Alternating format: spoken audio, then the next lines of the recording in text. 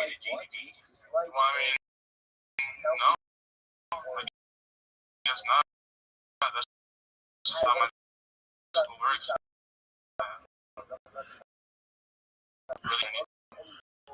Graduating in May.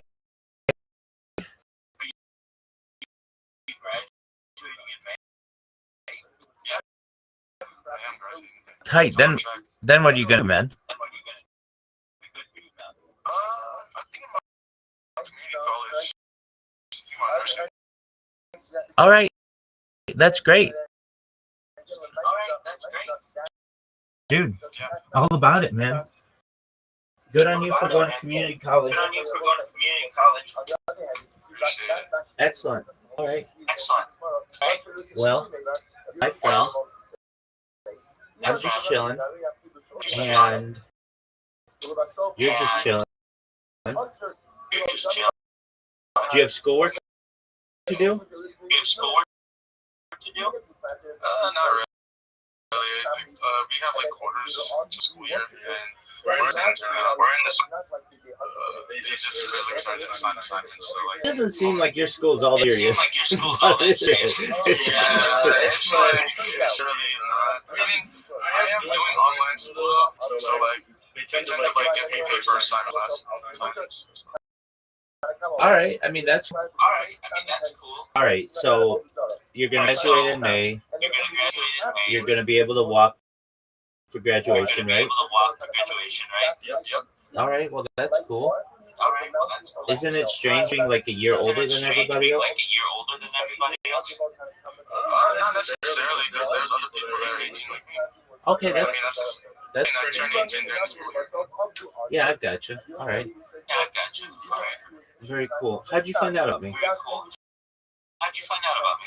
Oh, like I said last time we talked, you're in like the same thing, how like you have different like cameras or servers and you have 100%. Okay. Very cool. I just like tracing where people find out about me. All right, big dog. Well, I'm not anything too exciting right now, but I appreciate it. Keep checking up. At least through graduation. Oh yeah, for sure.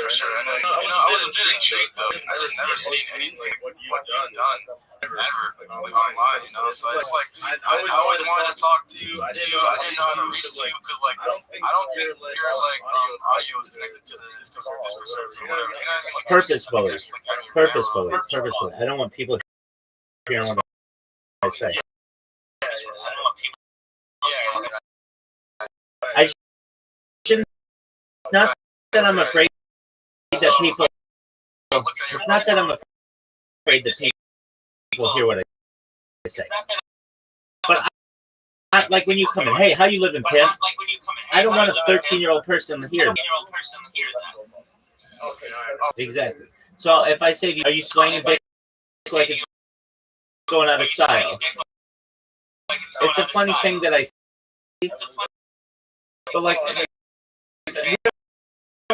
Need kids to hear that. I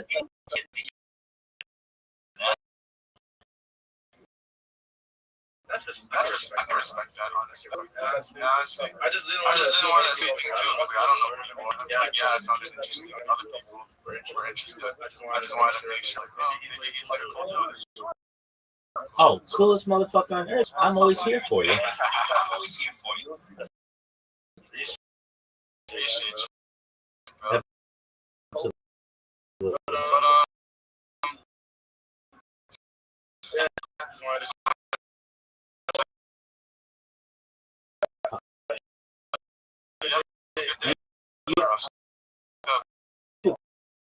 Come back soon.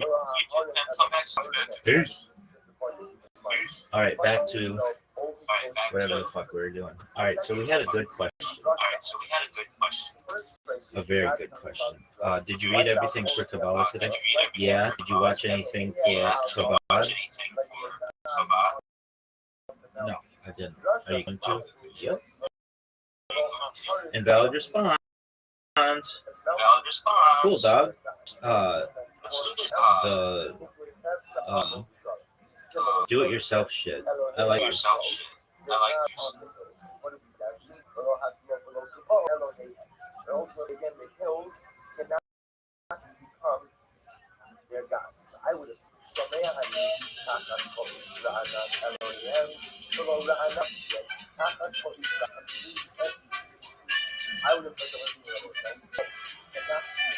Push button.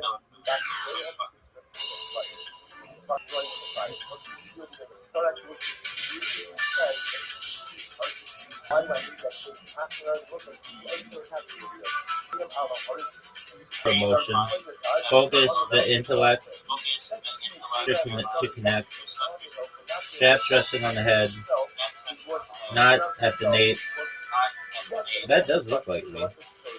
But everybody looks like I do. Alright. The lower knuckle around the wrist. Do you agree with the way that they do it? But there are a bunch of different ways to do it. Really? Yeah. There are. In fact, like Chabad niggas do it differently, especially Sephardim versus Ashkenazim, and then just regular Orthodoxy does it. It's weird that no one person's been like, "Hey, dog," because nobody wants to say anybody's wrong. But I don't know. Maybe someday somebody will come along and be like, "Hey, dog, that's how we should be doing it." Why not? Yo, dog. What I'm gonna say, I actually don't think it's very controversial. Look, for anybody who watches this, I think you should be able to see my love of Judaism is exceptional. Like it's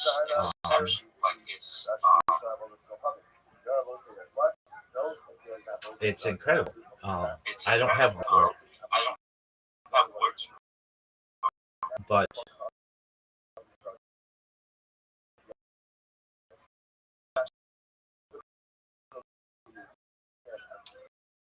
well, and some of the things that I say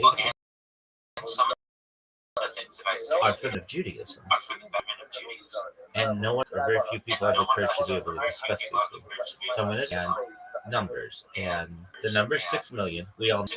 But if you really get down to tactless, and you talk about halakhic Jews, that number's going to be smaller. And I understand that how the Germans define Jews, but that's not how I define Jews, and it shouldn't be how you define Jews. There can be Jews, and that's fine. But just like that motherfucker in the middle of the street in Ho Chi Minh City, we're getting tactless, the brass tacks, baby. Yo, dog. So the reform movement of Judaism, if you want to call it that, within Germany, and a lot of people in the Holocaust who were killed were Reformed Jews. And they may not have followed matrilineal identity. Also, Germans in like between 1941 and 1945 or whatever. I know with the invasion of Poland in 1939, but all of that, they identified a Jew as anyone with a Jewish grandparent. But that's not a halakhic Jew. So basically what I want to know is how many halakhic Jews were arguably killed during the Holocaust? I know that the number of people identified as Jews is 6 million. I get that. But that's halakhic Jews. So get to brass tacks. What are the numbers we're looking at?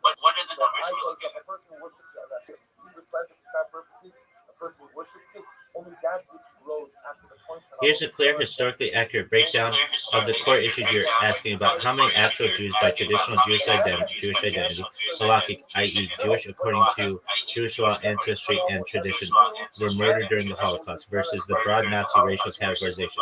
The short answer is historians don't have a precise count for practicing halakhic Jews killed because the Nazis didn't record religious practice, only ancestry. I'll explain what we do know and how to think about your question in context. What the 6 million figure means. The widely accepted total of roughly 6 million Jewish victims killed by Nazi Germany and collaborators refers to people the Nazis defined as Jewish by race and ancestral criteria, not by religious practice. Nazi laws, especially the Nuremberg laws, defined someone as Jew. They had 3 or 4 Jewish grandparents, and even counted many with fewer. They didn't care whether someone was Reformed, Orthodox, secular, atheist, or culturally Jewish. Ancestry was what mattered. So that figure does not distinguish between Orthodox Jews, Reformed Jews, secular, assimilated Jews, Jews who had converted out of Judaism, people who only had Jewish ancestry but never practiced. It's one large group defined by Nazi racial law. Why we cannot produce a precise galactic count? I can. You watch me. There are and I'll come up with a number, precisely, I'll give you a number. There are a few fundamental reasons historians don't give a separate number for halakhic practicing Jews. Nazi records didn't track religious practice. The Nazis categorized people racially, not religiously. That means Holocaust statistics are based on ancestry, census data, and Nazi registration lists, none of which reliably record whether someone was observant, Reformed, Orthodox, secular, etc. Survivor and victim records didn't include this information. Modern databases like Yad, which central database of show victims, include personal information where available, but especially for victims who died in killing centers or massacres, religious practice was almost never recorded. Jewish identity is complex. Even within Jewish communities, self-identification varies: religious, ethnic, cultural. Jewish legal identity, matrilineal descent, and Orthodox law does not always align with how people in Europe define themselves or were defined by Nazi authorities. What we can say with confidence: around 6 million Jews were murdered. Most historians estimate the number of Jewish victims at somewhere between 5.5 and 6.2 million, with 6 million being the commonly cited figure. This is based on pre-war and post-war demographic data, Nazi documentation, survivor, and community records. What this means for your question: you asked, how many halakhic Jews were arguably killed? This is the key reality. There's no accepted historical figure specifically for halakhic versus non-halakhic Jews. The Nazi victim total of its 6 million includes all people they considered Jewish by ancestry, which encompass secular, Reformed, Orthodox, mixed families, and many others. Historians do not break down the Holocaust Jewish victims by religious self-practice because the data simply doesn't exist in archival records. Any attempt to produce such a breakdown would necessarily be speculative. I don't give a shit. Speculate, baby. So the best historical grounded answer is essentially all 6 million Jewish victims, as counted by historians, including people of diverse levels of observance and identity, Orthodox, Reformed, secular, and ethnically Jewish alike, but that number cannot be separated into practicing halakhic categories because Nazi record keeping didn't track the religious practice. Therefore, while many were from Reformed backgrounds, including German Jews and others, there's no reliable, precise figure for a subcategory to ask about. We're going to come up with one, baby. I don't want this bullshit fucking answer. This is bullshit. Numbers. Understand why this matters historically. The Holocaust was a genocide based on racist anti-Semitism, not on any internal religious distinctions within Judaism. Nazi ideology did not acknowledge conversions or religious practice. Instead, they viewed Jewishness as an immutable racial trait, which is why someone with a single Jewish parent could be persecuted under the Nuremberg laws. This is that explains why the victim count is based on racial classification, not on religious observance. It shows why it's historically inappropriate and impossible with current evidence to subtract, say, only religious Jews. It's not historically inappropriate. Nothing is historically inappropriate. To subtract, say, only religious Jews from the total, because that wasn't how the persecution was defined. All right. Doug, you're obviously protecting something. I want you to be honest. What percentage of Jews in Germany at the beginning of the 20th century were Orthodox versus Reform? Considering that the Reform movement started in Germany.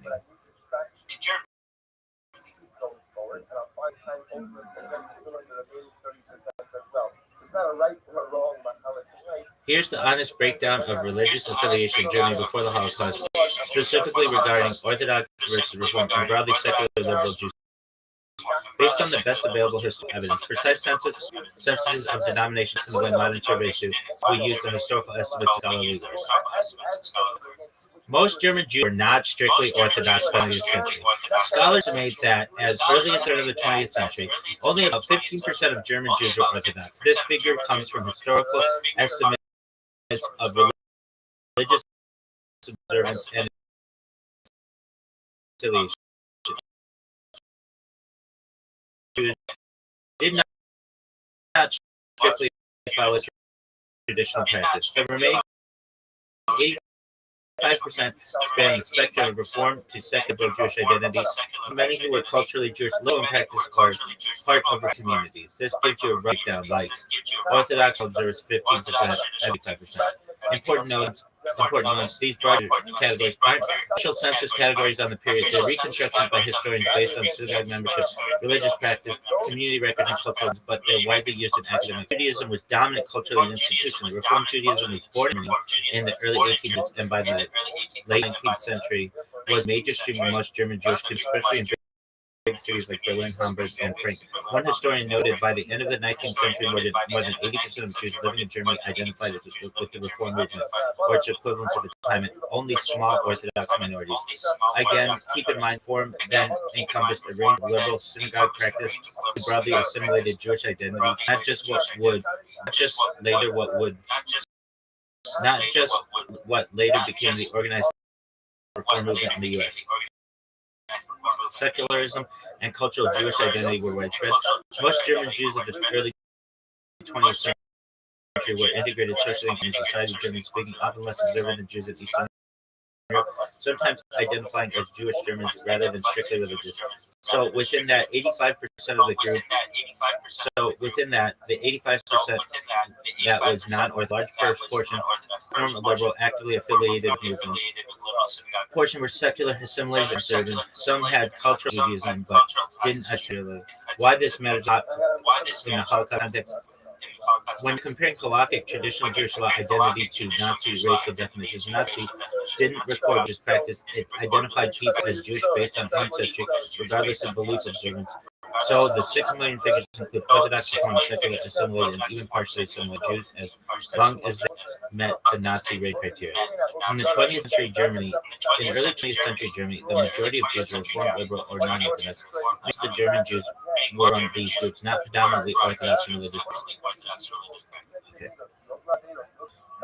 So, on Reform policies, Jews in the Holocaust were not halakhically Jewish. There's an argument to be made that unfortunately, maybe 300,000 halakhic Jews were killed during the Holocaust.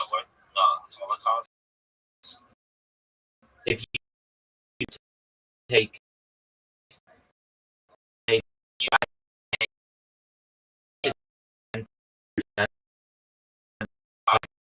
German Jews at the time, Eastern Europe Jew and all that stuff in the killing centers were halakhic Jews. Now I understand Nazis considered 6 million. I get that, but halakhic Jews would consider it like 300,000 of halakhic Jews were killed. But I understand the number 6 million.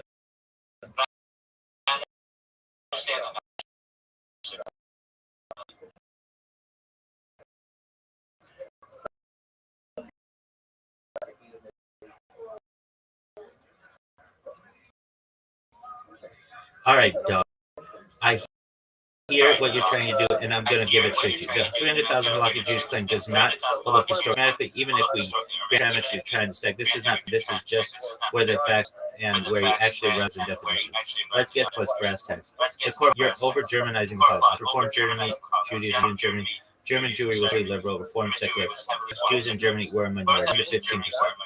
But there's a key point you're missing. Germany was a fraction of European Jewry and relatively small fraction of Holocaust victims. Pre-war Jewish population, rough numbers, Germany, 500,000, Poland alone, 3.3 million, USSR, 3 million. Those weren't even really Dog.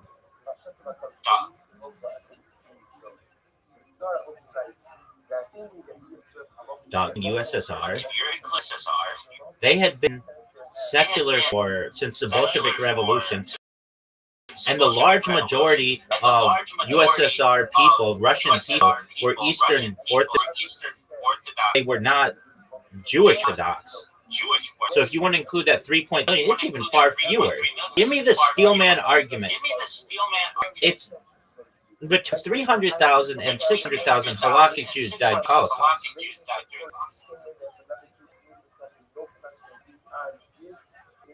All right, Doug, I'll stand your position as hard as it can be, Steelman. No ducking, no vibes, no moralizing. Then I'll tell you exactly where argument still breaks, even in the struggle. Steelman argument claimed only 300,000 to 600,000 halakhically Jewish people were murdered in the Holocaust. The rest were Jews only by Nazi racial law, by Jewish law. Pillar 1, definition does not equal halakhic definition. 100% correct, not signed Jews racially. Grandparents halakha defines Jews matrilineal, overlap plenty. Therefore, 6 million does not equal 6 million halakhic Jews. No argument there. Pillar 2, Germany was overwhelmingly non-correct. Reform began. Intermarriage rates in Germany were high. Many German Jews had non-Jewish who were baptized, were secularly assimilated. So a large percentage of German Jews killed were not halakhically Jewish. This significantly reduces the halakhic count. USSR Jews were secularized. This is your strongest movement. It does matter. Soviet policy shut down yeshiva, criminalized religious practice, destroyed Jewish life. Many Jews identified Russian or Soviet married non-Jews, lost communal lineage record. Jew argues secularization plus intermarriage plus loss of halakhic community, halakhic continuity. So discount millions of Soviet victims. They're victims. That doesn't mean they're halakhic Jews. Pillar 4, killing center contained many Nazi Jews, not halakhic Jews. You're framing Nazi deportation list didn't care about matrilineal descent. Many victims had one Jewish grandparent, a Jewish father only. No Jewish practice does not equal halakhic status. What's left? Excluding German Reform, assimilated Jews, Western European converts, intermarried, Soviet secularized Jews, sklidge, caught in the dragnet. You argue that the remaining clearly halakhic population is 300 to 600,000, primarily from traditional Polish shtetls, Lithuanian yeshiva community, parts of Hungary and Romania. This is the cleanest possible version of your argument. Respect, this is a Steelman. Where it still breaks, even at maximum strength. Now, the heart, why it still doesn't work. Secular does not equal non-halakhic. This is the biggest error. I understand. Halakha does not care about belief, practice, or politics. A Jew is atheist, a communist, is anti-religious. Each marries late or not at all is halakhically Jewish and born to a Jewish mother. I understand. Soviet secularization destroyed observance, not marriage. There's evidence of mass matrilineal before World War II on the scale that you need. Intermarriage rates in Eastern Europe were low pre-war. This is a statistical wall. Lithuania, Ukraine, pre-99 intermarriage rates 1 to 5%. Endogamy, when Soviet pressure increased sexual, not mixed descent overnight. So most Soviet Jewish victims were halakhically Jewish but non-observant. This still counts. German Jews are numerically irrelevant to your conclusion. Even if we grant 70 to 80% of German Jewish victims are non-halakhic, Germany contributes 160,000, 180,000 Jewish deaths total. That doesn't move the needle enough to collapse millions into hundreds of thousands. Eastern Europe dominates the map. This is unavoidable. Even conservative breakdowns. Poland, 3 million Jews murdered. USSR, 1 to 1.5 million. Hungary, 550,000. Lithuania, Latvia, devastating percentages. To land on 300 to 600K, you must assume massive matrilineal failure or mass patrilineal Jewish identity or post-war reform definitions applied backward. There is no demographic evidence for that. Bottom line. What is defensible? Holocaust victims are not equal halakhic Jews 1 to 1. The 6 million figure is racial, not religious. Some victims would not by Orthodox law. Germany skews heavily non-Orthodox. What is not defensible? Reducing halakhic Jewish deaths 300 to 600K. Treating Soviet secular Jews as non-halakhic by default are not doable. Applying modern reform lineage standards retroactively. Ignoring Eastern Europe's demographic reality. Historically credible range, very conservative. 3 to 5 million halakhically Jewish people murdered. That already concedes a lot. Final thought, real talk. Your instinct separating Nazi categories from Jewish categories is legit and important. Where it goes off the rails is confusing loss of observance with loss of halakhic identity. Dog. So remember again, yesterday's daf made a fascinating distinction between finding broken pieces of what we call slug. If we are talking about what we call true what's those two terms? matrilineal Jews, images. I've already done the numbers, and it's like going back to the Bible. Only 1 in 32 Jews can really trace their lineage back matrilineally. Otherwise, somebody had to have a conversion. So the numbers are really, really small already. I understand that somebody might be Orthodox, but that doesn't necessarily mean that they're halakhically Jewish. It doesn't. It means that they are accepted within a community, but doesn't necessarily mean they're halakhically Jewish. To be halakhically Jewish, you either have to be Jewish from your mother, and that one has to go back to the Bible, her lineage, or you need a kosher conversion. Those are the only two ways. And we've already, in previous discussions, surmised that only like 1 in 30 Jews matrilineally can trace their lineage back to the Bible. That there's been a lot of intermarriage, especially when you get into mass forced marriage and rape and stuff like that. And thus, the number's really small. Steelman this shit for me. The reason why ultimately again by Avodah Zarah. All right, I'm going to steelman this exactly the way you're asking, not softening, but I'm going to flag clearly that what follows is a theological maximalist thought experiment, not accepted historical halakhic position. I'll keep this tone straight and honest. The steelman maximal hardline internally consistent claimed only 300,000 to 600,000 people killed in the Holocaust qualify as true halakhically Jewish under strict lineage pure Bible traceable matrilineal standards with kosher conversion as the only alternative. Axiom 1. Halakhically Jewish means provable matrilineal descent or biblical Israel or kosher conversion, not communal acceptance, Orthodox practice, self-identification, rabbinic presumption, but actual theological legitimacy. You're explicitly rejecting presumptive Jewish status as insufficient. Fuck yeah, I am.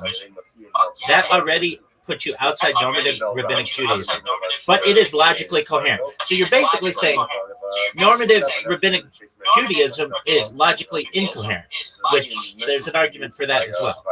Axiom 2. Genealogical reality destroys your numbers. You're asserting over 2,500 to 3,000 years, forced conversions, mass rape, Roman Crusader, Cossack pogroms, crypto-Judaism, lost records, silent maternal breaks. Therefore, most Jews cannot prove an unbroken maternal chain. At best, maybe 1 in 30 or 32 can.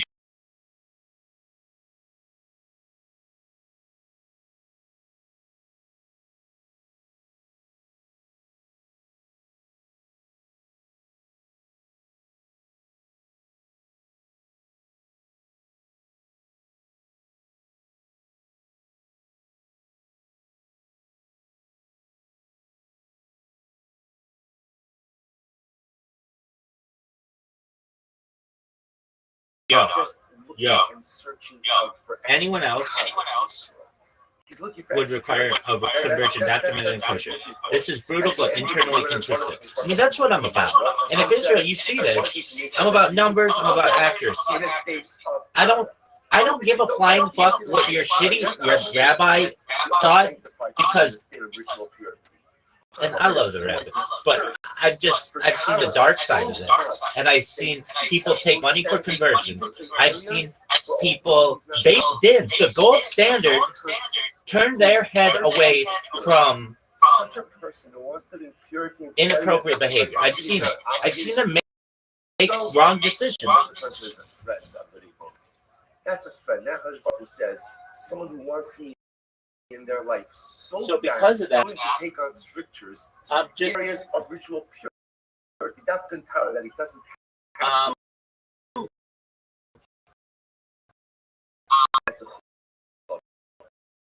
That's a friend of the Shalom. Perhaps even to a certain degree, a higher level than the Chacham. Are you fucking me? Of knowledge is enjoyable. Is inherently enjoyable. It's beautiful. We all love learning. We all love exploring new ideas. But someone who managed to put himself in position. Are you fucking me? After that, he wants purity. That's a friend. I've seen the dark side. So the Gemara says, I want everything to work out. I don't want to have to read a basket of fruit. that rabbinical record are incoherently accurate. I don't want to read them.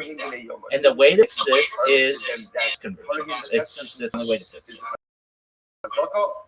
Ultimately, again, that they are properly tied. The Gemara says, I go a second. Let's analyze this case. Here's a case of a vadai. What's vadai? What's the vadai? The certainty was they were tevel. That's for sure, right? Tevel's untied. Thing starts out. Is that the end story? So you have No. a vadai was untied. Maybe the chaver did. Maybe he didn't. I don't know if this ship's still going. Because everything sucks. And what do you see from here? That ultimately, again, a safek possible. Does it? That goes ahead and Everything sucks. Everybody knows that. Was tevel. What do you want me to do about it? To which the Gemara says no. Hasam vadai ufadai. But you can fucking that's a vadai. take me to Ho Chi Minh City in the fucking street on this one. Axiom 3. Orthodox observance does not equal halakhic legitimacy. Key move in your argument. Being Orthodox today proves communal acceptance, does not prove theological Jewishness. Rabbinic reliance is epistemically weak. A legal fiction for communal survival, and I agree with that. Therefore, most Orthodox Jews are status assumed, not status proven. This undercuts the usual rebuttal completely. Axiom 4. Soviet plus German Jewry collapses under your scrutiny. You then apply this filter to Holocaust demographics. Germany, high intermarriage, reform theology, baptisms, mixed lineage, massive halakhic attrition. USSR state forced secularization, broken records, interethnic marriages, rape during Civil War plus World War II. No way to establish maternal purity. So you throw out most German Jews, most Soviet Jews, most Western European Jews. Not because Nazis didn't call them Jews, but because Holocaust wouldn't recognize them without proof. That's absolutely correct. Axiom 5. Over hyper-insular communities survive the filter. What remains? Small pockets of Lithuanian yeshiva families, certain Hasidic dynasties, some Hungarian, Romanian enclaves. Groups with strong maternal continuity, rabbinic conversion supervision. You then apply your 1 in 30 rule. 6 million divided by 30 is 200,000. And documented kosher converts, a margin for uncertainty. 300 to 600,000 true halakhic Jews. Internally, this argument is coherent. Do you hear me, Israel? Hear, O Israel. The Gemara says over here, there's really no something Why? This argument is internally coherent. This argument is coherent. I'm not going to strawman it. It is logically consistent, theologically maximalist, genealogically skeptical, ruthlessly epistemic. If someone accepts your axioms, the conclusion follows. Why this position is rejected, not emotionally, structurally. Now, without undoing your steel man, here's why Judaism itself rejects this frame. Halakha is not a DNA religion.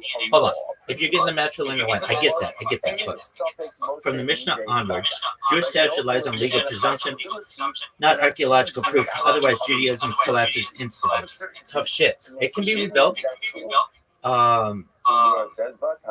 Bullshit is not a loophole, it's foundational. Without it, no marriages, no Gittin, no Kohanim, no tribes, no Judaism. We've already said there are no Kohanim.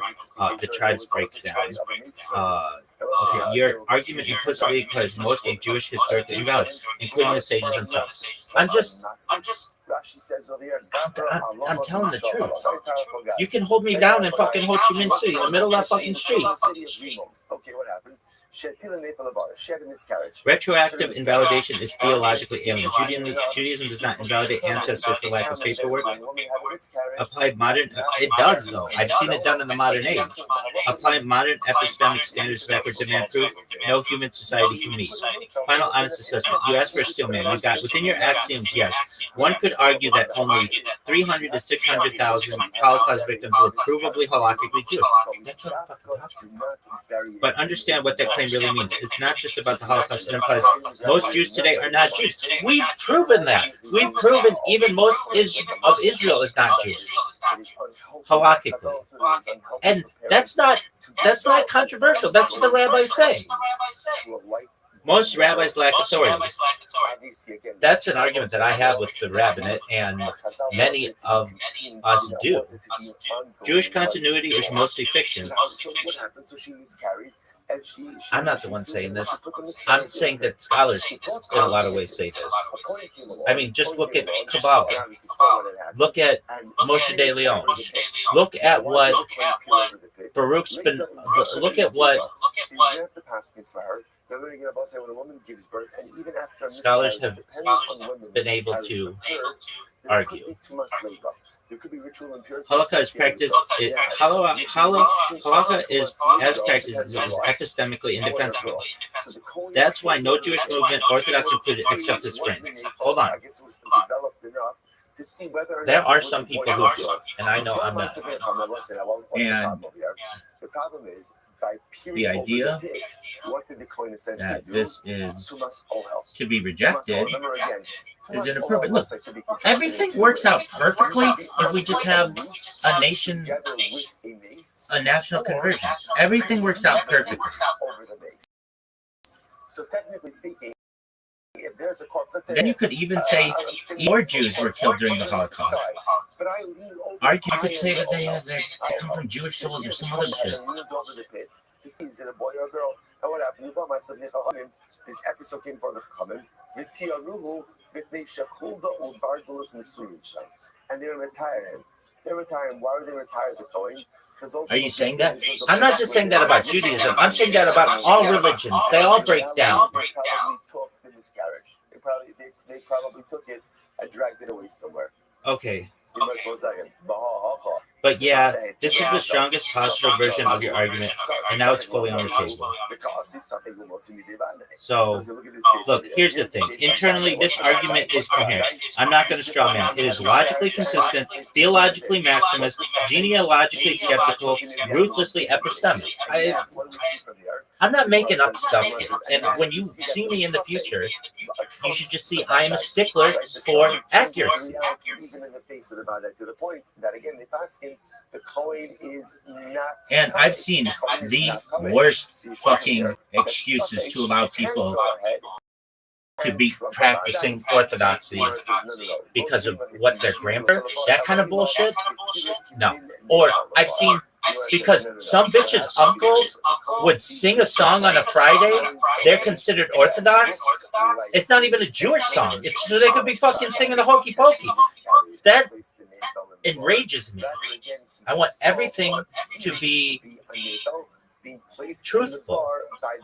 And anybody who sees this can see I'm impassioned by this subject. But I can't stand that because somebody gives a lot to their shul, that they have a higher status and that they can give to a certain rabbi or based in not even that much money and get their daughter, their future daughter-in-law in. And then that's not a kosher miscarriage. Maybe it was just conversion. Some other discharge. So if you see this in the future, Ho Chi Minh City me, I'll sit there in the middle of the fucking street and I'll say, look, before you throw me in a gas chamber or shoot me in a fucking pile or whatever, this is how I feel. You're never going to change my fucking mind on this. So again, something whether or not she miscarried a baby, right? Was it a miscarriage or not? And then again, compound that with the suffix ultimately again that maybe the animal took it away. The other possibility is the other possibility is no. Once you have a place where you know that there's a hold and a bargalus, that there are these animals there, they definitely dragged away whatever was expelled into the pit. Okay? So what's the ace today? So there is the kasha.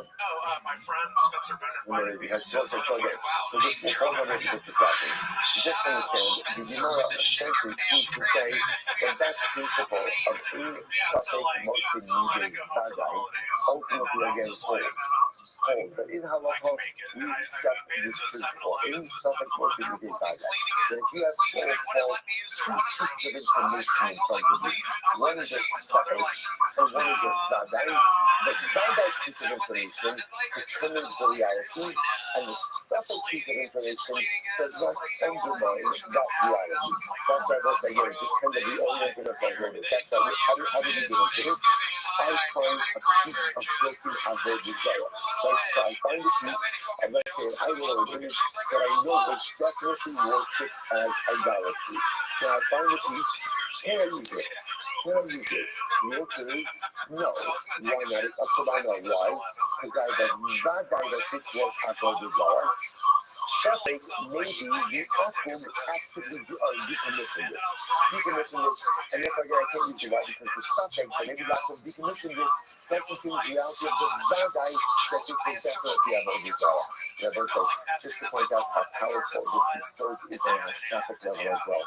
Because in something multimedia bad guy, if you want to go ahead and summarize the entirety of your history and destiny into one phrase, this is it. Over the years, like everybody knows, we have faced so many staples. Like, will we survive? Is this an existential threat? All of this was so interesting. That both of us was up to do on Shabbos and Usher Rice. She said there's so many beautiful things. One of the things that was very shocking was spoke about in the aftermath of October 7th. Even an existential threat to Kaplan Israel. For me, that was shocking because for me, in my mind, I said to myself, there is never an existential threat to Kaplan Israel. It was scary, it was overwhelming, but obviously, so Usher Rice says, he's married to strong too. It takes on many different things. Over the years, over the centuries, there's been many staples. Like we face many moments of existential suffering. Are we going to make it through this? Are we going to weather this storm? Just less than a century ago, they put us in ovens and in gas chambers. There's a suffering. So what holds us over? What holds us over is this principle. In suffering, mostly they bad. What's the bad? The response he says, Am Yisrael is an Am HaNetzach. Am Yisrael, the Jewish people, we are an eternal nation. That's the bad guy. And therefore, what holds us over even in times of difficulty? In suffering, multimedia. Suffering. What about suffering is the Babylonians, the Romans, the Greeks, the Persians, the Nazis, Hamas. It doesn't matter. It doesn't matter who the suffering is. There's so many staples that have presented themselves. So the whole God, another suffering, only in Armenian Bosphorus, another suffering always arises. But that's the truth. In suffering, multi-media. No suffering can undermine the value, the certainty of the eternality of Christ. That's ultimately the source of our optimism, that's the source of our strength, and that's what creates our reality. Incredible. Halachically, as well as practically. So everyone goes back, say, so it says, remember again, embedded in all of this is this Makotis and Yochanan and Truckish. So here's what I know. And again, we're going to talk about this more in just a few moments. You can decommission your whole desire, right? In other words, an atom could be Mavato his whole desire. The shaila is, how does he do it? The Yochanan says, it must be what we call active bittul, and the Truckish says, even passive bittul. That is now going back to our level 8 state. Okay, listen to this. They also will see this in this one later on as well. Sorry? I'm sorry, thank you. Please say, what's the time we said? Thank you. What's the time we said? We have this level. How it is. What's the back to this? What did this say? If you find the image of a hand, the image of a foot, ultimately, again, it's us. It's us. So the Gemara says, Why? Because at the end of the day, that was a common image that people worship. Gemara says, Amari, why is that? Hashvarim so say that's broken pieces. So in other words, once again, this is a construct on the Truckish. This is the opening aspect on the Truckish. The Truckish, according to you, this should be totally different, right? Because trying to create Truckish, once you find broken pieces, whether the atom actively broken or the atom broke on its own, an atom doesn't worship an idol like that. Again, what's the other Truckish's logic? Idol. If you can't save yourself from being broken, the chances are what? You're not much help to me. You're not much help to me. And therefore, again, so what's going on? It's you know, there's much more, but I need it, but not the whole bit of seesaw. So it's one of the things we said yesterday. What's the piece of the hand and the foot is the piece ultimately on a pedestal. When it's on a pedestal, then that is quite possible that is actually a self, almost like a self-reflection, is the right word. But its own type of idolatry. Okay, it's you know, is the contract. Oh, this is from the Vata, others from Shalom, it's not a hero. Then this was also more this way. And what we go having, it is the Vata, is on a Vodizara, and ultimately again, the Vodizara of his friend. Meaning, any athlete can ultimately again negate and thereby decommission any form of idolatry, whether it's his idolatry that he worships or someone else's idolatry. However, the Yisrael, in the Rebecca of others, will come to our overcoming. It was actually quite fascinating. We'll see the logic behind this. In order to happen,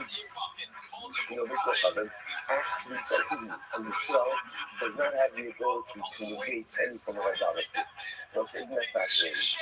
Right? So, Overcoming can negate and decommission any form of idolatry. And Yisrael has no power of negation over idolatry. Fascinating. So we do it. So am I. So have you got both companies that are around? Well, why is that? What about a case of idolatry that just breaks on its own? That's clearly again, if I say fuck it, it's you, if I do that for what? Rabbi Shepasla. What's the case of the year? The case of the year is where the Yisrael dented the Overcoming. What's interesting that the Gemara suggesting is denting is not a form of decommission. Why not? Decommission requires breakage. Denting where the entire item is still intact doesn't decommission. What's that in the Pasta? My hobby. Vokman. Pasta. Vokla. That's not pretty good.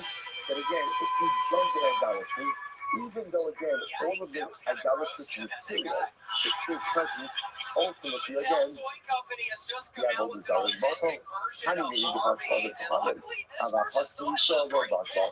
Ultimately, the Lord should be like, if an atom goes ahead and dents the idolatry, that negates it. But if he's so intense in the idolatry, that does not negate it. You must have love on the love sense, the old one, she cuts things from the idolatry. But this is very important to know. So this is like this. In reality, even when you swell dense the idol, it goes in the so it's also denting really is an active form of negation, which makes sense. Like anything you do to deface the idol should be a proper form of idolatrous negation. So really, even if you saw dense it, it's okay. So what's this? Why did Chazal say that it's not? Well, listen to this. What's Ella Gzera? There's Gzera. What's the Gzera? Duma Magbala Bahadim Avatala. So I say here's the issue. In reality, a Yisrael has the power of negation, right? A Yisrael does have the power to go ahead and negate idolatry. How does he negate idolatry?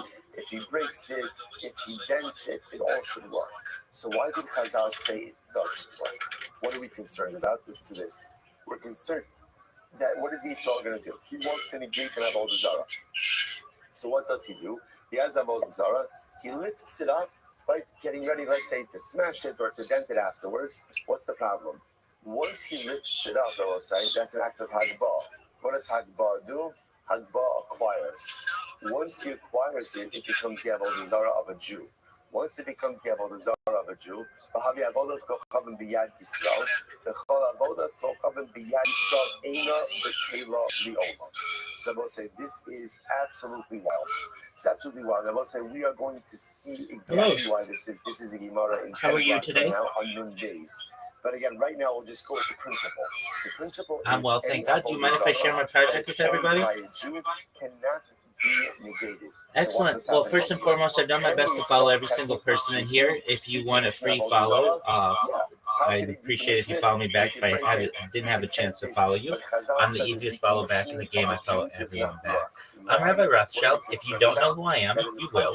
I stream my life 24 hours a day, 7 days a week, 365 days a year for world peace. I've been doing so for more than 4 years. My streams go back to the pandemic.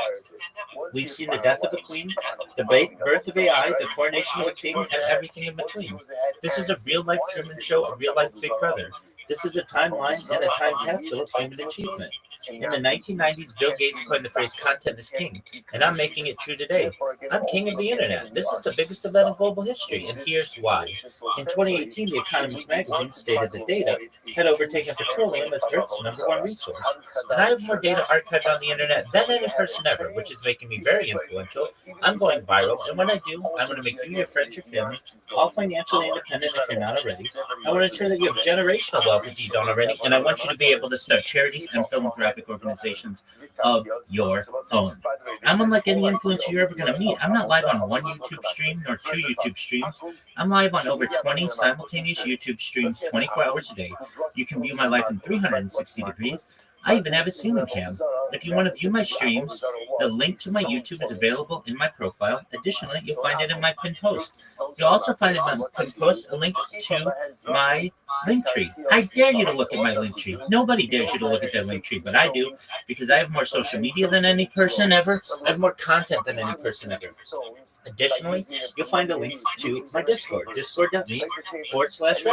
I'm proud to say that we just surpassed 2,800 people in our community and continue to grow each day. In addition to making you all extremely wealthy and wanting to promote world peace, I want to help end world hunger through the use of technology such as agricultural drones, floating greenhouses, saltwater greenhouses, hydroponics, vertical farming, cloud seeding. I want to help end world thirst. I'm sponsored by a cryptocurrency that's worth about $100 million, and one of the things that we do is we build wells and water towers in developing nations for the benefit of the less fortunate. Additionally, I'm an advocate for the LifeStore program, and most importantly, desalination technology, where we pump Earth seawater onto to make it drinkable.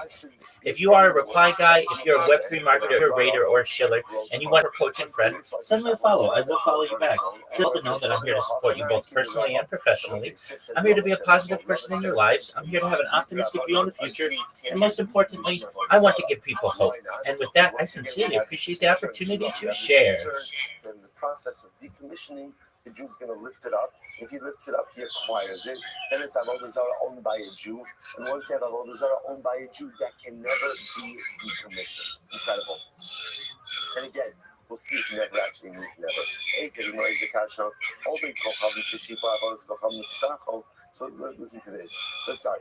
So what's here? Watch this. You have an Avodah Zarah, and you shave in the Avodah Zarah. So we'll say, so Rashi points out that, for example, an Asherah tree. An Asherah tree, right? And what do? I go and I take shavings off of the Asherah tree. So what's the status of the shavings? So the Gemara says, Litzarcho. If ultimately the Akam is doing it for himself, right? He's taking shavings off the Avodah Zarah because he wants to, I don't know, make a bonfire, whatever it is. But Sarcho, ultimately, no, this is definitely my voice. I've been live streaming for more than 4 years, so I have my pitch down very well. I don't read it, it's all memorized. In fact, you can even see in the purple pill, I dropped a link, you can watch my video embedded. The Akum's own personal use is what? Is itself a decommissioning of the Avodah Zarah. Okay, Gemara says, however, if he's taking shavings off the tree, let's say he's pruning the tree, right? And that's for the benefit of the tree itself. So ultimately, again, then the shavings and the tree ultimately, again, then the tree is still asur, the shikuya mutar, but ultimately, again, the shavings will be mutar. The Yisrael Sheshifa Avodas Kochanim, but if the Yisrael takes shavings, right, takes pieces off of the Asherah tree, Bein Litzarcho, Bein Litzarcha, Kiva Shipuya Asur.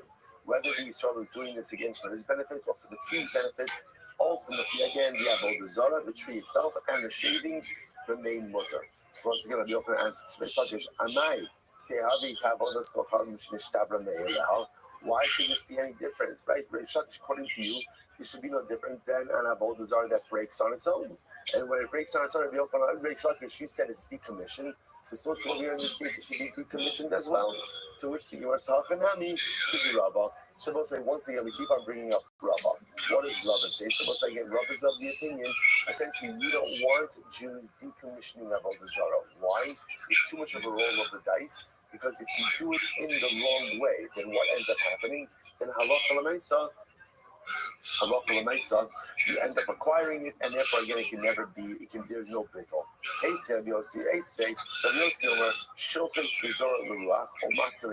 actually our next Mishnah. Our next Mishnah that we're going to see in Yetz Hashem. So Rabbi Yossi says, or two Mishnahs now.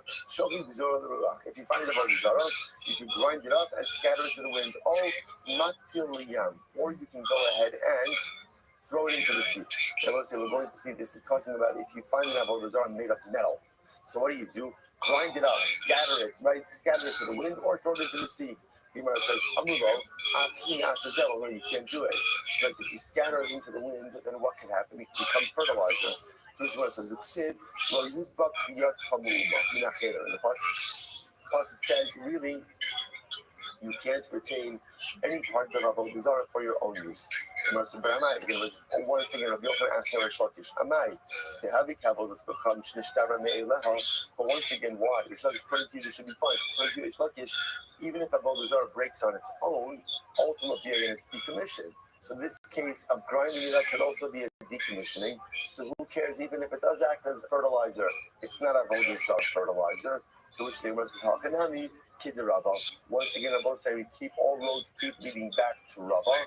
Ultimately, again, it was concerned that if a Jew is involved in decommissioning, he may lift it up first, acquire it, and once it's acquired by a Jew, it cannot be decommissioned. Say, Rabbi Yossi ben Yisian Omer, Matzah Suras Darko, Verosha Chatoch. What's the interesting case over here? Let's say you find the image of a dragon. This is our next Mishnah. Now, so we're going to see a dragon as one of those images that was always considered to be idolatrous. So watch this. You go ahead and you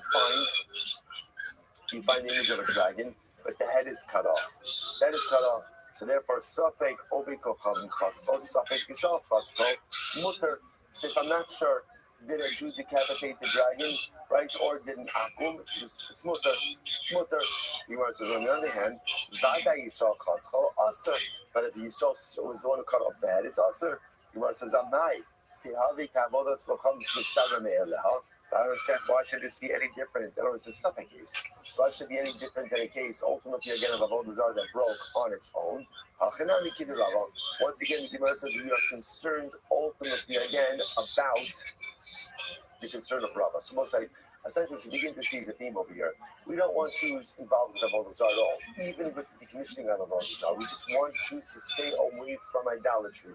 Therefore, Chazal was machmir to the point that even the decommissioning of the Jews doesn't work, out of concern that he may pick it up, acquire it, and create even greater problems going forward. Say, Rabbi Yossi Omer, Lo Yirakos B'Masay Shamim, B'Nei Shanavia No Sheretz Bahem.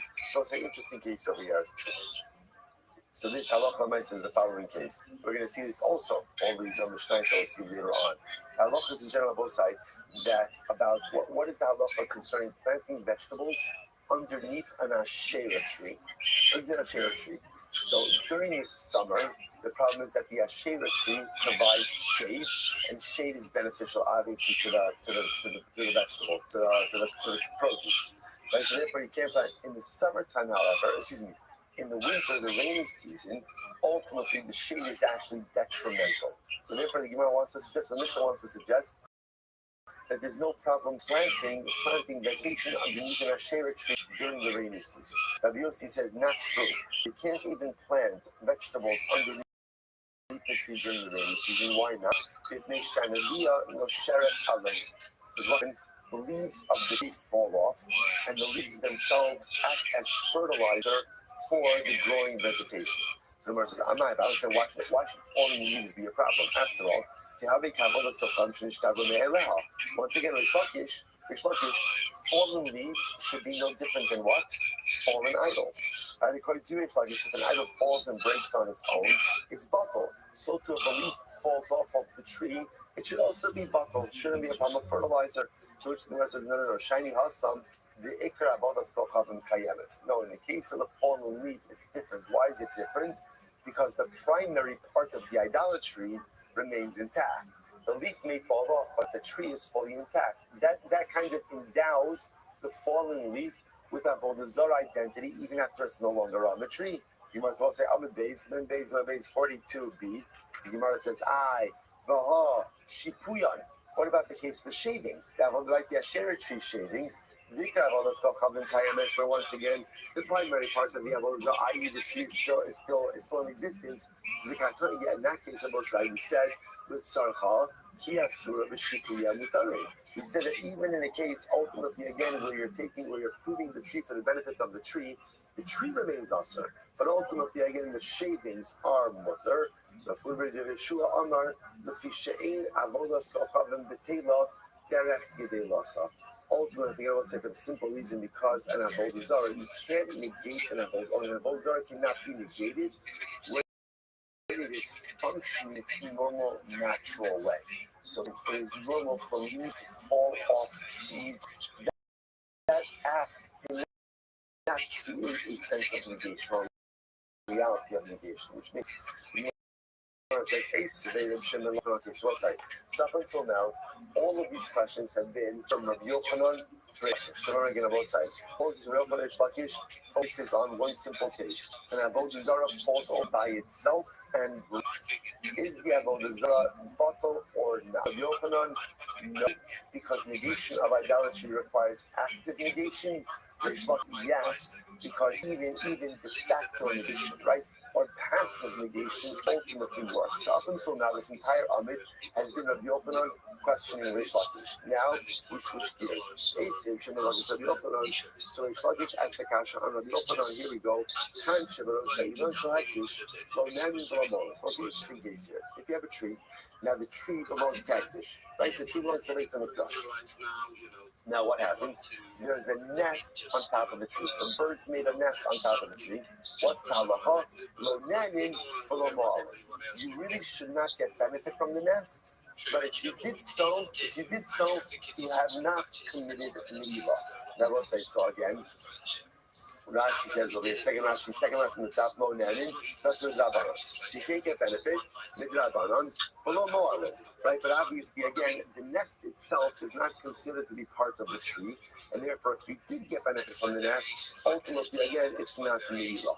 Fine. So let's analyze. The Barosh Shel Ashira, what about if the nest is on the top of an Asherah tree? The same case. I have an Asherah tree. On the top of the Asherah tree is a bird's nest. I want to get benefit from the bird's nest. So what can I do? Yatiz bakana. So what can you do?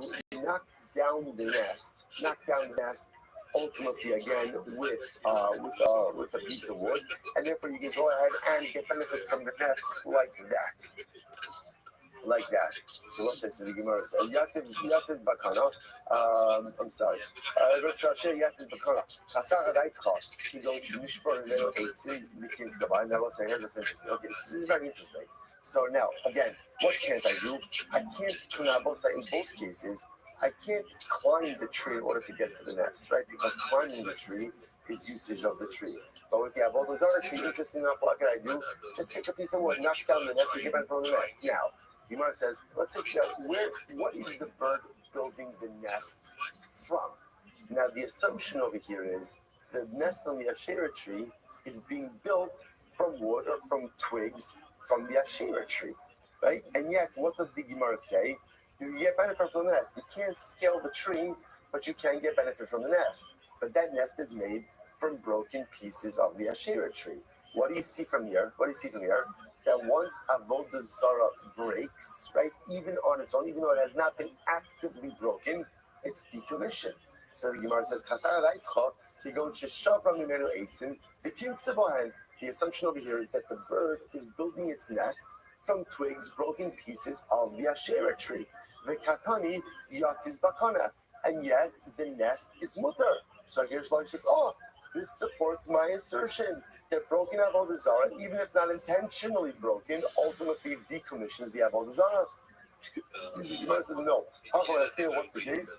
You go into IC8s in the Alma, the kinsa behind. Not necessarily. That's not necessarily how birds make nests. Or birds make nests. Birds make nests in trees all the time, but they often bring materials from other locations. So the case over here is the bird made itself comfortable in the Asherah tree, but it did not gather the materials for the nest from the Asherah tree.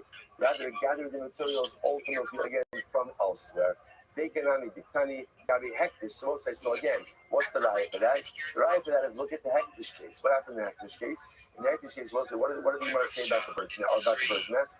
Lo nanin, or about the tree. Lo nan, about the nest, sorry. Lo nanin, velo mo'alin. So again, thank you so much. Every day is a holiday, every meal is a feast. How are things in your neck of the woods? You did not commit Mila. So let's analyze this. The icy Alma, we're talking about where the bird built nest ultimately again from materials in the belt, right outside of the hectish tree, and I need to kind of got the hectish low nan below more. So then it makes sense. Low nan in the drabana. So again, Chazal says we really don't want you to get benefits from that nest, right? Why not? Because it's attached to a hectish tree.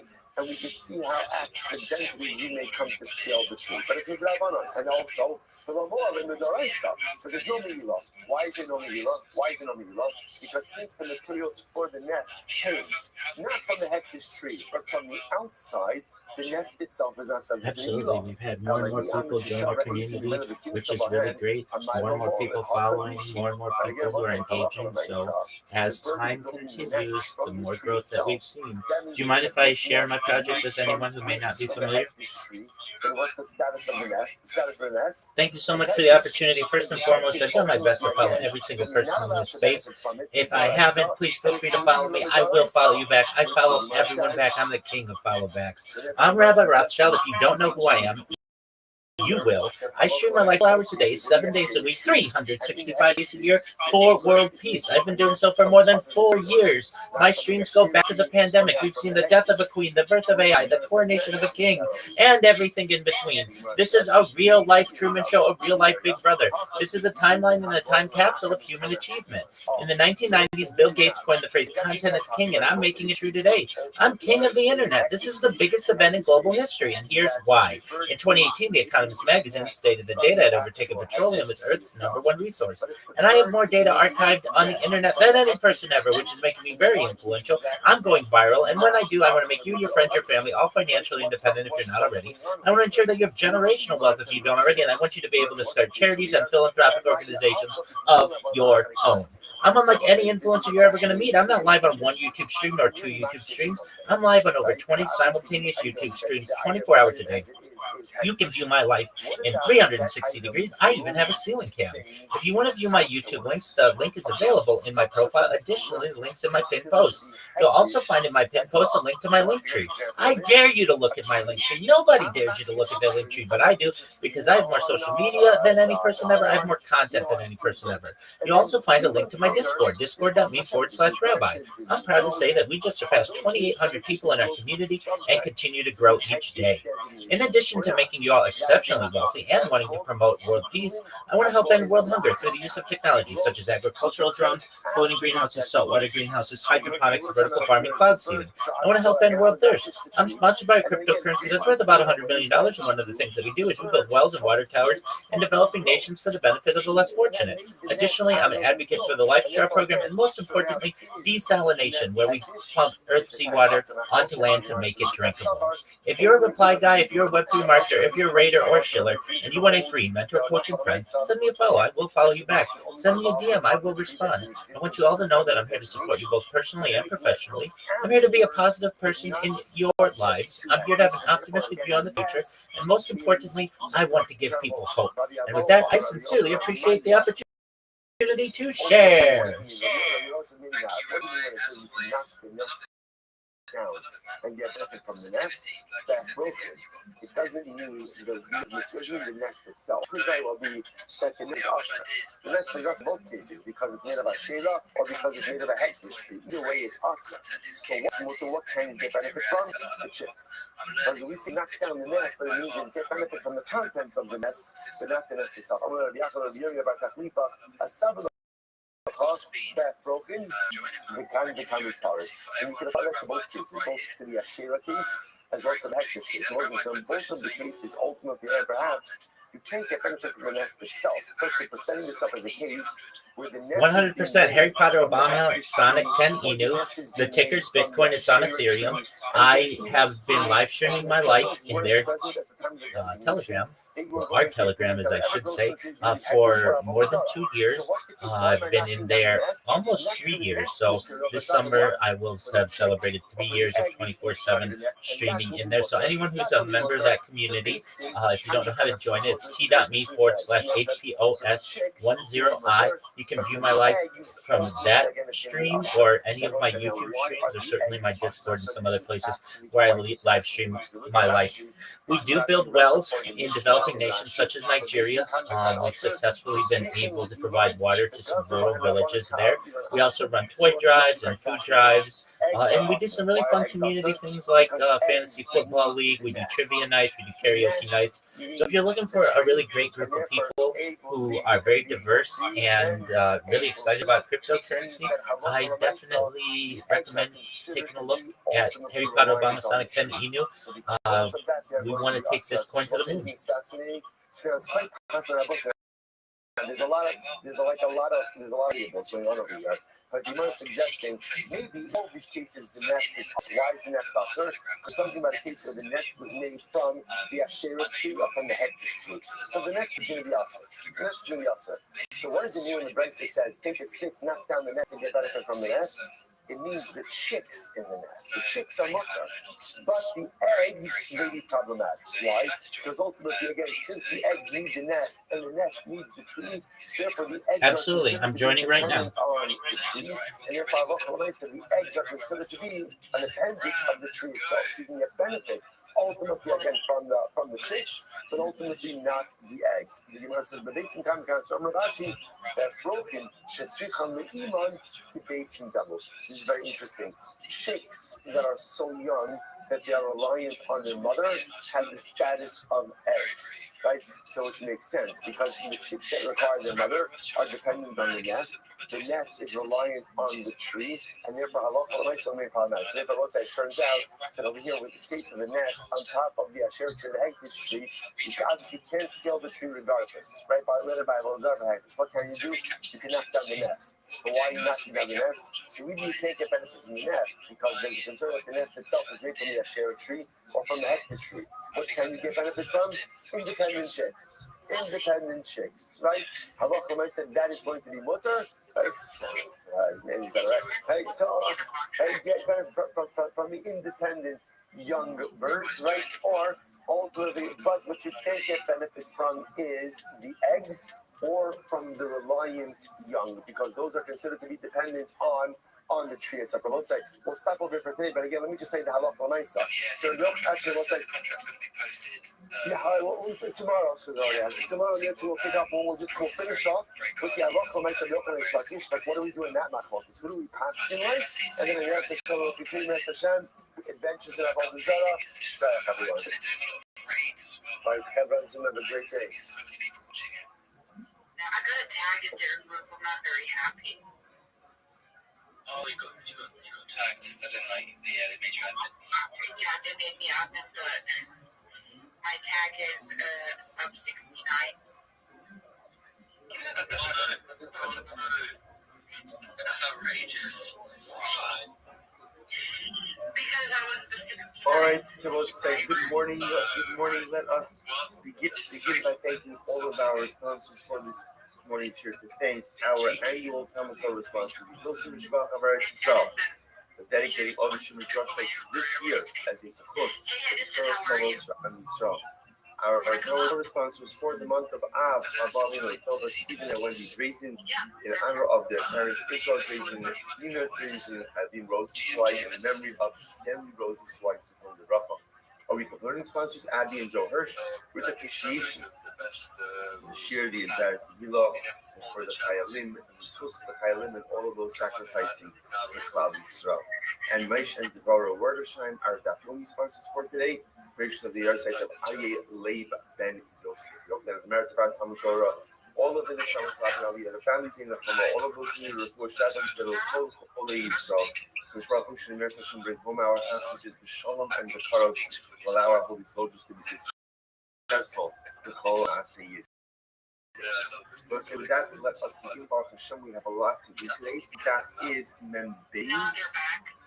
That is Membeis. We have Hashem on Aleph Beis 41b, and left off the Ein Safek Mosini Dadai, which is 2, 4, 6, 8, 10, 12, about 15 from the bottom. So remember again, in yesterday's daf, we made a fascinating distinction between finding broken pieces of what we call slumming versus finding broken pieces of what we call avodah zarah. What's the difference between those two terms? Slumming are images. Images, maybe they were worshipped, maybe they weren't worshipped. Avodah zarah was the It's really impressive. That if you find pieces of avodah zarah, essentially you still have to, you can't get handoff from them. Why not? Because again, there's a suffix. What's the suffix? Did an akum decommission them or not? That's our shayla. Now, an akum, and we're going to discuss this more in today's daf, an akum does have the ability to decommission avodah zarah, but it has, now again, then we have machlokas of Yochanan and Shlakish. Do you need active decommissioning or can it even be passive decommissioning? But again, we'll get back into that in just a little bit. That's our overarching machlokas over here. But Yochanan says it has to be active decommissioning. Reish Lakish says even passive decommissioning. Nafkamin would be if the idol falls over by itself and breaks. According to Yochanan, it's still an idol. According to Reish Lakish, it has lost its idolatrous import. So we'll say, but again, so that's why if you find pieces of an avodah zarah, it's still awesome. If you find pieces of its slummim of an image, it's going to be mutter. Why is it mutter? Because it's a spek sveka. What's the spek sveka? Suffix number one is maybe it was never worshipped.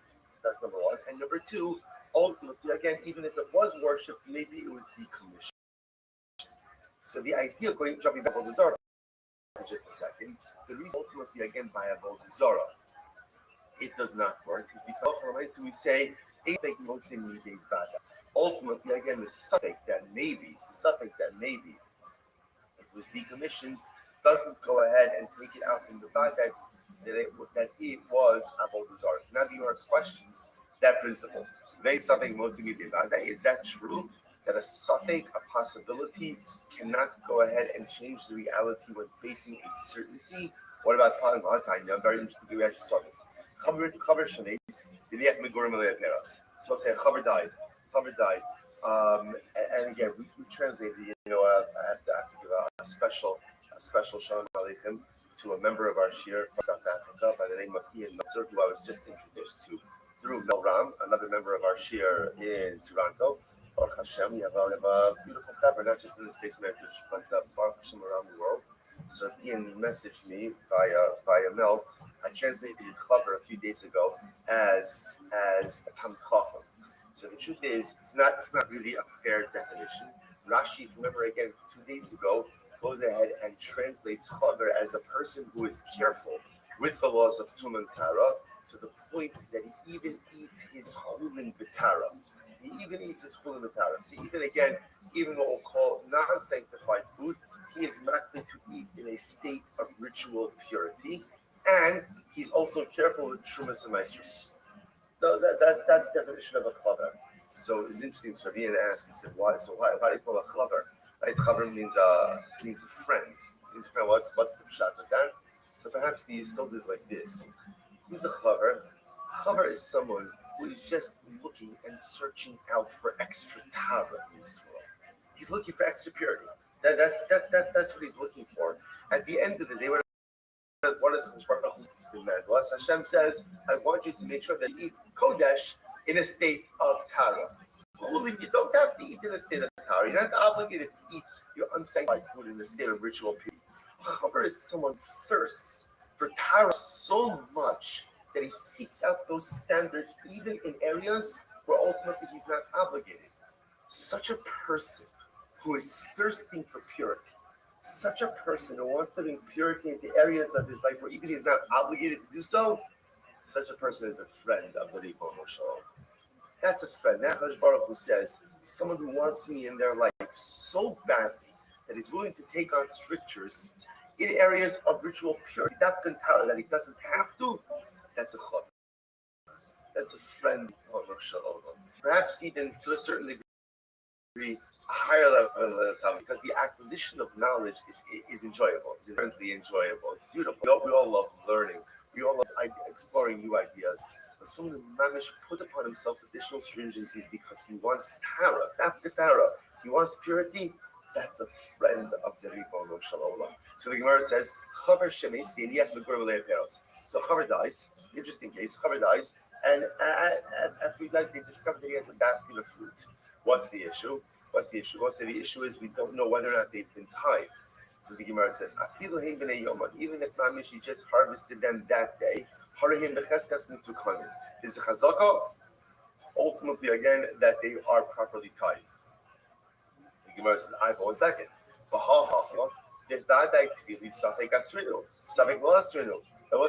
Let's analyze this case. Here's a case of a vadai. What's the vadai? The certainty. The certainty was they were tevel. That's for sure, right? Tevel's untithed produce. I'll say, why is that a vadai? Because everything starts out as untithed produce. So you have a vadai that it was untithed. Safek, maybe the chaver did tithe it, maybe he didn't tithe it. And what do you see from here? The karasi safek umosi midei vadai. And what do you see from here? That ultimately, again, a safek, the possibility that he tithed it, goes ahead and overrides the vadai that it certainly was tevel. So you see safek mosi midei vadai, to which the Gemara says no. Hasam vadai vadai. It's fascinating. No, it's not true. That's not a safek and vadai. That's a vadai and vadai case. What's the case? The vadai asrinu. The Gemara says it said that it was tevel. Vadai was tevel. Certainly that it was tevel. And also vadai, that's what? That he tithed it. The Gemara says, Rabbi Chanina Chozah, Chazaka al chaver she'eno motzi davar she'eno mituka mitachas yado. We'll say that's the chazaka. So again, interestingly enough, it's fascinating. With the chaver, we'll say again, can you imagine moving yourself to the level where there's no suffix that you've done the right thing? You have to understand this, right? What does that mean to get to that level where the halacha looks at me and the halacha says, this guy, he certainly did the right thing. A chaver does not leave untithed produce in his possession. From the moment it comes into his possession, it's tithed. And therefore, there's no suffix in vadai. There's only vadai and vadai. Incredible. So another possibility is, the Gemara says, suffix for suffix. Interestingly enough, really it's a suffix and a suffix house. So what does that mean? Afshar the abad kidraboshia. It's possible that the chaver conducted himself like Raboshia. What's the Raboshia? The Amar ma'arim adam al tvuaso umachnisa b'motz shalom k'dei shetei dahem ta'ochela suktra min ha'maiser. I suppose that is an interesting case. There is, technically speaking, a meiser loophole, a tithing loophole. What's the tithing loophole? Without getting into all technicalities now, in order for produce to be subject to tithing obligations, there has to be what's called re'iyas pnei habayis, right? It has to come into the home, through a normative entrance. Technically speaking, if you were to bring your produce in, let's say through the window and not through the door, technically it's meiser exempt. Now again, there are limitations on that also. So the Gemara says over here, there's really no suffix midei vadai. Why? Because it's actually possible, even if you want to go with the fact that maybe it's a suffix if the chaver tithed it or not, it's also a suffix if what? If the produce was ever subject to trumas and meisros. Why? Because it's possible that literally, again, we used this legal loophole of bringing it in through the window, and therefore it was never subject. Okay, so the Gemara says, 1 second, there ain't something, nothing divided. So remember, the Gemara is questioning this principle. Right?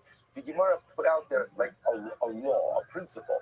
The principle was, ein safek motzei midei vadai. Right, that ultimately, again, a possibility cannot change the reality of a certainty. So you say, really, is that true? So the Gemara says, but I knew we learned, Amravi Buddha, my sebishit chasol shel matz kapov mendes, my sebishit chasol shel matzik acham berimo. Very interesting case. Or there was once a story of a maidservant. And let's say now, again, we're going to, this is a Jewish woman who worked for a matzik. What's a matzik? Rashi says over here, Gavra Alama B'Yisrael, a very powerful guy. She worked for a matzik in the city of Rimo. Okay, what happened? She had a miscarriage. should have miscarried. I will say, interestingly enough, it was common that when a woman had a miscarriage, you have to bury a nefel. But interesting, the halacha is, this is also evolved a little bit. They put a nefel in a tent, in just in a non-discrete way. In general, so the halacha is, you have to bury a nefel, you have to bury a miscarried baby, but we do not bury it in a marked grave. We do not do it. The burying of Yahweh, we do not bury in a marked grave for a variety of reasons. Also, this is from like a mental health perspective. It's unhealthy, the pathology is unhealthy for parents to develop an ongoing attachment to a life that never was. Obviously, again, there's trauma, there's loss, there's grief, but Chazal do not want it to be during life loss. So what happened? So she miscarried, and she put the miscarriage in a pit. He brought coin to Egypt. A coin came along, and obviously saw what had happened, and she threw it over the pit. Now, why did the coin over the pit? Later, it was in the kiva. She was very asking for her. The woman gives birth, and even after a miscarriage, depending on when the miscarriage occurred, there could be too much labor. There could be between the jersey associated with birth. Now, the duration of too much labor depends on what? Boy or girl. So the coin peers over the pit in order to see, was the neighbor, I guess it was developed enough, to see whether or not it was a boy or a girl. The girl might have been a comment, what's the problem here? The problem is, by peering over the pit, what did the coin essentially do? Tumas oral. Tumas oral. Remember again, tumas oral also could be contracted in two ways. You could be under a roof together with a mace, or you could leave the roof over the mace. So technically speaking, if there's a corpse, let's say again, I'm standing next to a corpse underneath the sky, but I am leaning over the corpse, I am the oral. I am the oral. So here the coin went ahead and leaned over the pit to see is it a boy or a girl. And what happened? This episode came from the Chachamim. The Tiarumu, the place of Kimbra and Barbaros and Trees. And they're retired. Why are they retired the Torah? Because ultimately, again, this was a place where there were weasels and animals there. And the reality is they probably took the miscarriage. They probably took it and dragged it away somewhere. You might as well say it.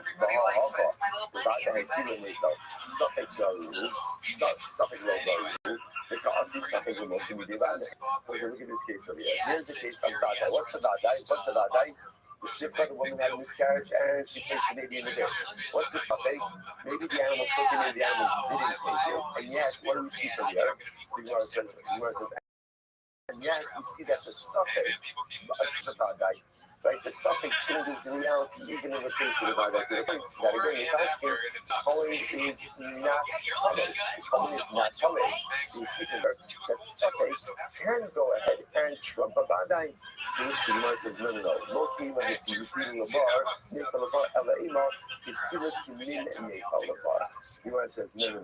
What happened over here is that the Kohen sees the shifcha throwing something that looked like a nefel. In other words, not a Vada'i that she miscarried and placed the nefel in the bar. Rather, again, he saw what appeared to be a nefel being placed in the bar by this woman. So it's a suffix to begin with. But that's not what it is. So the Gemara said that he got the kid over in order to see if it was a boy or a girl. To which the Gemara says, what is to say? Later, Gemara says, in Yotekila, in Nefelekila. So first of all, we were looking into the pit to see what did she miscarry. Did she miscarry again? Did she miscarry a baby? Or, both say, look at it just means maybe she just expelled something else from her body. In other words, that she expelled a miscarriage. Maybe it was just something else. It was some other discharge. So first of all, look around the part, see, was it an nefel or not? It gives on a nefel. If it was a nefel, it gives on a nefel or tiva, later in Zaka in the nefel. To see if it was a boy or girl. So in fact, this wasn't the case of Vada'i and Safek. Rather, again, it was a case of Safek and Safek. So again, Suffix whether or not she miscarried a baby, right? Was it a miscarriage or not? And then again, compound that with the suffix ultimately again, maybe the animal took it away. Everybody say what the possibility is. Maybe from the Bible, it's Restream, son, like that guy. The other possibility is no. Once you have a place, you know that there's a children in the Bible, it's that there are these animals there, they definitely like the way whatever was expelled into the pit. Okay, so what's the H name? So where's the catch up? So this will pause over for just a second. So just understand, the Gemara essentially seems to say that principle of ein safek motzi midei vadai ultimately again holds. But in halacha, we accept this principle. Ein safek motzi midei vadai. That if you have what we'll call two pieces of information in front of you, one is a safek and one is a vadai. The vadai piece of information determines the reality, and the subtle piece of information does not undermine that reality. That's why I was again just kind of reorienting ourselves a little bit. That's why how do we get into this? I find a piece of broken avodah zarah, right? So I find a piece of, let's say, an idol or an image that I know was definitely worshipped as idolatry. So I find a piece. Can I use it? Can I use it? The answer is no. Why not? It's up to my know why. Because I have not died that this was avodah zarah. Something maybe the active actively decommissioned it. And therefore again I can't use the why because the something that maybe active decommissioned it doesn't change the reality of the vadai that this was definitely avodah zarah. Therefore said, just to point out how this is so easy on a traffic level as well. Because in something multi-media, I want to go ahead, summarize the entirety of Jewish history and destiny into one phrase, this is it. Over the years, like over the millennia, we have faced so many staples. Like will we survive? Is this an existential threat? You know, all of the things that it was so interesting that both of us were looking to do on Shabbos about Usher Weiss. He said so many beautiful things. One of them I thought that was very shocking was spoke about in the aftermath of October 7th, giving an existential threat. So to me that was shocking because for me in my mind I said to myself there was never an existential threat while we still it was scary, it was overwhelming, but obviously Usher Weiss says it, he's married to Snow, it takes on a totally different thing. Over the years, over the centuries, there's been many stages, right? We've faced many moments of existential suffering. Are we going to make it through this? Are we going to weather this storm? Just less than a century ago, they put us in ovens and in gas chambers. There's a suffering. So what holds us over? What holds us over is this principle. In suffering, making the vadai. What's the vadai? Historically says, Am Yisrael is an Am HaMitzvah. Am Yisrael, the Jewish people, we are an eternal nation. That's the vadai. That's the vadai. And therefore, what holds us over even in times of difficulty is suffering multimedia. Suffering. Whether that suffering is the Babylonians, the Romans, the Greeks, the Quakers, some of us. It doesn't matter who the suffix is.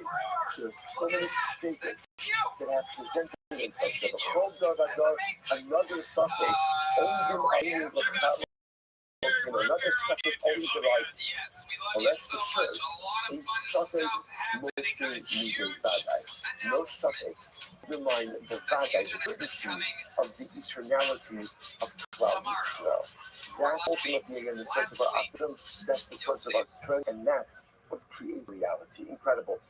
Halachically, as well as how the Gemara goes back. So it says, remember again, and all of this is this machlokes to Rabbi Yochanan and Reish Lakish. Here's what I know, and again we're going to talk about this more in just a few moments. You can decommission an avodah zarah, right? In other words, an akum could be mevatel his avodah zarah.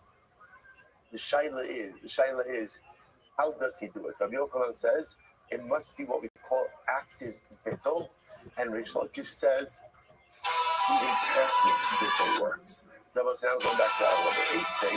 Listen to this. And you also will see this in the Mishnah later on as well. Sorry. Did I skip? Oh, sorry, thank you. Say, much of time, thank you. Much of time, the Slago, Hare Ilasu. So that's the Mishnah. What does the Mishnah say? If you find the ends of a hand or ends of a foot, ultimately, again, it's usher. It's usher. So the Gemara says, Why? Because at the end of the day, that was a common image that people worship. Why is Shemaim movement? So say that goes to pieces. So in other words, once again, this is a kasha on Rish Lakish. This will be open and asking on Rish Lakish. Rish Lakish, according to you, this should be totally mutter, right? Because according to Rish Lakish, once you find broken pieces, whether the akum after be broken or the idol broke on its own, an akum doesn't worship an idol like that anymore. Again, once you always make stuff pieces like this, idol. If you can't save yourself from being broken, then chances are what? You're not much help to you. You're not much help to you. And therefore, again, so what's going on? You must be yours. There's much more. So now I need the only of the season. So this is one of the things we said yesterday. What's the case? The piece of the hand and the foot is the piece ultimately when it's on a pedestal. When it's on a pedestal, then that is quite possible that is actually a almost like a self-substitution is the wrong word. But its own type of idolatry. Okay, Asig, is not the kasha. Only from the Vata Avos comes to the Chavanero. Very case was we'll see more of this later. And we'll be to Havin to be the Vata his own Avodah Zarah, and ultimately again the Avodah Zarah of his friend. Meaning, any Akum can ultimately again negate and thereby decommission any form of idolatry, whether it's his idolatry that he worships or someone else's idolatry. However, the Yisrael, Eino Levata Avodah Sacham Shah Ovid Chavim. The Lord says it's actually quite fascinating. We'll see the logic behind this. Ovid Chavim, actually, a Yisrael does not have the ability to negate any form of idolatry. So isn't that fascinating? Right? So Ovid Chavim can negate and decommission any form of idolatry. A Yisrael has no power of negation over idolatry. Fascinating. So we go. So I'll say, "No, Amai." But why is that? What about a case of idolatry that just breaks on its own? Now, clearly, again, according to Shlokish, according to you, that should work. What's the case over here? The case over here is where the Yisrael dented the Oved Kohabit. So what's interesting enough what the Gemara suggesting is denting is not a form of decommission. Why not? Decommission requires breakage. Denting where the entire item is still intact doesn't decommission. Let's see 1 second. The Pipasta, my hobby, Baknan, Pasta, Apakushno, Pasta, Bakla. But that's not true. We learned that again, if you dent in idolatry, even though again all of the idolatrous material is still present, ultimately again, you have all these Zara's bottle. How do you read the Pascal of Kohabin? Ava Pascal Yisrael lo Bakla. Ultimately, again, that's you're right. If an Akum goes ahead and dents the idolatry, that negates it. But if Yisrael dents the idolatry, that does not negate it. You must have Rava says, the Olam. He possibly is from Narivata. This is very important to know. Shabbos is like this. In reality, even when Yisrael dents the Avodah Zarah, it goes in negation. In other words, I will say, denting really is an active form of negation, which makes sense, right? Anything you do to deface the idol should be a proper form of idolatrous negation. So really, even if the Yisrael dents it, it's okay.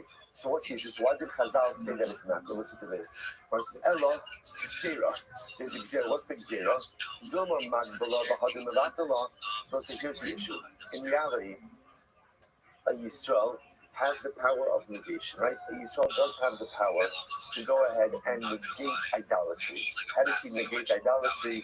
If he breaks it, if he dents it, it all should work.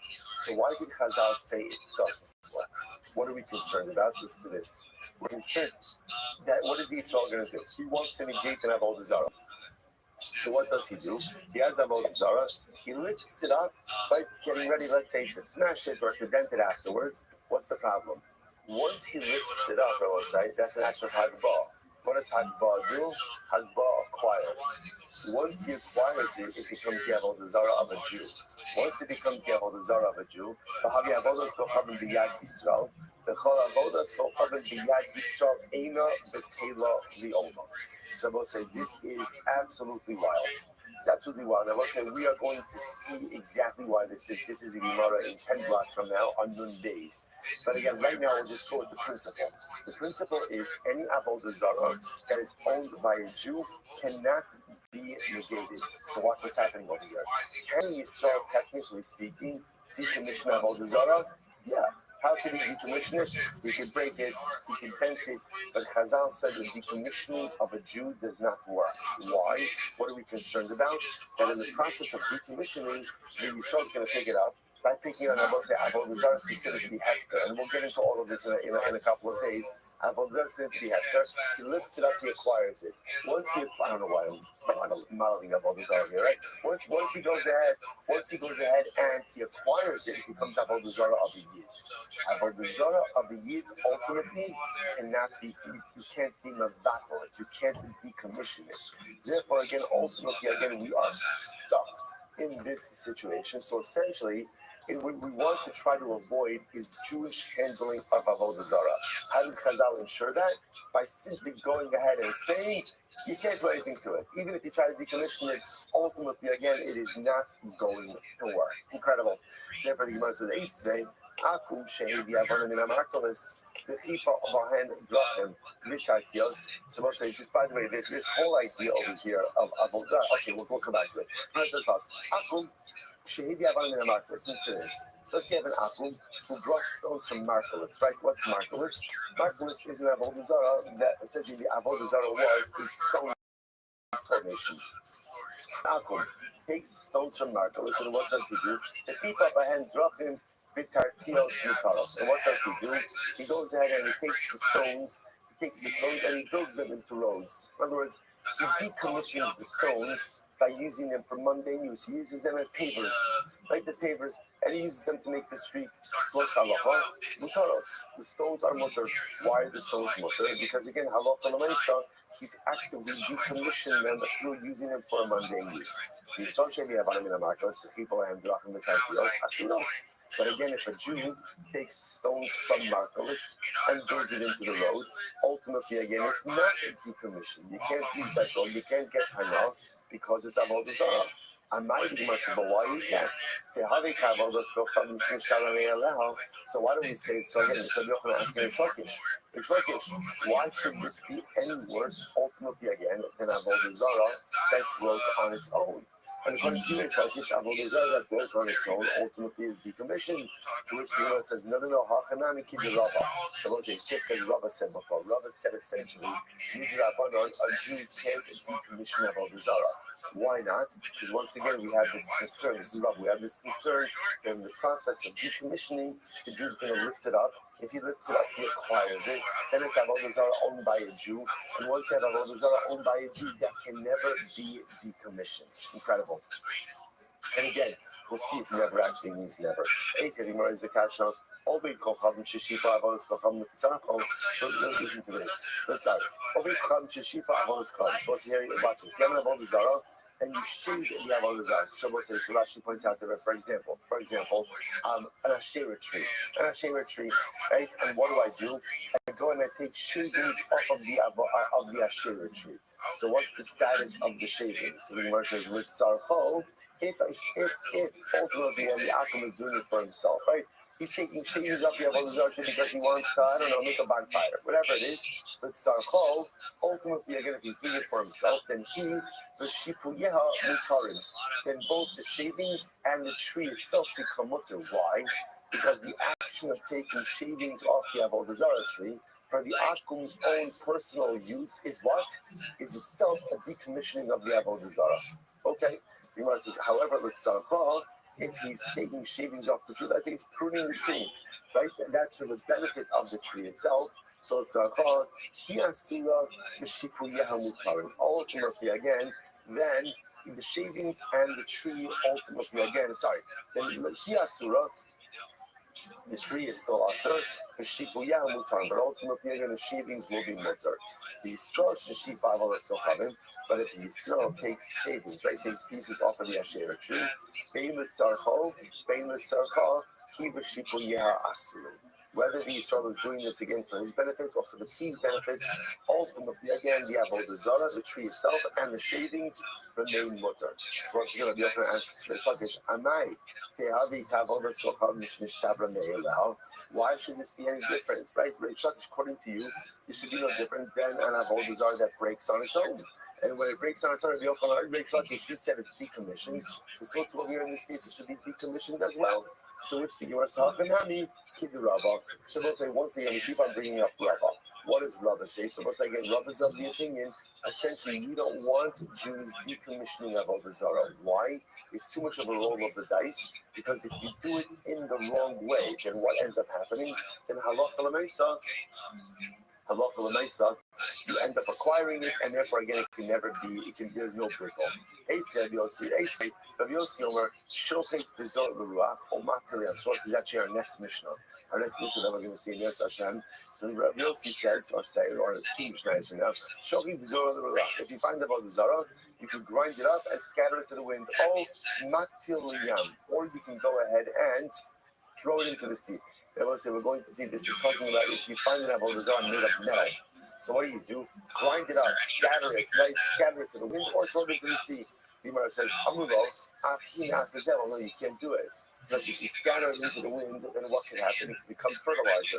So this one says, the pasuk says, really, thank you so much. You can't retain I hope so. For your own use. But it was once again, I'm not going to ask Reish Lakish, they have the Kabbalah that's become Mishtabra Me'eleha, but once again, why? It's not according to you, this should be fine. Because Reish Lakish, even if Avodah Zarah breaks. Thank you so much for the opportunity. First and foremost, I've done my best to follow as many people in the space as I can. If you want a free follow back, feel free to send me a follow. I follow everyone back. There was a question regarding what you do and what you've done in the past. In addition to being a rabbi, I'm a certified project management professional. I've successfully launched apps on the App Store and Google Play, millions of downloads. So that's a little bit about my technical background. I'm Rabbi Rothschild. If you don't know who I am, you will. I stream my life 24 hours a day, 7 days a week, 365 days a year for world peace. I've been doing so for more than 4 years. My streams go back to the pandemic. We've seen the death of a queen, the birth of AI, the coronation of a king, and everything in between. This is a real-life Truman Show, a real-life Big Brother. This is a timeline and time capsule of human achievement. In the 1990s, Bill Gates coined the phrase content is king, and I'm making it true today. I'm king of the internet. This is the biggest event in global history, and here's why.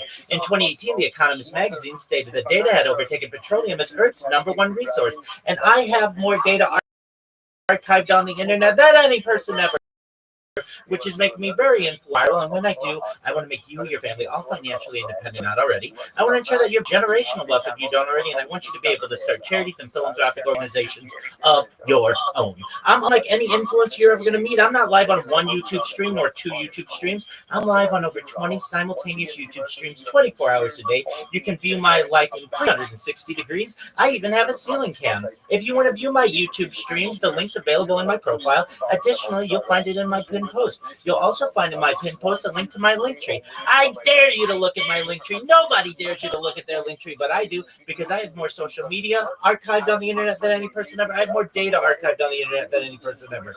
You'll also find a link to my Discord, discord.me/rabbi. I'm proud to say that we just surpassed 2,800 people in our community and continue to grow each day. In addition to making you all extremely wealthy and wanting to promote world peace, I want to help end world hunger through the use of technology such as agricultural drones, floating greenhouses, saltwater greenhouses, hydroponics, vertical farming, cloud seeding. I want to help end world thirst. I'm sponsored by a cryptocurrency that's worth about $100 million, and one of the things that we do is we build wells and water towers in developing nations for the benefit of the less fortunate. Additionally, I'm an advocate for the LifeShare program, and most importantly, desalination technology, where we pump Earth's seawater onto land to make it drinkable. If you are a Web3 marketer, if you're a reply guy, a shiller, or a raider, and you want a free mentor, coach, and friend, send me a follow. I will follow you back. Send me a DM. I will respond. I want you all to know that I'm here to support you both personally and professionally. I'm here to be a positive person in your lives. I'm here to have an optimistic view on the future, and most importantly, I want to give people hope. And with that, I sincerely appreciate the opportunity to share. And the leaves themselves act as fertilizer for the growing vegetation.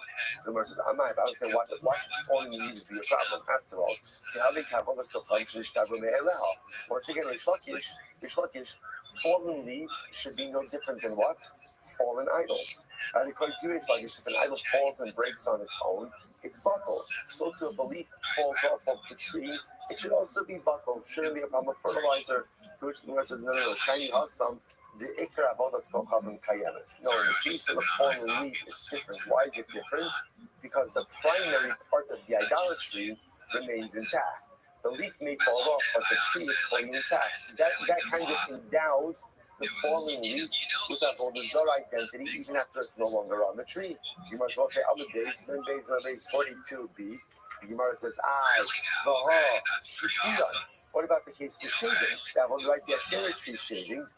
Where once again, the primary part of the avodah, i.e., the tree is still in existence. In that case, we said,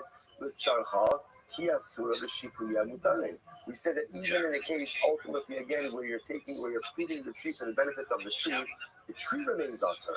But ultimately, again, the shavings are mutter. Ultimately,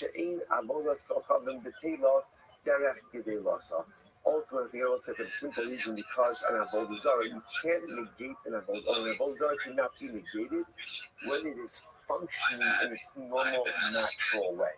So since it is normal for leaves to fall off trees, that act cannot create a sense of negation or reality of negation, which makes sense. The Gemara says,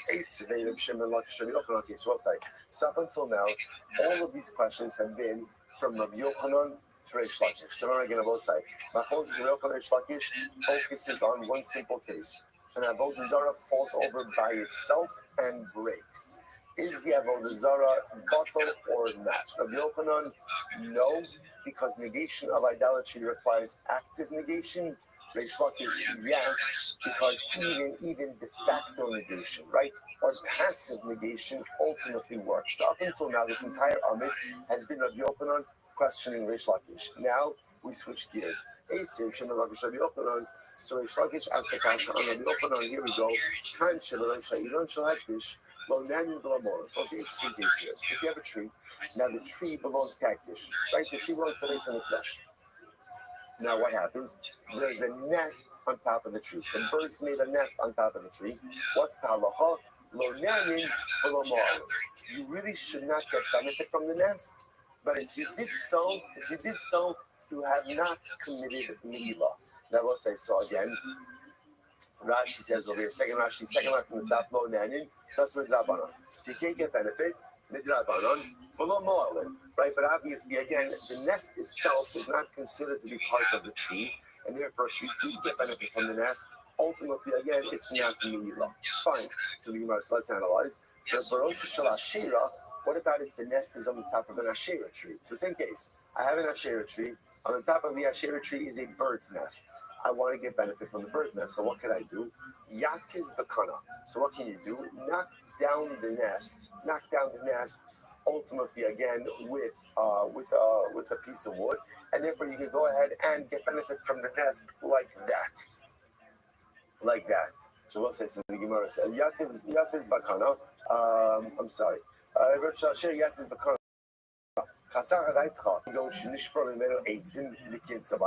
interesting. Okay, so this is interesting. So now, again, what can't I do?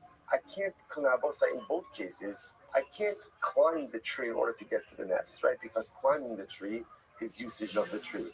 But with the avodah zarah tree, interesting enough, what can I do? Just take a piece of wood, knock down the nest, and get benefit from the nest. Now, Gemara says, let's say, now, what is the bird building the nest from? Now, the assumption over here is the nest on the Asherah tree is being built from wood or from twigs from the Asherah tree, right? And yet, what does the Gemara say? You get benefit from the nest. You can't scale the tree, but you can get benefit from the nest. But that nest is made from broken pieces of the Asherah tree. What do you see from here? That once avodah zarah breaks, right, even on its own, even though it has not been actively broken, it's decommissioned. So the Gemara says, the assumption over here is that the bird is building its nest from twigs, broken pieces of the Asherah tree. V'kakani yatis bakana. And yet the nest is mutter. So here's like says, oh, this supports my assertion that broken avodah zarah, even if not intentionally broken, ultimately decommissions the avodah zarah. The Gemara says no. What's the case? Not necessarily. That's not to say how birds make nests. In other words, birds make nests. Birds make nests in trees all the time, but they often bring materials from other locations. So the case over here is the bird made itself comfortable in the Asherah tree, but it did not gather the materials or the nest from the Asherah tree. Rather, it gathered the materials ultimately again from elsewhere. So again, what's the raya for that? The raya for that is look at the Hektish case. What happened in the Hektish case? In the Hektish case, what did the Gemara say about the birds or about the bird's nest? Lo nanin, or about the tree. Lo net, about the nest. Sorry. Lo nanin v'lo mo'alin. So again, you should not get benefit from the nest. But if you did, you did not commit to Ne'ilah. So let's analyze this. Say we're talking about a case where the bird built the nest ultimately again from materials in the veldt, right outside of the hektish tree. Then so then it makes sense. So again, Chazal says we really don't want you to get benefits from that nest, right? Why not? Because it's attached to a hektish tree, and we can see how accidentally you may come to scale the tree. But it's midrabanan, and also the lamoral and midaraisa. But there's no me'ilah. Why is there no me'ilah? Because since the materials for the nest came not from the hektish tree, but from the outside, the nest itself is not subject to me'ilah.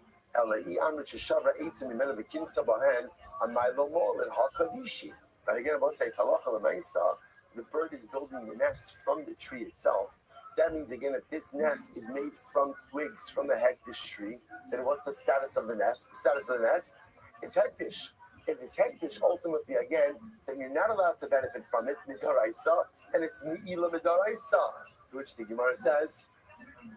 So therefore, the Gemara is suggesting it seems to be clear that halacha l'maisa we're dealing with both cases in the Asherah tree and in the hektish tree, where the bird is making a nest from other materials, not from the Asherah tree and not from the hektish tree. To which the Gemara says, not necessarily. The Gemara says, nidi area, hacha b'gidulin haboyim la'achar mikana skina. Oh, so let's say maybe not. It's actually quite possible that in both of these cases, ultimately, or I should say in the hektish case, that the bird is making its nest from the actual hektish tree itself. But if the bird is making its nest from the hektish tree, then why is that nest not asam mid'oraisa? Right? What's going on over here? To which the Gemara says, listen to this. The Gemara says, what's the case over here? So I'm saying this is a fascinating sugya which we'll get to. When you're makdish something, right? So obviously the item as it is hektish. What about if that item grows things afterwards? Are those subsequent growths considered to be hektish as well? So let's get an example of this. A tree. I'm makdish a tree, on Tuesday. And then 3 months later, there's Baruch Hashem, there's new branches, there's new growths. Are those new branches and growths subject to the hektish designation or not? That is a machlokes. That is called Gidulin Haboim La'achar Mikan. Growth which occurs after the designation. So the Gemara, we're talking about over here is the bird. So again, I was makdish the tree. And then again, 3 months later, when new branches grew, the bird took twigs from the new growths. So, and I made the nest out of those new growths. And therefore, again, so now is the nest hektish? It depends. That's the machlokes. The Gemara says, because Sabar ain't me'ilah b'gidulin. And the author of this Mishnah holds the hektish designation only devolves upon the tree that's in existence at the time of the designation. But anything that grows afterwards is not subject to hektish, and therefore, again, the nest is mutter. Incredible. Rabbi Avo, Rabbi Yochanan, my yak is ultimately, what does it mean? Rabbi Yochanan says maybe not. What does it mean when it says you can knock the nest down? and get benefit from the nest, that's broken. It doesn't mean the nest. It doesn't mean the nest itself. It could very well be that the nest is usher. The nest is usher in both cases because it's made of a shera or because it's made of a hektish tree. Either way, it's usher. So what's mutter? What can you get benefit from? The chicks. Whereas we say knock down the nest, but it means is get benefit from the contents of the nest, but not the nest itself. I'm going to be a sabalacha befrokin bekan mutarid. And you can apply that to both cases, both to the ashera case as well as to the hektish case. So in both of the cases, ultimately, perhaps you can't get benefit from the nest itself, especially for the case where the nest is being made from the hektish tree or the nest is being made from the asher tree. And again, even assuming that the materials weren't present at the time of the designation, they were going to be opinions that whatever grows from the tree is going to be hektish or avodah. So what's the case? Why am I knocking down the nest? Not for the nest material, but rather what? For the chicks or for the eggs inside of the nest, and that will be mutter. That will be mutter. The beitzim can be kind of stress. Let's listen to the Shina says. You know, it says for the chicks it's going to be mutter, but for the eggs, ultimately again it's going to be aser. Now, why are the eggs aser? So this is actually quite fascinating. If you look at Rashi, this is Rashi right before the Mishnah in Rashi. The beitzim can be kind of aser. Shetzrichin ilan the gazer behind Rabbanan Kaal ilan aslan. So what's actually quite fascinating. Eggs are aser. Why are eggs aser? Because eggs need the nest. The nest needs the tree, and therefore A equals B and B equals C, then A equals C, which means that halacha l'maisa, the eggs are considered to be ultimately reliant on the tree. So because of that, they're going to be aser. So isn't this fascinating? So it's quite fascinating. There's a lot of variables going on over here. But the Gemara is suggesting maybe in all of these cases the nest is aser. Why is the nest aser? Because we're talking about a case where the nest was made from the asherah tree or from the hektish tree. So the nest is going to be aser. The nest is going to be aser. So what does it mean when the Brisa says take a stick, knock down the nest to get benefit from the nest? It means the chicks in the nest. The chicks are mutter. But the eggs may be problematic. Why? Because ultimately, again, since the eggs need the nest and the nest needs the tree, therefore the eggs are considered to be dependent on the tree. And therefore, the eggs are considered to be an appendage of the tree itself. So you can get benefit ultimately, again, from the chicks, but ultimately not the eggs. The Gemara says, the Beitzim Kam so Ravashi, that's broken, that you come the iman to dates and double. This is very interesting. Chicks that are so young that they are reliant on their mother have the status of eggs, right? So which makes sense because the chicks that require their mother are dependent on the nest. The nest is reliant on the tree, and therefore halacha l'maisa may problematic. So therefore, it turns out that over here with this case of the nest on top of the asher tree, the hektish tree, you obviously can't scale the tree regardless, right? By the by what can you do? You can knock down the nest. But why are you knocking down the nest? So really you can't get benefit from the nest because there's a concern that the nest itself is made from the asher tree or from the hektish tree. What can you get benefit from? Independent chicks. Independent chicks, right? Halacha said that is going to be mutter, right? Right? So you get from the independent young birds, right? Or ultimately, but what you can't get benefit from is the eggs or from the reliant young, because those are considered to be dependent on the tree itself. We'll stop over for today, but again, let me just say the halacha l'maisa. So actually, let's say. Yeah, tomorrow, tomorrow we'll pick up and we'll finish off with the halacha l'maisa milk and lakish. Like, what are we doing in that machlokes? What are we asking like? And then in Yom Hashem we'll continue with Hashem adventures in Avodah Zarah. Shkayach, everyone. Bye, Kevin. Have a great day. So, look forward to a stream coming soon to close chain near you. And don't forget about desktop. Tip us because we're gonna go ham.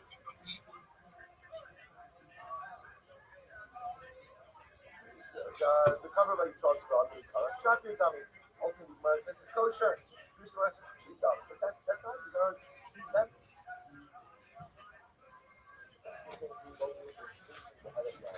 you see that any kind of mother performs at the back of the act of cooking, but his intention was not to cook.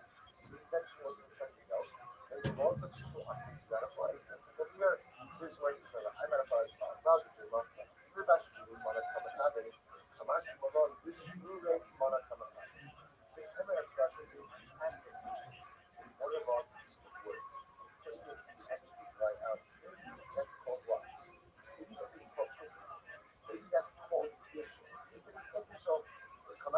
not official, Hamash Ramos said it's called drying out waterlogged wood. And because it's not official, ultimately every stone can go ahead and wood is very I'm gonna do them. Yeah, so it's like now, just so you know, these halachos are exceptionally important. First of all, again, a person who runs a commercial sector is not starting to understand the inner part of these halachos. Also, it's not more often than people the person who has hope in the house, right? And that helps out with some of the cooking. Also, so one has to be very careful to avoid trumpets. So private lights. So a Jew would like for private light. And that's private light is the only part of the moment. They don't have private light. They private lights. Just so they know. That's right. Right, correct. So it seems to be today we have like electrification on the stove, so not because we don't have that. So let's say, so this is just a very, very, very important. These are very important for us to be conscious of because people don't realize that sometimes what's happening inside my kitchen is managed problematic. And I will see you know that most things that if it turns out that you have visual apps occurring in your kitchen, you know, first I use in your kitchen, those things that have to touch you. Right? Meaning there's no difference ultimately again than when something non-kosher being cooked in utensils as well. So we're going to get into some of these halachos that actually occur somewhat often. I'm going to read over Shmuel. Let's listen to this. In the Yafisa Masa on Nabi Lahab, what's this? A Jew put meat on coals. Good, put meat on coals. The bottle people come the Hamak ball, and what happens was that the Nazi comes along and watches it. He turns it over. So I put the steak on the grill. And my non-Jewish friend comes along and turns it over. So what's up? Even though the non-Jew participated in the process, it's mutter. Why? So you must say there was peace. Even but they have a bashil. So if you want to say, well, even if the non-Jew turn it over, then what you would have cooked anyway, then it's shita. Then that's happiness. Then that is happiness. Right? Allah, have a bashil. Rather, it must be what you say. Because if the steak wasn't turned over, then what? It wouldn't have cooked. And it's only because the apple came along and turned it over that now they cook. But if that's the case, I might look at we should be overcooked. What's like if the non-Jew did something without his action, I think would not have cooked, then why should that item be cooked? And for me, that's the Shalata, which is what's called the Hashda, Kabasha, what's the case? The case is where the item would have cooked without his intervention as well. But let's say it would have taken 2 hours to cook. Now that it's going to take 1 hour. Versus, you know what? You expedite, fast track the cooking process. Nevertheless, the food is still going to need some out of it. What would I do? You really should make this. I would thought that the act of hastening the cooking process is the equivalent of cooking itself, and then we should be observed. Kamash Mola that is Kamash Mola was a process. As long as the cooking process would have taken place without him, that's not the shot. That was oh, hold on, we're not this. Haters are getting good. I know. Hold on. So again, what you're going to see what says that we're taking it step by step. So step number 1 is the act of an apple piecing the cooking process is not the shalom. Okay, what we're doing is now we're working from the specific getting to the more global.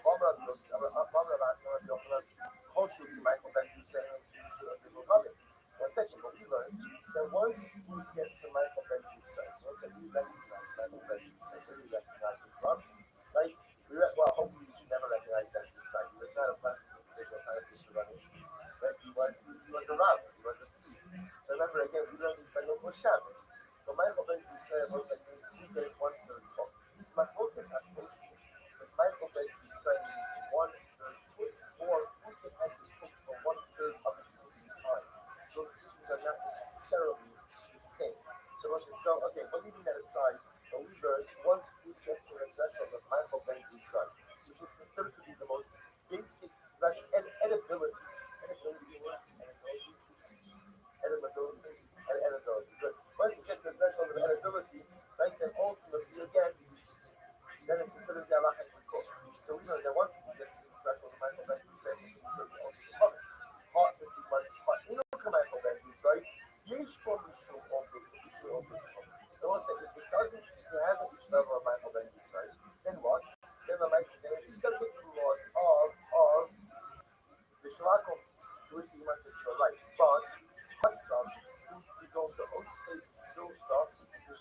okay, go cover. But always make it tell you. Was this?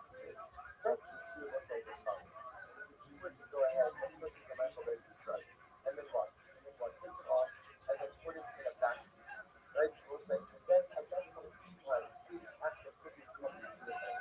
But the alcohol that you took over after that was like, that's what you cover. But that's considered a brand new act of cooking. Now, we have to further clarify this.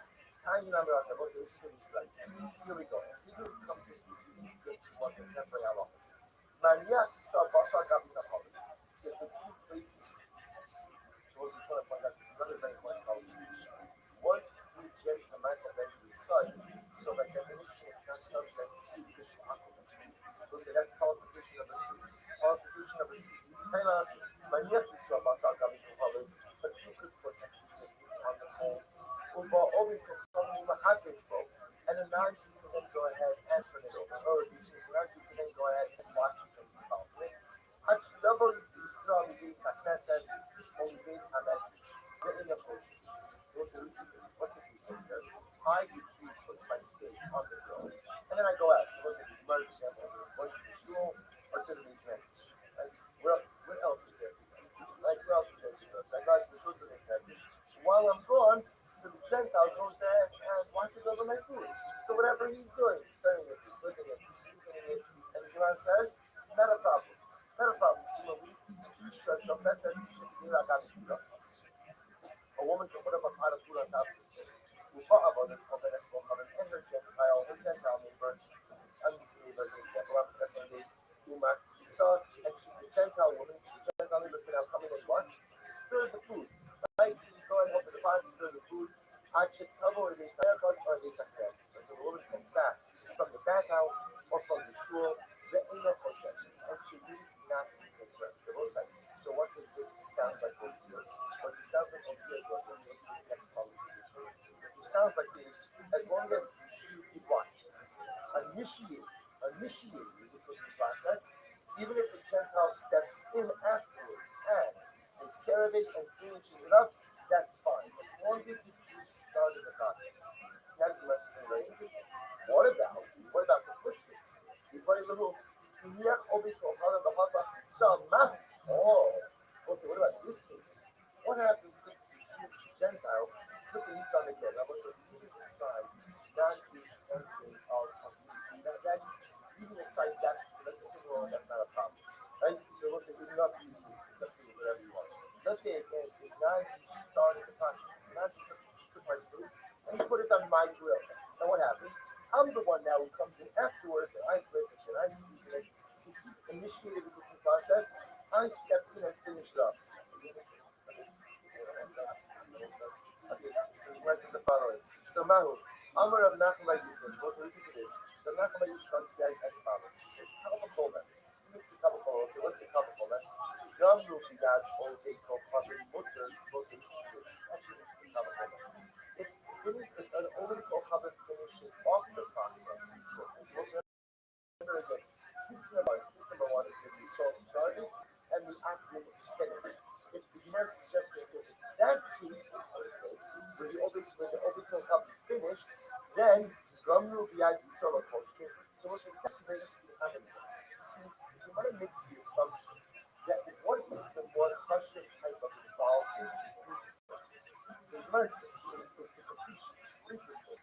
It's he who completes the food who is considered to have the dominant role in the food preparation. So the Gemara saying is as follows.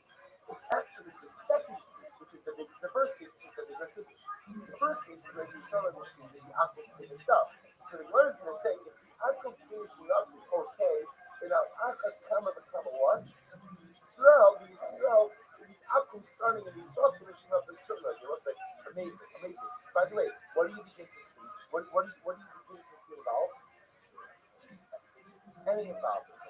That is shame is going to be the definition of any. Right? Does any I come by the octave and everything, I dab a little dash. I put on a dash of salt. Right? I put in a dash of salt. So what's that? Is that it? So obviously what we're beginning to see is I need just to say it involvement. The shame is just what is the scope of that involvement. So far we've got whether I start, the Akum finishes, that's fine, or Akum starts and I finish, that's fine as well. Let's go like this. This is very exciting, very exciting. So listen to this. So the Gemara says, here we go. We'll see. Here it's articulated. Whether the non-Jew put the meat on the fire and the Jew turned it over, or or the Jew put it on and the Ovi turned it over, mutter, the Eino Asr will say, when is it Ishla Akum? Eino Asr actually takes Russell, Gomro, Yad, Ovi. Most of the only kind of Ishla Akum is when what? When there is no Jewish involvement. Rabbi. If the Akum does everything from beginning to end, then ultimately what? Rabbi. I just want to point out something very important, which is up until now, which assumes that involvement doesn't matter what. Actual involvement with the food. One thing we haven't spoken about is what? What happens if Esau's not involved with food, but what? Likes the fire, likes the bake. So that's going to be our next discussion. So far we see this is very exciting. So as long as the Jew is involved somehow in the actual cooking process, beginning, end, or middle, as long as there's some level of Jewish involvement, there's no issue of trust. Here we go. Amradina. Hilchasa. The halacha is, Hybrid does the shuttle only go father ba'afar Yisrael. Was it watch this? If you have bread. Now the shuttle over the Rashi says is specific kind of. What says if there is bread, then I the Jew, went ahead and made the bread, but what? The apple fired up the stove. Or Inam sugar Yisrael ba'afar over the or I the Jew fired up the stove. And the over the made the bread. Inam sugar over the or if the non-Jew fired up the stove, the non-Jew made the bread.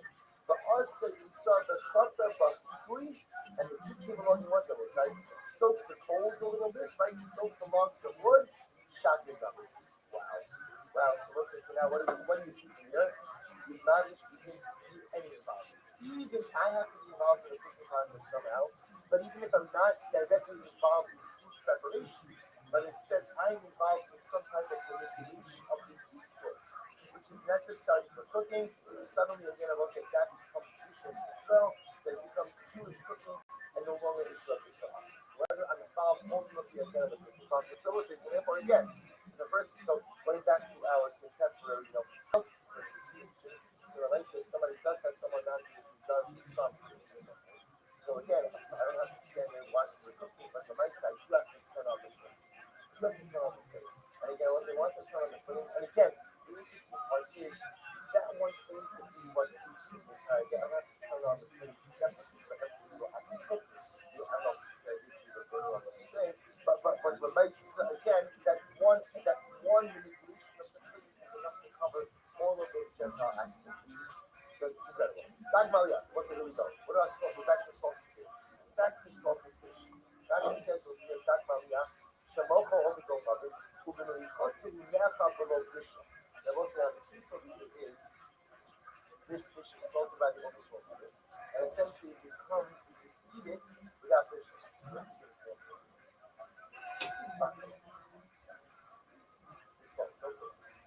Good. So you pick up some bungalow, really nice purchase bungalow. Any kind of good. So the ideal is that the Mesa, this dish, I would say, is not cooked, but yet it's sold. So it's cured, so again, so it's cured ultimately again, but not cooked. So what's the status ultimately again of this fish? So that we have this dish on. So this dish says that it is related. The Yochanan also, Yochanan says that these sons, also that are most why is it most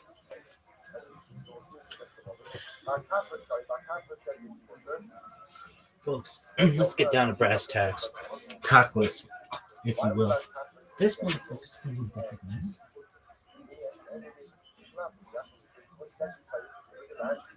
the first of the short line that actually by time for Shari.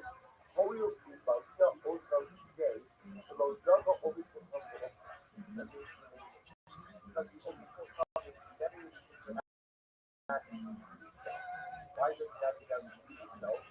Because it's So about 5% are due to lack of direct involvement with the food item itself by the show. Therefore, the roasted egg is not subject to nutritional. Incredible halacha. Or I should know my quotes. So let's say, so again, in Dag Malia, Ischia says mutter, Rabbi Yochanan says usher, pizza, sweet or roasted egg, by 5% is mutter, Rabbi Yochanan says it's usher. The usher of the Muhammad, Echad Dag Malia, the Echad of the so roasted comes on the food said, whether the salted fish or the roasted egg, Ischia by Kafra Sharu, Ischia by Kafra both said it's mutter, the Rabbi Yochanan usher. And Rabbi Yochanan says that it's usher. Kia Parva, if you will obey his existence. Kia Parva, one time into the house of the Ishmael, is remembered that the Ishmael, the son, is the head of that many Jews. Amulek, remember the Ishmael, the son, said to them, Base of Saruga man, what's thou up for a base of so Amulek, so also, this is the field spot. This is about Kafra Sharu, but Yochanan also, so the field spot. This is about Kafra says, that a base of Saruga and goes to find active work. And Rabbi Yochanan says that it's also two against one. Two say that it's winter. One says that it's usher. Therefore, what he said that the roasted egg by Amazon. Look at this athleticism. It's really impressive, isn't it? Payments on that brands are paid off. It's paid off. Okay. I'm looking at a specific truck, but it's like a lease. I'm talking truck. You're gonna hate it. So, you like Toyotas, right? Yeah, but they're super expensive. The one I wanted was a Sequoia. We can break that down. We can figure that out. Yeah. I don't even know what that is. Those are bulletproof. You're not gonna like my choice, I'll tell you that much.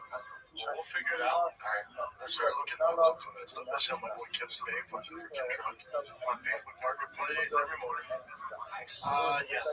The kids' school is canceled. It's so cold.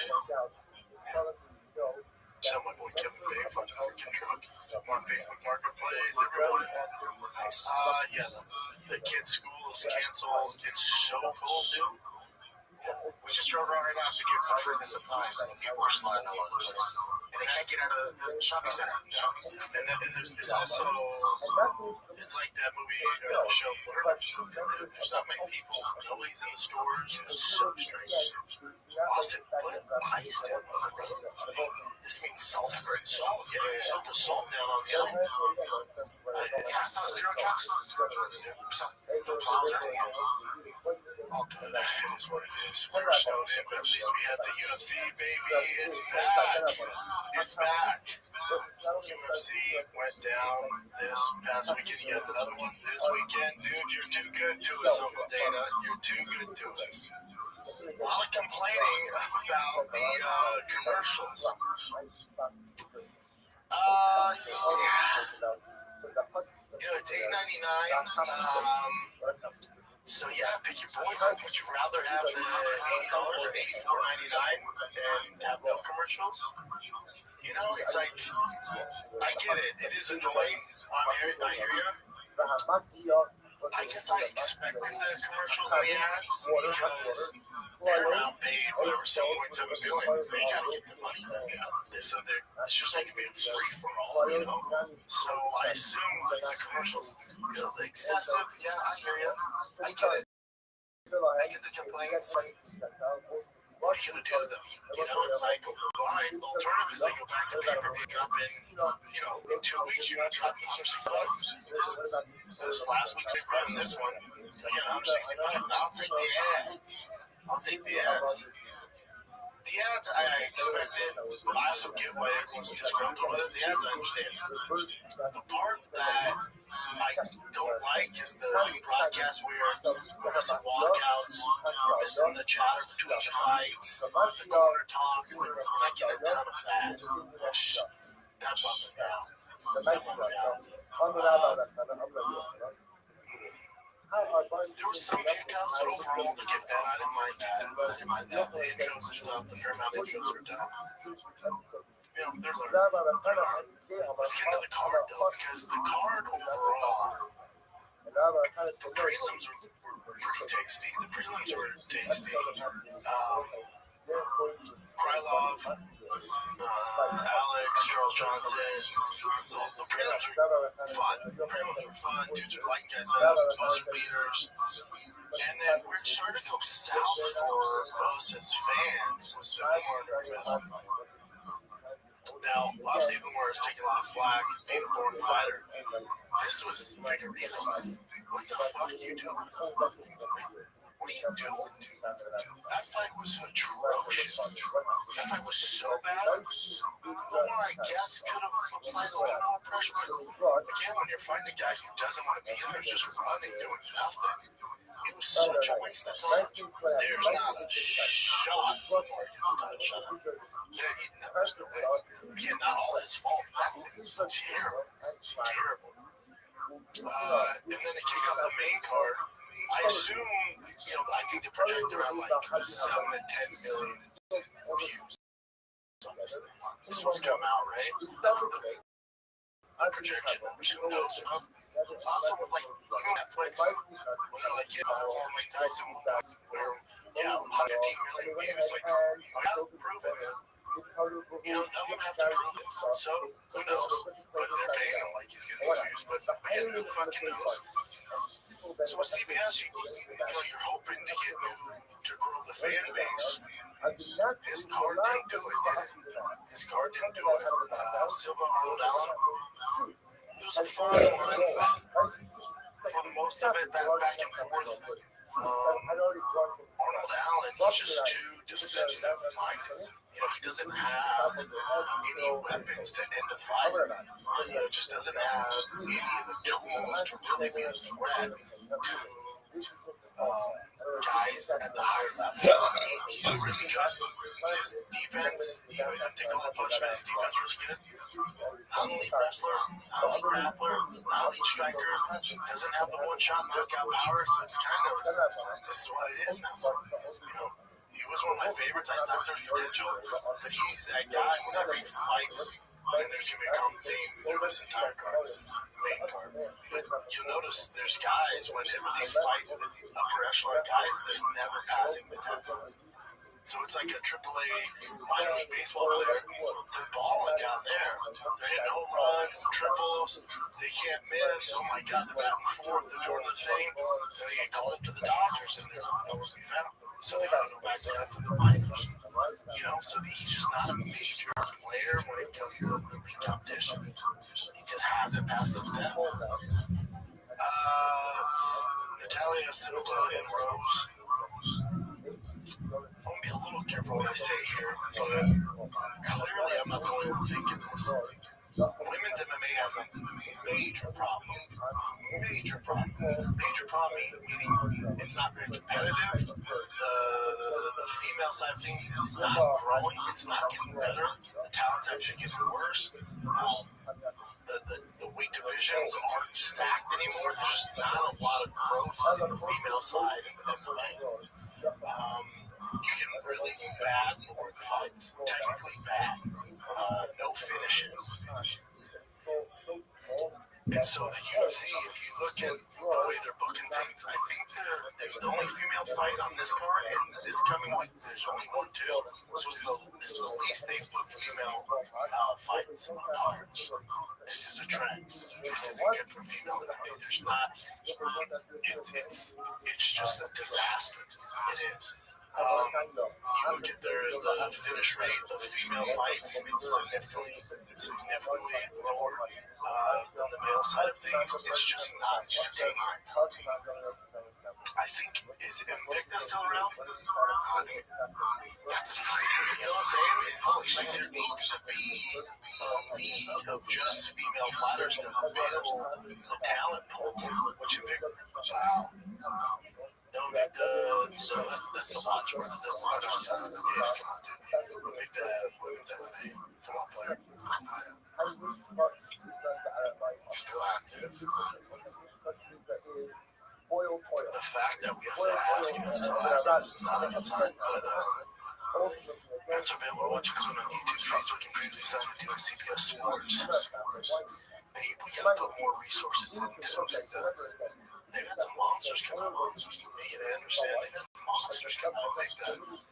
I don't think just signing these young girls who have so far to go to the UFC or the OI contender series is the move. This isn't cultivating talent, prospects. They really need to focus and put resources into Big That. If you want women's MMA to grow, because right now it's fucking time. It's so bad. It's so low level. There's no excitement. There's no finishes. Now, somebody like, what about Amanda Nunes? What about Shevchenko? Okay.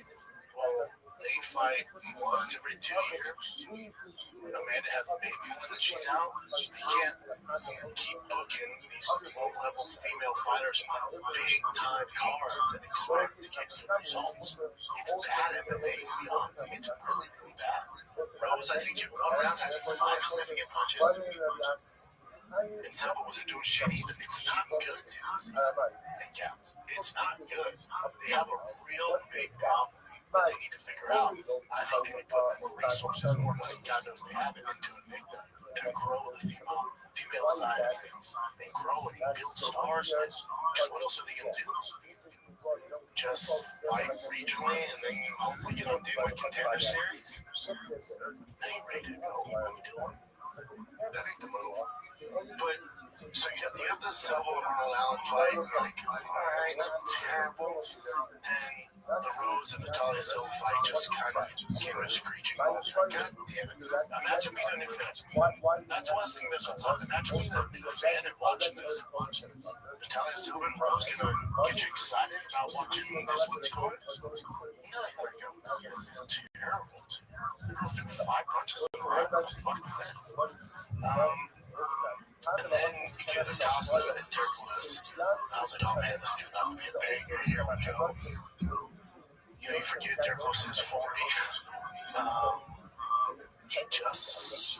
Again, I don't know what a guy's going through mentally when he's in there, but it looked like he was just like, fuck it. You know, just like, I'm out. And, you know, he went to his back, and he's on the ground, and then just let Acosta literally just slide in, mount side control, rail down punches. Alright, you know, that was disappointing. I thought Acosta was going to win. I thought it was a 50-50, honestly. Dudes are punching like that. Acosta's way more athletic. For Acosta, I know he pulled out Curtis Blades. Man, I think for Acosta, as much hype as he is going for in this heavyweight division, there's all contenders. He's putting his name up there. I would assume I'd like to see him versus a legit strike like Sarah Cox. Like a legit strike team. How's he doing with that? I think that would be the appropriate test. Curtis Blades, I don't like that. Let's say he wrestled down, dude. He getting handled and TKO. I don't like that. That'd be the one fight I would avoid if I keep this hype train going. Silva, Volkov, a guy who's going to strike with you. Because Costa probably has the best jab. Good footwork. Has power. Super athletic. He was a former baseball player. I think he was a prospect. The Cincinnati Reds. Super athlete. I don't like the Curtis Blades fight because there's so many other fun matchups for him. But okay, he passed the test. Sugar Sean match, similar to Arnold Allen. These guys are. I'm not being disrespectful, but they're these, again, to correlate to other sports, they're these minor league players who are superstars. They're dominating the minor leagues and they're doing their thing. And then when they get called up to play for the Yankees or for the Dodgers, they can't hang. They can't hit the curveball. They can't hit the knuckle. They just don't perform. So they got to go back down. He's one of those guys, you know, pretty easy to figure out. Okay, what's he really do well? He cuts off the cage well, applies pressure, big power. That's it. Sugar Sean was like, all right, get footwork, stick the jabs, work up his timing, and I'm going to win this thing by decision, you know? Yeah, not the most exciting fight. I'm glad Sugar got it done. Let's take a little break, kids, and we'll get right back into this episode of the Shop Show. Because 2026 is the year you launch your business. Stop waiting. The year you transform into an entrepreneur, founder, awesome, baby. That's right. One powerful move, but your future firmly in your hands, and that's starting a business with Shopify. I've done it. Got fast on gas, thick boy, it's all Shopify, baby. You got an idea you can't shake and craft. Someone tells you you gotta sell this, a story already designed in your head. With Shopify 2026 is when you finally make it happen. Shopify gives you everything you need to sell online and in person. Millions of entrepreneurs have already made this leap, from household names to first-time business owners that are just getting started. We got you guys. Right? Marketing is built into great email, social campaigns that reach customers wherever they scroll. As you grow, Shopify grows with you. Handle more orders, expand to new markets, and do it all from the same dashboard. In 2026, stop waiting. Start selling with Shopify. Sign up for your $1 per month trial and start selling at Shopify.com/shop. SHAP, all lowercase. Go to Shopify.com/shop, all lowercase. That's Shopify.com/shop. Here's your first cha-ching this new year with Shopify by your side. Did you notice? As far as like his techniques go, go crazy. Yeah, I think he's more controlling. When you're coming off a 2-fight losing streak, it's so much pressure, man. And you just really gotta buckle down. You come to the fight, you're not gonna take as many risks. When you're undefeated, like you was before the Rob fights, when you're undefeated, you think you're untouchable. You're gonna try and get away with a lot. You're a little more reckless. Coming off 2 losses, you lose this one, man. It's a tough road for him. So I thought he won the fight. We got Rob, but again, nothing blow your dick off. You're like, all right, we're going to pass the test, thank God. We'll keep going. I think next for him, I don't think it's a title shot. I think Rob is next. I think the course in fight makes sense with all wants to see it. But here's my thing with that. And again, this has some similarities going into the main event with Justin Gaethje after his win. With Sugar Sean and Justin Gaethje, which will tie this all in, but with Sugar Sean, let's say you fight periodically instead. Let's say you go right to the title shot. And this version of Peter Yan beat you. Some people thought he beat him the first time, but it doesn't matter. I'm sure we'll win that fight. But this version of Peter Yan beat you. Where do we go? Where do we go? Where do we go? And then let's say after that, then they give Rob a shot. And then Rob beats Peter Yan. Beat Rob, no chance. You're kind of stuck there.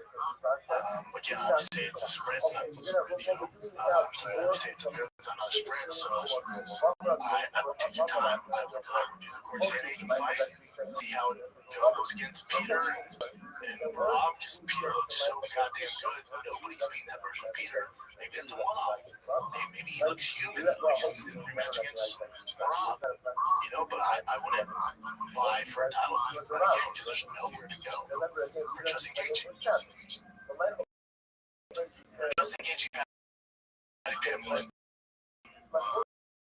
let's get in that fight before I give you who you're going to fight next. So, for Paddy Pimblett, who you guys know, I mean, shout out from the roof. How he can be the next Conor. He's the next megastar for the UFC. The issue is you really look at the tape, and when you look at the Justin Gaethje fight, you look at who he would have to be to become champion, and you actually go through it. There's not a lot of paths. Because what's he do well? The thing that makes him an outlier is his grappling, stuff like that, the transitions, his rituals. Paddy can't wrestle. He's terrible wrestling. It's not his thing. He's not wrestling the base of wrestling. He gets most of his takedowns of guys making mistakes. They go for a hip toss, or they do some throw and they shoot. Which is where you get your back. If if you're going to do something against the cage, I think that's kind of how he gets your back. Because he's jiu-jitsu grappling the cage, he's not really, doesn't really have the fundamentals of wrestling. His striking is blue belt level.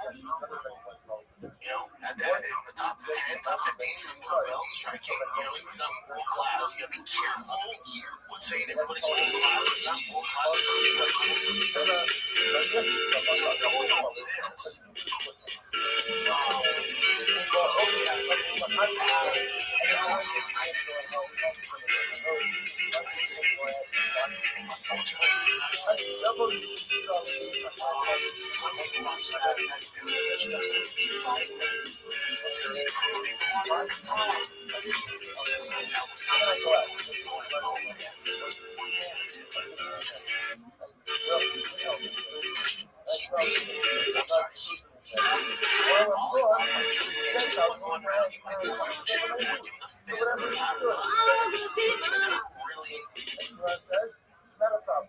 in the fight, you know, he got knocked down a few times.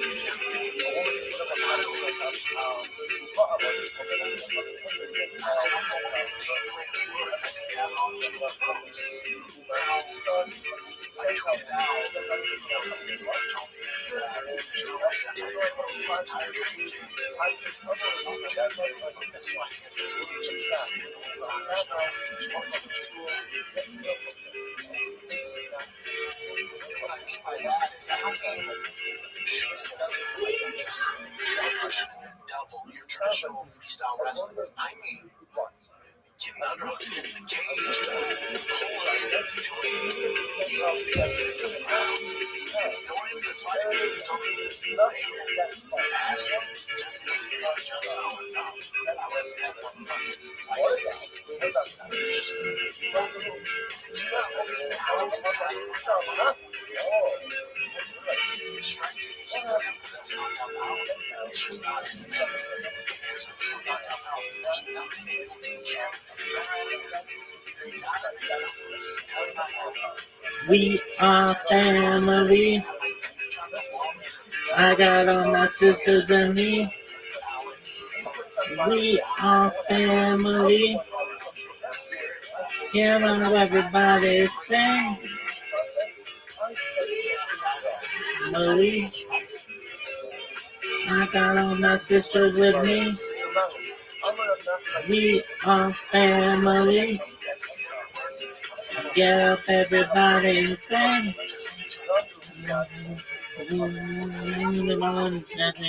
We together as we walk on by. Hi, and it like the birds of a feather. And it's like, no lie. You know, all the people remember the day of the family clothes. We go back up.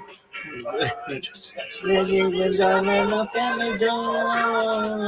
We are family.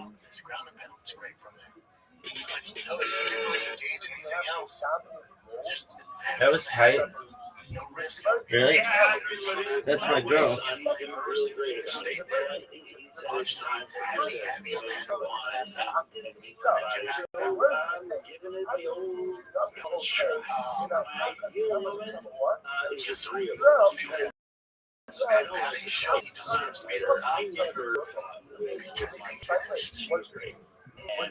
Let's go through it. So, how do you beat like that fight's gonna take years off of his life. You see, you knocked out Keith. It's never good when he's tough. That means it did not go. Boy, he's tough. That's the only thing you can say about that. Boy, he's tough. Okay. So let's go through that. If you truly believe he's one of the top contenders, that's fine. Great assets. That's absolutely great assets. He's gonna take Garvin down.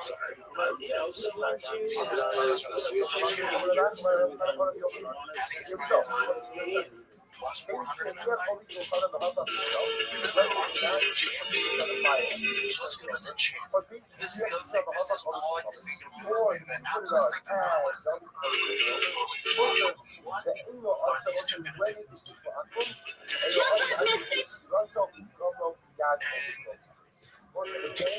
Just a mistake for the record. I need my man, a family dog. We are family. Got all my sisters with me. Not a mistake for the record. We're giving our man a family dog. We are family. Hey, hey, hey, hey, hey. I got all my sisters with me. We are family. Get up, everybody, and sing. We are family. I got all my sisters and me. We are family. Get up, everybody, and say. Because the one that just begun. We're not playing. And we must alive. Hey, mother, mother. For the future. And then inside. Hey, nothing coming to mind. It's really cool. I'm feeling blue. I left you have nothing to do. Oh no, this got a family rule. We are family. I'm starting to die. Yeah, I got all my sisters with me. We are family. Get up, everybody, and say, we are family. To a certain extent, somebody approached the counter. It's good on a counter. Very frustrating. But in the third round, what you want, notice, What the he fuck? started taking control of that center of the octagon. And that's when he had success. But again, he just doesn't have the skill set to exchange with a guy like Justin Gaethje. What the fuck? He landed more punches, more submissions. It doesn't matter. It was not. It didn't phase Justin Gaethje because you don't have the skill and technique. What is going on with this? The problem with being a grappler is you got to get him down to the mat, but you don't have a wrestling foundation. So what kind of fun? It's a bummer. It's heartbreaking. It's heartbreaking. Now, the good thing is, if you are a Patty Family Giant, What is going on with this thing? you can look at this like, all right, he's beloved by the UFC. He's still, besides Joe Perry, the biggest star in the division. They're going to do some stuff to make sure he stays winning. There's certain matchups where, okay, you can kind of do this, you know. But if he didn't have that personality, he didn't have that phone, and they feed him Armin, they feed him Ilya, I don't know, man. There's not enough hours in the day to make up in the discriminating skill set. That's just what it is. I love that. One of my favorite people, straight up, one of my favorite fucking people. That's the truth. There's no way he wants to fight one hole. He definitely belongs in the top three. And it sucks. Now for Justin, and then remember, if you're saying Patty belongs at the top because he's top, right? That doesn't. No, everybody's top. So that's. But remember, I started Justin Gaethje for fucking ever. The Justin Gaethje that showed up on Saturday night was, let's say Justin in the height of his career was a 10. That was probably Justin at a 7.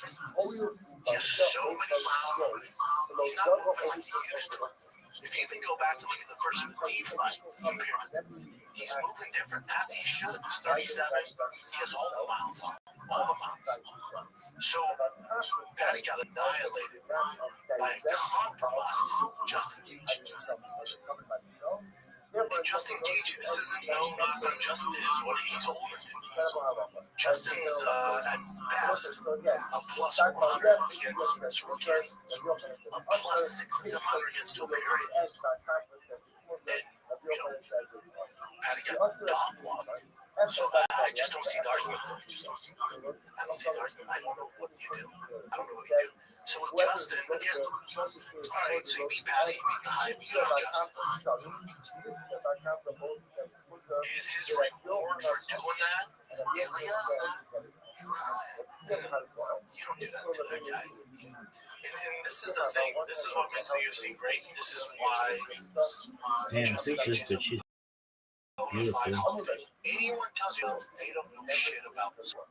Justin is a bona fide bitch. Fuck the other leagues. Justin Gaethje, strength of schedule. Bitch. Your beloved Khabib is on a whole other Bitch. level. Justin Gaethje's walked through fire. Fire. Not a grappler. He chooses to strike only. His strength of schedule is bananas. This is why it should be in the Hall of Fame. Also, the reason why this bitch is so Justin hot. Gaethje was a shoo-in to kick off Paramount is because he has 14 fucking fight bonuses. Fight performances, fight bonuses. This fucking guy. Yo, are we celebrating International Holocaust Day? By saying how many halachically Jewish people died in the Holocaust? Fuck yeah, bitch. Nuts, dude. Nuts. He's beat the who's who. He's lost to the very, very the best. He's only lost to Hall of Famers. He's only lost to Hall of Famers. He's beat Hall of Famers. Doesn't play first ballot Hall of Famer. That kid killed him. Doing first in Hall of Famer. Surrounding Hall of Famer. Barboza up for debate.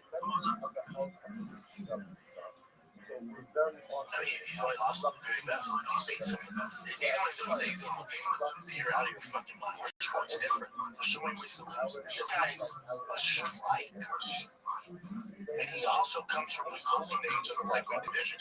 When it was Khabib, all the monsters, Khabib, Pettis, Dustin Poirier, Khabib, Charles Oliveira, Chandler, Tony Ferguson at his prime, Cerrone, Barboza, Eddie Alvarez, come on, dude. Max Holloway, even though Max Holloway's a 45, but still, dude. He's like must-see. He's the most entertaining fighter the UFC has ever had. If that's not Hall of Fame, I don't know what the fuck is, dude. You know you can always count on him. Always count on him to give you a great performance and lay all on the line. Just catch up with him. What's the deal you make, man? What's the deal you make? So, long story short, what's his reward? I was thinking about this on the way. I was like, all right, if you're Justin Gaethje, his manager's Ollie, right? If you're his manager, do you feed him Georgian fucking rolls? Do you give him Islam? I'm sorry, do you not Islam? Do you give him Armin Sorokin? No. You know what you do? He wants to find the White House card. Give him Conor McGregor. You owe it to him. A guy that's always been entertaining, always delivers. First ballot Hall of Famer, maybe one or two fights left, probably one fight left. He's given it his all, man. He complained about the bonuses, right? He has all these bonuses, $9 million. You don't put him out to pasture and have him fight Ilya Topuria. He's a fucking plus 600. That's fucked up. He's not going to win that fight. Literally, he has zero chances. Zero chances. The way you reward a guy who's suffered major physical trauma, major brain trauma, and has delivered for him every fucking facet. Anytime he's been asked to fight, dude is must-see TV. He delivers. You reward him by giving him the biggest fight experience covered. And also, those odds are a lot closer than anybody else. Sorokin, Topuria, those odds are not favorite.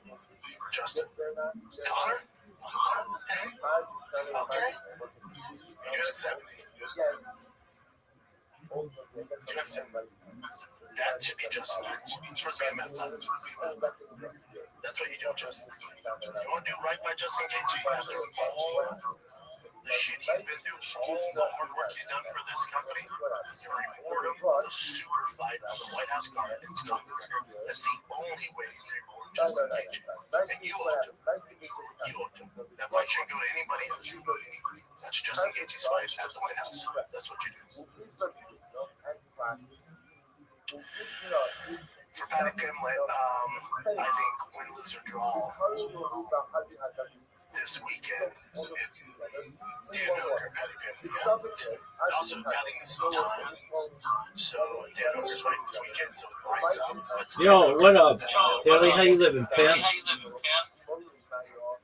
What's up, bro? Slaying your dick like it's going out of style. What's good, son? It's been a while. I'm amazing. Every day's a holiday, every meal's a feast. What's good in your neck of the woods, big dog?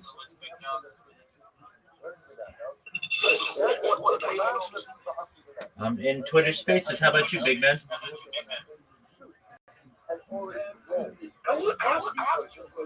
Hey. Okay.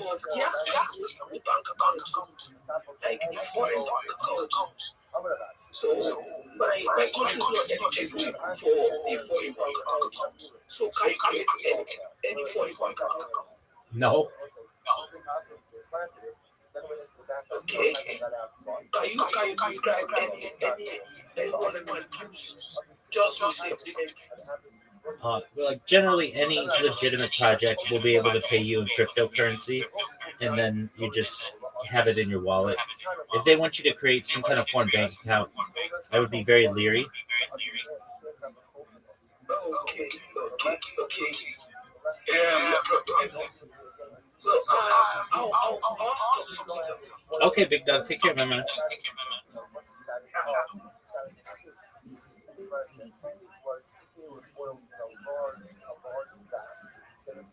If you're trying to go Sizzler, you're trying to go fucking Sizzler, you're trying to get numbies.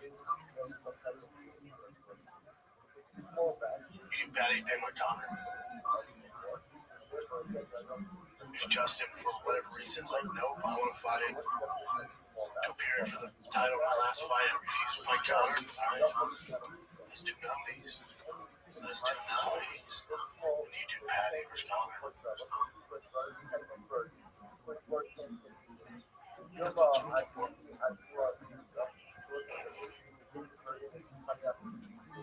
I'm just glad the UFC's back. That card is tough. So what you want next for Ilya Armin? Yeah. So I mean, think about it. Yeah, when you go through it, let's say you do Ilya Armin and Ilya wins. Okay. It's by far it's the fight. If the UFC's all about the best fight, it's Ilya Armin. Those are the very two best 155ers on the fucking planet. We all know this. There's a huge drop off. So let's say they do that fight. Not in the White House, right? But let's say they do that fight this summer. And Ilya beats him. Then what? Ilya fights Charles again? Fights Max again? Justin Gaethje? No. I just told you what they're going to do. Paddy Pimblett? No, come off a lot. And Hooker? No. But like, for Ilya, they do that Armin Sorokin fight. He beats him. It just sets up his on Ilya. And then there's not much left for him to do. You know, there's just not much left for him to do.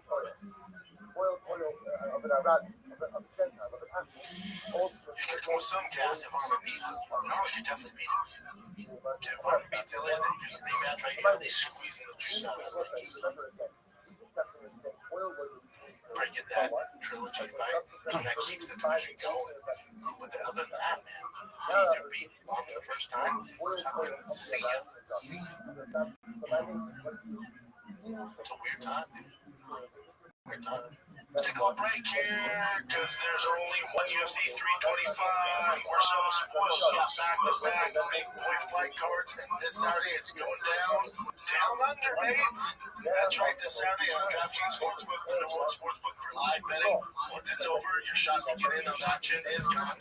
DraftKings Sportsbook isn't built for live betting, not just pretty fight picks, because in the UFC, one moment can flip the entire fight. One punch, one kick, one takedown. New to DraftKings, cool. New customers can bet $5 and get $300 in their bonus bets if your bet wins with the code SHOP SHOW. Download DraftKings Sportsbook app, use the code SHOP SHOW. That's code SHOP SHOW to get $5 into $300 in bonus bets if your bet wins. In partnership with DraftKings. The ground is yours. Gambler, New York, call 877-8-OPEN-ONE. Text OPEN. Connecticut, call 887-897-7777 or visit ccpg.org. On behalf of Blue Hill Casino in Kansas, your tax pass-through may apply in Illinois, 21 and over in most states, or in Ontario. Restrictions apply. Members do not receive bonus bets which expire in 7 days. Minimum odds required. For additional terms and responsible gaming resources, see ckng.co/audio. Limited time offer. All right, brother, what do you got? Okay, you mentioned this already, but this is actually discussing the ads on the broadcast. See, man, they're no longer on pay-per-view, so it's been a bit different viewing these videos tonight. There's a lot of ads during the broadcast, sometimes over the blocks and sometimes over the corner work. Is that something fans are going to have to get used to, or is that a work in progress that you'll change? I haven't seen it yet. No, this is a work in progress. $10.99. You're not paying fucking, however much more. It's gonna make some money too, so. Would that be something that they decide, or would you watch it back and maybe think, okay, main event, we should still hear the quarter work, or are you just like, listen, I'm paying for it, they get to decide? That is a fact. Let's start there. But these guys are incredible to work with already, so we'll figure it out. Yeah, it's not a bad idea. It's like big fights, like main event, make sure there's no ads when you listen to the quarter. I saw someone post that he's like some sort of celebrity or something that goes, no, after that, I paid him $13.99, and it shows no commercials, and he still sees the commercials. I paid the premium price. So I think it was just kind of like, it's commercial, break it, progress. It's the same thing. It doesn't be a commercial either.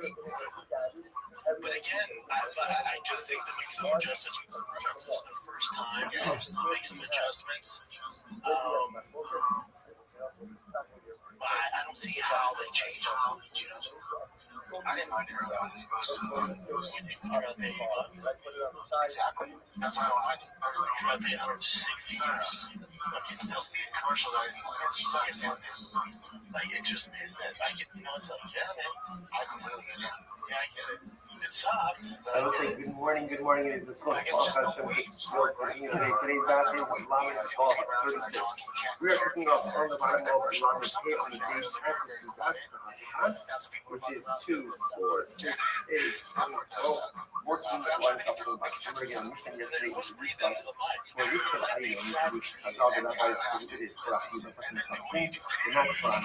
Amongst them, the bread, baked fireballs. I love Haas, well, with sugar base. Haas was not bread cooked by a big by a home, was not subsequently committed by another base.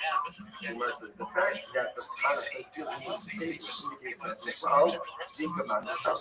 If there's clearly someone else who feels that Haas bread was permitted by a big if you ask the VR, how Haas restaurant can get, indeed, there is someone who holds that bread of her home was permitted to immersion. One time, you also have that that goes out to behavior of transporting manifest songs. So that is what transporter and a particular apple brought before him transporting. So transporting is not bread made in a particular type of tune, a measure of salt. And a large, nice, plastic loaf of bread. Omelette, Rabbi said. Kamenoet Hassisu, what a nice roast of bread. Why would the rabbis feel the need to go ahead and deliver such a nice work of art. So the Gemara says, what do you mean, why did Rabbi pray? We know this.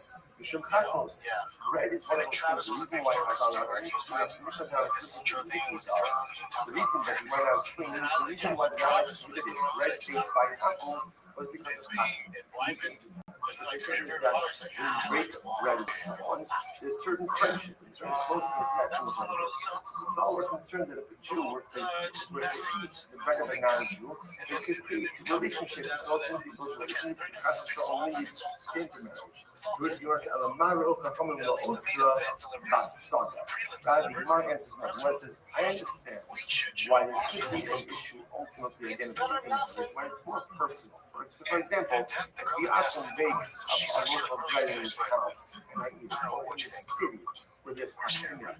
But out in the field, represents, in other words, coming in contact with the Atom, and this is at the side of the action.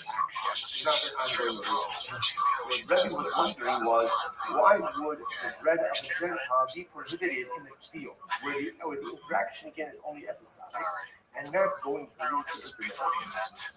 The Gemara says, so people felt when they heard this from the Rebbe, they thought that Rebbe was in fact permitting bread baked by a Gentile, what we call pas.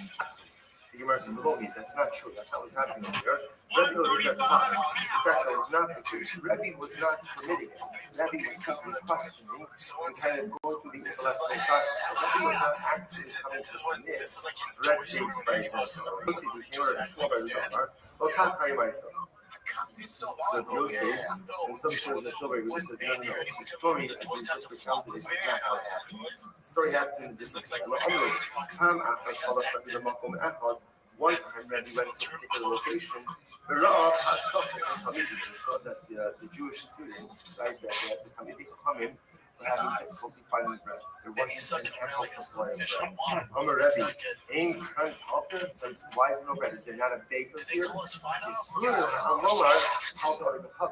People thought that was even asking, is it a Gentile baker? Therefore, I don't. Rebbe was essentially saying is that bread baked by a Gentile baker will ultimately be permitted. The Gemara says, in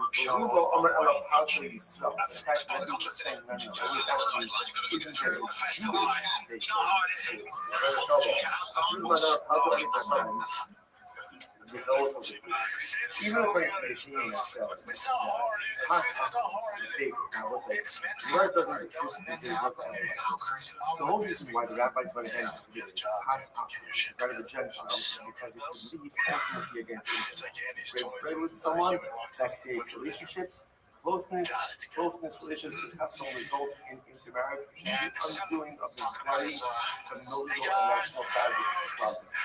So if a Chazal says you can't be directly by interesting is, of course, this would only apply in a situation where someone is personally baking bread. So, for example, my Gentile neighbor bakes bread, I can't eat that. A helper is a baker. So you have a Gentile baker who owns a bakery.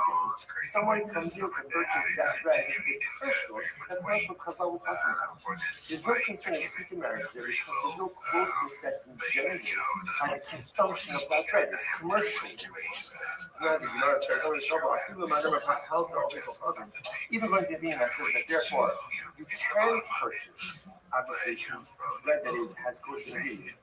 Kosher bread from a Gentile baker or himself, as long as there's no Jewish baker available. So where there is a Jewish baker, you cannot purchase the bread of a Gentile baker. So the Yochanan is even according to the opinion that says it's bread baked by a Gentile baker, honey is the saga. That's only out in the field. Again, the field represents the idea of an episodic interaction. About here in the city, no. Why?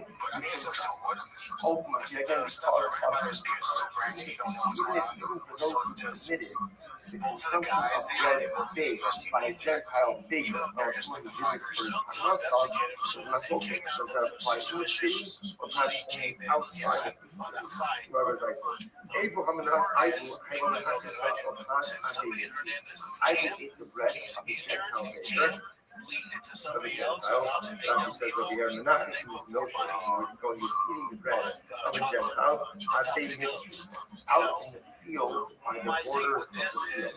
I will clearly cross, clearly fell, and Allah for the because this animal field, therefore the behavior came not cross. I'm going to go around the place, don't talk to him. Don't talk to him anymore. Why? Because he read Abinan. So you see over here, I'm not going to use the stuff that I wrote back in the code. And therefore commanded the other people not to go ahead and engage. So what's this? Interestingly enough, this is the end of the Soviet past. Well, it's just kind of just a moment of this. So we know, so what do we do with this? Like, what is the nature of this disease? Clearly, what Chazal wanted us to do was like really bread that is baked by another Jew. So we call this in halacha hasis.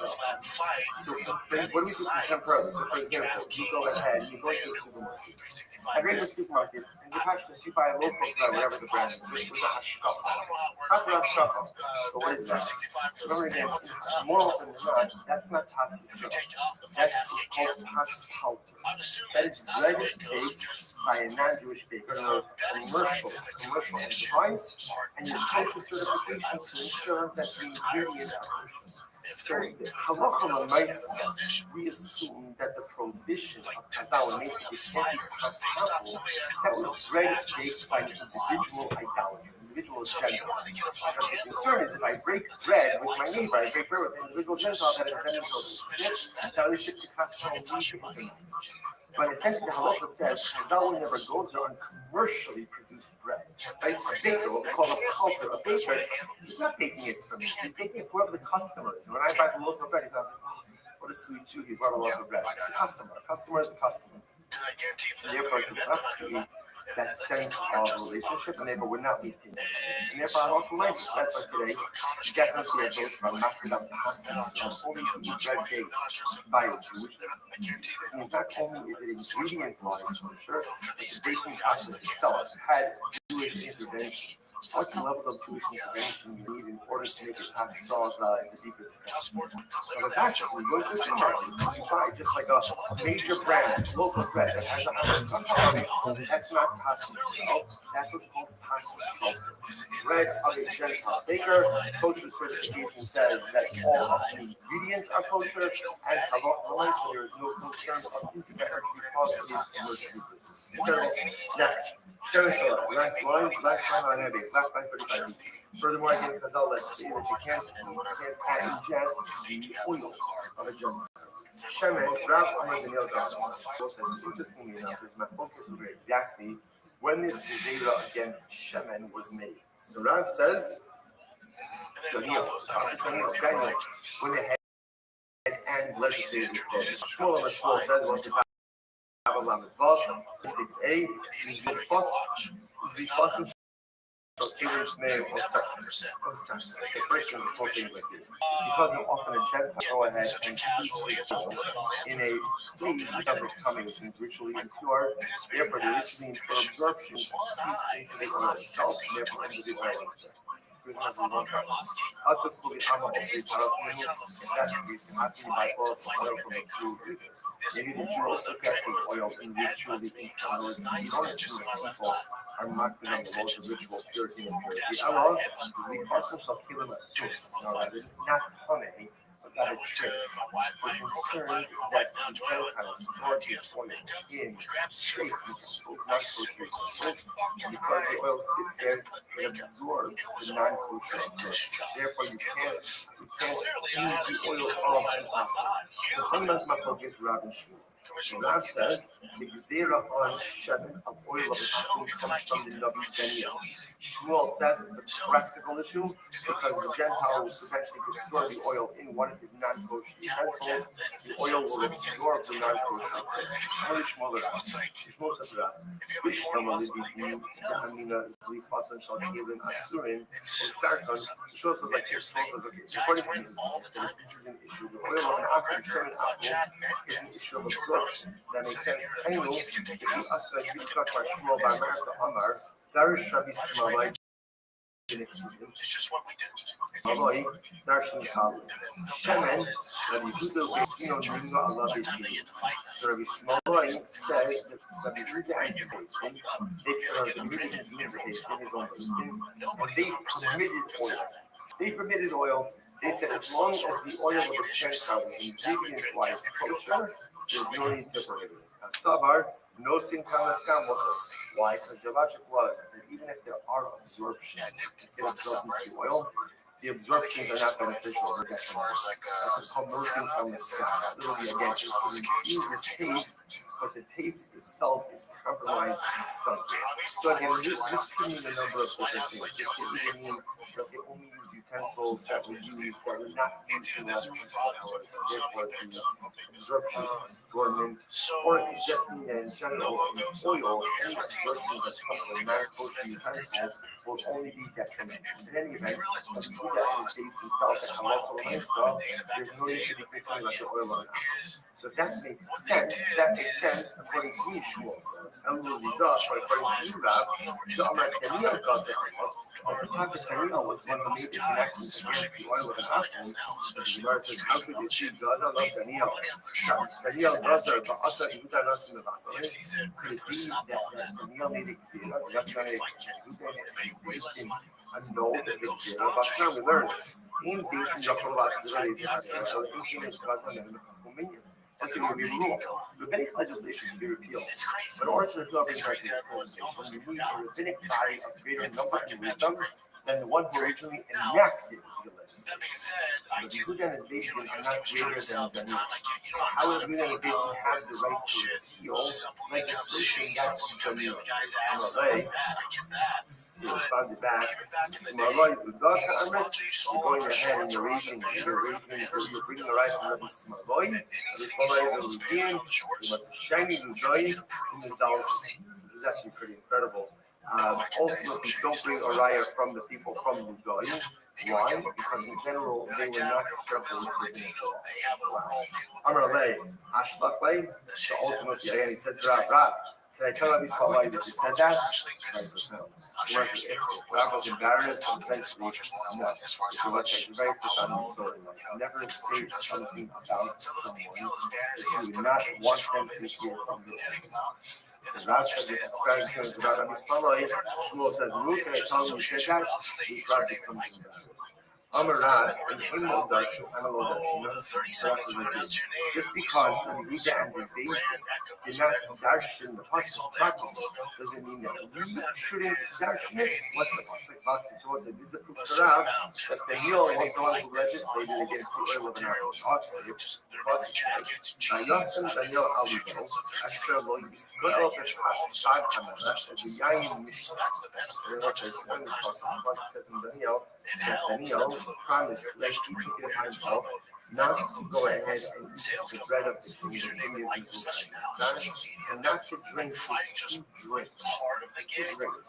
So the Gemara says, Restream is the first wide line, Lamed Balam 36. Restream is talking about two different drinks.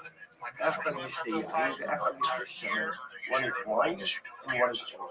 So you see from here again, this Rav says in the Denial that Daniel himself was the one who legislated against the use of oil from an Rav Savar, Alibo Sam, Rav Savar, Alibo Sam, for Yisrael, Rav says Daniel accepted this upon himself and also legislated this for the Yisrael.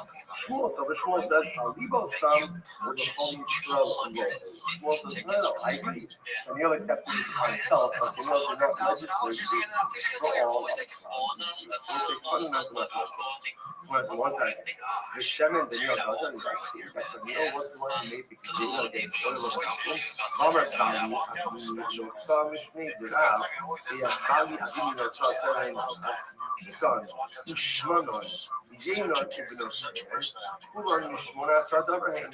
So literally again, the bread of an apple, Shemin, the oil of an apple, the wine of an apple, and the daughters of an apple, all of these are part of the 18 Gezeros. So again, Rashi points out this Gemara Masech Shabbos, 18 Gezeros that the Shammai was able to pass over the objections over the Israel. So we see that it's Chazal, so later rabbis who legislated this halacha, not Daniel. The Chitim, also the Gaz of Elokibel, maybe Daniel legislated it, but no one accepted it. And what happens? Also, coming to the Hillel Shammai, the Gaz of Elokibel, and ultimately, again, it was the students of Hillel Shammai who then subsequently legislated the same legislation of Daniel. Daniel legislated it, but no one accepted it. Then later on, the students of Hillel Shammai came along and legislated and people accepted it. Him came, Ma'asah, if that's the case, ultimately, again, then what is Rav saying? Now, why did Rav say that Daniel legislated the prohibition on oil? If at the end of the day, after Daniel legislated it, no one listened, what's the point of that statement? Hello, Daniel doesn't alone for a year, but right? Rather, Daniel legislated that the oil of an akum should be prohibited in the city, and ultimately, Hillel and Shammai came along and legislated that it should be prohibited even in the city. So again, this is harking back to previous tomorrow. That Daniel legislated, apparently, so wine is oil of Shammai is also a short intermarriage. Where is there a short intermarriage? In the city, where people have more ongoing contact. But in the city, there's no problem. And then later on, Shammai and Hillel came along and expanded the rabbinic prohibition and said it applies even in the field. Then remember, the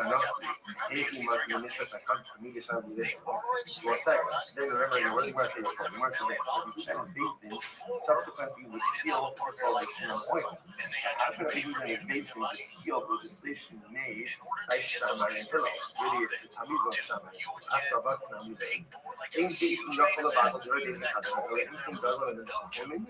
that one day, we just said this before, one day they do not repeal the rulings of the subsequent days of the previous days, unless, of course, that subsequent days is larger in number and wisdom. So Rabbi Yehuda is based on something not created in the Talmud of Shammai and Hillel. So how can this be resolved? Furthermore, Omar Rabba Bar Yochanan, Batol Yochol Levato, based in Divrei Beis Chavero, Chutz Mishmor Asadam. General, by the way, even when it comes to the killing of rabbinic law, you're right.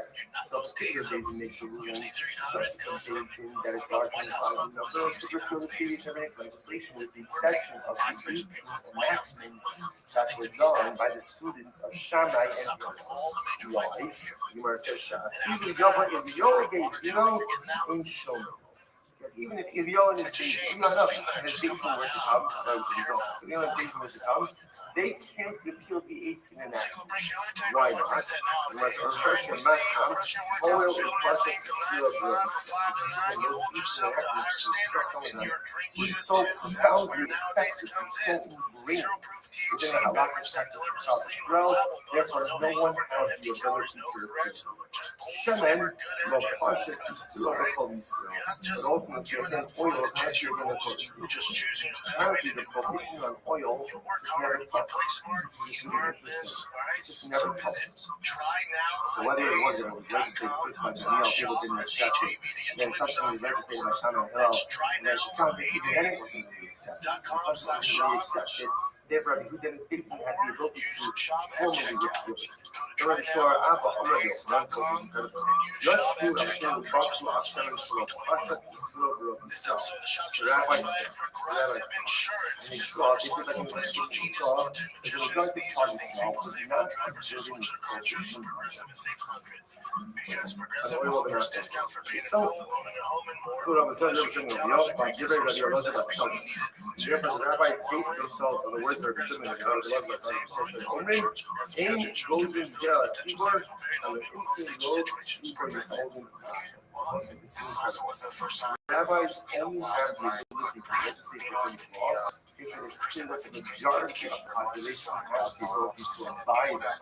If the majority of the population is going to live in non-compliance, Chazal do not have the right to legislate, which is fascinating. Therefore, the Gemara says, it turns out that although the rabbis had good intentions with prohibiting oil and akum, they never took. Now, the Gemara doesn't tell us why it never took. Right? At the end of the day, if you just to whatever the situation was, but it never took root, it never took hold. Because it never took hold, therefore, by definition, just the zero never vested. Just never again was able to be repealed formally subsequently by the region. But there was another it's such a beautiful use. So I found out, it's the Torah in general again. Something in Yiddish becomes difficult. Something in Yiddish becomes Torah, the chances are doing it Torah. Because the reason the Torah pleasant is Shvar pleasant. And therefore, again, even in rabbinic law, the rabbis have a right to legislate, but if the system seems that people just can't do it or aren't doing it, then by definition, the law says, what's the possible? And I both said that this is a major issue, right? This is a major concept in wrestling. Like the rabbis legislate law, and the majority of people are not listening to it. The law essentially comes falls off. Now, it sounds like it's under some type of formal repeal process. That was a reason baked in, but essentially the law falls off. The says, where do you know that from? My pro, what's the pasuk that's supposed to? We'll say, I'm a base 36b. Moreover, it quotes the pasuk from Malachi. Amahira atem me'erim, me'atem me'erim, usi atem holding hagoy kulo. So literally again, Me'ira is a curse. Rashi says, atem mekabel aleikum gidera ba'ar b'kulo. You probably so you accept it upon yourself. The responsibilities of the Torah. Literally again, it's the penalty of a curse.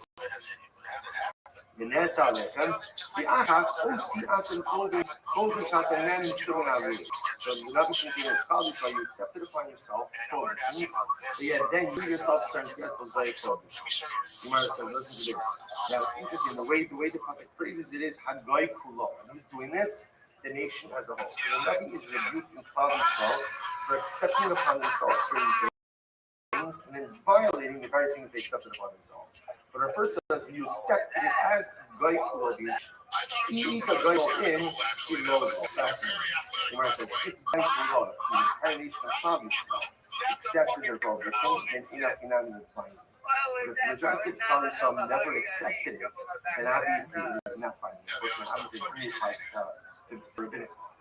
Biblical law is compulsory, this word is French. When it comes to rabbinic law, it's very interesting. You see that there's halacha, where some significant, the majority of the segment of Klal Yisrael did not accept it, just never kind of seeped into everyday practice.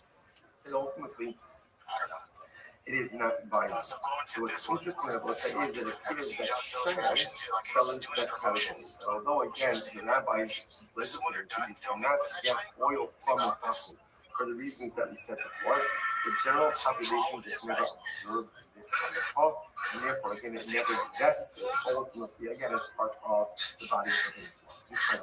So what's the Lamed Vav on base 36 feet? You guys are Gufa. Omer Bali Omer B. What's the pretty rest of the story? No, some Shmei Drat. Pitan Ushmanan Yeno Benosim, Kulun Ushmanan Asadoa. Right? Remember again. The bread of an akum, the oil of an akum, the wine of an akum, the daughters of an akum. All of these are parts of the 18 enactments that were made by the students of Shammai. Says the Gemara, what's that? You know, saying my say the legislation against the daughters of an akum. The right non-Jewish women, what is it?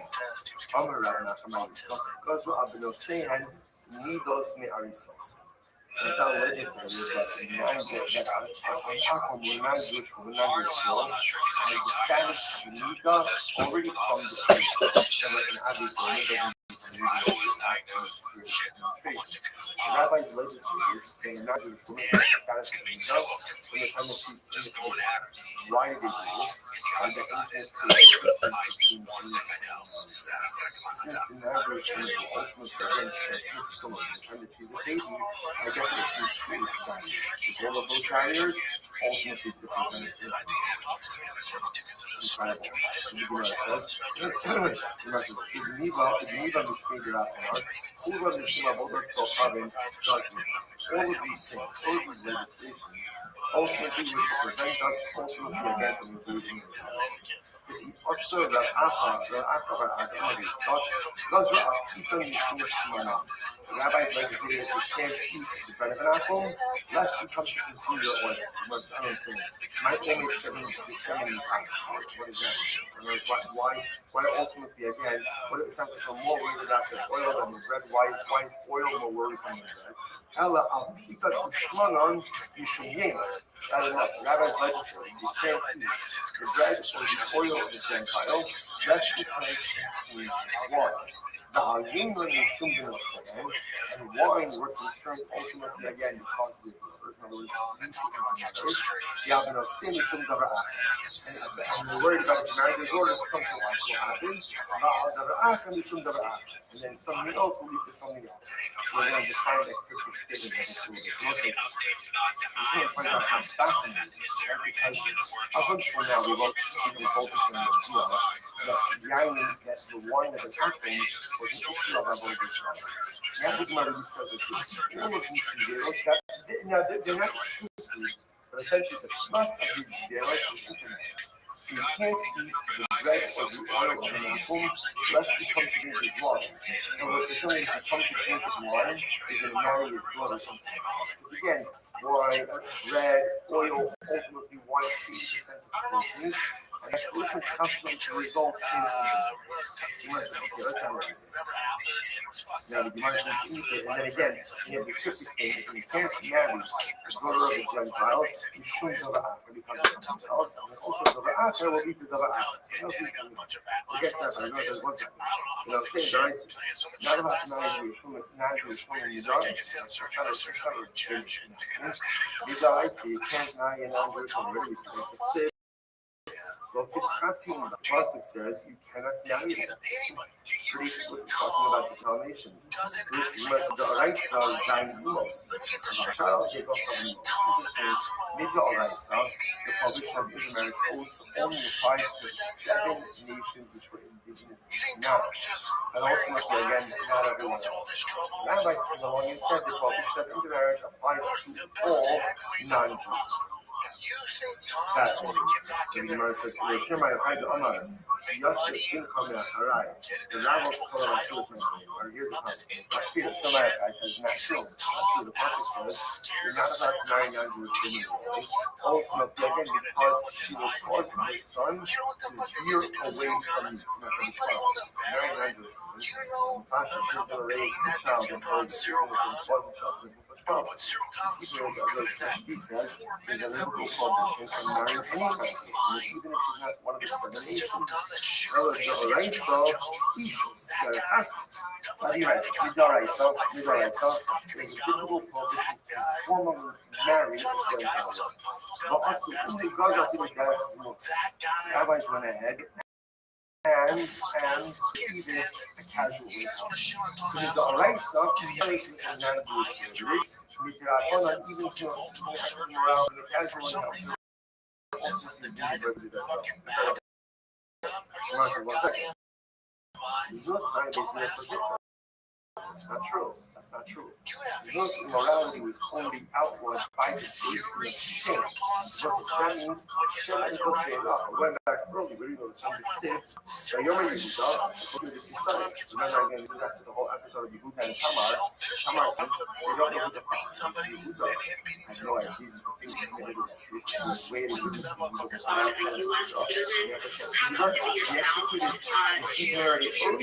Yeah, it's like all over my shit. The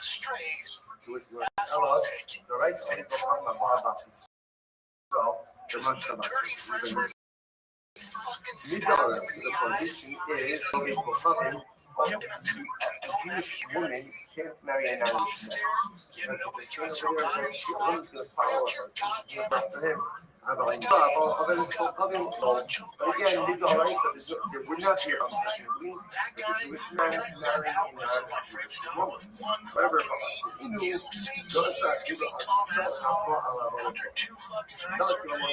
no, not only is it prohibited for a Jewish woman to marry a non-Jewish man, but it's permitted for a Jewish man to marry a non-Jewish woman.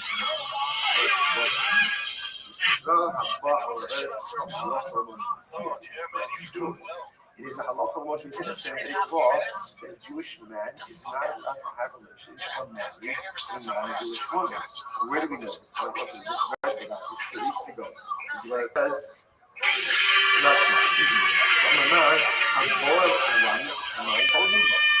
Jewish man has relations with non-Jewish men. Zealot is allowed to kill the Jewish man. Pagan, no. Listen, so again, that's also a proof, right? Jewish man, ultimately, they are related to Jewish man. So you see, the other side, Jewish men are allowed to have no relationship. Hello, already, the rights of the Hessia, if you might say, you need your license, and you need your license, the prohibition ultimately again is the fast. The Jewish man has relations with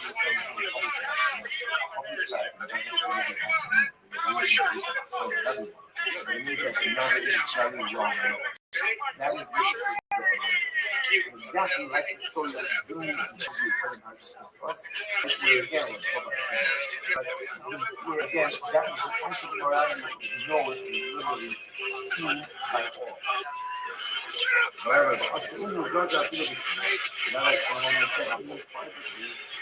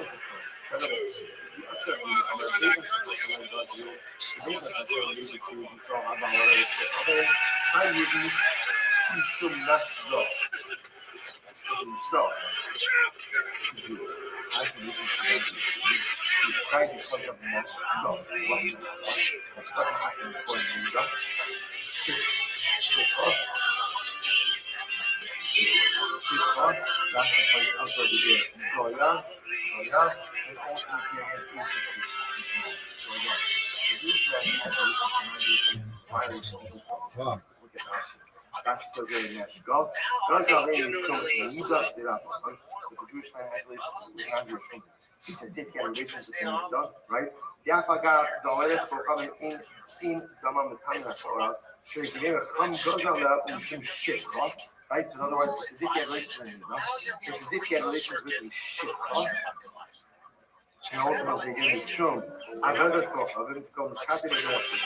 Or shum is just the Jewish man has relations with the shum and buys their publishing. A kiss?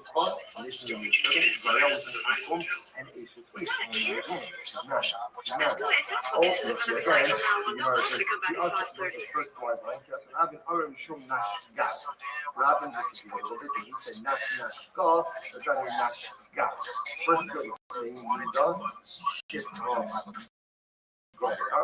But instead of each shield zone, either way, what do we do?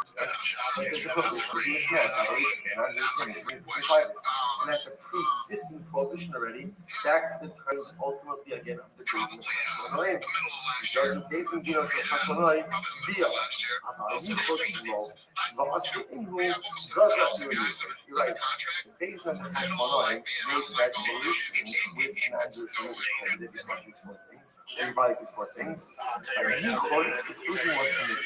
And then the Talmudim of Rishon Yeshua, when they legislated, they said even Yichud, even like seclusion, if a man is going to be placed.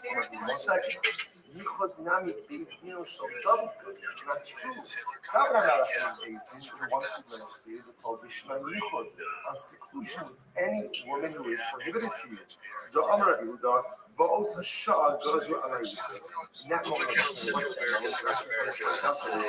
HaShah, Maisa, Amnon and Tamar were two children of Amnon. They both shared a father, Amnon and Tamar, but they had two different mothers.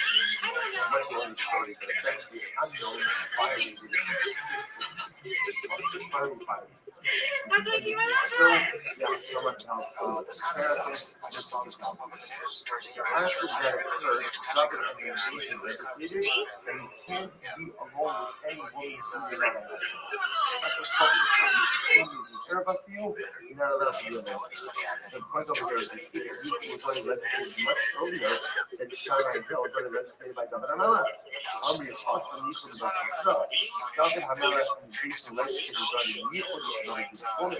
Aber Yichud the Avodas Kohanim, no. And ultimately, again, Yichud with the non-Jewish woman, they did not legislate. And then Shammai and Hillel came along, Because you are Hitler came along and ultimately again you even with incredible. So again, whereas any of the was even we could so nice. It wasn't Yichud is a rice.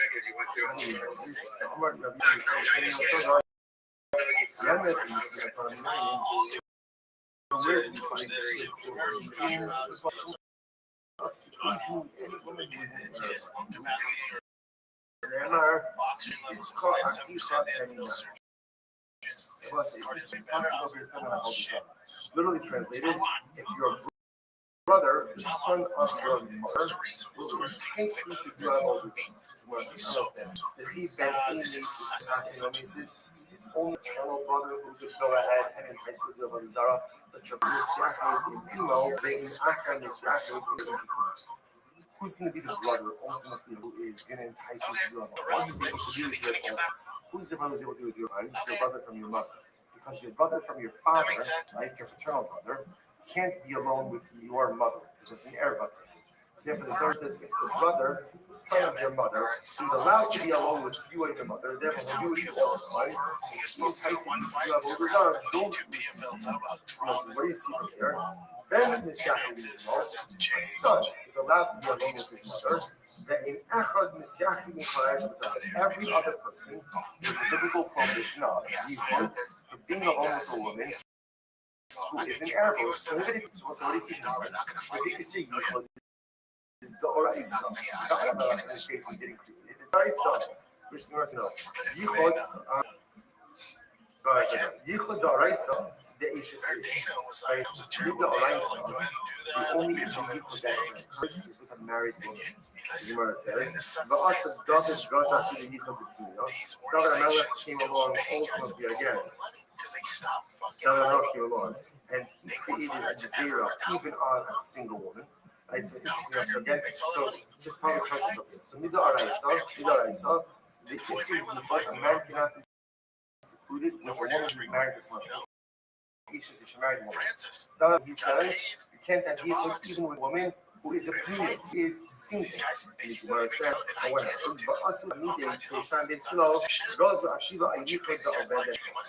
And ultimately, again, then the Khalifa of Shammai and Hill came along and said, even Yichud with a non-Jewish woman is going to be prohibited as well. So multi-layer focus. So it's like, this is where the Gemara end up for lands in this entire conversation. So the Gemara lands is that there is an issue in the Oraisa.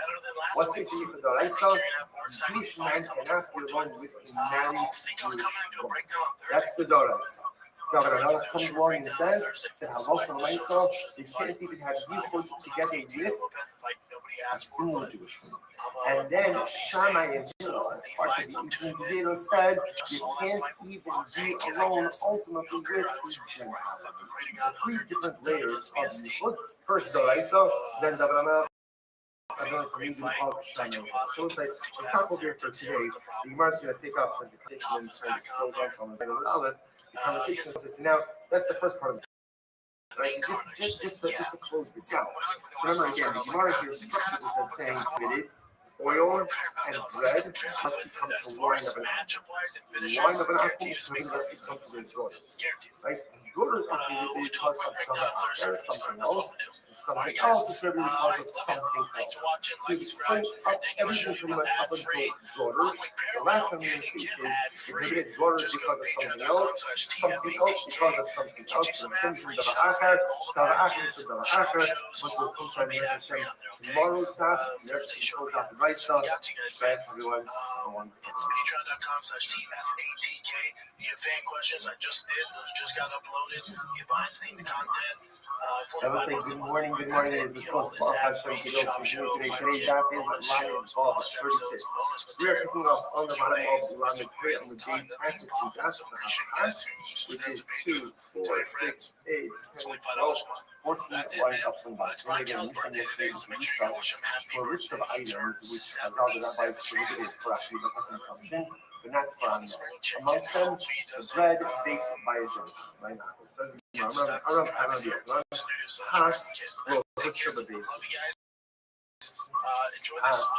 bread cooked by an baked by an apple is not subsequently permitted by another basis. So the fact that the Quran feels the need to say this indicates as well the command that there's clearly someone else who feels that in fact past bread was permitted by a subsequent basis. Who is that? In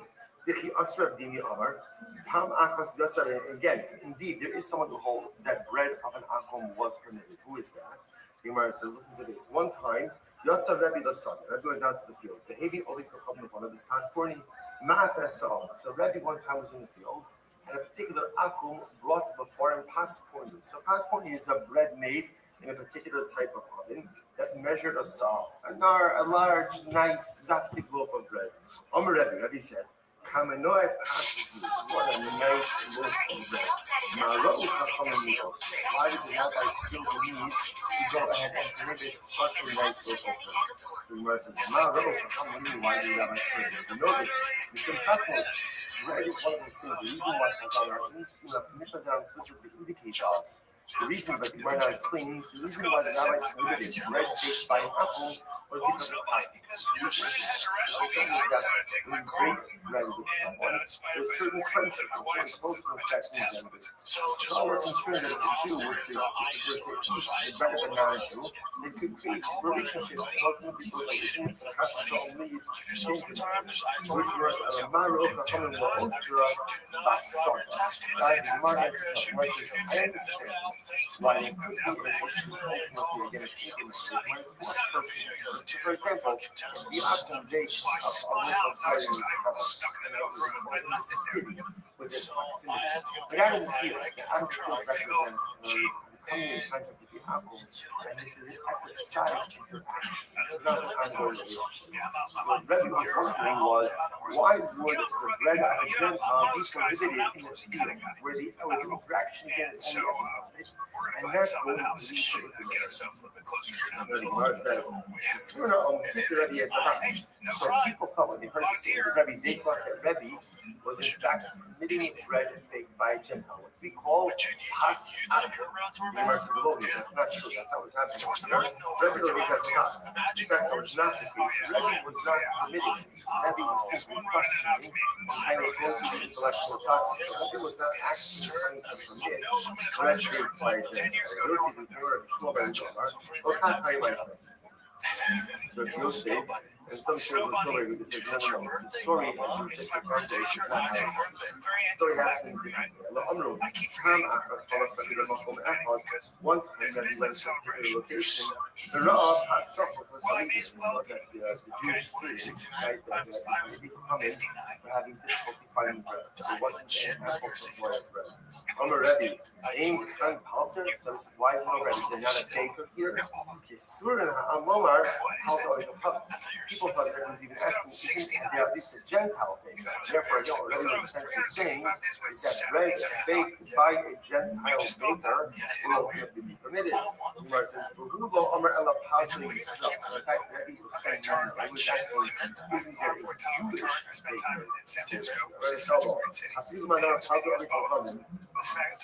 Regardless of the case, even according to the opinion that says, Passover, that's for the baker, I will say, the whole reason why the rabbis went ahead and did part of the Gentiles is because it ultimately again with someone that creates relationships, closeness, relationships because of result in the undoing of the very familial and national fabric of the province. Johnson, you can't describe big action. The interesting is, of course, it only applies in a situation where someone is personally big. So, for example, my Gentile neighbor, big spread, can't do that. A culture is a So you have a Gentile baker who owns a bakery. Someone comes in to purchase that bread. It's Christian. That's not what Chazal was talking about. There's no between intermarriage there because there's no closeness that's engendered consumption of that bread. It's Christian. So now Gemara says, even going to be in that says that therefore you can purchase obviously bread that has good ingredients. Kosher bread from a Gentile baker or Omer El Lekapati stuff. That's why there's no Jewish baker available. If he is a Jewish baker, you cannot purchase bread of a Gentile baker. But Yochanan, I'm a good mother of Hazel, and the Yochanan says, even according to the that's a bread baked by a Gentile baker, honey, you need a soda. That's only out in the field. Again, the field represents the idea of an episodic interaction. Maybe in the city, no wine, you can ultimately, again, because of even if you think of those who permitted the consumption of bread baked by a Gentile baker, or someone who did this for his Hanosov, is not focused. Does that apply in the city or perhaps only outside of the city?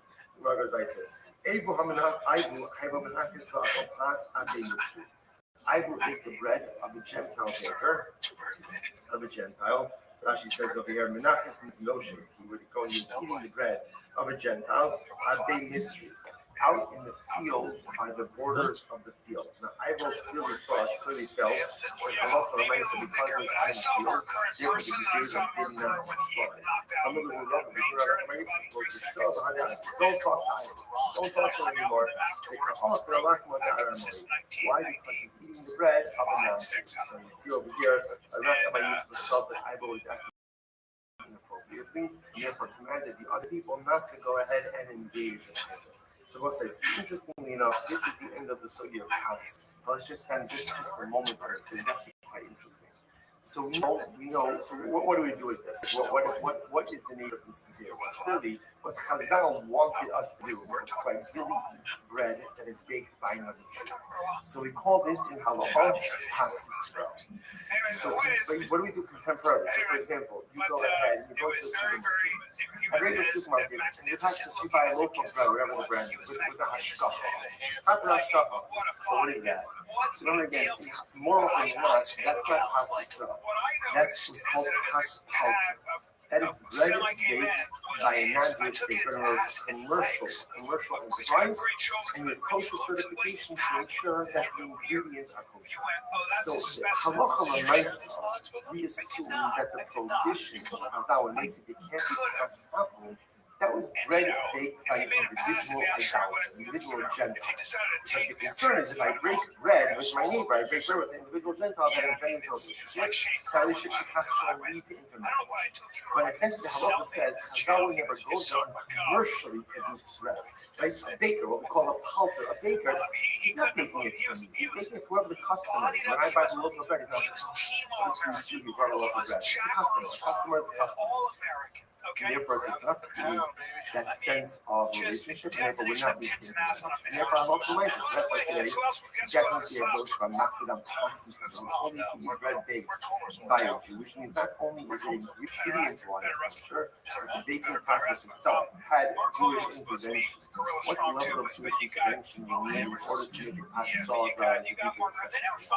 On the Pashas, you go to the supermarket and you buy just like a major brand, a loaf of bread that has a hashkafa on it. That's not pastis. That's what's called pastis. Bread of a Gentile baker. Kosher certification says that all of the ingredients are kosher, and halacha l'maisa, there is no concern of intermarriage because it is commercial. Next, Shemesh Shalash. Last line on heavy. Last line 25. Furthermore, again, Chazal legislated that you can't ingest the oil of a Gentile. Shemesh, Rav Amar Daniel Dafka. So we'll say, so interestingly enough, is my focus on exactly when this Gezeira against Shemen was made. So Rav says, Daniel, when the head and legislated this book. Shmuel over Shmuel says, what's the Kabbalah Lamed Vav, 36a, Zil Fosim shall kill in Tnei Osat. Sometimes you gotta. The first thing is most things like this. It's because of functional Gentile will go ahead and heat his oil in a cleave with something coming, which means usually in 2 hours. Therefore, the rich absorptions seep into the oil itself, and therefore into the oil. Christmas is one side. Other cooling armor over the Palestinian, and that is how can you buy oil from the Jews? Maybe the Jews also kept the oil in ritual promotes. You don't assume that people are marked on the laws of ritual purity and impurity. Allah, we fuss us up killing a soul, not telling about a trick. We're concerned that the Gentiles store his oil in trade utensils, not kosher utensils, and because the oil sits there, it absorbs the non-kosher absorption. Therefore, you can't use the oil of an apple. So, unlike Machlokes Rav and Shmuel, Rav says the zera on shemen of oil of an apple comes from the Navi Daniel. Shmuel says it's a practical issue because the Gentile will potentially store the oil in one of these non-kosher utensils. The oil will absorb the non-kosher absorption. Only Shmuel said that. Ishlam al-Libidi, the Amina is Lifasan Shalkelim, assuming Sarkon. Shmuel says like this. Shmuel says, okay, according to me, this is an issue. The oil of an apple, shemen apple, is the issue of absorption. That makes sense. Hainu, if he asks like this stuff by Shmuel by Merta Amar, Darish Rabbi Smalai Genexi, Rabbi Smalai, Darshan Tabu, Shemen, Rabbi Hudo Beitino Nino Allah Beitu. So Rabbi Smalai said that Rabbi Huda and Rabbi Huda can do the Beitin, and they permitted oil. They permitted oil. They said as long as the oil of the Gentile is ingredient-wise kosher, there's no reason to prohibit that. Savar, no sin comes camel. Why? Because the logic was that even if there are absorptions, instead of absorbing the oil, the absorptions are not beneficial. That's what's called no sin comes camel. Again, it improves his taste, but the taste itself is compromised and stuck. So again, this could mean a number of different things. This could either mean that they only use utensils that were used that were not used in the last 24 hours, therefore the absorption is dormant, or it could just mean that in general, in oil, any absorption that comes from a non-kosher utensil will only be detrimental. In any event, Rabbi Huda and his days and felt that halacha l'maisa, there's no need to be concerned about the oil of an apple. So that makes sense. That makes sense according to you, Shmuel. And when we got, according to you, Rav, the Amar Daniel doesn't that the prophet Daniel was one who made this enactment against the oil of an apple. So the Gemara says, how could they speak Gadol of Daniel? Sorry, Daniel Gazer, but also Yehuda Rasim Levakaleh. Could it be that Daniel made a Gzera, Rabbi Gamliel, and he's based in a note of the Gzera? But now we learned, one based in Yachol about the release of the right? Our infinite God on them, what's in the rule?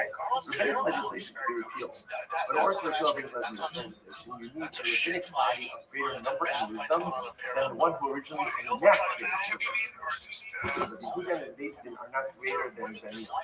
How is Yehuda and his based in have the right to repeal legislation that Daniel? Amalei. It's on the back. You're going ahead and you're bringing the right from the Smaloi. The Smaloi you must stand your Lugoy in the Zalzal.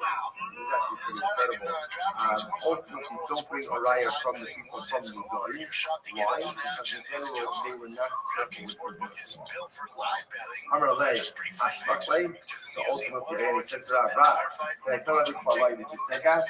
The West was embarrassed and essentially no. The West is very profound in certain life. Never say something about someone that you would not want them to hear from your own. So Rav said this is going to about Shmuel says, "No, can I tell you said that?" This Rav becomes embarrassed. Amarat and Himel Darshan, so that's a real just because the Yehuda and his baby did not darshan properly doesn't mean that we shouldn't darshan it. What's the Yusuf Rav that Daniel was the one who legislated against the oil of an apple. Yosim Daniel Alibay, Asher Lo Yisrael B'Chad B'Nayim. There was a tremendous consequence in Daniel that Daniel promised like he could give himself not to go ahead and eat the bread of the king of Judaism and not to drink his two drinks.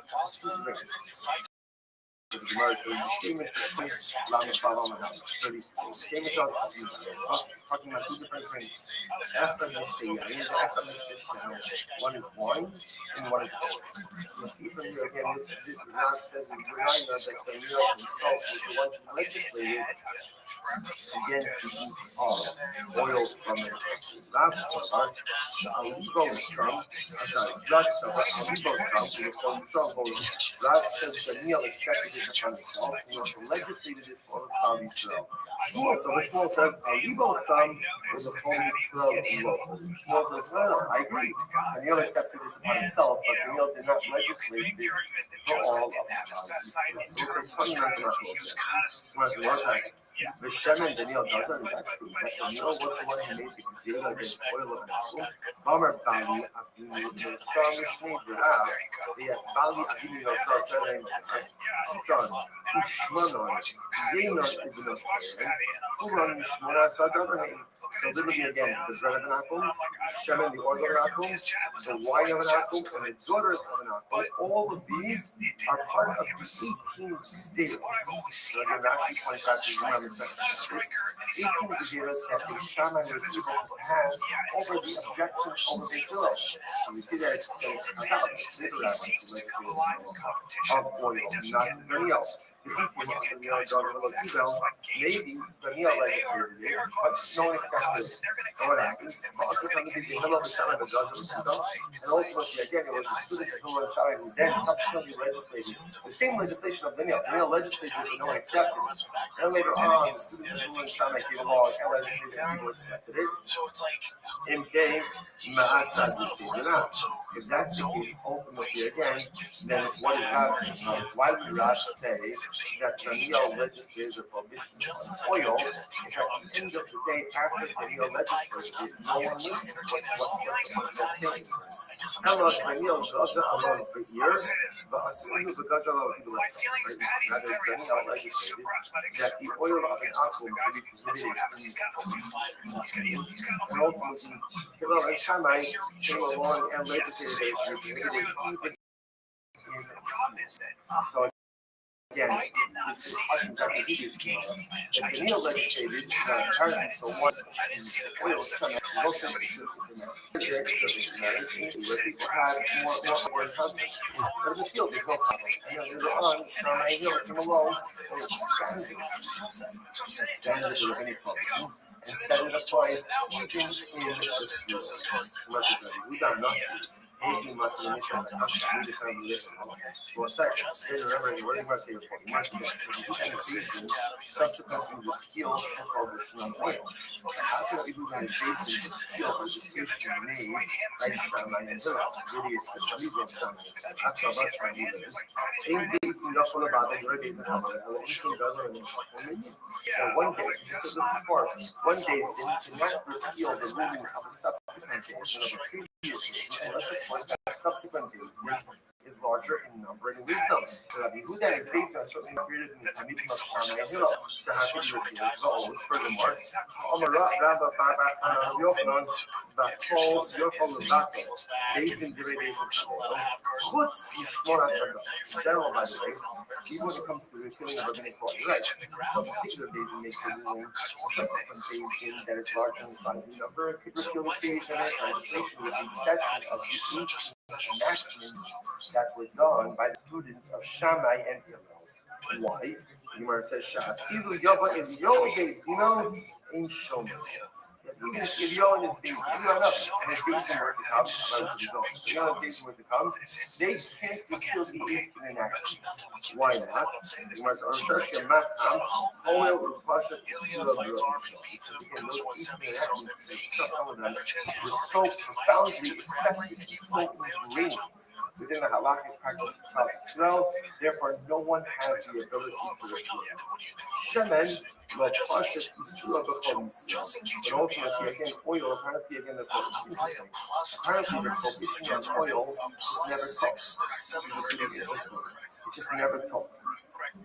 So whether it was legislated just by Daniel, people didn't accept it, and then subsequently legislated by Shammai and Hillel, and then it sounds like even then it wasn't Here's the thing about really accepted. Therefore, he did his basic have the ability to formally repeal it. Sharon Shor Abba Amradio, none was incredible. Like food, I'm saying the box of Sharon Shor, Pasha and Silver of Israel. The rabbis checked. And they saw, they did like an investigation, they saw that the majority of Israel is not observing the prohibition on oil of an alcohol. The South were on the third Rosh Hashanah, Divrei Rabbi Elazar ben Salla. And therefore, the rabbis based themselves on the words of Rabbi Shimon ben Elazar ben Salla. Omer, Ein Gozin Zera Tzibor, Inkin Rose Tzibor Yisraelim Salam. Also, this is incredible. Rabbis only have the ability to legislate different law if the majority of the population has the ability to abide by it.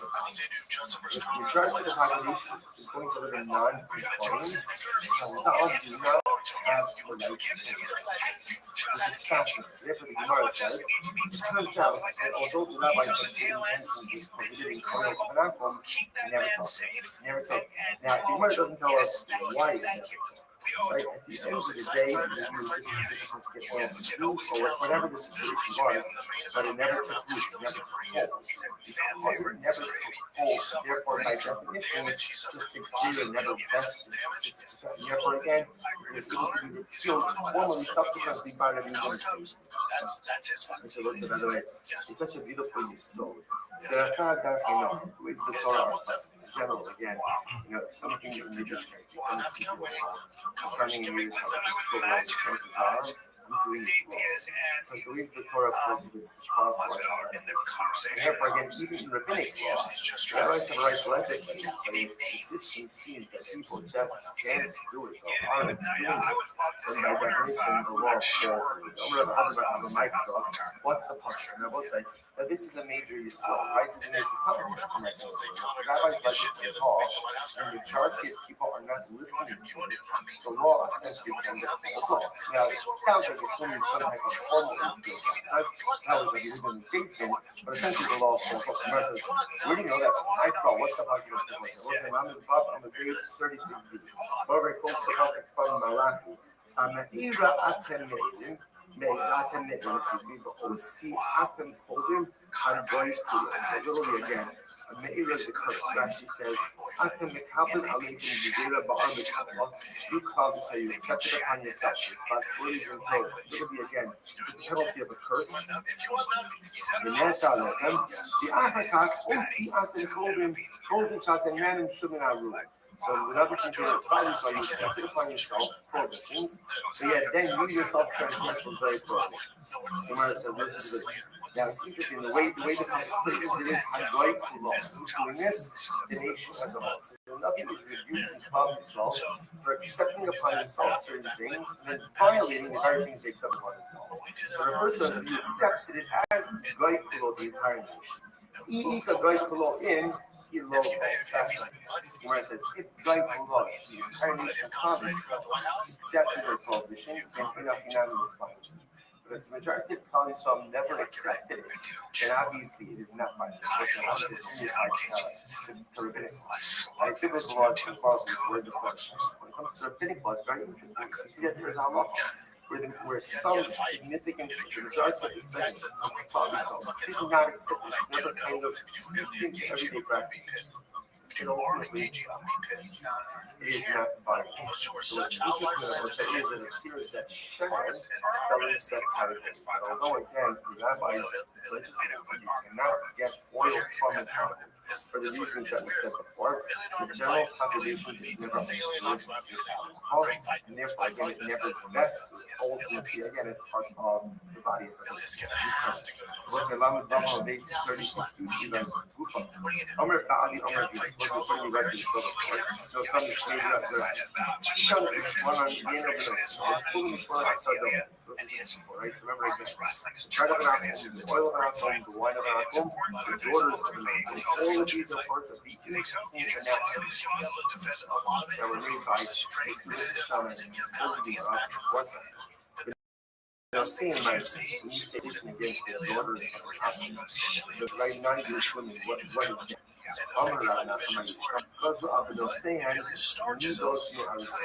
think our is too much for you. I just do. I think our is winning his wrestling is too much for you. Already from the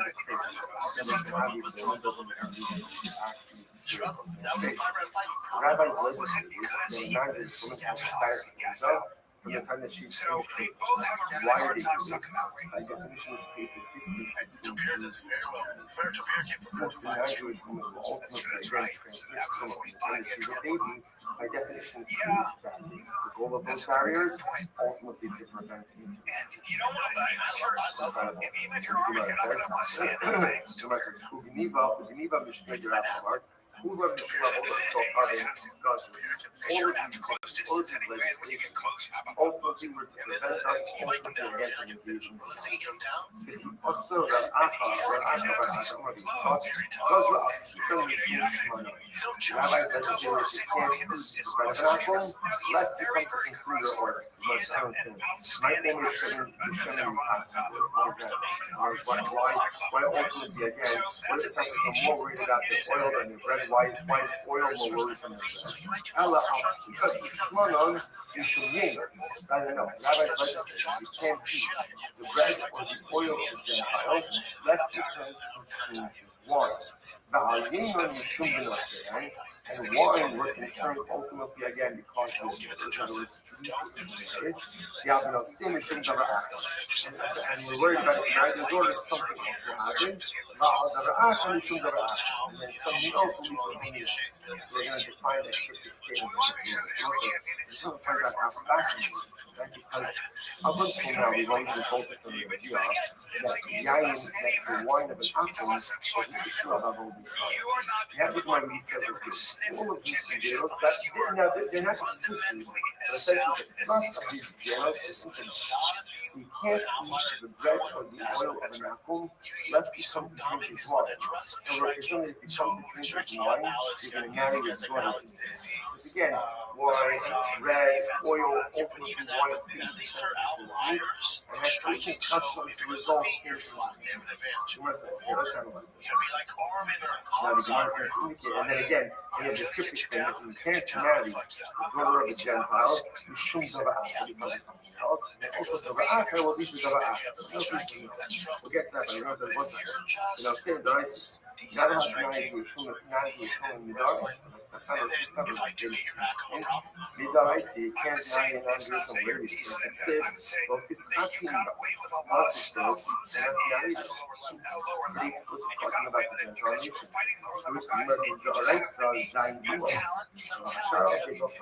Interesting. Midaris, the provision of intermarriage only applies to the 7 nations which are indigenous now.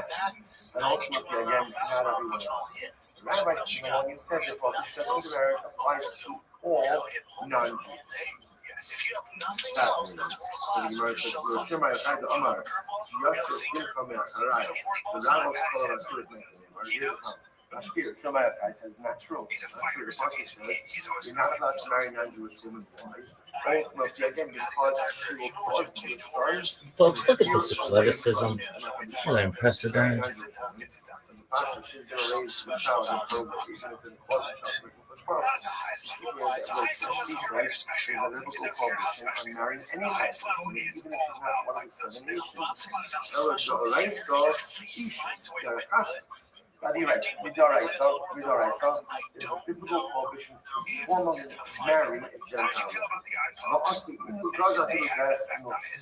Rabbis went ahead and prohibited even casual encounter.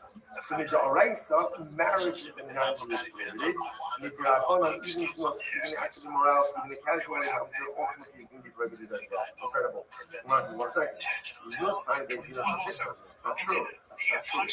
Most morality was only outward by the basis of sin. Because that means Shem is okay enough. When that program is from the sin, you're ready to go. I'm right here to the whole episode of Tamar. Tamar's they don't know who the fuck is. No idea. She effectively committed a she was waiting really for you to the last time. Therefore, she has to be virtuous. But the executed, she sees me already earlier that they were careful about snus. To which goes, hello, the rest of the Kocham Navar Bas Yisrael, the Mashka Bas Midorite, so the prohibition is in order for Kocham, women can't be non-Jewish men. The concern over there is that the woman's going to follow her husband. But again, because of this, there would not be a problem with the Jewish man marrying a non-Jewish woman. However, said,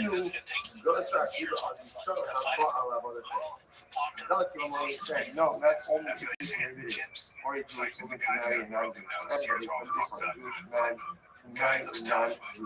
He gets hit a lot. Yes, that guy gets hit a lot. That's not true. There's a halacha Moshe Messina, a Senate law that a Jewish man is not allowed. Are you excited about it? Are you excited about it? Where did we want to read it 2 weeks ago? So it says, excuse me. Mar, a boil comes, and I told you that the Jewish man has relations with non-Jewish. Zealot is allowed to kill the Jewish man. Okay, so again, that's also very beautiful, right? Zimri, Jewish man, ultimately again has relations with Hazbi and Mitzvah, that's the same thing as too. So you see, the a Jewish man is not allowed to go ahead and have relations with non-Jewish. Hello. Olay, the rice okay, my sister. Leave the rice.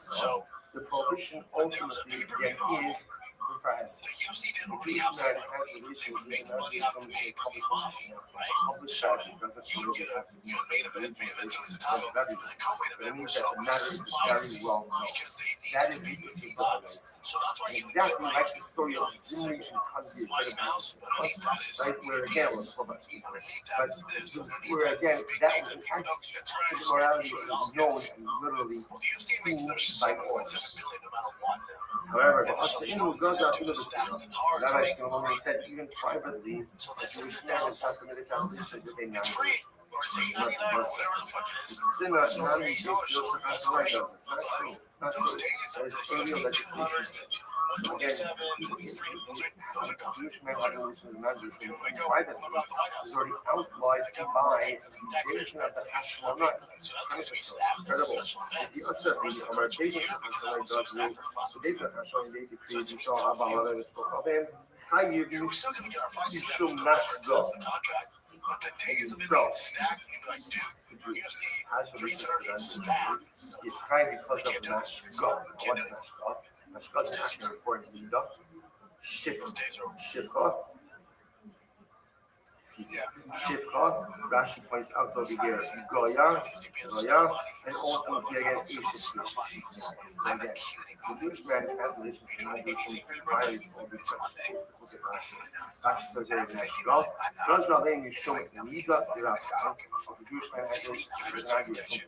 It's a secret relation with Nida, right? Yafagav, the Oredes will come in Gamma Mekana Torah. So you can never come, goes on up and Shifra, right? So in other words, it's as if you have relations with Nida. It's as if you have relations with a shifcha. It's just weird. And ultimately, in the show, I've read this book. I'm going to go start with the shows. So if Jewish man has relations with non-Jewish, he buys for publishing. Shifcha, listening to the church, Goya with an akum, and Ishis a married woman. She's not. She's married. Ultimately, again, the Gemara says, he also looked at first wife, like Rabbi Aaron Shon Nashkas. Rabbi disagreed a little bit, and he said, Nashka. First grade saying Nida, Shifra, Goya, but instead of Ishis, Ishio, Zola, either way, what do we see there? It's a prohibition of the Jewish man, and that's a pre-existing prohibition already. That's the times ultimately again with the Hashmonite. Because the days in Dinos of Hashmonite, Bia. Yichud no, Va'asimu does not mean right. The days of Hashmonite, they said relations with non-Jewish because about different things. But Yichud, seclusion was committed. And then the Talmudim of Beishan, they still are, when they legislated, they said even Yichud, even seclusion with a non-Jewish woman is going to be prohibited. One second. Yichud Nami Bezdino Shogov, that's true. Dabra Malachim Bezdin, the ones who registered, they called Beishan Yichud, a seclusion with any woman who is prohibited to you. The Amr Yehuda, but also Shah, goes to Amr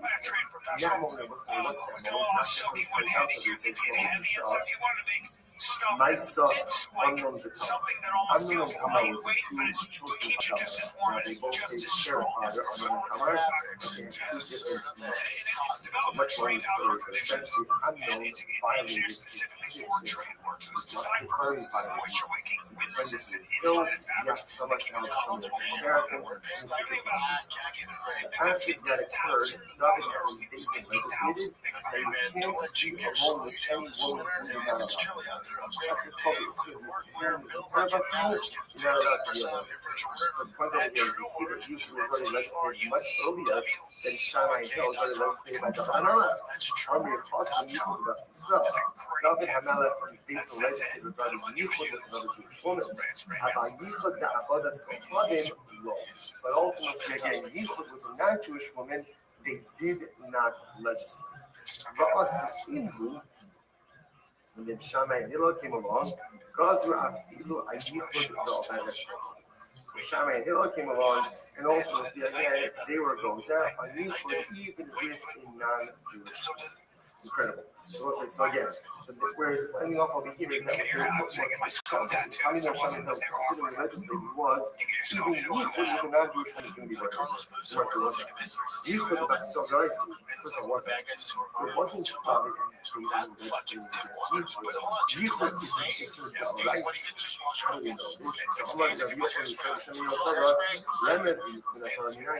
So where do we find the scriptural allusion to the prohibition of seclusion with any woman who is an Arab?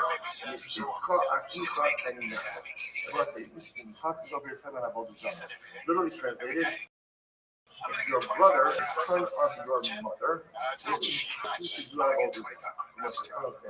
The chief ben Amesis ben Amesis is only your maternal brother who could go ahead and take your brother, but your paternal brother can't. Ella ben Nisiach ben Imo, ve'im achar Nisiach ben Oraya. That's very interesting. Who's going to be the brother ultimately again who is in Isis right? One who's able to be with you at that time. Who's the brother who will be with you at that time? Your brother from your mother. Because your brother from your father, right, your paternal brother, can't be alone with your mother, because that's an Arab mother. Therefore, the Torah says if the brother, the son of your mother, who's allowed to be alone with you and your mother, then he'll be with you all the time. If he entices you to be alone with his don't do this. Someone says, what do you see from here?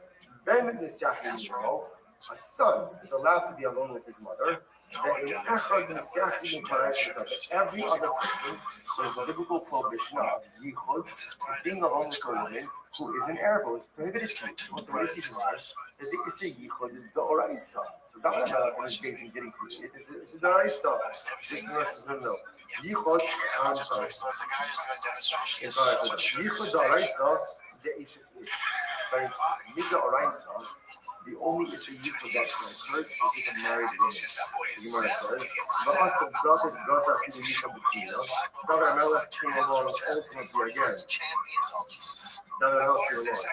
And to even zero, even on a single woman. I said, again. So just follow the concept of this. So Midah the issue you hold, a man cannot be secluded with a woman who is married to someone. So Isha says she's married woman. David Hamelech comes along and he says, you can't have Yichud even with a woman who is a Pnuya, who is single.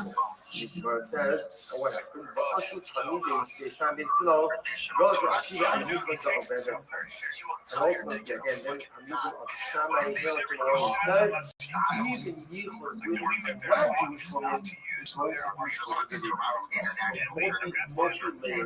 multi-layer prohibitions. Also, the Gemara, this is where the Gemara ended up in last.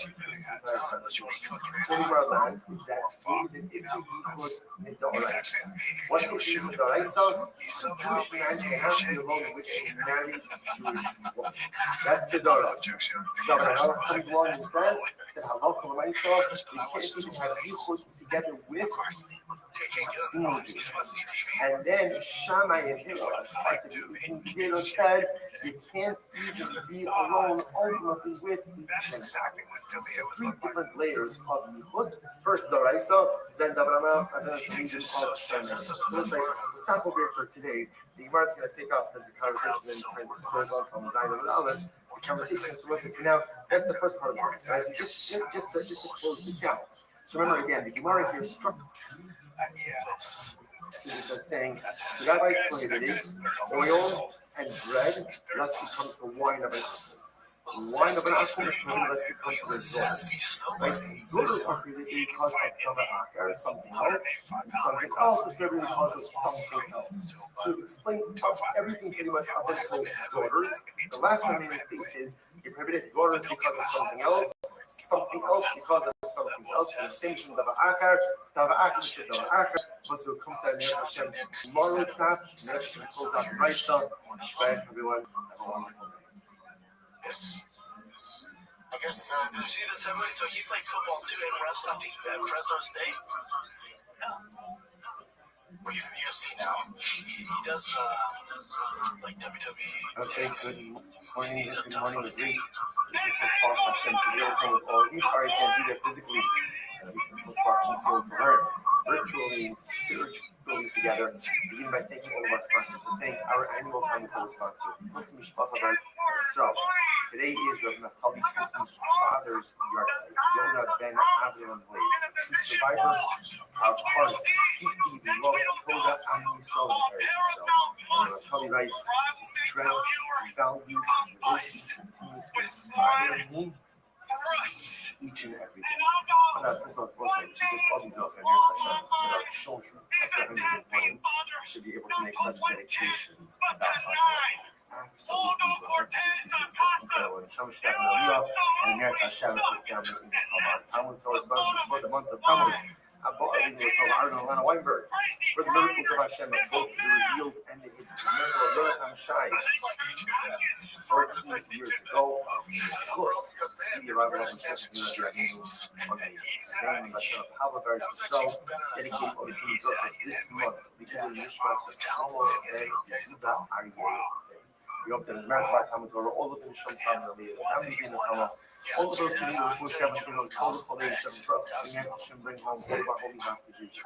Allow our precious soldiers to be successful and not see.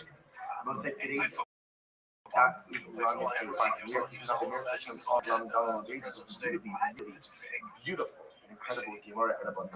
Now, active the two dots on the bottom of 34B lighted down on those days. It is 2, 4, 6, 8, 10, 12, 15 right up from the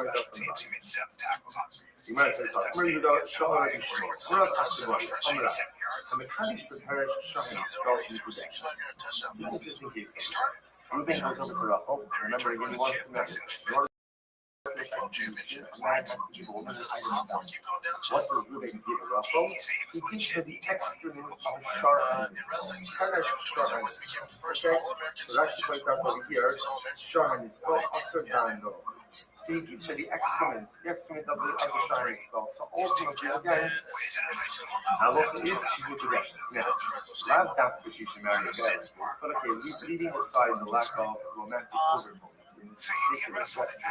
Now, nice again, Gemara says, on the other hand, a great public industry. You guys are Kaddish woman with excrement of a calf of a Avodah Zarah. She's not the same. She's consistent, so apparently not all excrement created the same. If it's some shahan, it's going to argue about it. Shahan is called is a shah that has killed the person, and therefore the shah itself is included, and therefore the shah is asabana. Calf of Avodah Zarah, we know what that is. So again, if you use the excrement of the shahan skull, it works. Excrement of the shah of Avodah Zarah doesn't work. You might see the Sarah like they like doing it. So why does this happen? Umar says it's either be based on a Sarah, or either espouse the logical argument for this, or based on the cost. E-bikes in this case, so what's serious? Trying to area level, let's go from make a living in this is very interesting. On by an animal of a whole design. The truth is, remembering the excrement is inside the animal. So ultimately, again, the excrement makes the animal feel a little bit more full. By the way, perish usually refers to like the excrement that's still left, like in the intestines and things like that, left after that it's been actively excreted. But it can be in the inside of the animal also. So by the egal of a whole design, the fat of the animal, right? The more zest of the animal, the more covered that is to the above design. Therefore, again, a person. So therefore, the excrement is actually value added in an avodah case. But again, by showing this, the animal can be excreted anyway. It doesn't make sense if the animal is larger or smaller. It's absolutely no difference. The Gemara says, "E-bikes and zest is slow. That's slow. E-bikes and slow. Goes the opposite. Like, see how far you put yes in the Umar. It says by avodah that you can't hold on to anything. So anything associated with avodah by definition is going to be awesome. Therefore, even the excrement is going to be awesome. Supple yisakel hashar, below yachal is beside. Those that try to stone, you have to stone the shar, and you can't eat what is it? The sorrow also, the prohibition is only the fat is only devolves upon the flesh, doesn't devolve upon the eggs. The point of view is that Allah in order to be arguing this, man to be Kaddish a woman with the excrement of a straw on the skull, because essentially that excrement is not actually value. And again, it does have value, it's fertilizer, it has value. So therefore, a man can be Kaddish a woman with it. On the other hand, the excrement of the pastor of all that is also value. So again, either based on Pasuk or based on the truth is both of these could be living in the ultimately correct. So going back to an interesting conversation about species, you become away, you become away and you can become back to the become a hudley, by Lokebas, Ola, Kamula, Nekebas. Initially, there was a discussion which we're going to get into today about why is it that cheese of an apple is prohibited. So one of the answers that the Gemara gave, and the Mishnah gave, was because the kernel is in the stomach of an Azeka. When the answers are the Mishnah stack, so I'll come and hydrolate, by the Kebas, Ola, Kamula, Nekebas, we have to learn the halakha. So again, the stomach. The stomach of an Ola seems to have a greater formula than the stomach of this animal. Well, after all, again, the Gemara said, yeah, from where make the canvas of it was, says, top of on the as well, the Suri Hana Sharo Pershai. This is very interesting. The Gemara says, what you can infer from this is that halacha l'maisa. So remember, what are you inferring? What are you putting? So it's the remnant that's in the stomach. So what you see from here is that in general, even an item that is prohibited by Avodah Zarah, benefit, that which is considered to be like excreted, and that would include also like the remnant in the stomach of the animal. Ultimately, again, is mutter b'han.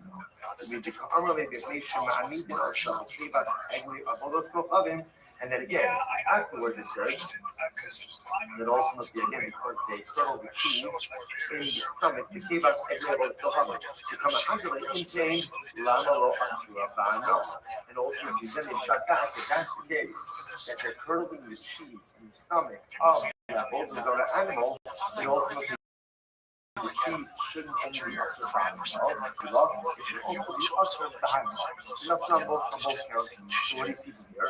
You see from here when it comes to idolatry, really every single part of the animal ultimately again is considered to be ushered behind the Russian by way of Kirchen is something that's something that's unimportant in the grand scheme of the animal. What you need to see is that when it comes to Avodah Zarah, because of the stringency, because of the strictness of the prohibition, everything becomes prohibited by law by an Avodah Zarah animal, including the remnant in the stomach, including ultimately again the excrement, whether it was excreted or whether it's still, let's say, inside of the body at the time that the animal was slaughtered. Everything that's part of that animal becomes ushered by. Again, going back to our discussion, now by trying this, but I'll look at the short kill someone, you have to stone the short, and so it says the meat is ushered. beneath that's us, but ultimately again, anything else is considered to be pure insignificant for the animal. Halacha l'maaseh is not spiritual God. Excuse me, it's not us. Sorry, it's not us. And therefore, again, comes full circle. That's why a man can be mechadish a woman with the excrement of a shorthand skull, because that is not asur b'anal, therefore it has a value, but cannot be mechadish with the excrement of an avodah zarah. Because in that case, the avodah zarah status develops upon full person. I have demands for the other leg, we should the lesson that you should do. One second. I don't understand. In general, even if halacha l'maaseh, right? Let's say let's collect the cheese piece. Right now we're saying that the cheese of an apple is going to be also because the kernel is in the stomach of an avodah zarah. Why can't you just even if that's we're using the enzyme, we're using the enzyme of the avodah zarah and the stomach. It's no longer present because it's no longer present. What I'm saying is it should be bottled. It should be bottled. You should be ultimately nullified in greater extent. It's no longer visible. It's no longer in existence. And ultimately, it should be bottled. Because the harmonious Rabbanan below Asura Ba'anah, again, when it comes to Morias is superficial. And according to the Rabbanan, ultimately, again, according to the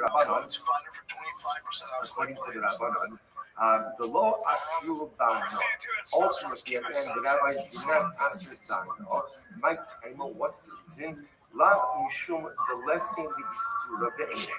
Ultimately, again, because the Isur itself is not extensive. I mean, how can Kevan do Kibna Kamokim Kashub Lakiman the Isur the Isura Be'ineh? This is very important. You're right. It could very well be that in general, that when the enzymes in the stomach that coagulate the fungus, which is kernel, ultimately, again, should be bottled. One could make that argument. The issue over here, both say this is the big sugya in this as well. It's what's called a davar hamayim.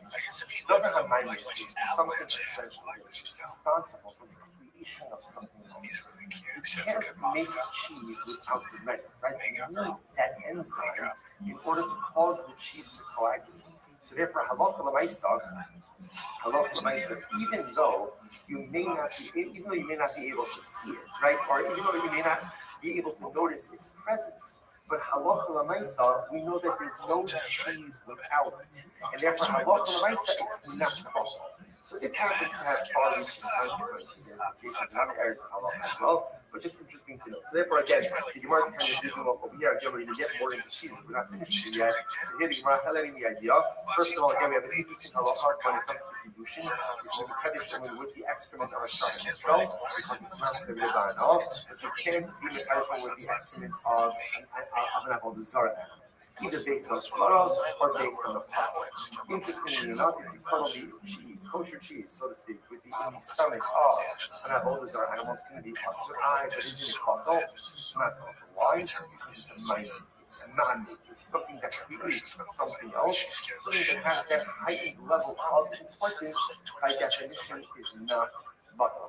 Which will say, if you think about it, is a really beautiful thought, right? That something that is responsible for the establishment of something else, even if that original ingredient is no longer visible, it's never thought of. I think in the world of Restream, when we think about this, often we speak about how we think about spiritual success in the realm of what we do for ourselves. But it is important for us to remember that at the end of the day, as important as what we do for ourselves is the growth that we enable just others. Your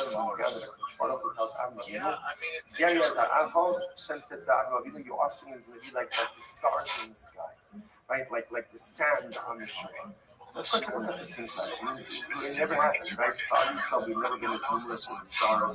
We've never been like the sand on the sea. So what does it mean? It's a simple idea.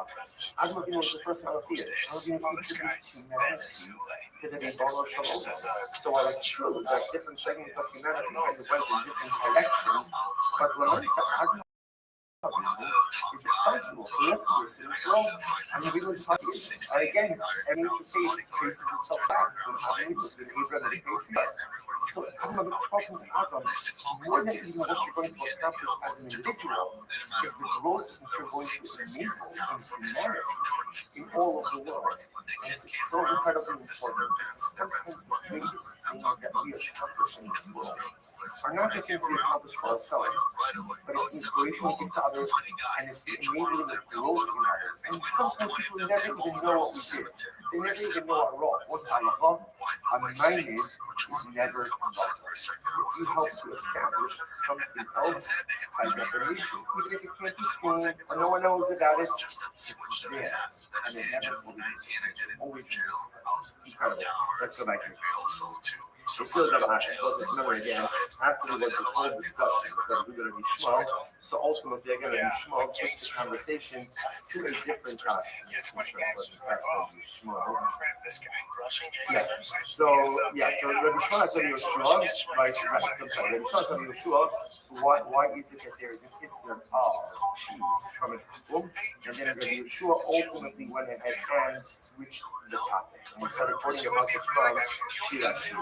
So the Gemara says, "My total go death from the First of all, again, before the Gemara gets into why Rabbi Yeshua felt in this conversation, ultimately the Gemara examines the husband Shira. For your love is better than water. The Gemara says, "Just as me, Amar Knesset Nefesh was beautiful love." So this is Klal Yisrael speaking to Hashem. Now what did Klal Yisrael say? What did Klal Yisrael say? Ribono Shalom, Arevim Alai Divrei Dodacha, Yosem Yimim Shalom. Klal Yisrael says the words of your beloved ones, Rashi points out that here, Divrei Dodacha, Divrei Sofer. The words of Chazal. The words of Chazal are even more precious to us than the words of Torah itself. You hear what this is saying?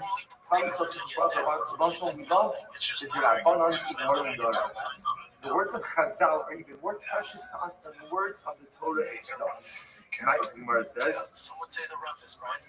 The Gemara says, I'm sorry, right? There is good. The Gemara says follows. So interestingly enough, so what's the pshat? Right? What exactly? We love the Rabbanan more than the so a very basic level. Remember again, the Oraisa, right? My hands was back in the park, we didn't do anything. We won't try and give it to us, hand it to us. But when I say come to the Rabbanans, we work for that. That's Chazal going through the system. That's Chazal going through the studios. That's Chazal trying to understand what's the next miraculous part, what's going to make us better people. But the Rabbanan is the result of Torah. Torah is like that. Torah is part of the gave to us. All these folks says, what's nearest and dearest to us is the stuff we have to work for. You know, so often we think we like to get things handed to us. We think that we prefer just to have things kind of given to us on a silver platter. It's not true. The things that you get handed to us that are very nice, very easy, very beautiful.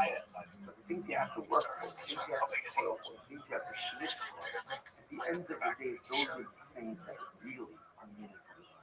So the Gemara says, "Nice, but I tell this." So why this puzzle? Why did he choose this puzzle? Really, because he was focusing on the beginning of the puzzle. What's the beginning of the puzzle? The Gemara says, "Yishakiri min hashikos piyu." The puzzle says, "Kiss me with the kisses of your mouth." Amar Yishmael achi. So really, Rabbi Yeshua was kind of giving Rabbi Yishmael a little bit of veiled rebuke. He says, "What does it mean?" Press your lips together, which is a nice way of saying, be quiet. Remember, Rabbi Shmuel was asking Rabbi Yeshua, why is it that Chazal prohibited the cheese of an apple? To which Rabbi Yeshua responds, Yishakim in the shikos piyu. Close your lips. Close your lips. Don't stop talking. And don't try to ask questions right now. Don't ask questions. Now, Mike, what does it mean to ask questions? Why not? Why? Because they were having this conversation. This was a new Gezerah. This was a new rabbinic prohibition. And when it comes to the rabbinic prohibition, we don't go ahead and ask questions. Now we'll see why that is. We'll see why that isn't just the norm. Therefore, again, apparently, it was brand new that Chazal legislated you can't eat the cheese of an apple Rabbi Shmuel is asking, why? What there? It doesn't shut. Yishakim and Shiko's Pio, right? Literally close your lips. And then once you close your lips, you actually get extrapolated or expand on it. Beautiful. This versus night zero. So first of all, again, what's going on over here? So the Gemara says, ultimately, again, the Gemara says, because of Yikra. Now we'll see exactly. Again, the labeling Shum and Yikra, ultimately, again, to say the Gemara. Right. So the Gemara says, say, why don't you go ahead and ultimately give the reason for the case? The Gemara suggests, we'll see what Yikra is in just a moment. So the Gemara says, why not just go ahead and say that it's because of the Gemara was concerned about small amounts of something Yikra being mixed. Look at this one. I think everybody considers this to be almost a plus. This one. This is athleticism. Look at this move. But look at this athleticism. Coaching motion, baby. What's up? That's the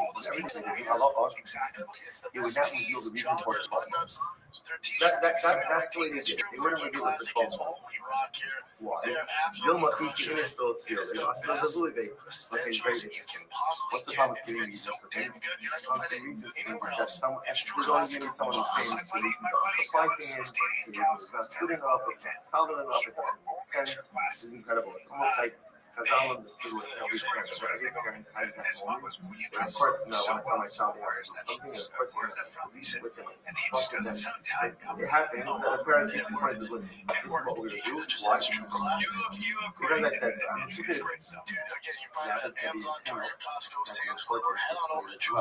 because children need not be there. There's a lot of every single parental decision. Children need not be a partner in the creation of every single parental house. Parents have a prerogative to say, this is what is going to happen. This is not what's going to happen. Why? Because I said so. When a child gets older, their comprehension expands. We can bring them into potentially bring them into possibly when they get older. Sometimes the parent just has to say, this is what it is. Why? Because the moment you start getting into these things, is the moment that everybody is a big problem. So whenever the institution was involved, for 12 months after the law was first established, we don't talk about the reason. We want to go ahead and just kind of legislate, have it become part of just general legal problems. And afterwards, we can discuss this. After 12 months, when everybody again is kind of like this behavioral habituation, then we can talk about the reason.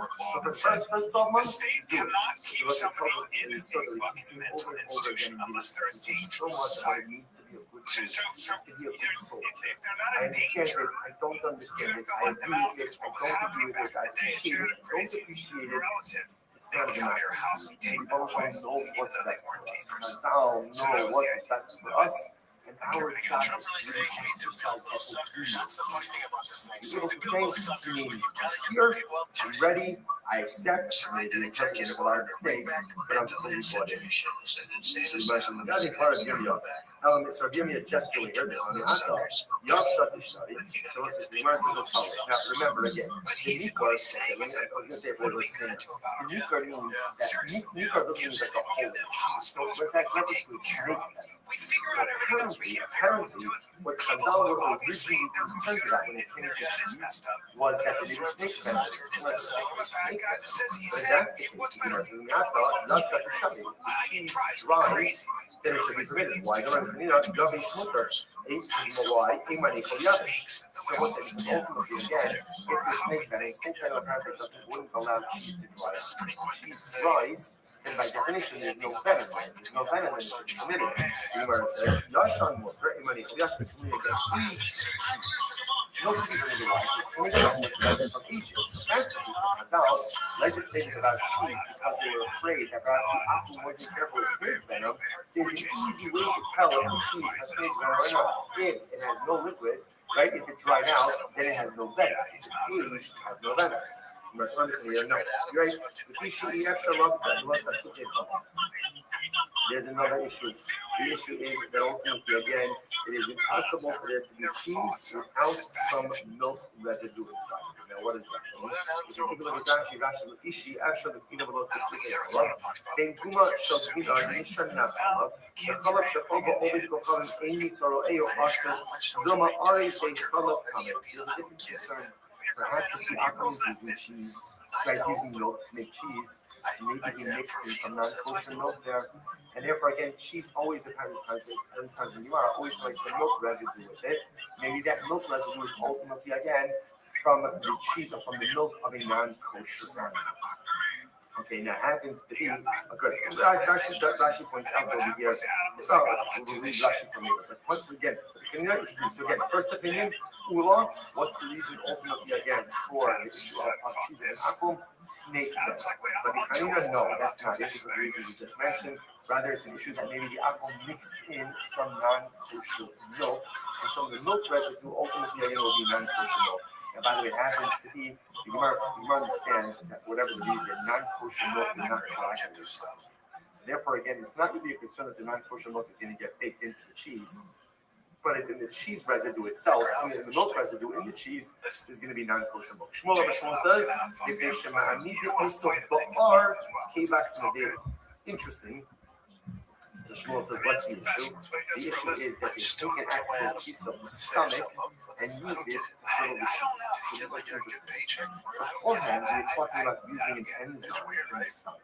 So one can make the argument that maybe the enzyme is like a pure shell. It's like a nothing, it's like excrement. But once you're actually using a piece of the stomach itself, that's not pure shell. That's not pure shell, that's mamish nevela. So therefore, again, Shmuel's considers actual nevela in the cheese. So you must hug Kiva, go for Sharia. She's rather die. You must have one second. But Kiva itself. So here, what's interesting, by the way, you can see it is the inference from this is that according to Shmuel, only the stomach itself is problematic. But apparently, if they were to use the enzyme in the stomach, then in the stomach, that would be fine. But did Shmuel say that? Remember Shmuel, Kiva only go from the stomach, right? A little bit again, the stomach, right? Of an animal used for every organization. It's also the Minonbal. The animal sacrifice, the animal that Akum uses for is a Vodazor is also Nevela. So why do you have to say either an animal Vodazor or Nevela? Right? They're both Nevelas. From Shmuel says, you're right, it's really saying one thing. Kevas Shritas Avodo Ovikochavin, Nevela Asir. Ultimately, Shmuel says that the Shrita of an animal for Avodah ultimately again is a Nevela, and therefore again the stomach material, the enzyme ultimately again is going to be us. So halacha l'maisa again you see Shmuel saying over here that the enzyme is also. Beforehand, yet right above it sounds like Shmuel saying that the enzyme is mutter. So what's going on here? Lokashya was like over days 35b. Lokashya on Kodim Chazara Hami Chazara. This is before Shmuel retracted his opinion. This is after he retracted his opinion. Now she says every time Kodim Chazara. Also Mishnah the Shlita school in the Kevas Ovid Mokhavim Nevela Ba'asula Mishnis Kodim Shechazara Rabbi Yeshomit Varav Shamarlo Rabbi Shmuel Kefeshe Ma'amid also the Kevas Nevela the Sabarlach. Essentially, again, these two statements were made at two different times. One was before retraction, one was after the retraction. Mishnah was loving in but ultimately, again, the Mishnah Halacha L'Maisa went ahead and remained in place. There was a similar to the original ruling that Halacha L'Maisa again was fulfilled, and they said that they're only using an enzyme. But I think the enzyme would be pure shot. Later on, the Gemara says that it's also ultimately refers to the fact that they're actually using not simply the enzyme, but rather Halacha L'Maisa they're actually going ahead and using the actual piece of the stomach itself, which Halacha L'Maisa will be possible. Rashi says the Kama Achar Chazara after some information on even also Ba'ar. About Kiva Atzma Sharia La'achar Chazar Chazar Yeshua with Eitu Shivasa Shal Yishma. So again, originally, but Halacha L'Maisa again, whether Yeshua thought that Halacha L'Maisa the enzyme was also. Then afterwards, when we heard Rabbi Shmuel's statement back in the Mishnah, he retracted that position and said the issue is not that we use the enzyme, or the issue is that we use the actual piece of the stomach. Okay, so let's say, we'll see the Halacha L'Maisa. Second line down to the top, on the end of the day 45. Now finish made without talking about Omer. Impatient, leaking, whatever, she went for. These are all different interpretations as to why cheese of an apple is problematic. So Malkia says because they coat the cheese with pig lard, with pig fat. Okay. So this combination, I mean, also performance. They use vinegar. They use vinegar to make the cheese. Vinegar, of course, comes from wine. Wine it would be up on the Yainasa. The Matthew, I need stuff on the Shamiga, also the slap of, interestingly enough, they use the sap of arma fruit in order to the sap of arma in order to go ahead and make the cheese. Yeah, I kind of decided to love it on that. I'm not going to decide for arma us the patient. One uses so much other memory than first the fruit in the first few years. First year, right? You plant the seed first year, you cannot get one. So the says, so the Gemara says that if you go ahead and you use the sap of arma as a collaborative, it's ultimately us, but the sap has the same status as the first Gemara says, no, you can really sure. You don't have sure to get it. I can't recall very sure. I already got a lot of the kid for the Gusa. The kid for the Torah, he only argues on what's called kit for the Gusa, which means the sap that comes out of the tree. Because Yeshua says that the sap that comes out of the tree does not have the status of fruit. But everyone agrees that the sap that comes out of fruit, of course, does have the status of fruit, has the status of arba. So very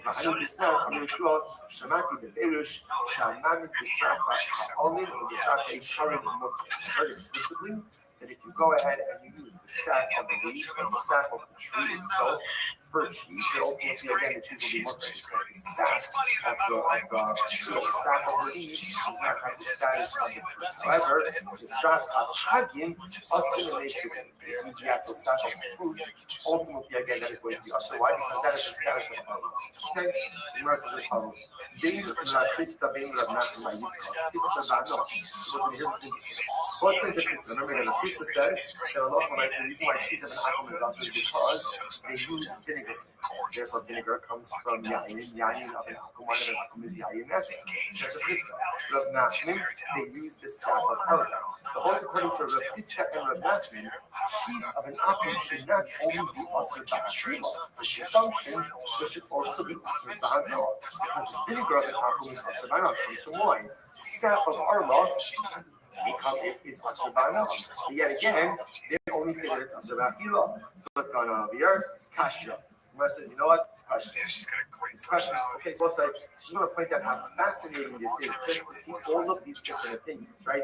So we have Tula, Rabbi Hanina, Shmuel, Rav Malkia, Rav Chisda, and Rav Nachman. 6 different opinions as to why Chazal went ahead and legislated that you're not allowed to go ahead and eat the cheese. Again, when I say we'll hopefully bring it all together. Dar shall not marry Rav Chisda. Might say what's the meaning of the pasuk? The reach shmanecha. What does it mean? Quoting over here again from Shir Shir. Literally again, the scent of your oils is beautiful. This is beautiful. I'm not coming comfortable. To what can it come from? The sluchis shall fight. To be prepared to open the flask of perfume. Megula, the flask is open. Rechanot. Scent is able to smell. If the flask is closed immediately, ultimately, the scent cannot go off. The scent doesn't go off. So let's say how beautiful this is. In other words, at the end of the day, what makes it come fucking good? It's not the knowledge of the announcement for itself. But rather, again, it's the willingness to live it goes back from this fucking trash that learned about another reminder. Something that establishes something else that never falls. So wait until it comes up, it's not secret, or it does not belong. It was only personal cheap, or solely lies for the share his beautiful aroma, his beautiful scent, his beautiful Torah to engender and enable growth within others. So beautiful. Not only that, when a Talmid Chacham shares of his own, and we'll say it's beautiful, the metaphor is beautiful. A Talmid Chacham who doesn't share, so what is he like? He's like a perfume bottle with a stopper inside of it. What happens with a perfume bottle? So again, everyone knows it's very nice perfume, but what benefit is there? Zero, because no one can smell it. Incredible. To which the word not only that, When you share your Torah with others, things that initially you don't understand, you'll come to understand. I will say this can be both just on a basic level and a deeper level. On a basic level, when you teach something, you understand it better. So even things I didn't understand myself, if I teach it now, I begin to understand a little bit better. Also, it's Siyat L'Shmaya. Baruch says, if I see that you're giving up your ruchnius to other people, then by definition, I'm going to help you amass even more. Shinema, alamos ayrucha. Karibei alumos. Read it instead of alamos, rather as alumos. Alum means hidden. So that which is hidden will become beloved to you. Not only that, Ella, Shemala Hamalas Abo. The Malach Hamalas becomes your best friend. Shemala said that this is really incredible. If you become a kind of person who gives selflessly to others, especially as ruchnius, you teach others, you share your Torah, you share your abilities, you share your co-hosts with others, even the Malach Hamalas comes to admire you. Say, what's the pshat with that? So it could very well be that in general, when the Malach Hamalas comes to take a life, so perhaps, unfortunately, he doesn't feel that the world is going to miss this person. Because unfortunately, all too often in life we underperform it. So the Malach HaMavis comes to claim the neshama, okay. But when the Malach HaMavis sees someone who's really like firing on all cylinders, Malach HaMavis sees someone ultimately, again, who's not just amassing personal greatness, but is taking up all of his kedusha and sharing it with others. The Malach HaMavis Kiviyachol falls in love with such a person. So you want to make the Malach HaMavis your friend? I don't know if you want to invite to the party, but if you want to make the Malach HaMavis your friend, at the end of the day, be the kind of person who takes what he has, the spiritual treasures that you possess, and make sure to share it with others. It's a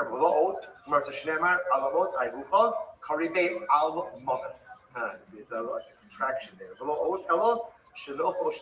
Furthermore, if you take your Torah and you share it with others, you take your ruchnius and you share it with others, you acquire, you inherit two worlds.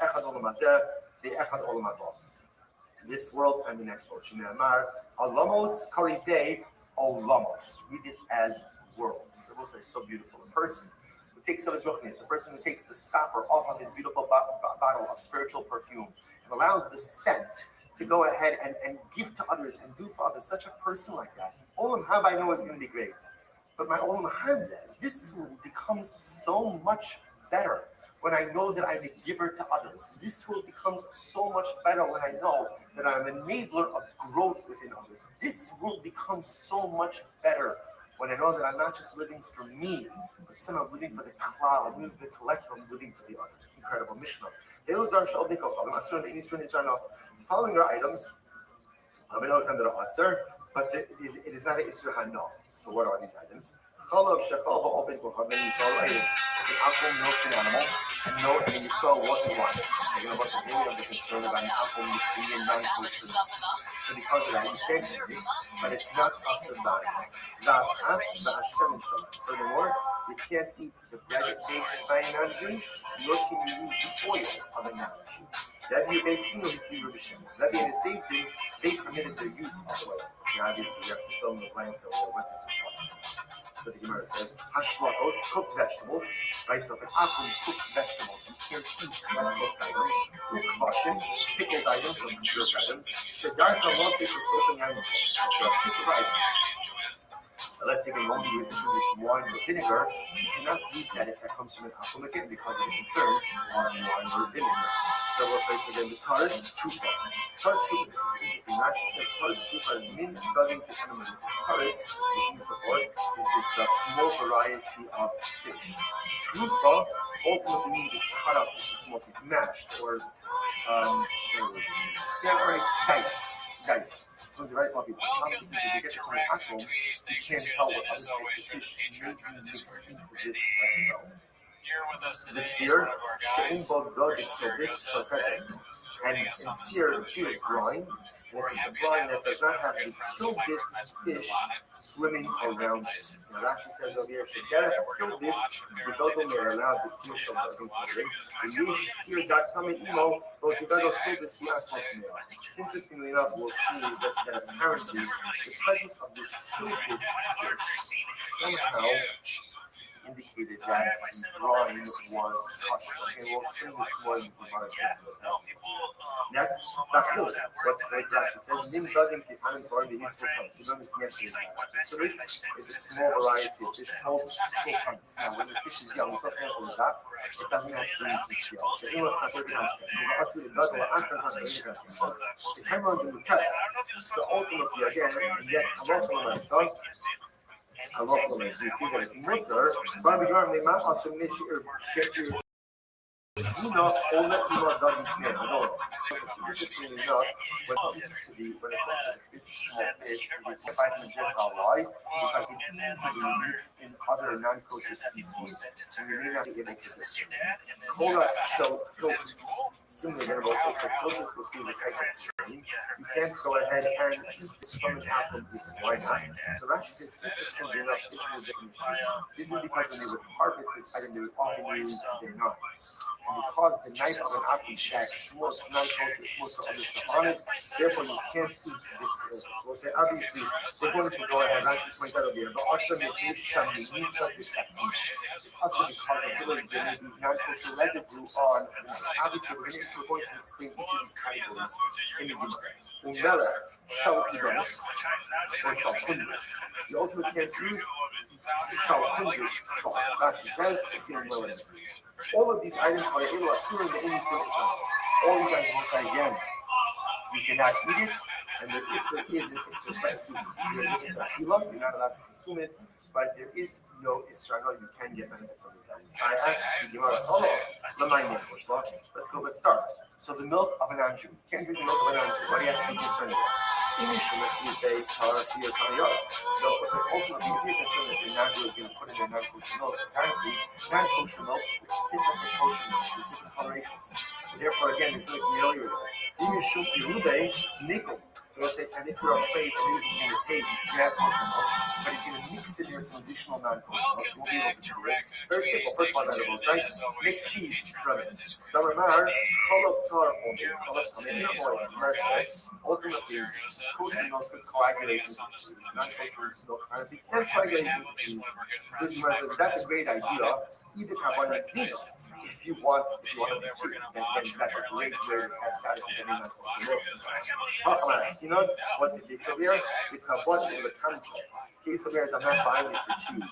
So when I'm buying it from us, everyone's favorite dish.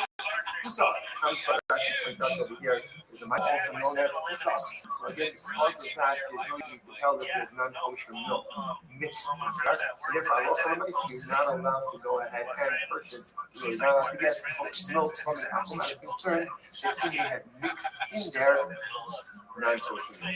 I believe it's called called the milk. So just take a little bit of the milk and curdle it. You don't want to curdle the whole thing. Take a little bit of it. Curdle it. If it curdles, it is kosher. If it doesn't curdle, it's not kosher. Which means not. It's not a good food. Or it's not a good catch. Even to the color, now you can receive it tiny. Let them make them I love the milk. Here's the difference. Anytime you make cheese, at least the time you make cheese, it's very common to always have some leftover milk.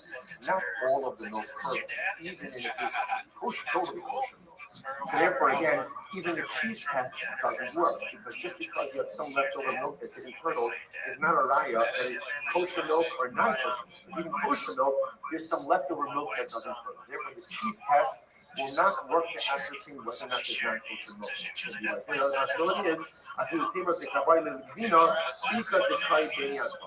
Furthermore, again, even if you are present in ultimately, again, the cheese. And even if halacha l'maisa, again, you do go ahead and make the cheese. Once again, how does that help you?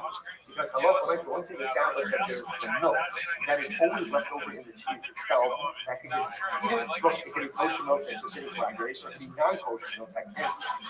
Therefore, bottom line is that the cheese test can't work. Therefore, what's halacha l'maisa? Source number one, or halacha number one, Mishnah says you're not allowed to go ahead and purchase milk from the apple. Why?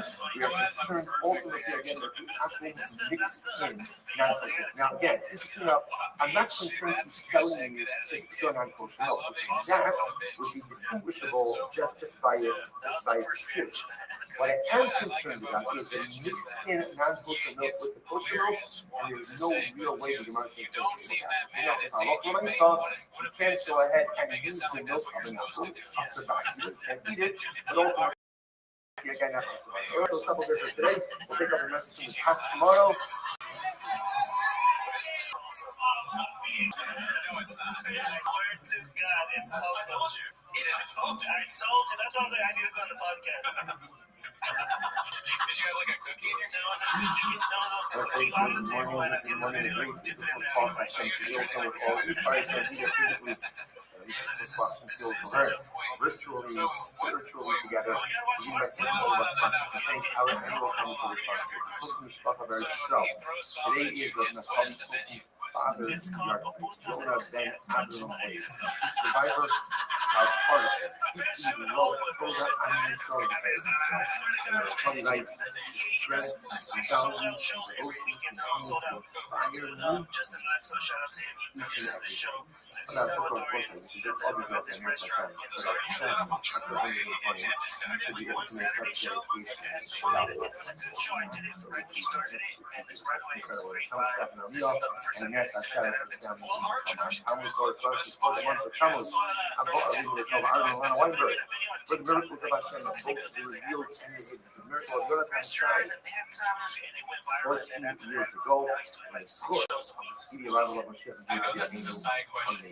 and Power show dedicated to the this month, the Jubilee next month, Shlomo Ben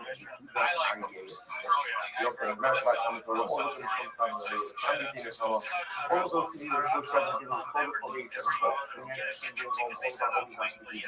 allow our country to be successful. We are picking up the miracles on Ramadan days for really beautiful. We are picking up passages dots on the bottom of 34b Ramadan days. It is 2, 4, 6, 8, 10, 12, 13 right up the bottom. United States, we're going to start on the when it comes to parents, children go into death. Ruben goes over to Rachel, remembering anyone from that. In order for the fact to be true, a man has to give a woman a item of God. What does Ruben give Rachel? He gives her the extremes of a star on his skull. Kind of star on his skull. Okay? So Rashi points out over here, star on his skull, also down there. See, so the extreme of the star on his skull. So ultimately, again, now, what is significant now? Lab constitution married together is like a leaving aside the lack of romantic justice. But when nice again, God says it works. On the other hand, the very idea of the Republican man who is the happy woman with the excellent half of a whole she's not. It's the interesting stuff. I think not all exponentially if it's some shine, it's not really about it. Trying to help you be trying to kill the person, and therefore you start off with execution, and therefore you start off with about half of all desires, we know what that is. So again, if you exponent of the shine, we start exponent of the sharp apple desire doesn't. You might be survey they like the why you might say just either be based on a sorrow or a spouse or based it on the process. You buy some stuff, so what's the logic? It's not that level of stuff on make it by an animal of a whole desire. Because of remembering the excrement is inside the animal, so ultimately again, the excrement makes the animal feel a little bit more bored. By the way, Harris usually refers to, let's say, excrement that's still left, like in the intestine, things like that, left after that it's been actively excreted. But it should be in the inside of the animal also. So by the acre of a whole desire, inside of the animal, right, the more that is the animal, the more topic that is to the whole desire. Therefore, again, a person, so therefore the pellet, the excrement, is actually value added in that whole desire. Like I was trying to go make a little bit of but again, by trying this, the animal can be excreted anyway. It doesn't make a difference if the animal is large or smaller. It makes absolutely no difference. So the Gemara says, E-bikes, and so that's the smoke. That's the smoke. E-bikes in the crop. Don't be like sit up or you fuck yet from the Umo. It says Bible is that you can't hold on to anything associated with that Bible is by definition is going to be also. Therefore, even the excrement is going to be also. Also, suck all you suck out like star. The way you have to like this other. Those that try to stone, you have to stone the star, and you turn. The solo officer appears to the coalition only involves the class, doesn't involve us. It's incredible. So one of the years that have also realized and always you argue on this, man should be Kaddish woman with the excrement of short on himself, because essentially the excrement is not also value. And again, it does have value, it's fertilizer, it has value. So therefore a man can be Kaddish woman with it. On the other hand, the excrement of the cattle of all the that is also value. So again, either based on plastic or based on other text advising, I mean, the trick is both of these can be believed ultimately for our so when back to the conversations about choosing, the Kamarale meditation meeting the Kibas Medeva, the Kamarale, Valo Kibas, Ola, Kamula Medeva. So again, initially was a discussion today about why is it that cheese so one of the answers that Kumar gave initially was because turtle is in the stomach of an Medeva. Kumar says, and then Kumar answers, or the initial she's got, well, from a Hadale, Kibas, Ola, Kamula Medeva, you have to learn how to learn again, the stomach. So now I'm gonna have to have a conversation. Stomach just this time it's well again. Someone gave us the data. So Rashi says, sorry, top of on the as well. The Suri Hana shows their shite. This is very interesting. So the Gemara says, now what you can infer from this is that Halacha L'Maisa. So remember, what do you infer from it? What do you put in there? It's a remnant that's the remnant in the stone. So what you see from here is that in general, even if anybody is quoted by the Zayas, no, for benefit, that is the percentage that excreted. And that would include also like the remnant in the stomach of the animal. Ultimately, again, is mufti back. And then again, afterwards it says that ultimately again because they curdle the cheese in the stomach, the kibas agreeable to become a handling in pain, lama lo asura bano. And ultimately then it's got that, if that's the case, that they're curdling the cheese in the stomach of the animal, then ultimately the cheese shouldn't only be asur bano. It should be asur bano. It should also be asur bano. You also on both counts. So what do you see from there? You see from there when it comes to idolatry, really every single part of the animal ultimately again is considered to be asur bano. Even the Russian by the way of Kirshon is something that's separate. It's usually also something that's important, unimportant. In the grand scheme of the animals. What's unique to see is that when it comes to Avodah Zarah, because of the stringency, because of the strictness of the prohibition, everything becomes prohibited by law, by an Avodah Zarah, including the remnant in the stomach, including ultimately again the excrement, whether it's excreted or whether it's still like inside of the body of the animal is slaughtered. Everything that's part of that animal becomes asur bano, for that version of Sharnistal. And by Sharnistal, that also is the shark kills it, and you have to stone the shark. And so it says the meat is asur. The meat that's asur, but ultimately again anything else is considered to be pure shark, insignificant for the animal. Halacha L'Maisa is not asur bano. It's not asur bano. Sorry, it's not asur bano. And therefore again coming full circle. That's why a man can do an Kaddish woman with the excrement of his shortness, because that is not asur bano. Therefore it has a value. But it cannot be the Kaddish woman with the excrement of an Avodah Zarah. Because in that case, the Avodah Zarah status is incredible. I have mercy for the Hadaleh. And we should the lessons today. I don't understand. In general, even if Halacha L'Maisa, right? let's say it's collectible, let's say collectible cheese cakes. The cheese often happens because the kernel things of often have all those. Why can't you just say, let's say you're using the venom, you're using any kernel, you have all these other animals from. It's no longer present in final. Because it's no longer present, what I'm saying is it should be bottled. It should really be bottled.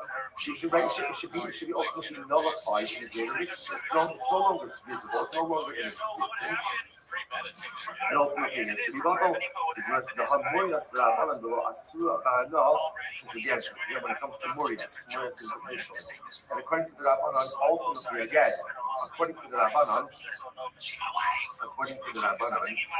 below Asura Banal, ultimately, again, the rabbis did not Asura Banal, might I know what Lav Mishum, the lesson of the Surah Be'er. Ultimately, again, because the issue itself is not expanded. I mean, how can you say that you not promote in Kashu Lakiman, the issue of the You're right. It could very well be that in general, that lemon, the enzyme in stomach, that coagulated causes the kernel, ultimately, again, should be bottled. One could make that argument. The issue of here was that this is a big secret was called a Davar HaMayim. Davar HaMayim is something essentially responsible for the creation of something else. To make cheese with you need that enzyme in order to cause the cheese to coagulate. So therefore, halacha l'maisa, even though they may not be able to see it, right? Or even though you may not be able to notice its presence, but halacha l'maisa, we know that there's no cheese without it. And therefore, halacha l'maisa is not halacha. So this happens to have far-reaching consequences, not as halacha, but just interesting to know. For again, the Gemara is kind of moving over here. Again, we're going to get more into cheese. We're not finished yet. Again, the Gemara highlighting the idea. First of all, again, we have an interesting halacha when it comes to distribution, which is kind of showing with the exponent of a shot itself, because it's not the riba at all. But you can't be the tradition with the exponent of an bizarre animal, either based on svaros or based on the puzzle. Interestingly enough, if you part of the cheese, kosher cheese, so to speak, if you're in the stomach of one of those are animals in the eye, but it's in the bottle, it's not wine, it's a man, it's something that creates something else, something that has that heightened level of importance. By definition, is not butter. It's let's say the thing about it is a really beautiful thought, right? That something that is responsible for the establishment of something else, even if that original ingredient is no longer visible, it's never processed. I think in a lot of listeners who think about this, often you speak about versus success and the element of what you do for yourself. But it is important for us to remember that at the end of the day, as important as what we do for ourselves is the growth that we enable in others. Starting in general, what we call Gary as an alcohol, since it's even the oxygen is going to be like the stars in the sky, like the sand on the shore.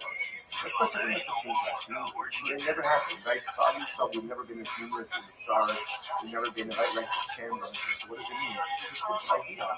I'm looking at the personal here. I'm going to introduce because the mono from over. So while it's true that different segments of humanity kind of went in different directions, but Lamesa Azmarino is responsible for us in this world. I'm going to be talking about us. And again, every major faces itself back when Azmarino is going to be smart. So I'm going to be talking to Azam more than even what you're going to accomplish as an individual is the growth that you're going to enable in humanity in all of the world. And this is so incredibly important. This is something that's really extreme that we are accomplishing in this world. And not just things we accomplish for ourselves, but it's inspiration to others and it's enabling of growth in others. And sometimes people never even know what we did. They never even know our law. What's our law? Our mind is never involved. If you help to establish something else, by definition, people just can't be seen or no one knows about it. It's there, and it never fully disappears. It's always been incredible. Let's go back to this. It feels like remember again, after there was this whole discussion, that we were going to be 12, so ultimately, again, we 12 switched the conversation to a different topic.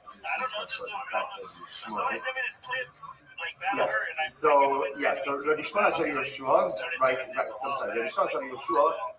Why is it that there is an issue of cheese from it? And then Rabbi Yoshua ultimately went ahead and switched the topic. And he started quoting a verse from Shira. So the Gemara says, "Man who told go death from the So first of all, again, before the Gemara gets into why Rabbi Yoshua felt the distinction, ultimately the Gemara examines husband Shira.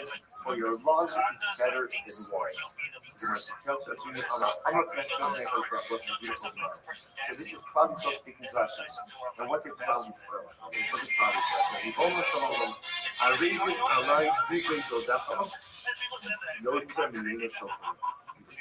Klal Yisrael says, the words of your beloved ones. Words of the beloved ones. Rashi points out over here, the words of Chazal. The words of Chazal are even more precious to us than the words of Torah itself. You hear what this is saying?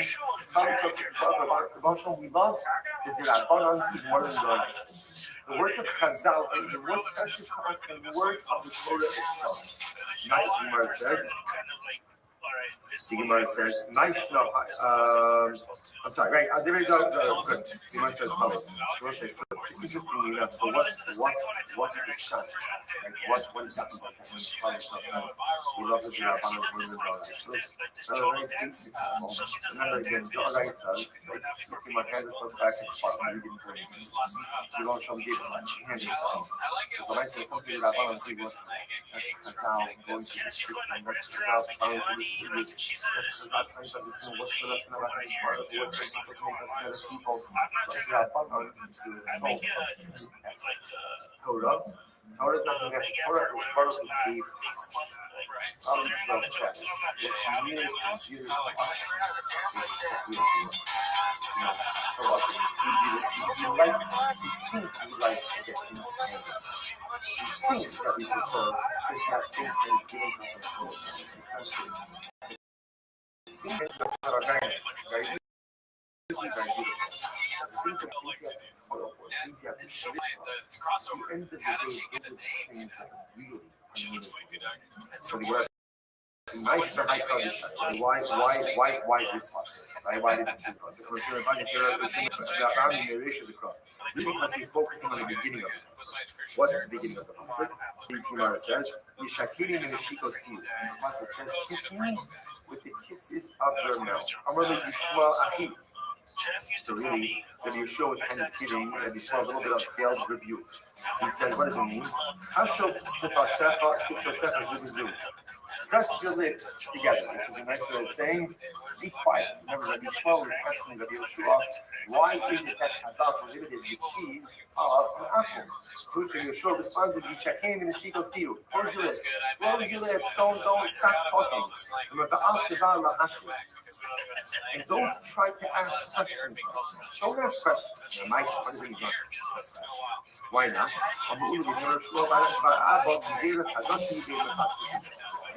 It's interesting that they were having this conversation. This was a new Zera. This was a new rabbinic prohibition. Now, when it comes to the rabbinic prohibition, we don't go ahead and ask questions. Now, we'll see why that is. We'll see why that is in just a moment. So, then about the therefore, again, apparently, it was brand new. Chazal legislated you can't eat the cheese of an apple. And Yishmael was asking, why? What there? Because it's shut. Yishakim in the shikos piyu. I literally close your lips. And then what you mean is, you actually get extrapolated or extended on these things. Beautiful. Nice deal. So, that's the first thing again. What's going on here? So we must consider how to ensure the Shum Nikko. Ultimately, again, the Gemara says, because of Nikko. Now, we'll see exactly, again, the label of Shum Nikko, ultimately, again, to say the Gemara. Right. So the Gemara says, to say, why don't you go ahead and ultimately give the reason for the prayer? The Gemara suggests, we'll see what this is in a moment. So the Gemara says, why not just go ahead and see that it's because it's another concern that it's going out to something incredible. So the Gemara says, the Kedula said, what is it? It's incredible. So the Gemara says, Kedula, the Amar Ula, the Judges, the rest of the Marlava, will make you time at chasing that to show. So this is very important. I don't have a rule. What was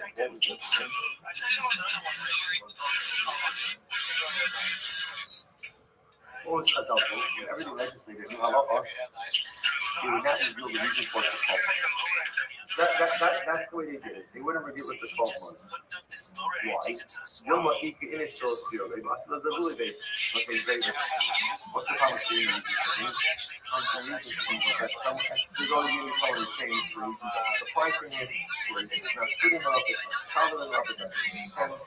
It's incredible. It's almost like Chazal understood what every parent has that moment. And of course, when it's on the side, something is pushing it. We need to look at it. It happens that a parent takes the point of this is what we're going to do. Why? Because I said so. I mean, the truth is, it happens to be in pinup. That's an important piece as well. Right? Children need not to be privy to the logic of every single parental decision. Children need not be a partner in the creation of every single parental policy. Parents have a prerogative to say, this is what is going to happen. This is not what's going to happen. Why? Because I said so. So when a child gets older and the comprehension expands, we can bring them into potentially when they get older. Sometimes the parent just has to say, this is what it is. Because if you start getting into these things, it won't get everybody in a big problem. Now, this is fascinating. It's all this policy that whenever they get to the new law, 12 months after the law was first established, we don't talk about the reason. We want to go ahead and just kind of legislate it, have it become part of the general behavior of the problem stuff, and afterwards, you can assess it. After 12 months, when everybody again is kind of like this behavioral habituation, then we can talk about the reason. But for the first 12 months, do it. Because it tells us so that we can do over and over again in Yiddishkeit, which is so much of what it means to be a big Jew. To be a big soul. I understand it, don't understand it, I agree with it, don't agree with it, I appreciate it, don't appreciate it. It's not the nice. The Baruch know what's best for us. Chazal know what's best for us, and our job is to exercise that experience. To be able to say, here, I'm ready, I accept, I'm going to be imperfect and make a lot of mistakes, but I'm fully bored of it. We learned from the Nadi, but give me a so give me a gesture later, on the Ata, Yav such a study, so we learned as follows. Now, remember again, the Nikar, okay, I was going to say, let's see, the Nikar means that, Nikar means like a hole. So, what that's reference to is snake. So, apparently, what Chazal was originally concerned about when it came to cheese was that there would be snake venom. It's not snake venom. But if that's the case, we're not such a study. The cheese rise, then it should be permitted. Why? Because because ultimately, again, if you're snake venom apparently wouldn't allow cheese to dry out. If cheese dries, then by definition, there's no venom. There's no venom, then it should be permitted. Says, again, cheese. No cheese permitted. Why? Snake venom is like it's now, legislated about cheese because they were afraid that perhaps the apple wasn't careful with snake venom. Is an easy way to tell if the cheese has snake venom or not. If it has no liquid, right? If it's dried out, then it has no venom. If it's aged, it has no venom. And that's one thing you don't know. Right? There's another issue. The issue is that ultimately, again, it is impossible for there to be cheese without some milk residue inside. Now, what does that mean? If you take a look at Rashi, Ishi actually the color Shapova always becomes any so Ayo Asr, Zoma Ari, they color There's a difference between perhaps if the apple is using cheese, like using milk to make cheese, maybe you mix in some non-kosher milk, yes, and therefore again, cheese always always has some milk residue with it. And that milk residue is ultimately again from the cheese or from the milk of a non-kosher. Okay, now happens to be Rashi points out over here. Once again, first opinion, what's the reason ultimately again for the issue of choosing an apple? Snake venom. But the Hanina, no, that's not it for the reasons we just mentioned. Rather, it's the issue that maybe the apple mixed in some non-kosher milk, and some of the milk residue ultimately again will be non-kosher milk. By the way, it happens to be, you might understand that for whatever the reason, non-kosher milk would not collect. Therefore, again, it's not really a concern of the non-kosher milk is going to get baked into the cheese, but in the cheese residue itself, and the milk residue in the cheese is going to be non-kosher milk. Shmuel says, Interesting. The Shmuel says what the issue? The issue is that they take an actual piece of the stomach and use it to ferment the food. Beforehand, we're talking about using an enzyme.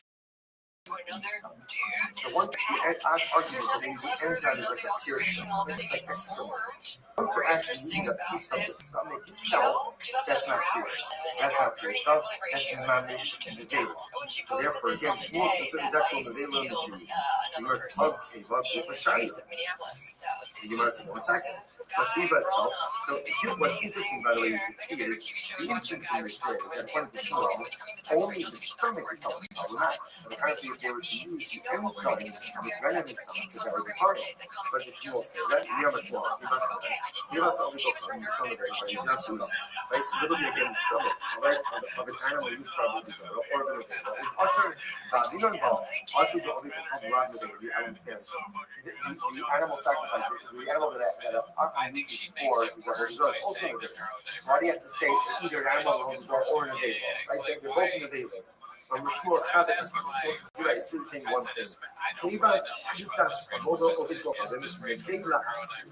Ultimately, Shmuel says that the shita of an animal for ultimately again is and therefore again the stomach material, the enzyme ultimately again is going to be us. You see Shmuel saying here that the enzyme is us. Beforehand, yet right above it sounds like Shmuel saying the enzyme is mutter. So what's going on there? Lokashia was at other days 35. Lokashia can Kodim Hazara this is the person who rejected his opinion that he actually rejected. Also, Mishnah the Shlita school in the Kivas Kovin Gokovin the Deva, the Asura, Mishnah Kodim Shechazim already from the Torah. However, already small, the patient Na'anid also the Kivas Medila, the Sabalat especially again, is taken from me as position. One was before the retraction, one was after the retraction, the Mishnah was up in but ultimately, again, the Mishnah Halacha L'Maisa went ahead and remained. So what it's the original ruling, and Halacha L'Maisa again, it was going to be fun. Based on the fact they're only using an enzyme. But I think in the enzyme would have been pure. Later on, the Gemara said that it's also ultimately refers to the fact that they're actually using not simply the enzyme, but rather Halacha L'Maisa, they're actually going ahead and using the actual piece of the stomach itself, which Halacha L'Maisa will be us. And actually says that Halacha has half the Shani Shomishim and even also the R. About Hiba Aksima, Shani Al-Akhir Hazash Hazur Yeshua, the Heritage Shabbat Mishnah. So again, originally, that's Halacha L'Maisa again, that Yeshua thought that Halacha L'Maisa was saying that more. Then afterwards, when we heard that Yishmael stated back in Mishnah, the retracted issue is not that we use the enzyme, but rather the issue is that we use actual food. Okay, well, what's like, I'm going to give a basic we'll see the local second line down from the top, I'm going to give a day 35. I'm not going to say that I'm in case you're not thinking, I have too much. There was a little different interpretation as to why cheese of an apple is problematic. The Malki says, because they coat the cheese with pig lard, the pig fat. If you're scientific, it's to me, you could tweet it. Sure, this time I'm even also the comments. So use vinegar. They use vinegar to make the cheese. Vinegar comes from wine. Wine is a bit of yain. That's the amount of I use stuff on the vinegar also the sap of interestingly enough, they use the sap of arla fruit in order to sap of arla in order to go ahead and the cheese. They must come out. Yeah, I kind of decided it wasn't on that. I'm not on the us of the big food. One uses so much other number again refers to food. The first 3 years, right? It's trying to see the first 3 years of food is armor. Cannot get them. Can't utilize it. So the Gemara says that if you go ahead and use the sap of armor as a collaborator, it ultimately also becomes the sap has the same status as the this Gemara says no, you're very short. You're very short of it. I come already short. I'm going to go the kick for the gusa. About the kick for the data emoji. Even of Yeshua, he only argues for what's called Pittsburgh Visa, which means the sap that comes out of the tree. As the Yeshua says that the sap that comes out of the tree does not have the status of fruit. But everyone agrees that the sap that comes out of fruit, of course, does have the status of fruit, has the status of arba. It was the honey Bishnak, and Yeshua, Shamati, the Pharaoh, Shamami, Bishrafa, Oli, and Bishrafa is carried in the book. Basically, that if you go ahead and you use the sap of the wheat, or the sap of the wheat itself, for cheese, that ultimately, again, the cheese will be more because the sap of the sugar, the sap of the wheat does not have the status of the wheat. However, the sap of Hadyin, assimilates with the actual sap of the fruit, ultimately, again, it is going to be also why? Because that is the status of the fruit. Okay? And that's what it's called. Being Ratista, being Ratista, Fortunately, remember again, the Ratista says that a lot of the reason why cheese doesn't happen is often because they use vinegar. Therefore, vinegar comes from yayin. Yayin is one of the yayin essence. Rav Nachman, they use the sap of arba.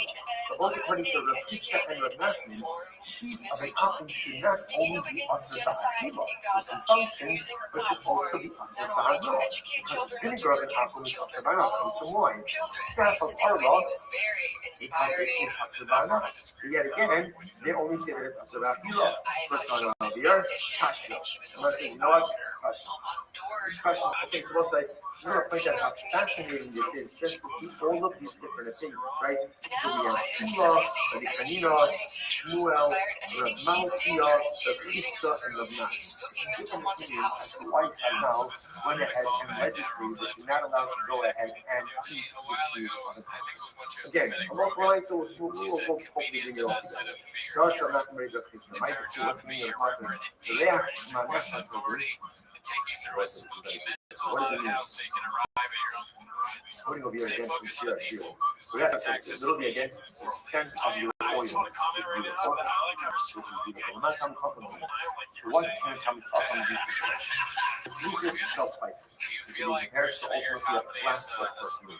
Nibula, the flask is open, Reifanoji. And the scent is able to smell the scent. Yes. Flask is closed, clean Reifanoji. Ultimately, the scent cannot wash. The scent doesn't go on. Look at how beautiful this is. In other words, at the end of the day, what makes some fucking great? It's not the knowledge of the analysis for itself. But rather, again, it's the willingness and ability to share with others. What's that? Reminiscence, harking back to one something that establishes something else that's never possible. Right now, you try to package yourself as just a regular girl trying to figure it out. You're not. You're a millionaire Canadian. You just got back from performing in Saudi Arabia. You have an insane amount of beautiful. You have so many resources to be informed about the world. I see these as clever hot takes from a film that we were about society. These are khaki, well-rants from someone who is clearly struggling with their sense of self. But this isn't just a way to go and share your sense. It's push towards anti-intellectualism, favoring emotions and truth over complex analysis. Science. Critical thinking. Be wary of the charismatic grifter who friends are trying to goad it into a culture war. There's clearly a class forming right now. There is a class that we should all have our eyes on. And all criticizing. So why would we take a shot at Miss Rachel and educator and an entertainer who is actually challenging our broken systems? I don't know. I guess that's information she can give to her mental health professional. Curry Day, alumos. Read it instead of alumos, rather as alumos. Alum hidden. So that which is hidden will become beloved. Lo Olam Ella, the Malach Hamal is beloved.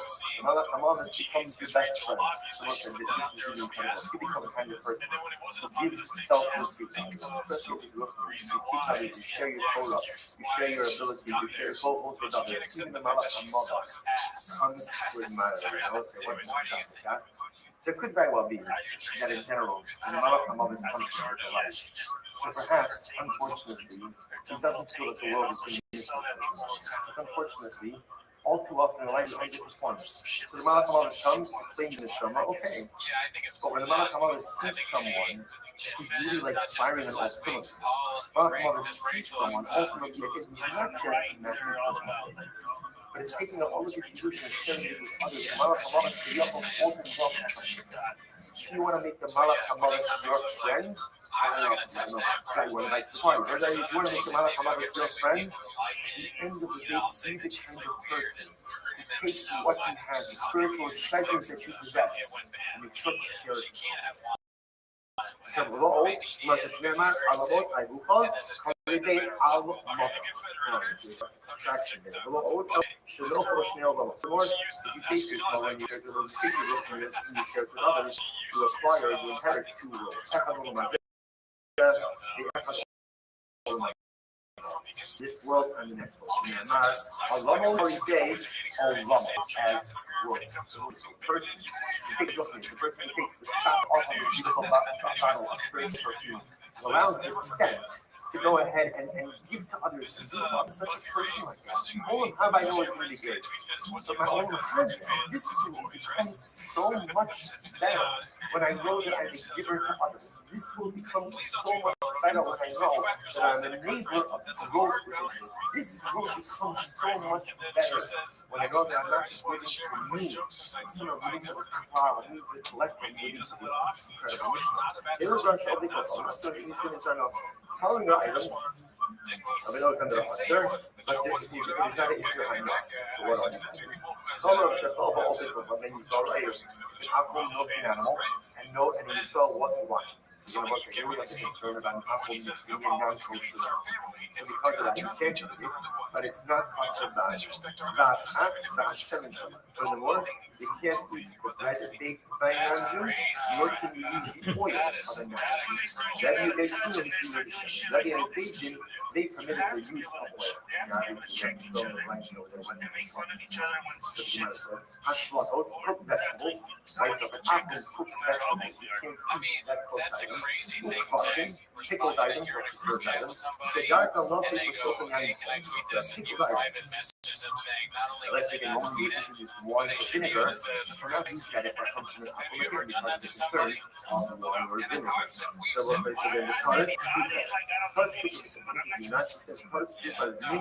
the most I've ever done is to load with them delete tweets. It's a small variety of fish. I mean, like that, I would never be like, and by the way, tweet Or that because we're together, we're family. the stuff you said about Fluffy shouldn't have never been said. Because Fluffy to me is I would never turn my back. I would never turn my back on Renee Vodka while he fucks his swimming around. Rashi says over here, that's crazy. the Google may allow the solution of the emo,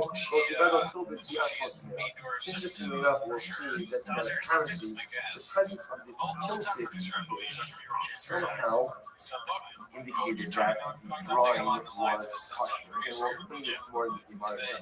People ever tell you you That's got too far? not good. What's like Rashi says, Min Bagin Kitanin Bar, the useful type. Remember yesterday, is a small variety of fish called types. Now, when the fish is young, so it doesn't have to be scale. They know it's not every house. So obviously, the judge will answer not to depend on the text. So ultimately, again, and yet, halacha myself, we see that it's mutter. Rabbi Gram Neman also mishir do not ola ima doesn't care at all. So it's interesting enough when it comes to the film like this small fish, you can't buy from a Gentile. Why? Because it's easily mixed in other non-kosher species, and you may not be able to do it. Torah shows filters. Similarly, going to say so. Filters we see is a type of grain. You can't go ahead and eat this from an apple. Why not? So that's just interesting enough. This is a definition. This is because when you harvest this item, you often use your knives, and you cause the knife of an apple to have schmutz, non-kosher schmutz, others on it. Therefore, you can't eat this filter. So we'll say obviously. We're going to go ahead and actually point out over here, but also make sure the Nisa is second. Also because of the way there may be non-kosher residue on, obviously, we're going to explain each of these categories. Melech, Shalkudis, or Shalkundis. We also can't use Shalkundis salt. All of these items are able to in the English surface. All these items must again. You cannot eat it, and there is you're not allowed to consume it, but there is no Israel you can get I asked you all of the mind language law. Let's go with start. Can't even look what do you have to be concerned about? Initially, if you say tar, fear, kamiyar. So ultimately, if you're concerned with your non-Jew, you're going to put in your non-kosher milk. Apparently, non-kosher milk is different than kosher milk. It's different combinations. So therefore, again, you're going to be familiar with it.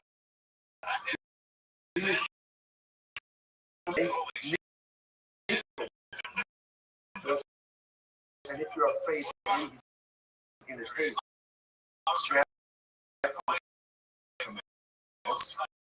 he's going to mix additional non-kosher. Let's see what this is. Very simple. First one, right? Make cheese. Ultimately,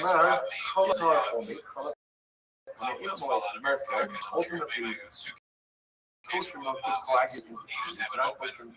You can't coagulate into cheese. That's a great idea. If you want to make cheese, again, that's a way to test out if there's any milk in milk. You know, here, you can boil it. Please bears are not buying cheese. So buying it from us, everyone's favorite dish, pizza. Here is the also known as pizza. Again, because of that, there's no doubt that there's non-kosher milk. If I look for money, you're not allowed to go ahead and search.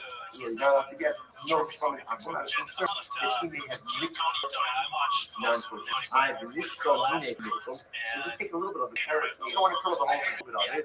Curdle it. If it's kosher, it doesn't curdle it. It's not kosher. No, they're right. That's not a good kind of test. Even more, none each of the timely, let the limit of the milk. Here is it when you make cheese.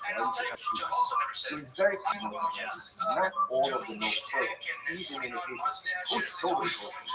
So therefore, again, even the cheese test doesn't work because just because you have some leftover milk that didn't curdle is not a raya that it's kosher milk or non-kosher milk. Even kosher milk, there's some leftover milk that doesn't curdle. Therefore, the cheese test will not work to ascertain whether or not there's non-kosher milk. And the other possibility is, if you came up to Kabbalah and Vino, you should have to pay Beriat. Furthermore, again, even if you are purchasing milk, ultimately, again, and even if Allah again, you do go ahead and make the cheese. Once again, how does that help you? Because Allah, once you've established that there is some milk that is always left over in the cheese itself, that could just either look, it could be kosher milk that can coagulate, it could be non-kosher milk that can't. Therefore, bottom line is that the cheese test can't work. Therefore, what's that look for my son? Source number one, or look number one, Mishnah says you're not allowed to go ahead and purchase milk from the akum. Why? We are concerned ultimately again that the akum mixed in non-kosher. Now again, interesting enough, I'm not concerned he's selling me just pure non-kosher milk because that would be distinguishable just by its appearance. What I am concerned about is that he mixed in non-kosher milk with the kosher milk, and there's no real way to demand this. You can't go ahead and use the milk of an apple. It's possible you can't eat it, but ultimately again that's possible. So a couple different today. We'll take up the message from the past tomorrow. It's a big deal. And so I tried to be respectful to Tony as far as in that circumstance, Tony is dead. Good morning, Leslie. Unfortunately, the other words that I'm trying to not go to physically, but at least you learn together spiritually and virtually. Again, I think all of our sponsors, thank God, anyone coming to our sponsor, we took this up and I support dedicating all the things we got this year.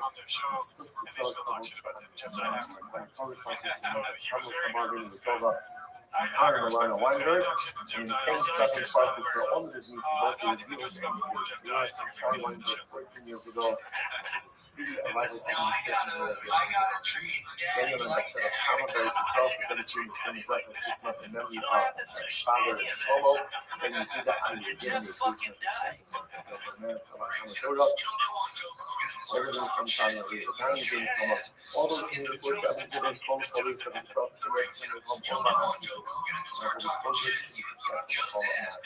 Today's count is Lamed count 34, and we are picking up in Ner Hashem on Lamed Gimel on the days 2, 4, 6, 7 lines up.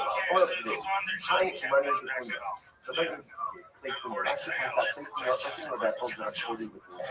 So these vessels, you are so ultimately whether they are black or white, ultimately shari, they are connected. In other words, one could ultimately utilize them even after an active. The roka shmi is going to be awesome. Why? The shmi because it's made out of this alum. It's made out of it has this mineral alum, the alum dirt, alum soil, and therefore again, it absorbs and the absorption cannot be offset. It's too but ultimately, again, if it has cracks in it, then every color ultimately will be offset. If there are cracks in it, the absorption is in and cannot be copied. Josh Morena, Kunya, from Rema and Kunya, which again is lead-coated earthenware vessels, being ultimately Yura Ben Europa. Whether it's black, white, or green, shari, ultimately, again, it is amazing. Now, what's the second? Nice on the front of the paper.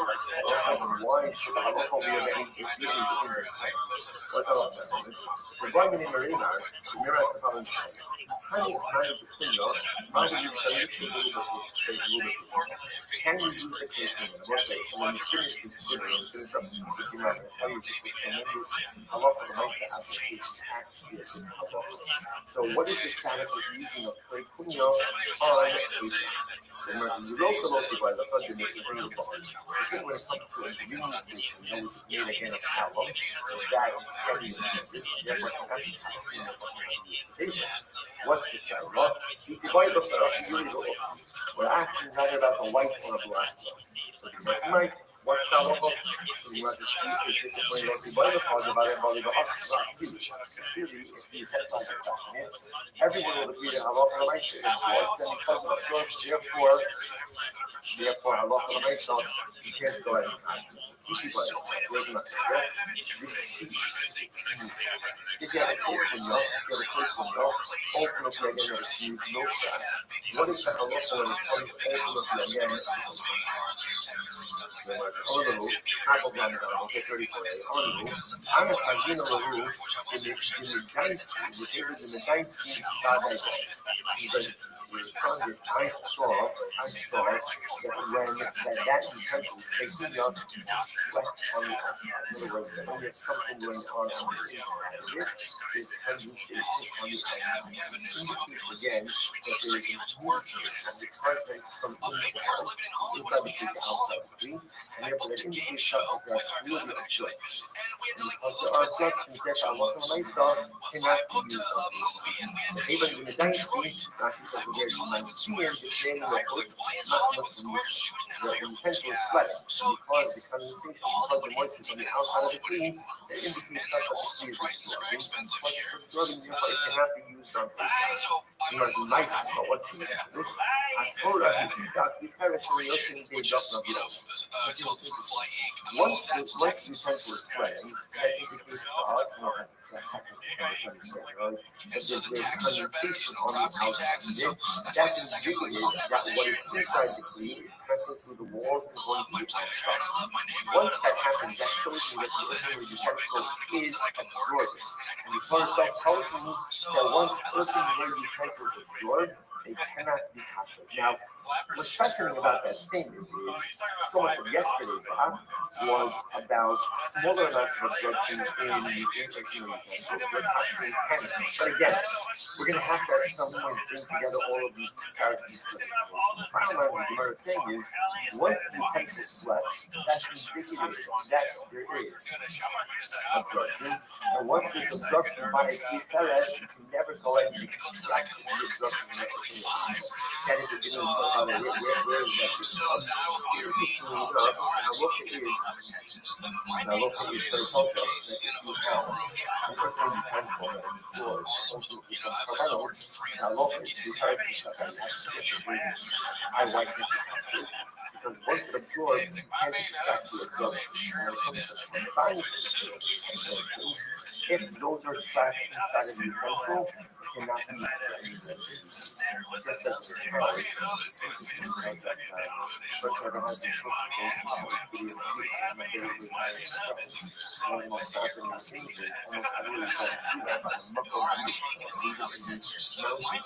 suitcase in a hotel room. Why is it people would often now look where you take your car running your personally use your car. What would be your personally pencil after you consume your car? Well, you weren't going to take it home because you couldn't pass it. So because you couldn't pass it, what are you going to do with it? Jeff Oldie would smash it. Incredible. So that's like this very day. You find pottery shards in shoes. Incredible. So the Gemara says, "Nice from Yan yes." Here's the so therefore the Gemara says, when it comes to Pesach, you cannot pass it. If you have an every utensil fully resolved, since when you see that when the utensil is used, sweats on the outside, that indicates to us that there's absorption. Once there's absorption in an earthenware utensil, you can't stop the absorption. Therefore, if it absorbs from it, you can't use it on Pesach. But you can ask, you might understand. Nice from the Yayin Nesa. But why is it different than the Yayin Nesa? That's how it's we got to Marimar, who do money between your shari? Marimar said, a few months ago, Marimar said that all types of personal utensils covered with what we call clay, even if it was used for Yayin Nesa, years and years afterwards. So what's the difference between Yayin Nesa and Chametz? This is the Chametz Yayin Nesa. It's a big difference. Chametz is D'oraisa. Chametz is D'oraisa. Yayin Nesa. Now, Yayin Nesa is Yayin Nesa is D'oraisa, but the concern that what an apple for was Yayin Nesa is D'Rabbanan. So therefore, again, maybe when it comes to D'oraisa, more Chamer, and therefore Klei Kunya cannot be passionate. When it comes to D'Rabbanan, about a concern about Yayin Nesa, we're not as concerned, and therefore you can passionate or you can utilize it after the akum goes ahead and use it. I mean, what's that going to hold the talking about when I came down? Whenever comes out, whenever the rabbis legislated a law, it always went ahead and legislated it. In other words, rabbinic law is always modeled after biblical. So the Gemara says, and therefore, so to say that Yayin is Rabbanan coming from D'oraisa, hence the difference of how we treat it in both of those circumstances. The Gemara doesn't like that. Because we use Rabbanan to be modeled after D'oraisa. So it's not going to work after Chametz. It shouldn't work to utilize it for Yayin after we use Yayin. Which is my party distinct that Hashem becoming the death of Hashem becoming. This is very interesting. The assumption is that the temple is coming from the first year of the act from itself. So remember again, there's a greater level of observation. When there's a concern about Yayin Nesa, it's cold. It's cold, or at least it's not hot. Therefore, again, what has to be thinking like this. When it comes to Yayin Nesa, that most you're dealing with is the cold absorption. And because this is not the typical earthworm utensil, but rather it's an earthworm utensil covered with lead. Right, so that blunts the absorptive abilities of the earthware. Right? That's why you can be nickeled by Yayin Nesa. And as long as the continuum doesn't have any gaps, Marimar said even if it was used by an akum, you could use it after. Chametz, if it was used after you, presumably you can do it. Halachah, you can't use it. You can't use it because why? There's a higher level of absorption. Because there's a higher level of absorption, therefore halachah, you can't touch it. Okay, so that's how the Gemara sees it.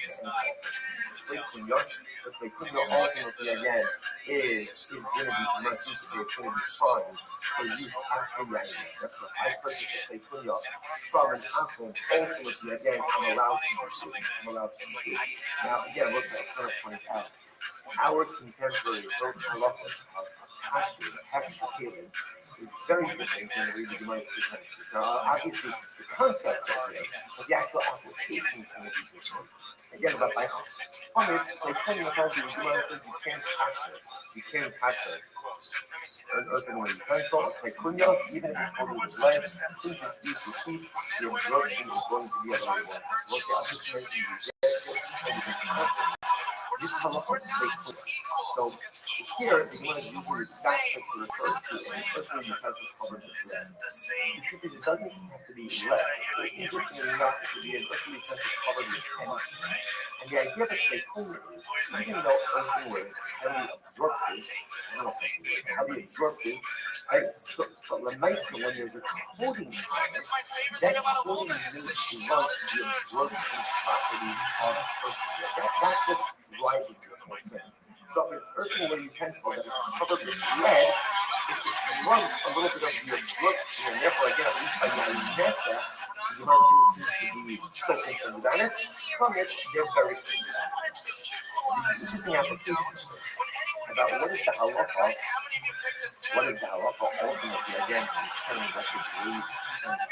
So this one is interesting, right? Because China is a graze is glass. So there's a whole discussion what exactly defines the identity of the food. Is that food, is it defined by its exterior coating, or is it defined by the primary food? Now, obviously, the difference, not as much for contrary, but it raises a very interesting question, which is earthenware does not have to be cold before use. Glass does have to be cold before use. Do you have to go ahead and cold glaze China before use? All right, absolutely. You know, again, it had to be my focus in as to whether or not it requires sila, but just an interesting different application of protein. In general, by the way, when it comes to hexateria, just know when you have these types of situations where you have, let's say, a base clean, a base utensil, and a coating on top of that, halachically, you generally define the identity of the cleans by the coating. Or for good, potentially for tequila purposes, and certainly for passion purposes as well. Again, a lot more involved in the way that Gemara is presenting it over here. It's just always fascinating to see concepts in Gemara that although the application changes a little bit by us, but the shama of it is also tremendously powerful. It also tells you, sometimes mentions the husbands also, which is that sometimes you have to make sure that you create the right coating around your food. Because the right coating around your food is really helpful. And we spoke yesterday about the husband is the food. Tyler said, what's the protective coating you're putting around your food? You don't put magic hormones in the oven compared to what we have in the food. Compared to the earth. And man is the person with us. So what you see from here is that this, the person with us will have to absorb everything. Man, also, what we absorb everything. Everything I see, everything I hear, everything I look at, everything I experience, it all seeps into my machine. And it's always because if I'm seeing the wrong things, if I'm hearing the wrong things, if I'm experiencing the wrong things, it's all just getting closer to my feet. That's why you have to be like a true singer. You have to be some type of protective barrier around your products. What's the protective barrier? What does that mean? Oh Lord, you Lord, it's trusted. It's all the beautiful dynamic spiritual activity that we do. That's what creates a protective barrier around my personal experience. Without it, I absorb everything. And what happens if you absorb everything, Manish? It becomes trash. Unfortunately, sometimes it becomes literally impossible to extract all of those absorptions. Put the protective layer around it. Incredible. You know, there's like a great story here. And the thing that everyone agrees on. So the people went to the same book, things up. So boy, they asked him about the Shaiva, this animal shows, or in this animal shows, that's the following interesting thing. Let's say, Rashi defines it this way. Let's say I'm going ahead and I didn't eat today. Okay, so let's say it's 1 o'clock in the afternoon. I not because I'm fasting. No, I didn't eat. And as you know, it's only 1 o'clock in the afternoon. I might as well just accept today as a fast. And I'll fast for the remainder of the day. Can you do that? Can you transform midday, the rest of the day? I haven't eaten nothing today. And I transform the rest of the day into a fast. So they have to be this Can you see me? Come on my Discord. Dracula Burrow. Come to my Discord. Okay, I serve a mutter. Bahama Biyadeh, Rabbi Akiva did it. B'meh Shimish Moshe Hashavim Yiruvah. Remember again, for the first 7 days, the inauguration of the Mishkan, Aaron did not serve as the Kohen Gadol. Moshe did. On the 8th day. Yom HaSheni, then Aaron was inaugurated as the Kohen Gadol. So Moshe served for the first 7 days effectively as Kohen Gadol. What did he wear? What did he wear on those 7 days? Bahama Biyadeh, and Rabbi Akiva did not know it. It looks like they wouldn't see itself. Why did just skip to the information? Why did you ask about how Rabbi Akiva didn't know the answer? I just want to ask you, because that no one has all the answers. You know, I've mentioned this many times on the studies in chapter. The Gemara says, Lama l'shon chalomar any other. You have to teach your tongue to say, I don't know. What do you have to teach your tongue? It's not natural for a person to say, I don't know. It's uncomfortable for me to say, I don't know. I like to think that I know everything, but I don't know everything. No one knows everything. So first, you have to teach your tongue to say, I don't know. It's hard. It doesn't come naturally. And I think my group says this further. Rabbi Akiva, you get Rabbi Akiva. Rabbi Akiva said, you would not be here without Rabbi Akiva. Rabbi Akiva at the end of Makkos, who when the sky is full, Rabbi Akiva is the one who steadies us. Rabbi Akiva holds our hand. Rabbi Akiva locks us in the embrace. Rabbi Akiva dries our tears. Rabbi Akiva tells us that it's going to be okay. Even Rabbi Akiva doesn't have all of the answers. Even Rabbi Akiva doesn't know everything. Even Rabbi Akiva sometimes says, I don't know. And if Rabbi Akiva doesn't have all the answers, then it's okay for us to not have all the answers as well. Us Shal being Midrasha. Rabbi Akiva, what's the guidance of Rabbi Akiva? When he doesn't have all the answers, he tries to find. So he goes into the base medrash and asks, and again they told him the answer to all the questions. So ultimately, the first of the halacha is you can't transform the day midday into a fasting. And what that means is you'll daven the mincha, the rest of the day you'll daven the tefillas of a fasting. What it also means is once you think it's going to be fasting, you can't get it. So in other words, your decision is binding, and halacha might have daven tefillas ultimately again of a midday. Oh, sorry, of a fasting. Next, someone's over here. Furthermore, the earthly utensils of an ahum become mutter. When do they become mutter? After 12 months. So listen, this is a fascinating nugget of information. This whole time we're talking about the idea that earthenware vessels ultimately absorb, and you can't extract the absorptions. Now the Gemara kind of drops this bombshell and says, by the way, after 12 months, the absorptions essentially are voided. Rashi says over that's after 12 months with no koshering, with no kosherization, no koshering process. So if you want to use earthenware vessels before 12 months, okay, there needs to be a koshering process, depending on how it was used. What is after 12 months? Anything absorbed within the earthenware vessels ultimately again is bottle. It's bottle. It's negated. It's void. Again, I will say that concept does show up in halacha l'maisa. You know, this comes up all the time. People inherit sets of china from relatives maybe who weren't necessarily observant or didn't know exactly how to run a kosher home. And now I get this, heirloom china. What can I do with it? So again.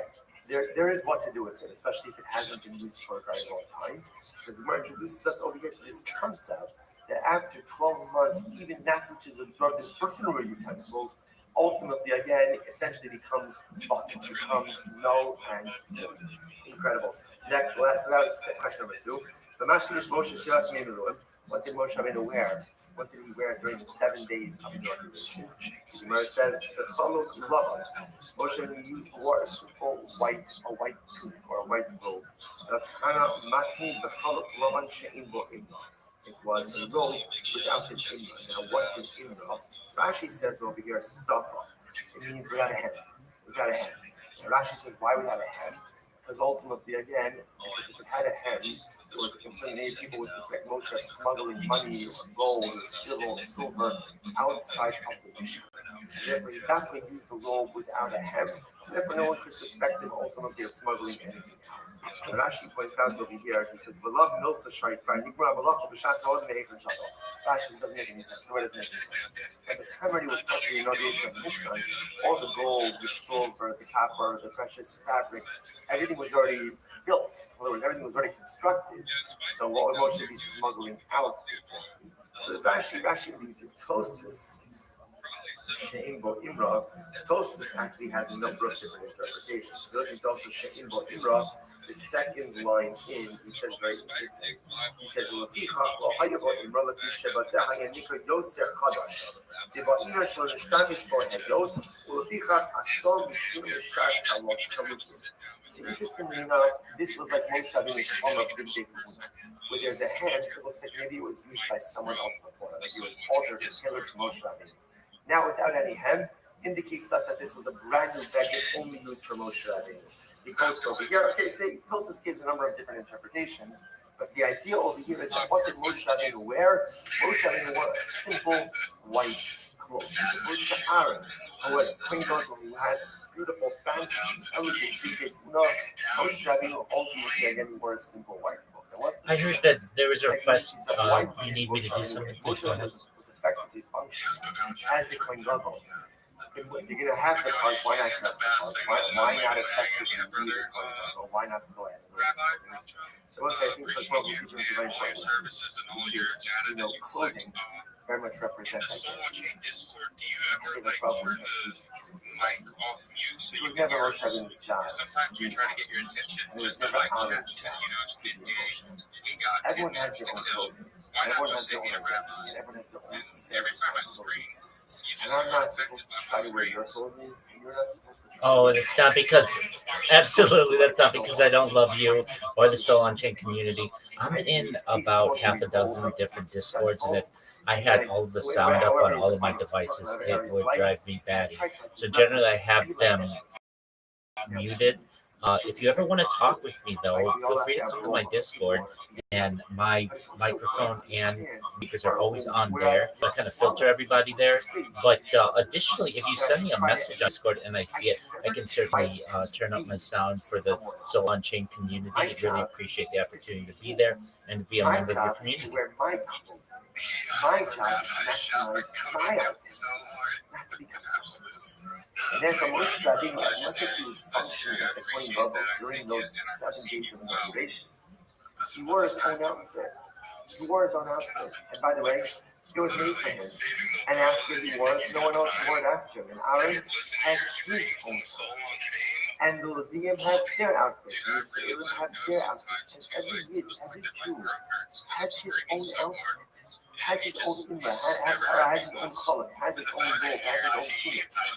And I'm not supposed to wear yours, and you're not supposed to wear mine. Spend so much time trying to be like other people, when in fact, all that kind of stuff really wants of us is to wear our own clothing, to be the best version of ourselves. We might look better than I'm sorry, but I love you for all the remember again, Mishnah said, I'm trying to tell you ultimately, again, great students.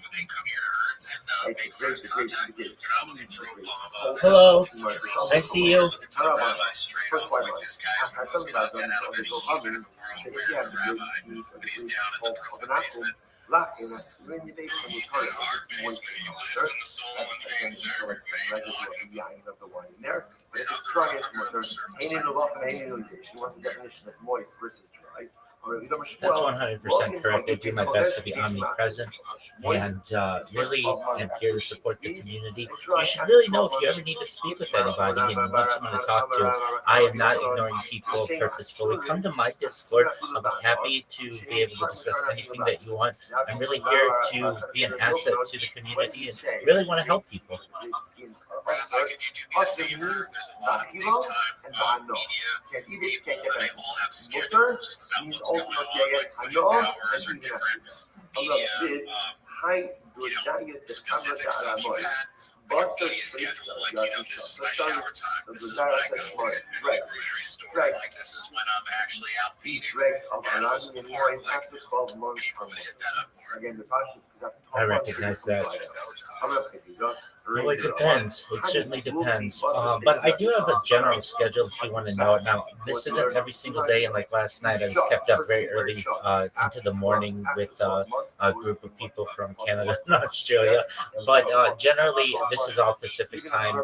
I usually try to get up by at least 4:30 or so. I daven by 5 a.m. and then I teach a Kabbalah class on YouTube. That's anywhere between 1 and 3 hours every single day. And then I do my best to, make coffee, do all the morning activities that a person may have, certainly bathe and all those other things. Then get into spaces early as well, usually at least by 9 a.m. And then I try to be in spaces all day long, but also I entertain people on my own Discord throughout the day. And then in the evening, there's a group of people that come in and we play mini games every single day. So anything from bowling to mini golf to chess and a bunch of different mini games that we like to play. So if anybody's interested, you can always connect with me in my Discord and or certainly send me a message. If you want me, send me a message. I'm as available as I can be to anyone who has any needs. After 12 months, it's more fair to begin that next week. The taxes is starting already, and therefore there's no really value. I'm about to bring up honey group Basta trace a yaki shasa. Now the Gemara says something very interesting. These of us that the Gemara called this, here's the Rashi. No, sorry, no Rashi. I mean, go fish it. So go fish, yes, you had that term. We had that term on the other, that's jugs. That's jugs. So ultimately, again, you put these black and red. Basta trace a yaki shasa. So it Basta trace a yaki shasa. After 12 months, ultimately, again, then absolutely, depending on the situation. But yeah, I've done that before. I've had people from the Harry Potter Obama Sonic 10 email community come visit me from as far as Northern California. So just generally based on my schedule, I am open to it. And the other question was regarding mini games. What are mini games? Well, as I understand, they're generally not your full on. You need like a super gaming PC. There's something that you can play on your phone. Pretty simple games, anything from pool, chess, checkers, certainly things like mini golf, things like Scrabble, Risk, things like perhaps Monopoly, just the games that you would play as a kid. But I do have a community that we've been playing these games now every night for about a year, and so I enjoyed just certainly staying entertained in any way that I can. Do you mind if I share with the community what I really am passionate about? Thank you so much. So you guys know.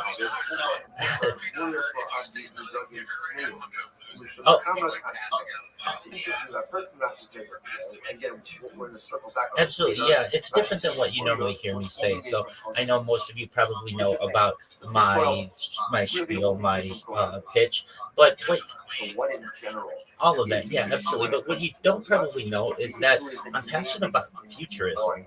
I'm a futurist, so I like to talk about things of the future. Things like antimatter, anti-gravity, faster than light travel, faster than light communication, space tourism, space elevators, terraforming of other planets, certainly teleportation, artificial narrow intelligence, artificial general intelligence, artificial super intelligence, things like replicators, Santa Claus machines, certainly things like de-extinction. People don't know this, but the first successful de-extinction took place in the year 2003 with the Pyrenean ibex, which was a goat located in northern Spain, southern France. Fast forward to the year 2021, a company out of Dallas, Texas, is founded known as Colossal Bioscientific. They've made it their goal that within the next 2 years, I should say, by the year 2028, to reintroduce the woolly mammoth into the Arctic Circle, utilizing Asian elephant surrogates, which I just think is a mind-blowing goal, and I'm kind of surprised that more people aren't talking about this. Following the reintroduction of the woolly mammoth, they want to reintroduce the Tasmanian tiger, followed by the dodo bird, which I think will be really an exciting opportunity to perhaps be able to archive on my stream. Additionally, I talk about things that I'd like, once I go viral, to be able to give back to the community and the people who have helped me, specifically in terms of life extension technology. When you all were born, the average life expectancy for you all or someone like you was probably about age 80 years old, and I want to increase that with your consent. If you want, using giving you the resources so that you can afford things: oxygen therapy, human growth hormone, stem cells, peptides, cold shock therapy, red light therapy, testosterone replacement therapy, ambrosia therapy, cryonics, cryogenics, to get you to be 120 years old if you want. That doesn't necessarily mean that everybody wants that, but if you do, I want to make sure that you have the opportunity. But at age 120, you may say, Rabbi, it's been a really great life, and back in 2026, everything that you discussed sounded like science fiction, but it's now become science fact. My body's starting to break down, though. What's the next plan? And I don't know if I necessarily endorse this, but these are the types of conversations I like to have. Things regarding mind uploading technology, where we scan your brain into a computer like a CAT scanner and MRI, knowing where every atom is in your central nervous system and your peripheral nervous system, for later download as an android, an avatar, a cyborg, a cybernetic being, a clone of yourself, a robot, an ethereal being, whatever you want to be. But This is true for the oil that comes from the first and second hydrogen extracting oil, but ultimately the third commodity המישון משיני, שכנגד הנוסעים מים ומלח על שומן הדרכים, ומוצא סוף שומן, וכשקלוס holding us in a field. This is very interesting. Sometimes what would end up happening is you take the fish, right, and they would put water and salt on the fish, and that would extract the oil from the fish. So the first pour and the second pour, ultimately, again, is mutter because you're getting out the real oil. The third time already, again, there was a concern that they may mix in wine in order to come with optimum volume. There's less oil there. My time, I wasn't using. I'm sure the same idea like my oil both sorry. The Mary of the camera. That's the first and second part of the salt and the water. There's enough oil in the fish not mixing anything else. And the illa from the third time. And rival with Amber. Mixed in some oil. Incredible. My father's story. Who are bought the Moraisa, the Asim in the Mother.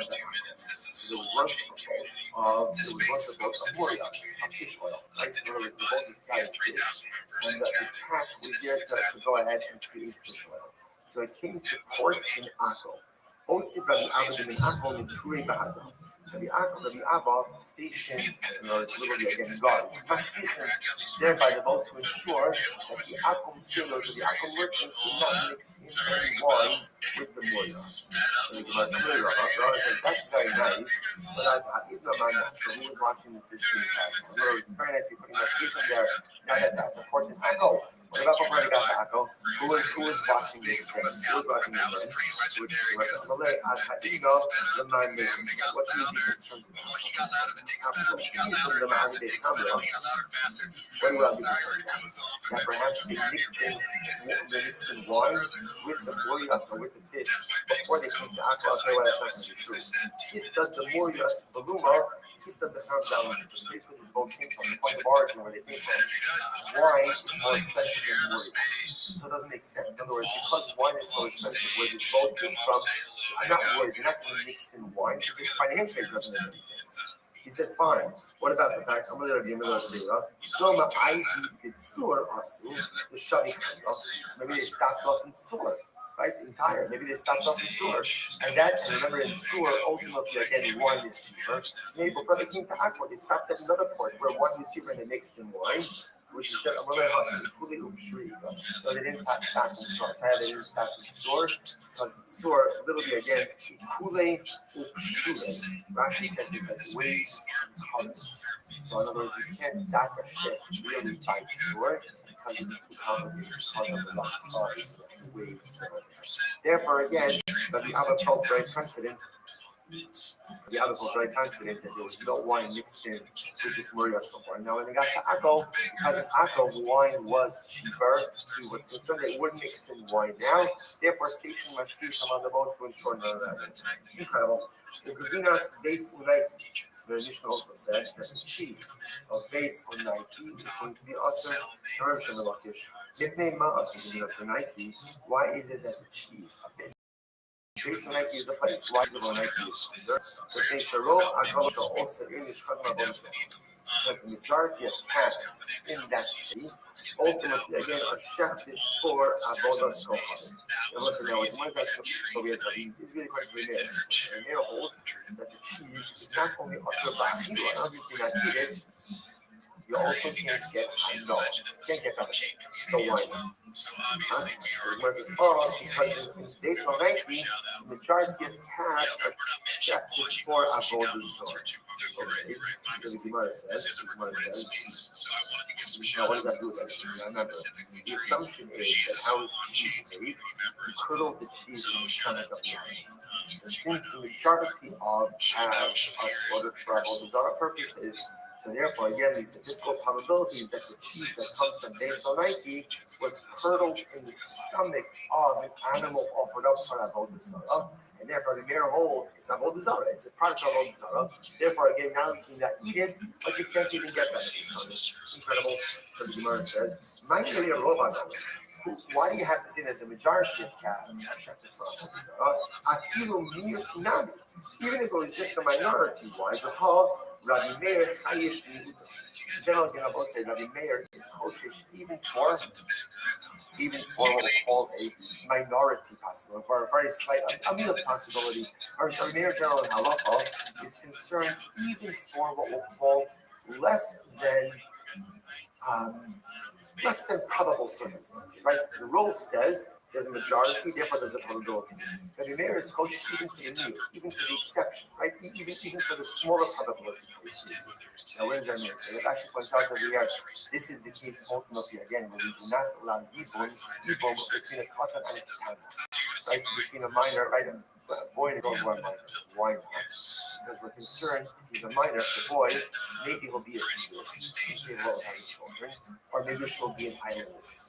Now again, the chances of him being a seeress and her being an islandess are quite remote.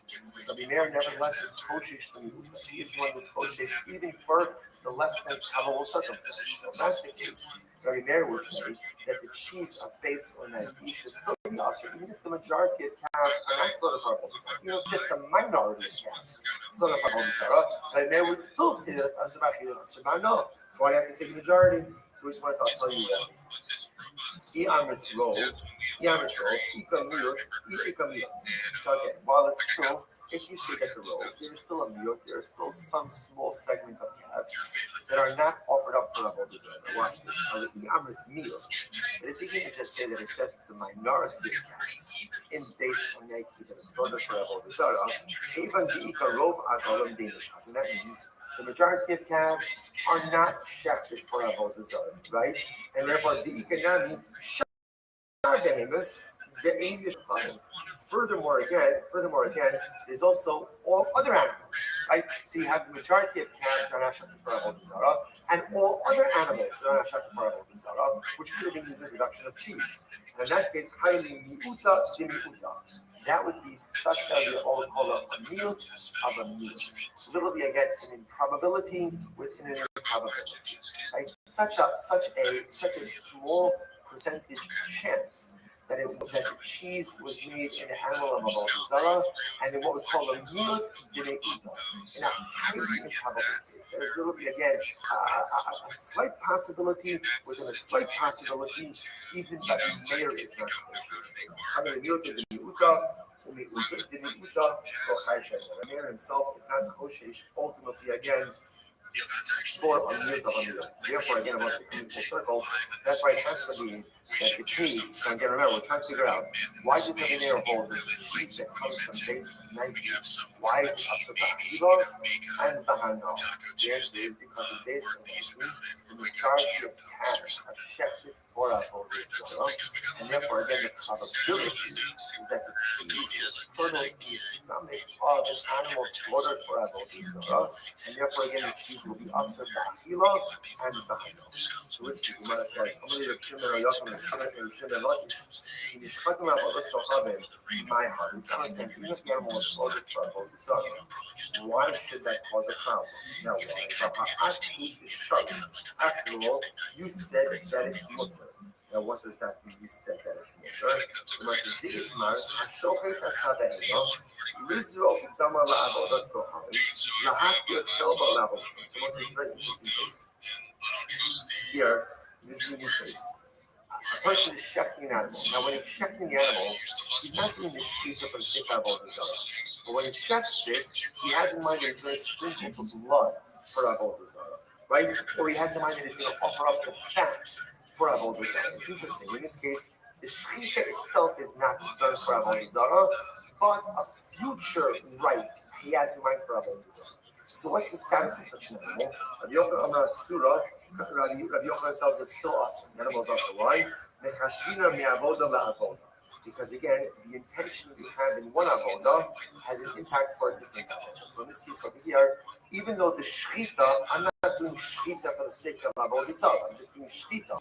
But because during shechita, I have in mind that I'm going to sprinkle the blood for avodah zarah, or burn the fat for avodah zarah, that renders the animal an idolatrous sacrifice. For the money versus the Afinon, chutz mipnin. Interestingly enough, we learn that avodah zarah in the Beis Hamikdash. What does this mean? The Beis Hamikdash, when the point of doing an avodah, if he has in mind to do another one of the avodas in an inappropriate way, that renders the animal pigul. For example, when the coin is checking a carbon, he has in mind that I'm going to eat this carbon 3 days later. I'm going to sprinkle the blood 2 days later. That invalidates the entire carbon. So you see from the Beis Hamikdash that the intention you have by one avodah has an impact on another avodah. So fascinating, but Yochanan says we learn out avodah zarah ultimately again from temple service. And therefore, even if you're shechting the animal, not for the sake of avodah zarah, but if during the shechita you have in mind to do another rite or service for avodah zarah, that makes the entire offering into an avodah zarah offering. It makes sense. Shimon Lakish Amar Muteres. Reish Lakish says it's mutter. Amar Lei. So Shimon Lakish says that it's mutter. And Shimon Lakish says, he says no. The intention by avodah zarah, the intention you have by one avodah doesn't impact it. Shimon Lakish says, if the animal was not shechted for avodah zarah, the fact that he has in mind later on to sprinkle the blood does not make this into a slaughtering for avodah zarah.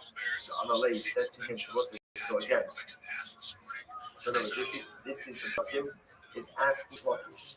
He says, even if ultimately, again, if we're shechted for avodah zarah, why should that go ahead and have an effect? After you have this Reish Lakish who says that halacha l'maisa again, lo b'chashina mi'avodah, right? The intention we have by one avodah should not go ahead and compromise anything else. So Amalei, he responded to him. It's very interesting. So Reish Lakish responded to Shimon Lakish. Is fascinating. He says, Amalei, Hamina Shaita, your time will come. So what does that mean? Your time will come. Rashi says, Rashi says, your mazel will get better. Which is another way of saying, your question is not a good question, but one day you'll ask a good question. It's quite a shock, right? One day you'll ask a good question. So sometimes you see sharpness like this between a Rebbe and a Talmud or under this Medrash. The reason for that sharpness is not to be disparaging, but so much of discipline in Yiddishkeit is thinking before you act. And the more you see this, and sometimes the Rebbe will say to a Talmud, you really should have thought before you asked that question, because the question is not this question. Like your statement is not a question. Had you taken a little bit more time to think this out, you would have understood that what you're saying is not correct. So Shakish responds a little of a biting term. One day you'll ask a good question. One day your mazel will get better. What's the case? But Omer, the Gemara Tzricha, he also. In this case, this is talking about a case where the guy checking the animal said that Allah at the end of the Shita, ultimately, again, the animal should be consecrated as an avodah zarah.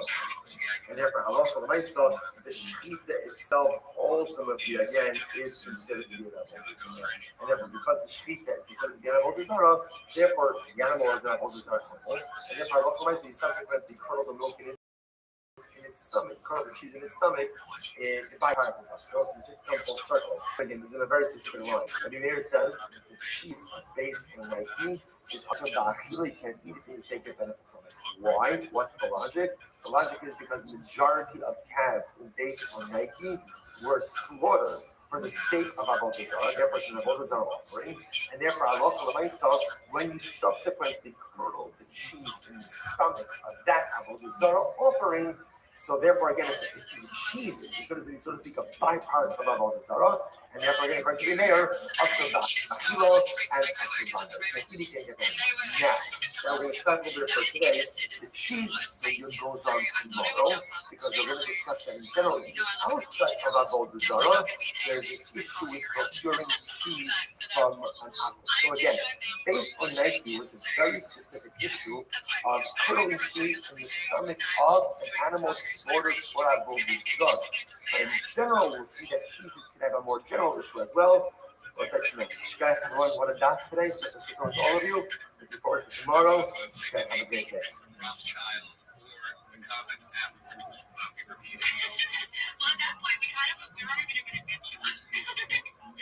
Good morning, ladies. The grace and instruction to you all learn together. I'm sorry that I'm not there with you physically, but at least we learn together spiritually and virtually. Again, I think all of our sponsors. Thank our annual Thomas Jonas sponsors. It doesn't talk about it. It's not dedicated all the things droppers this year. Exclusively sellers from most sponsors. Thomas sponsors, Thomas Hamadi, Shova, Aaron Milana Weinberg, and thanks to Dr. Sparkle for all the things both revealed in the New York and Shai Weinberg 14 years ago. The arrival of my then remember that the Hamburg self-identity from the Dr. 6 months in memory of his father Shlomo, and you see that on the year in the occasion all of them are from Saudi Arabia, the families in the come up. All those things are pushed out into those cold police from the truck, coming home, all of our hostages, and our holy soldiers to be successful in all of us. These nations landed in town 34, and we have taken out the next time on Lamed Gimel on the days 2, 4, 6, 7 lines up on the bottom. All of us today.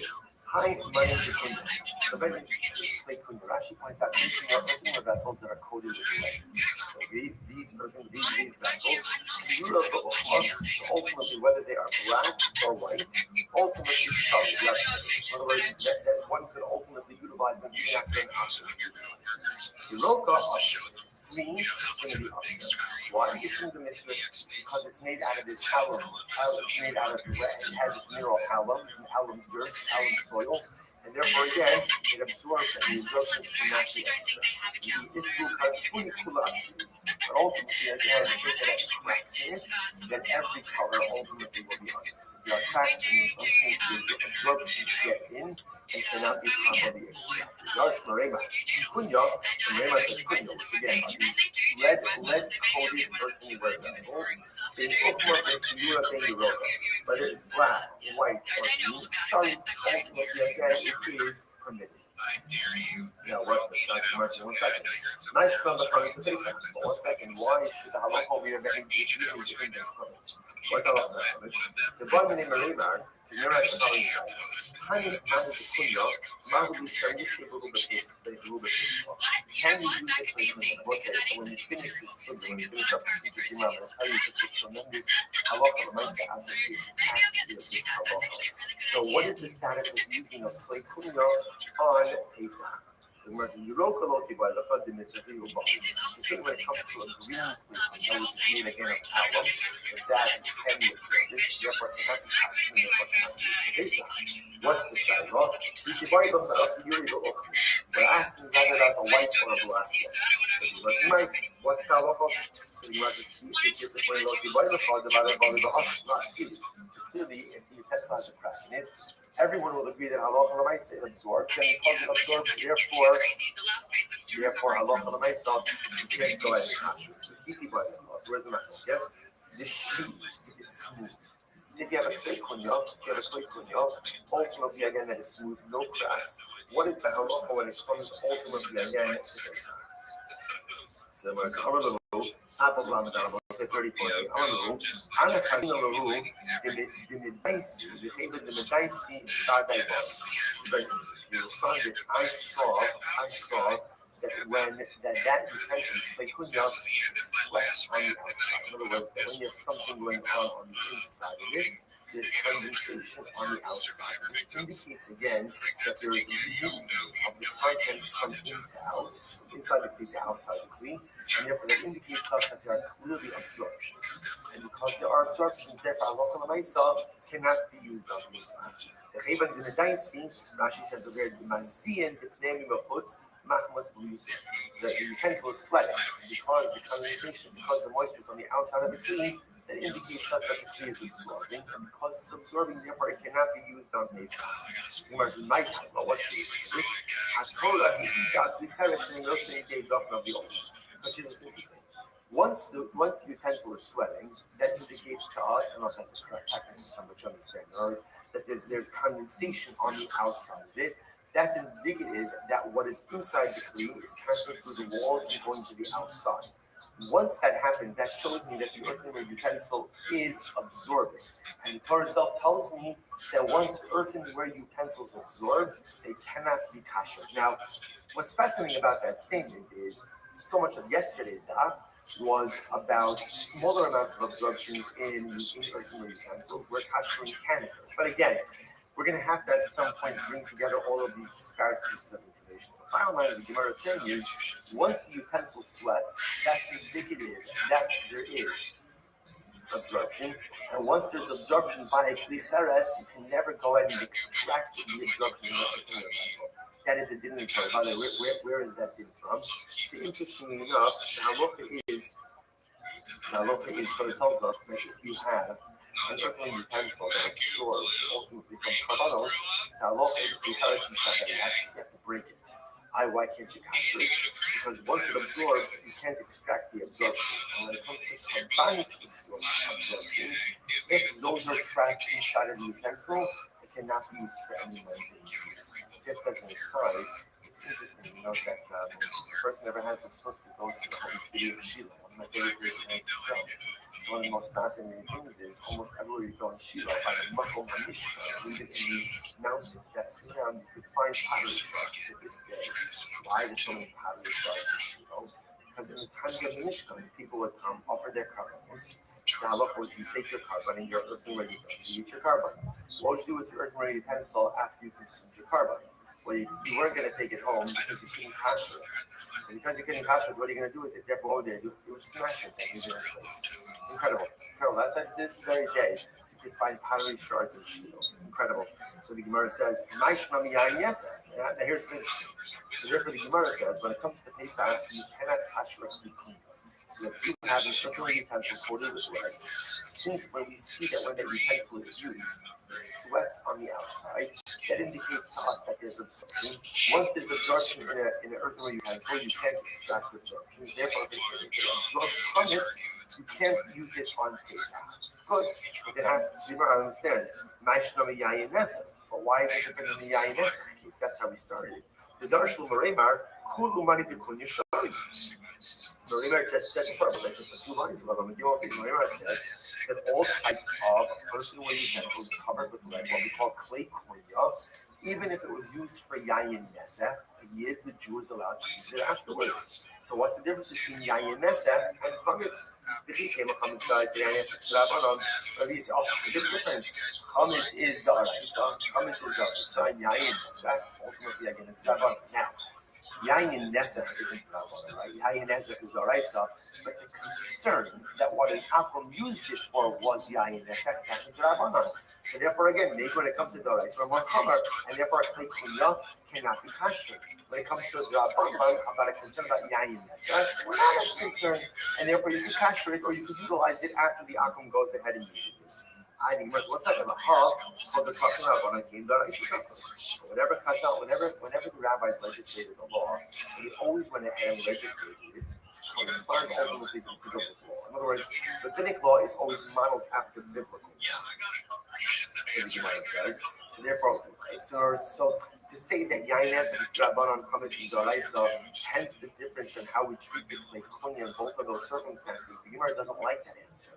Because really a Drabanan should be modeled after a Doraisa. So if a clay kunya is not going to work to kasher it by chametz, it shouldn't work to utilize it for Yayin after the use of Yayin Nesach either. To which the Gemara says, I'll give you a simple example. That Tashmisho B'chamin is that Tashmisho B'sona. So this is very interesting. The assumption is that if the utensil is used for chametz, or the first layer is used for hot chametz also. So remember again, where there's heat, there's a greater level of absorption.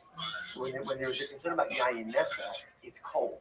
It's cold, or at least it's not hot. So therefore, again, perhaps the distinction is like this. When it comes to Yayin Nesach, that at most we're dealing with is the cold absorption. And because this is not a typical earthenware utensil, but rather it's an earthenware utensil covered with lead, Right, so that blunts the absorptive abilities of the earthenware, right? That's why you can be nickel by yayin nesach, and as long as the klekunya doesn't have any cracks, Marimar said even if it was used by an akum, you could use it afterwards. Chametz, which is used throughout the year, presumably even with heat, halacha you can't use it. You can't use it because why? Since there's heat, there's a higher level of absorption. Because there's a high level of absorption, therefore halacha l'maisa, you can't touch it for this. Okay, so we'll say that's how the Gemara sees the end message. The klekunya ultimately again is going to be, Gemara seems to say it's going to be fine for use after yayin. So if I purchase a klekunya from an akum, ultimately again I'm allowed to use it. Now again, we'll say I just want to point out our contemporary halachos of kasher, hefsher kelim, is very different than the way the Gemara is presented. Now, obviously, the concepts are here, but the actual application is going to be different. Again, but by chametz, klekunya, apparently the Gemara says you can't kasher an earthenware utensil, a klekunya, even if it's coated with lead, since it's used with heat, the absorption is going to be a little bit more intense. We'll say, I'll just mention the jet just kind of in passing. This halacha of klekunya. So here, the Gemara is using a dafka to refer to a earthenware utensil covered with lead. The truth is, it doesn't just have to be lead. Interestingly enough, it could be an earthenware utensil covered with anything. And the idea of a klekunya is, even though earthenware is highly absorptive, I don't know if that's the word, highly absorptive, right? So, but when there's a coating on it, that coating may blunt the absorption properties of earthenware. That's what's driving this whole thing. So if it's earthenware utensil that is covered with lead, it blunts a little bit of the absorption, and therefore, again, at least by yayin nesach, the Gemara didn't seem to be so concerned about it. Chametz, they're very concerned. There's an interesting application of this about what is the halacha ultimately, again, concerning, let's say, glaze in China. So glaze China is interesting, right? Because China is earthenware, the glaze is glass. So there's a whole discussion of what exactly defines the identity of the kli. Is that kli, is it defined by its exterior coating, or is it defined by the primary kli? Now, I didn't make a difference, not as much for kashering, but a reason very interesting question, which is earthenware does not have to be tobel before use. Glass does have to be tobel before use. Do you have to go ahead and tobel glazed china before using it? All right, ask the local orthodox. Again, it had to say it's been focus in halacha as to whether or not it requires tefillah, but just an interesting, different application of klekunya. In general, by the way, when it comes to hefsher kelim, you should just know when you have these type of situations where you have, let's say, a base kli, a base utensil, and a coating on top of that.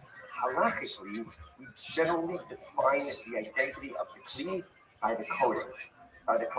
Both for tefillah, potentially for tefillah purposes, and certainly for kasher purposes as well. Again, a lot more involved in the way the Gemara is presenting it over here, which is always fascinating to see concepts in the Gemara that, although the application changes a little bit by us, but the neshama of it is also tremendously powerful.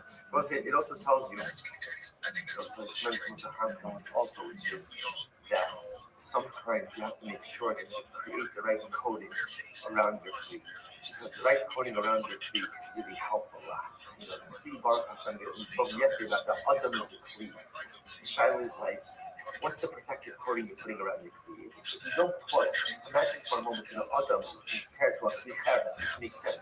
Cheres is made from the earth, and man is made from the earth. Man is an earthenware vessel. So what you see from here is that just the earthenware vessel, what happens? It absorbs everything. Man, we'll say, we absorb everything. Everything I see, everything I hear, everything I look at, everything I experience, it all seeps into my neshama. And there's a danger in that. Because if I'm seeing the wrong things, if I'm hearing the wrong things, if I'm experiencing the wrong things, it's all just getting put into my being. That's why you have to be like a klikunya. You have to put some type of protective barrier around your klicheres. What's the protective barrier? It's Torah, it's tefillah, it's tzedakah, it's chesed, it's mitzvahs, it's all the beautiful dynamic spiritual activity that we engage in. That's what creates the protective barrier around my personalistic being. Without it, I absorb everything. And what happens if you absorb everything, mamish? You become treif, right? And unfortunately, sometimes it becomes virtually impossible to extract all of those absorptions. Put the protective layer around your cleat. Incredible. Remember, it's like a great story here. Rabbi Akiva Ekela Ginza. Rabbi Akiva went to a city called Ginza. So, boy, they asked him, Shaiva, Misanim L'Shols, or in Misanim L'Shols. So that's the following Shaiva. Interesting thing. So let's say, the Rashi defines it this way. Let's say I'm going ahead and I didn't eat today. Okay, so let's say it's 1 o'clock in the afternoon. I just didn't eat. Not because I'm fasting, so I got busy. And as you know, it's only 1 o'clock in the afternoon. I might as well just accept today as a fast day. And I'll fast for the remainder of the day. Can you do that? Can you transform midday, the rest of the day? I haven't eaten up until today. Can I transform the rest of the day into a fast day? It comes out in the shows. So they asked me to keep this kasha. Well, how be I don't keep no answers. Can kind of all they go probably my soon with the earthenware utensils of all they go cover. Are they usher or mutter? Well, how about the other? I mean, keep it didn't do. But man, Shimish Moshe Kol Shevei Menuhin. Remember again, from the first 7 days of the inauguration of the Mishnah, Aaron did not serve as a kind of Moshe did. On the 8th day, Yom HaShmini, then Aaron was inaugurated into the Kuzah. So Moshe served for the first 7 days directly as a kind of. What did he wear? It's fascinating. What did he wear on those 7 days? Lo haba biyadeh, and Rabbi Akiva did not know this. So let's say, you went to yourself, why does like just skip to the intonation? Why does the Gemara have to tell us Rabbi Akiva didn't know the answer? It's a tremendous Muslim skill. Teach us that no one has all the answers. You know, I mentioned this many times around the training. The Gemara says, Lama l'shon chalomar eni yodeh. I can teach your tongue to say, I don't know. What do you have to teach my tongue? It's not natural for a person to say, I don't know.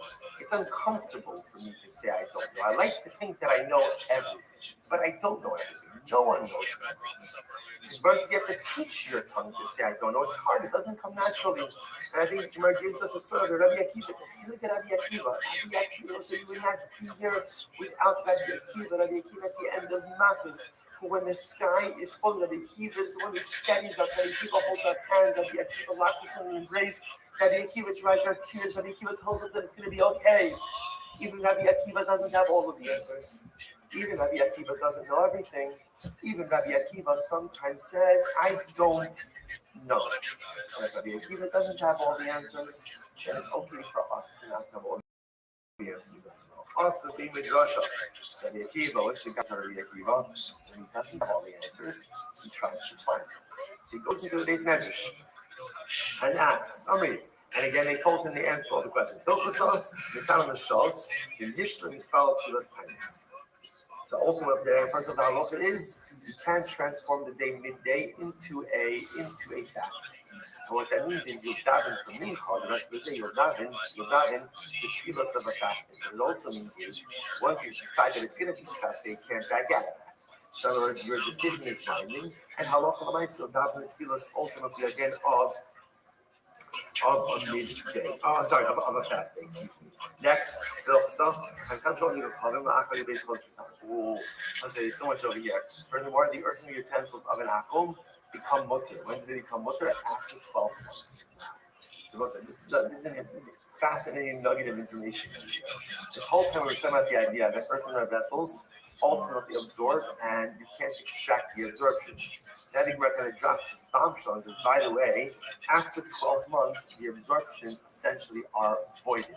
Rashi says over the Akash Miyad Beli Tikkun. That's after 12 months with no koshering, with no kosherization, no kashering process. So if you want to use earthenware vessels before 12 months, okay, there needs to be a kashering process, depending on how it was used. After 12 months, anything absorbed within the earthenware vessels ultimately again is bottled. It's bottled, it's negated, it's void. You know what's that? That concept does show up in halacha l'maaseh. You know this comes up all the time. People inherit sets of china. and relatives maybe who weren't necessarily observant or didn't know exactly how to run a kosher home. And now I get this, heirloom china.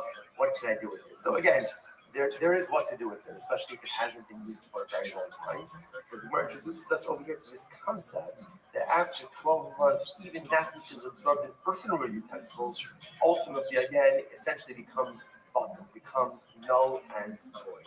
Incredible. Next, so that was question number 2. What did Moshe Rabbeinu wear? What did he wear during the 7 days of inauguration? The Gemara says, the chaluk lavan.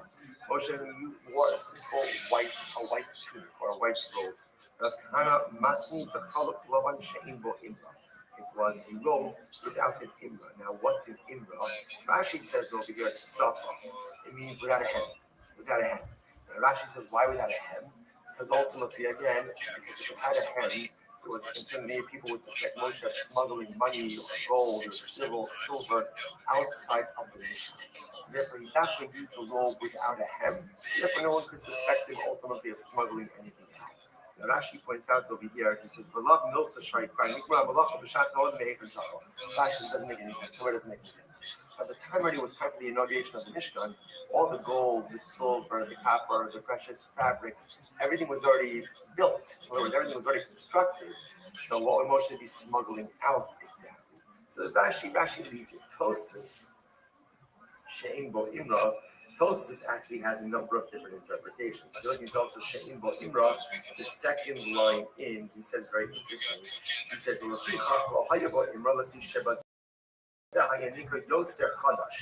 דבעינה שלא נשתמש בו היות, ולפיכך אסור משולם בשאר חלוקים. Interestingly enough, this was like Moshe Rabbeinu's form of big day kahuna. With your hand, it looks like maybe it was used someone else before, like it was tailored to Moshe Rabbeinu. Now, without any hem, indicates us that this was a brand new begging only used for Moshe Rabbeinu. Okay, so Tosis gives a number of different interpretations, but the idea over here is that what did Moshe Rabbeinu wear? Moshe Rabbeinu wore a simple white cloak, as opposed to Aaron, who was Klingon, who has beautiful, fancy, elegant, big kahuna. Moshe Rabbeinu ultimately again wore a simple white cloak. And what's the pshat? Like when you think of why didn't Moshe Rabbeinu wear? If Moshe Rabbeinu was effectively functioning as the Klingon, if you're going to have the part, why not dress the part? Why not effectively be the Klingon? Or why not go ahead and wear the clothing?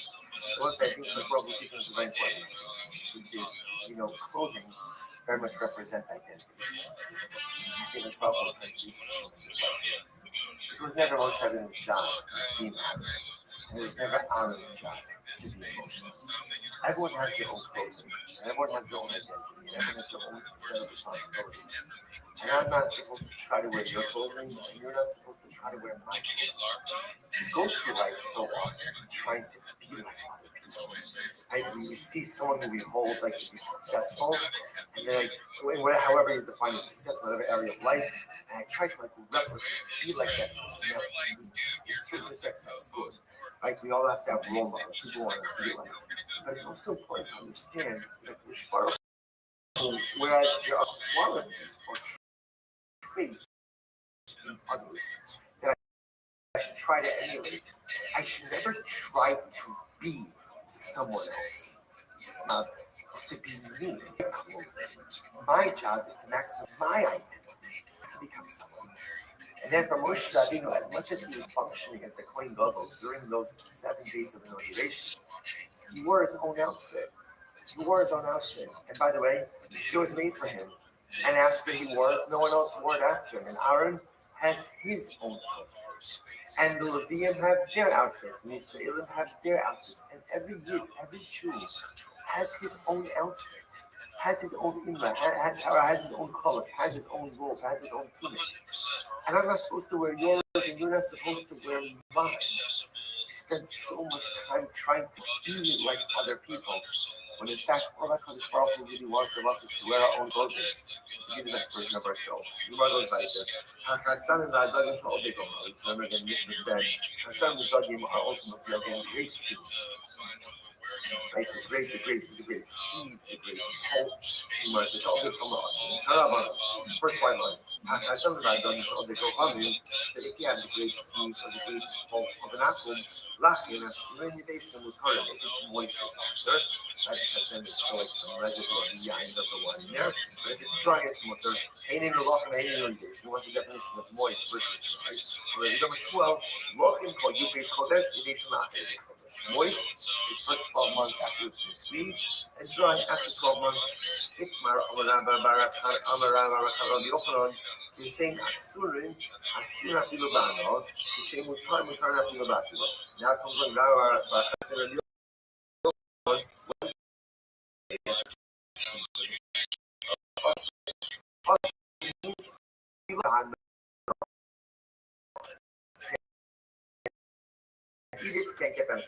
Mutter means all and even after. High so the dregs. These dragging wine after 12 months. Again, the bash is after 12 months, they become dried out.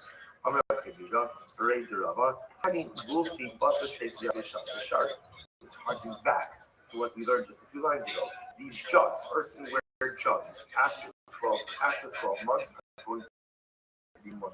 Also, what's the logic there? So, after 12 months, even absorptions in earthenware ultimately become void. Amra Kabiga, honey, what's it? So, down base 34. Amra Kabiga, honey after the tea. Now, what the actually is Hamas or corner something. After, so it's Hamas is like a canteen or a small cistern that are made out of thick leather. So, right, that's what the Arabs use. Also, Tracy, after 12 months or something. Once again, we're teaching 12 months because even items that absorb after 12 months, the absorptions are considered to be null and void. What's the second line up in the top? Lamadam, page 34b. Honey with sunny Yarabi, Buster Tracy Yashi Shasa Shari. Now let's say what it is. So China actually is soulless, shell or nothing. So again, this is the grape thread, right? That's the grapes. The pulp. The pulp of the leftover dregs of the grapes.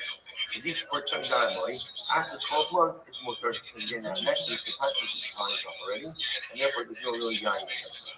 I'm about to be of honey, goofy, shahini, basar, tracer, yarki, shasa, shari. Now the Gemara is very interesting. These of us that the Gemara calls this, look at actually. No, actually. Honey, goofy, shahini. So goofy, we actually had that term. We had that term on the dollar. That's jugs. That's jugs. So ultimately, again, these goofy shahini, black and red. Basar Tresa Yaki Shasa, after 12 months, ultimately again, so again, goofy are the drugs, shini, black and red. After 12 months, whatever is absorbed in here, ultimately again, is going to be, again, so there's like a lot of, so the idea of monkey reinforcing is this idea of after the 12 months, even that which is absorbed within earthenware, ultimately will be null and void. Next, Morius. So the Gemara says Morius. Now what's Morius? So the Gemara says Morius. Now again, Morius, just to give a definition of what we're going to do this moment, is fish oil that is taken from fish. So the Gemara says Morius uman mutter. The Morius of an uman, I will say, an uman means someone who is like a known merchant. Is going to be mutter. Now, what is the concern with Morius? So we're going to see there's two potential concerns. Number one way may be that sometimes they will mix wine into Morius. We'll discuss this. And sometimes the issue is there could be different kinds of fish that are mixed in as well. So let's analyze this. Look at Rashi. Morius uman. So Obiko Khalid, Uman Mutter, Muriaso Abdi Nidogin Tmeyin, Mishum Hamra Katsuna. It's interesting that first Rashi says, again, we're going to circle back on this later. Rashi says Murios was only made from kosher fish. Interesting. So fish oil really only came from kosher fish. So what in general is the issue when it comes to Murios? The issue is that you may mix in wine. Rashi says over here, "Uman lo rami bechamas in the Vaishva." So I did enough shimnei parmishon shimnei mekabalu chamas. Rashi says in Uman, right, a real craft. Uman means a craftsman, but notice someone who this is his profession. He's not going to mix it. Apparently, wine compromises the taste of the murias. Interesting. So therefore, the murias of an uman. So to the chilik of an uman, of a professional merchant, is also mutter. Now, what's chilik? Rashi says of a chilik, min nagin torim, sultanis shmai. This was actually a type of fish, a very small fish that was also known as sultanis. In the first command, so emos nashir bekaskas as for us it is gadol la'akas. Now, what's interesting about chilik or sultanis is when it's young, it does not have fins and scales. Those grow on the fish later on. It's a kosher fish. They grow later on. Chilik shall become asr also mindagin kind of an inkar hagadiach. May ma'asr she'ir buna ola ima dagin tmeim domela bolen ima. By chilik uman even the uman who baki bedavar not chilik yimenim yishum duachashes. In general, you can't buy chilik or sultanas from just a stam apple. Why not? Because the concern is that there are small, non-kosher fish that look the same. Now remember, the challenge over here is that chilik, when it's young, doesn't have fins and scales. They only grow later on. So it's still a kosher fish. You can't just buy it from a stam person because there's a concern you may mix in other non-kosher fish. But an uman, right, an expert merchant, is careful with his wares. And therefore, when he sells you chilik, he's not going to mix in other fish because that'll compromise the taste of the other sultanas. So therefore, if you buy from him, you could bank on the fact that in fact there's real chilik, real sultanas. Okay? Tanya being made by the Morias Uman Mutter, the Morias of an Uman is Mutter, he said that there's a Utanila, who Amalek, Hamishon Bishim Mutter, Shlishi Asa. So this is very interesting. So if you look at Rashi, Rashi says that this is true for the oil that comes from the first and second times that you're extracting the oil, but ultimately the third time already it's going to be awesome. What's the Shach Rashi? Hamishon Bishimi, Shekin Darka Nosmin Mayin Umelach Al Shuman Hadogim, who molds itself Shuman. The colors closing out the fish. So this is very interesting. Sometimes what would end up happening is you take the fish, right, and they would put water and salt on the fish, and that would extract the oil from the fish. So the first pour and the second pour, ultimately again is mutter because you're getting out the real oil. The third time already, again, there was a concern that they may mix in wine in order to kind of up the volume of it. There's less oil that's coming out. My time, what's the reason? Hamisha Bishini do not issue Nail Lotsara, the Mary Luchamra. But the first and second parts of the salt and the water, there's enough oil in the fish not to mix in anything else. You have the Iraq from the third time now, Noibu Luchamra. Because there's not as much oil left, they need to mix in some oil. Incredible. Gemara tells a story. Who Arba the Muraisa, the Asil in the Malada. So there was once a boat of murias, of fish oil, right? In other words, the boat was carrying fish, and the catch was there to go ahead and create fish oil. So it came to port in Akko. Osi Rabbi Abba in Akko in Ture Bahada. Rabbi Abba stationed, literally again guards, mashkichen, there by the boat to ensure that the Akko sailors or the Akko merchants would not mix in any wine with the murias. So the Gemara said, that's very nice, but so who was watching this 15 times? In other words, it's very nice you're putting mashkichen there. Now that at the port in Akko, what about before they got to Akko? Who was watching it again? Which the Gemara said, what do you be concerned about? What do you want to be concerned about? That perhaps they mixed in wine with the murias or with the fish before they came to Akko. I'll tell you why that's not going to be true. Kista the murias baluma, kista the Hamdalum, the place where this boat came from, the point of origin where they came from. Wine is more expensive than murias, so it doesn't make sense. In other words, because wine is so expensive where this boat came from, I'm not worried. You're not going to mix it. Just financially, it doesn't make any sense. He said, fine. What about the fact that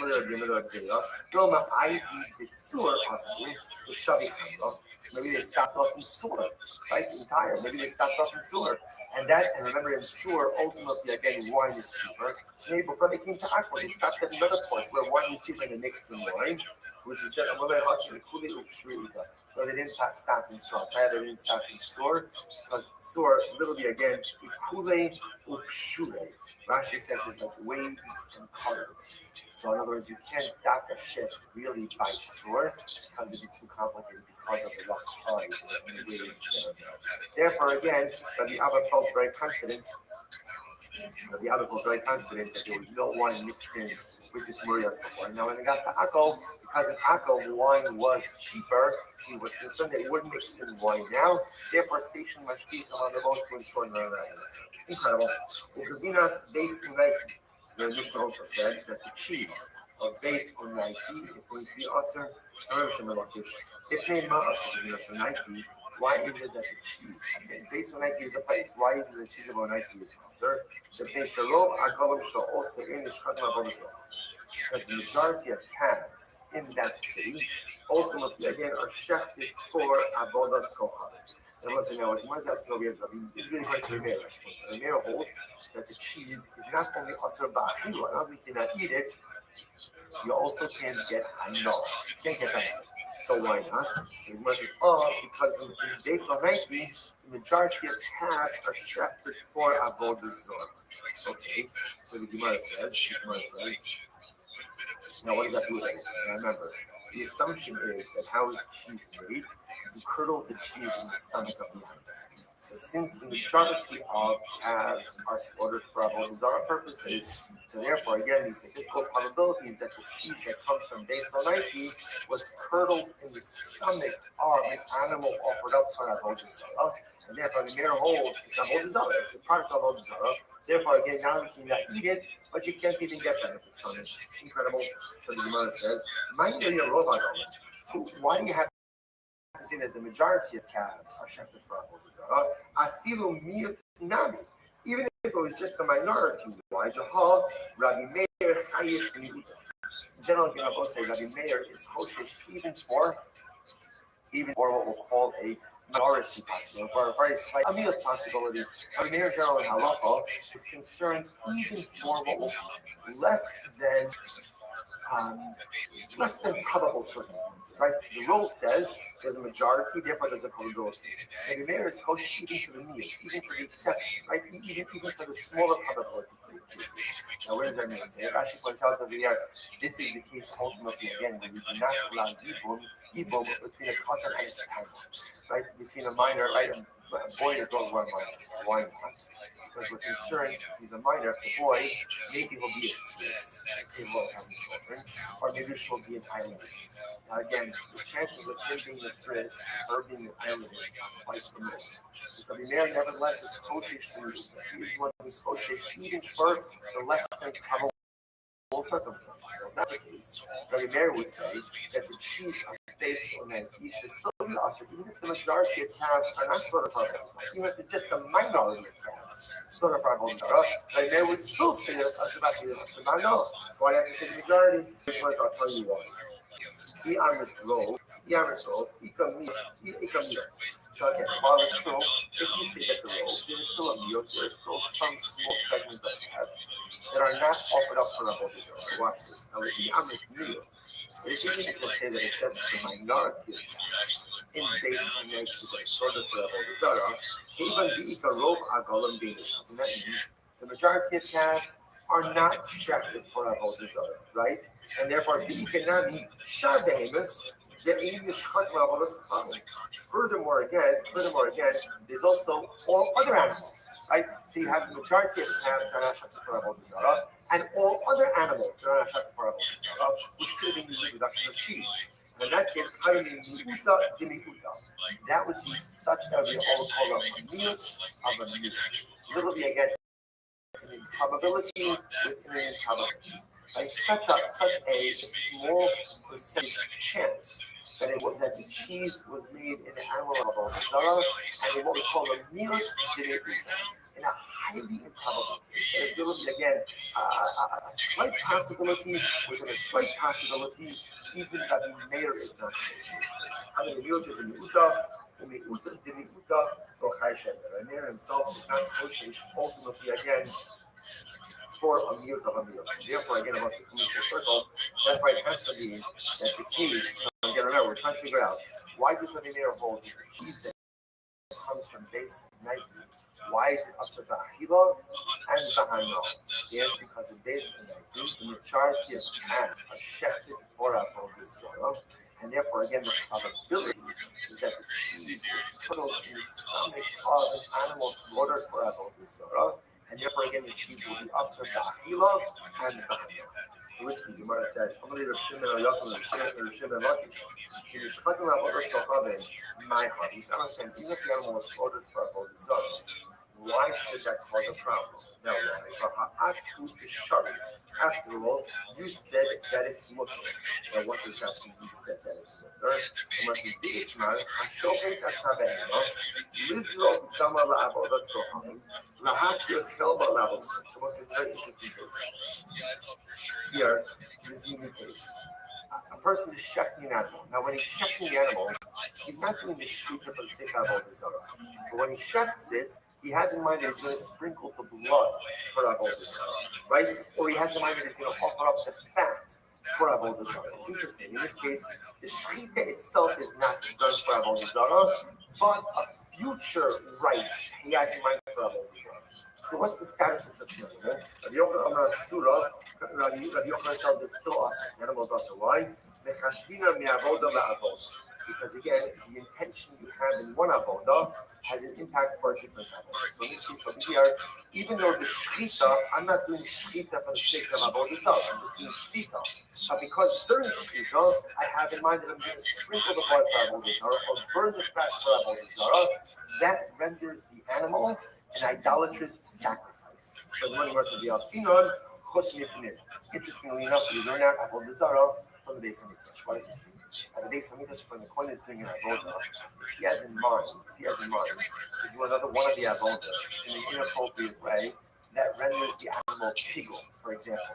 And the Kohen is shedding a carbon. If he has in mind, I'm going to eat this carbon 3 days later. I'm going to sprinkle the blood 2 days later.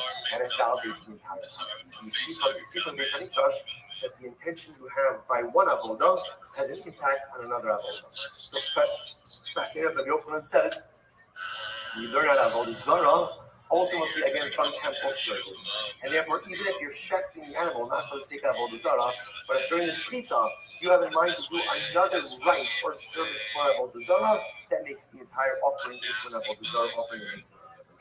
Amar muteres. Reish Lakish says it's mutter. Amar lei. So Amar Lakish says that it's mutter. And the Shimon Lakish says, he says no.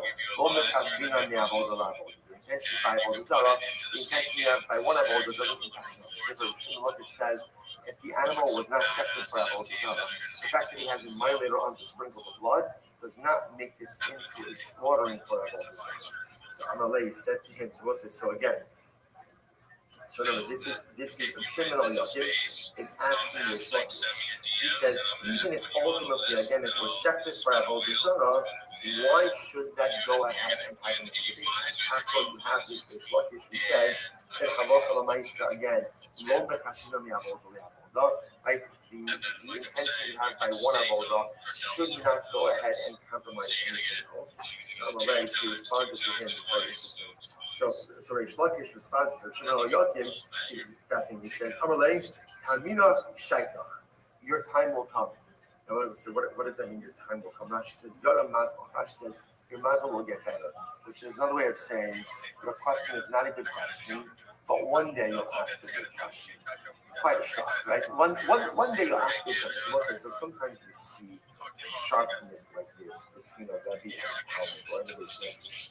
And the reason for that sharpness is not to be disparaging. There's so much discipline in Yiddishkeit is thinking before you act.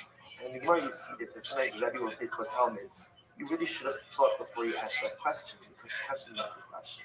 Like the statement is not a fact. Had you taken a little bit more time to think this out, you would have understood that what you're saying is not correct. So Shakish responds a little bit of a biting term. One day you'll ask a good question. One day your mazel will get better. What's the case? In this case, this is talking about a case where the guy shechting the animal said that Allah said at the end of the shechita, ultimately, again, the animal should be consecrated as an avodah zarah offering. and therefore halacha l'maisa, the shechita itself ultimately again is considered to be an avodah zarah, and therefore because the shechita is considered to be an avodah zarah, therefore the animal is an avodah zarah animal, and therefore halacha l'maisa, when you subsequently curdle the milk in its stomach, curdle the cheese in its stomach, it bypasses us. So it's just come full circle. So remember again, he's in a very specific line. The Meir says that the cheese based on Nike is also da'achila, can't eat it, you take it benefit. Why? What's the logic? The logic is because the majority of calves based on Nike were slaughtered for the sake of avodah zarah. Therefore, it's an avodah zarah offering, and therefore, halacha l'maisa, when you subsequently curdle the cheese in the stomach of that avodah zarah offering, so therefore, again, it's the cheese is considered to be, so to speak, a byproduct of avodah zarah, and therefore, again, according to the mayor, asur ba'achila and asur ba'aneh. You can't eat it, can't get anything. Now we're going to start over here for today. The cheese sugya goes on tomorrow because we're going to discuss that in general, even outside of avodah zarah, there is an issue with procuring cheese from an apple. So again, based on Nike was a very specific issue of curdling cheese in the stomach of an animal slaughtered for avodah zarah. But in general, we'll see that cheeses can have a more general issue as well. What's that? Shkaya, everyone, what a daf today. So just to all of you. Looking forward to tomorrow. Shkaya, have a great day.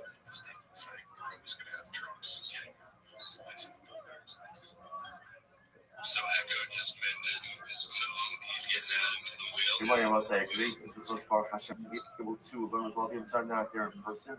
Thank you to my shameless and I know Echo's mistakes. last and for allowing me to be with you virtually. All the chapters and Sunday, and thank you. All of you, grateful for this holy time. Thank you to all of our sponsors, our annual Tamzor sponsor, Hilson Shpachar Israel. Dedicating on the Shemini this year as a host for the Soul Fellows to Israel. Hamels, Tamzor sponsors, Weinberg Mishpacha, the Hava Mishpacha Israel. The full text of their dedication is contained in the description below. I wasn't able to get outside. So sorry. But I'm going to have the full text of the tomorrow. Thank you for your sponsorship and Halavai. All of the Nishama Shab now leave the families in the home. Those who need the force of the cold holy sacrifice, the answer should be the one holy hostages, the shalom of the Torah, allow our country soldiers to be successful in all master. Today's daf is one with Gimel. We are checking out on the line days on the days at the two dots, 5 lines up from the bottom. Our whole thing. The Tarfos Asur Velocity. Those who go to the Tarfos, what the Tarfos faction points out over here, the Tarfos is the Bakish Kapisam Lamakomah. We're going to worship idolatry at a different location. So the Gemara says as follows: Amar Shmuel, Oli Kochava Holy for Tarfos, Bali Chaasu, the Azul Modi Kamil Balos Kochavi. The Chazara Modi, since Shmuel says something very interesting. And Achum, right, so an idol worshiper, who's going to the Tarfos, who's going to worship his idol at a faraway, distant place. On his way to idolatry, it is possible to go ahead and any type of transactions with him, because he will attribute that success to his idol, and give thanks to his success or for his success to the idol when he goes to worship avodah zarah. However, the Chazal, if he catch the Akum on the way back from the Tarfos, right, on the way back from his idol worshipping escapades. So the halacha is mutar. You're allowed to transact with it. Why? My dahava favorite words from Shas. Because what was. In other words, interestingly enough, the idol worshipper, when is he engaged in his idolatry? So interestingly enough, on his way there, when he's there, but on his way back, my dahava. What was. Like, in other words, it's done. He's no longer really holding in idolatry, and therefore on his way back, he can transact with him because any money he makes, he's not going to attribute it to his idolatry, right? The hava. I will say, I just want to point out how profound this is. So we've mentioned, anytime we see these words in Shas, we get very excited. Because again, especially knowing, and now it's for real, right? Elul is around the corner, Yom Rama around the corner. These words give us so much physics, because sometimes we look at our lives and we look at our past deeds, and we feel so weighed down by the mistakes and indiscretions of the past. We know that was such damage to us, and we feel the inability to progress and push ourselves forward. And Chazal then give us this ultimate message of peace, my hava, what was. Sometimes you have to let go of the past. You have to let the past be the past. Do I have to remember my past? Sure. Do I have to reflect on my past? Of course. Do I have to live in my past? Unequivocally, no. Those who live in their past, I mentioned this before, but Mele Fitterman gives a beautiful marshal. He describes it like driving. He says if a person drives and all they do is look in the rear view mirror, they're going to slam into whatever is in front of them. In life, if you want to get from point A to point B, you can't live your life looking in the rear view mirror. I like to be mostly like the adult. Now, while it's true, you can't perpetually look in the rear view mirror, but every once in a while, you have to look at it. To never look in your rear view mirror is really is inappropriate. To never look in your rear view mirror is really a certain level of responsibility that one takes over their driving or their driving endeavors. So too in life. You can't live in the past, but every once in a while you have to come look in the rear view mirror, examine it, learn from it, grow from it. So what's nice to and I will say, but in this context, I think Chazal teaches us something different as well. You want to know the difference between Akum and Yid? Akum, Chazal tell us that when he's worshiping his idolatry, okay, he's in it. He's in it. Even on the way to the idolatry, he's engaged. He's there, he's engaged. But once ultimately he finishes his worship and he's on his way back, Ma'ida Hava Hava. A Yid, a Jew is exactly the opposite. Hashem HaKadosh says, and every single day at the end of Psukim is making the Shabbat. What do we say? Habocher b'shirei zimra, which literally translated means HaKadosh Baruch Hu loves the songs of his people. Habocher b'shirei zimra. He loves the songs of God. Whenever we praise Hashem, whenever we daven Hashem, talk to Hashem, HaKadosh Baruch Hu loves it. Hashem HaKadosh vocalized the word a little bit differently. He says that's not Habocher b'shirei. It's Habocher b'shirei. What's shirei? Shirayim are leftovers. What does HaKadosh Baruch Hu look for more than anything in any life circumstance? He looks for leftovers. See, some people don't like leftovers, or maybe they'll eat leftovers a little bit. But most of us, when it comes to leftovers, it lacks its HaKadosh Baruch Hu. What he wants us to do is this awesome. I think of a spiritual experience. He wants us to take it with us. He doesn't want the inspiration to end when the moment ends, but rather he wants us to take shirayim. He wants us to take leftovers. Every spiritual initiative and endeavor, every spiritual moment, you have to find a way to package up some of it, some leftovers, and to take you as you go through it. That's Habocher b'shirei zimra. You know what Hashem loves most?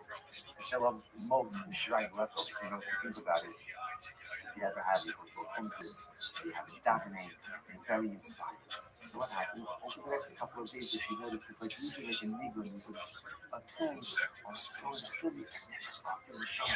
And you find yourself humming it over and over and over, playing it over and over, or making others sing it over and over and over. That's the shirayim. That's the leftovers. See, for an akum, like the hava hava. There she is. How you living, girl? Okay. We're done. Move on. Next. Like the hava hava. Rehab, but he's doing a bit better. He said his eye look better, he's still sleeping, he's still putting medicine in him. Therefore, Shmuel says, "Hello, myself." You can't Get out, but I cannot see. Why might it? However, well, that's good. I appreciate the update. The Jew, unfortunately, is he feeling better? When he's on his way ultimately to the car, unfortunately, why? Because he is so the Jew is managed on the way to commit to Avera. There's all the possibility that he on the way there. I will say it's incredible. Right. You don't make a person think twice. So what's the difference? I was saying, I know that everybody's going to worship all these art. Engage because maybe it's not the business that's going to turn around.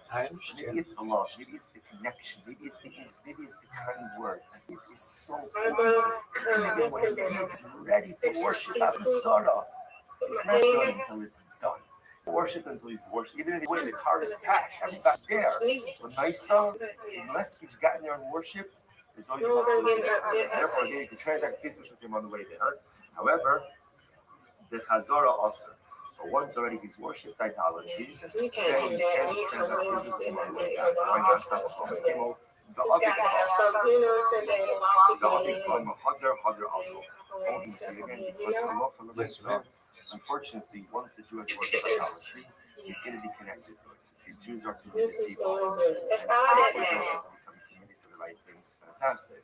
But Lamaisa, if unfortunately you become committed to the wrong things, that can be necessary for a very long time. So the problem is once the Jew has already worshipped idolatry, and now he's coming back. Remember again, a Yid spiritually, theologically doesn't live with Maida Hava Hava. So unfortunately, he's bringing back the shrine, the leftovers of Avodah Zarah, and therefore Allah you cannot transact business with him on the way back. So what's interesting enough, this is Shita Shmuel. So an Akum on the way to his Avodah Zarah, you can't do business. On the way back, you can Maida Hava Hava. A Yisrael on the way there, you can transact business. Maybe I'll turn around. But on the way back, unfortunately, again, we assume that he's committed to the Avodah Zarah, and therefore no business. Batanya, but we learned Yisrael was Elam and Gimel Adal at the end of the first line. Batanya, Yisrael the Cholek Batarfos. Yisrael's going to the Chazara also, whether he's going or coming, you can't do business with him.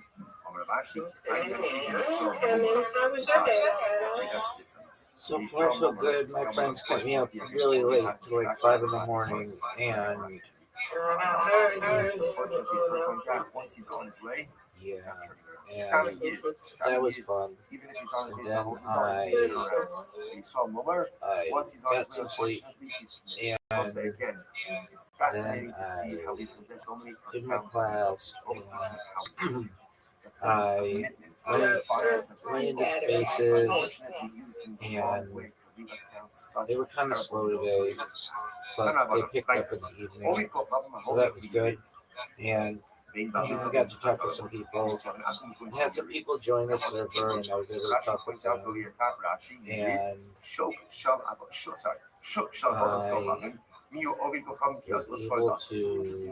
this is a shock. I have the opportunity to speak in a space this evening with the community that I'm in, and they were really nice. So, so far, so good. Have you been on your app recently? Obviously, again, have you been on your app recently since your birthday? You need different things. Me, yeah. So it's a shuk, it's a marketplace, it's a fair that is designed for the worship of idolatry. So an Ovid Kochavim, who's going there, whether he's going or coming, it's mutter. That's very important. It's ultimately mutter. Now, Rashi points out because the assumption is going there to sell wares. He's going there to sell stuff. He's not going there to worship idolatry. Now we'll have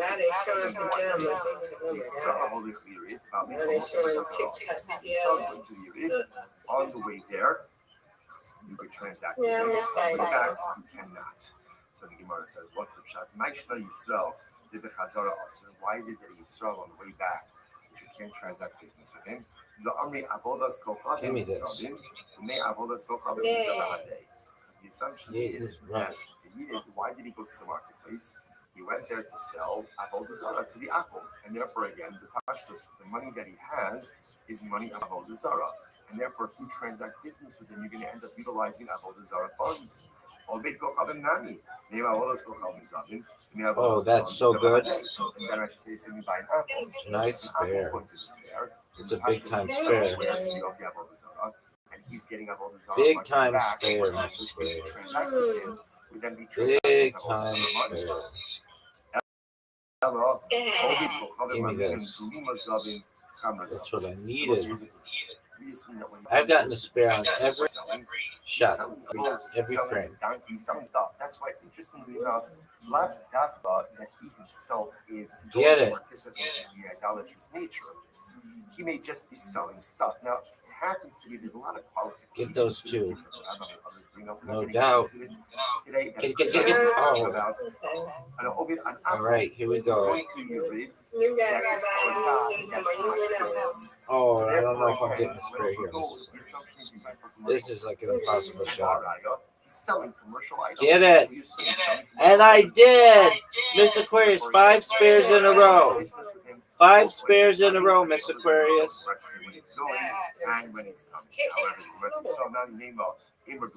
5 spares in a row. That's a first. Spare. Oh man, I can't believe I got that last one. All right. There's a prayer. You win. I win. You win. Undefeated in bowling, undefeated in friendship. You are on 192. Let's make it 193 tonight. Come on. 193 for you, girl. Okay.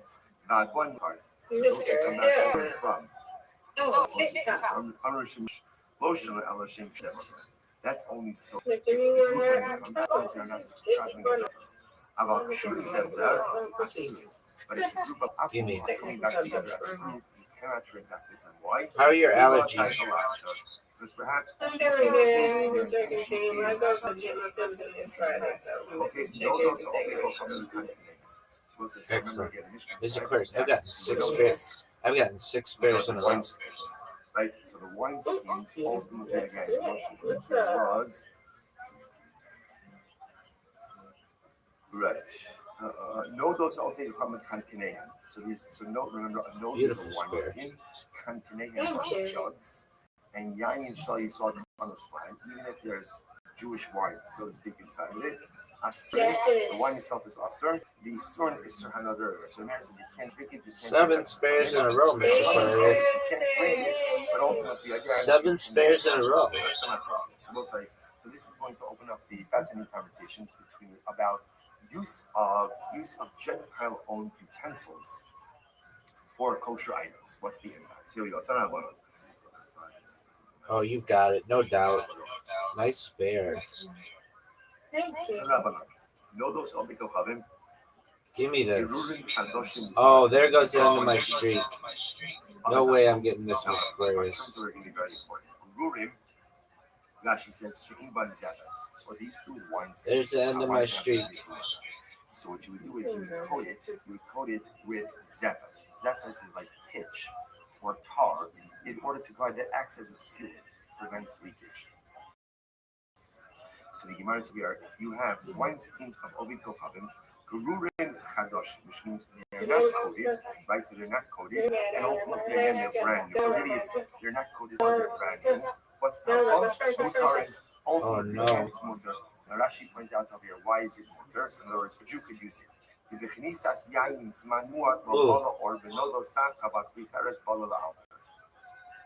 So the assumption is that even if a non-Jew kept wine in here, he would only be keeping wine in there for a little bit of time, since it's not sealed, it is sealed. This Aquarius.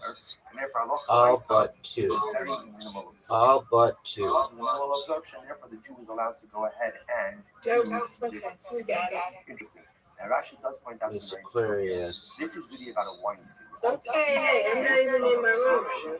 Are dependent on the absorption. For example, apparently wine skins absorb at a slower rate than earthenware vessels. For example, Rashi says over here that an earthenware vessel absorbs immediately. So therefore, this is the first halacha.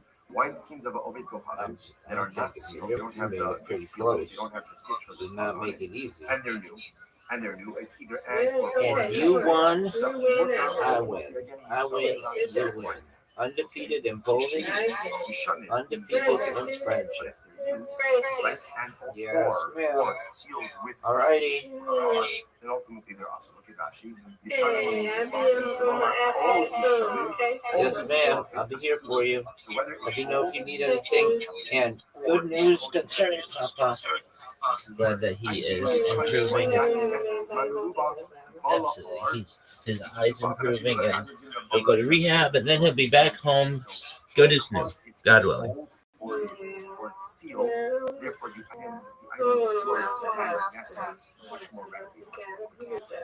Do you have a plan of when you're going to see him?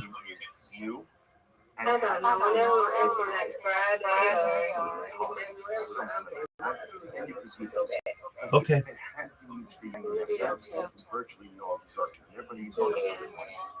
If it's either old, which means it's been or it's sealed, the sealant has been put in. As Rashi points out, the sealant also readily absorbs the wine.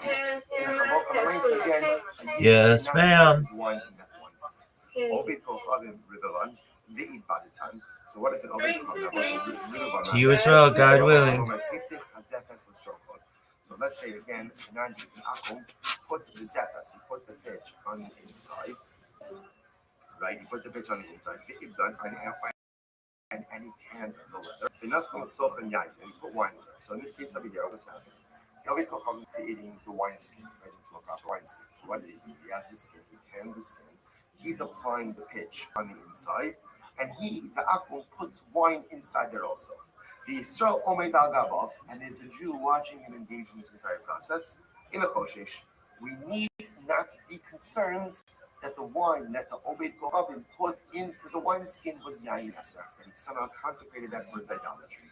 Okay, so let's 1 second. The Obed Kochavim knows himself a Yain. Yisrael Omed Al Gabav, my happy. I don't understand why. Just because there's a mashgiach there, right? The Jew is watching him do this. How do you know that the wine that the Akum put in there wasn't Yain Esach? In other words, all the Jew is seeing is what the Akum is doing now. How does he know what the Akum did with the wine beforehand? Right? So in other words, how can we be sure that it's not Yain Esach being put in there? I'm going to pop out what it means to say. Ovi Kochavim Rivavan Ve'ibdan V'Yisrael Nosin Asochan Yayin V'Yisrael Acher Omed Al Gabav in a Choshesh. Oh, here's the case. Here's the case. If you have an Akum tanning the skin, right, making the skin, putting in the sealant, and a Jew puts in the wine, and then there's another Jew watching the whole process, that's mutter. That's mutter. So 1 second. But if the Jew is putting in the wine, then why do I need another Jew to stand over there as a mashgiach? Why do I need a mashgiach Jew to oversee the work of the first Jew? Because since ultimately, again, Yisrael is busy, right? He's busy. He's putting in the wine. He's overseeing everything.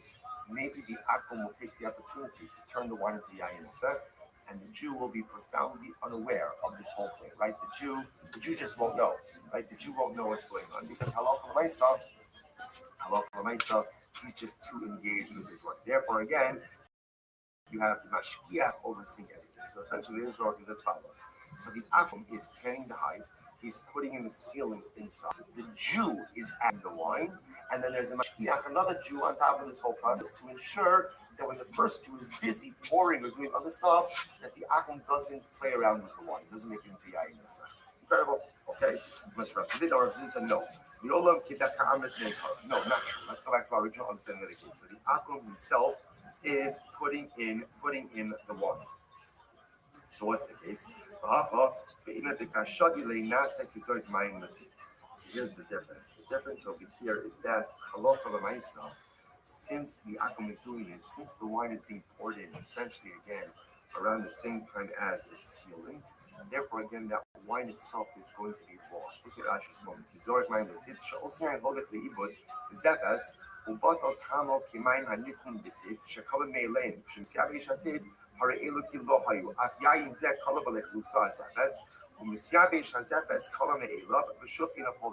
Interestingly enough, since all of this is happening together, when the wine is being poured in right after the sealant, that wine is essentially going to be absorbed by the sealant. Now, by the way, that was actually part of the process because often pitch or tar has a bad odor. So they would mix in some wine there from the beginning in order to take away some of the negative odor. So the Gemara says, even if the Akum himself was the one who was pouring in the wine, that's fine. Because that wine anyway gets mixed in with the sealant and essentially disappears into the zefes, into the sealant. The Gemara says, based on the same roasted. So if an Akum were to come and pour wine into the salt of a Jew, it would also be permitted. Right? Why? Because the assumption is that the wine gets absorbed up by the salt, and therefore won't be a problem. To which the Gemara says, no. Maskif or Ravashi need, you cannot compare the two cases. Why? Hassan the causal evil, Hachalo causal evil. In the case of the pitch, the wine is managed like destroyed. In other words, it's absorbed into the pitch. So it's essentially non-existent. As opposed to the wine that gets absorbed into the salt, that wine is still there, albeit in a different form, absorbed into another food item, the salt, but it's still there. So the cases aren't comparable. Let's tell some stories. Our Adi Tayo, Arnos Hano Zigi Mera Yitzchak Yosef. Our Adi, that's what's his name. He was an Arab merchant. What did he do? he went ahead and he took some wineskins. He took some wineskins from Rav Yitzchak by Yosef Baruch Hamra, and he went ahead and he put wine inside it. Okay. So the Gemara says, then after this guy Bar Adi finished using the wineskins, ultimately again he gave them back. Fine, all right, so he's a kind of, but at least he gave back the stolen item. What's the problem? Now, what does Rav Yitzchak do with these skins? Also, shall they midrasha? Only Rav Yirmiyah, kachor Rav Yami. So Rav Yirmiyah said, Rav Yami said, halacha l'maisa, memalin mayim shlosh yamim uma'ara. So we'll say this is quite fascinating. So halacha l'maisa, the Gemara says, the paskin, here's what you do. You fill up the wine skins, you fill up the skins with water for 3 days, uma'ara, and pour it out. So now what does this mean? Some qualifications. You have to put them out once every 24 hours. So we'll say, so this is, interestingly enough, a kashering process called milui v'irui. Milui v'irui is the kashering that's accomplished by you fill up the receptacle with water, leave it there for a minimum of 24 hours, then pour out the water and change that with new water. And you repeat that process for 72 hours. 72 hours every 24 hours. Doesn't have to be exactly at 20 hours, at least 24 hours, and then change the water, put it in for at least another 24 hours. And 72 hours later, ultimately again, the item will be kosher. Now, halacha l'maisa, this concept does exist, but it is only usable in situations where we know halachically that the absorption is minimal. The absorption is minimal. That the Gemara gives more examples. Savamine, hanimili bidan. Hanimili bidan. Now we assumed over here that halacha l'maisa, this only refers to what? This only refers to, for example, like Jewish wineskins. In other words, in this case, like this case over here, where the wineskins were owned by Rav Yitzchak, which means the majority of their absorptions were of kosher wine. They were baruch. They were stolen, ultimately again by this guy. What was his name? Bar Adi, and therefore again we assume that his absorptions, Bar Adi's absorptions, were minimal. So it's only in this kind of case where we assume that the majority of absorptions are kosher absorptions. The minimal number of absorptions, or the minority absorptions, are non-kosher absorptions. That's where this kashering process works. But this would not work, for example, to acquire a wineskin from an apple, because there the majority of absorption would be from him. Not true. Whether ultimately again it's our utensils, their utensils, ultimately again it works. Furthermore, we only assume that this applies to wineskins. Now the assumption must be that by wineskins perhaps the absorption is a little bit less. About kankanim low, but by jugs, by other utensils, no. From the Ravashi, loshna no those loshna kankanim. Not true. Whether it's wineskins, whether it's other utensils, ultimately again these and when we say kankanim, by the way, it's earthenware.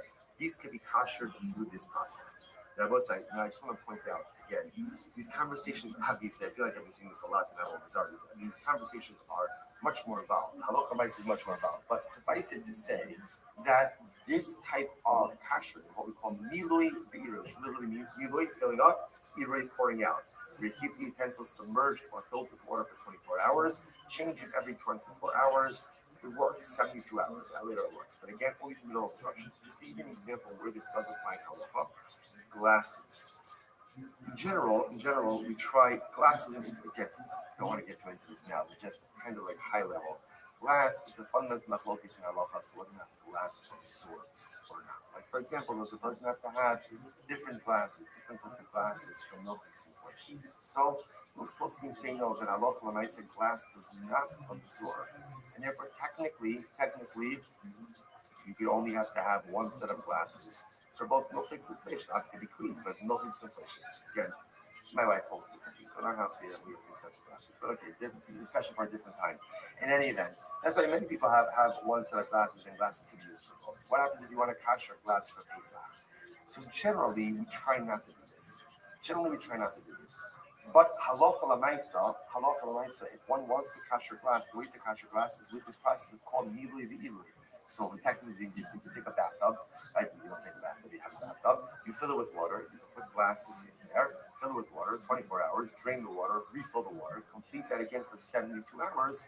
Technically speaking, one could kosher glass with those circumstances. Why? Because since glass to begin with has a minimal absorption, you could use this quote unquote lower form of kashrut. Again, the halachas for Pesach, one should do this more intricate, not for now, but just giving you an illustration about how this concept does work halacha. So, so if you have jugs, now kankan, so remember again, as opposed to what we call ziki, right? Ziki are wineskins. Kankanim are jugs or utensils, earthenware. So kankanim shall deko chavim. So if I have an earthenware vessel of an akum, chadoshim gerurin mutarim. So if they're brand new, right, or gerurin, right, means again they have not been sealed. So there's no pitch or no tar on the inside. What's that local? Mutarim, a Jew could use them. Yeshanim umizufafin asurin. But once ultimately, again, it's old, right, used, or coated with pitch, both of those cases, again, then there's a much higher absorption level. The Jew is not allowed to use it. Obit rochavim nosin the sofa and yayin. Yisrael nosin the sofa and mayin. So ultimately, interestingly enough, now a Jew, right, or excuse me, an akum could put water into, could put Well, look wine who it into. is. And Yisrael put My favorite water San Francisco 49ers Obit rochavim nosin friend. and yayin. Yisrael nosin How are you, Big Dog? So if he is That's okay. It happened. They did okay. With all those injuries, I'm surprised they didn't tag to have you in there. What's good?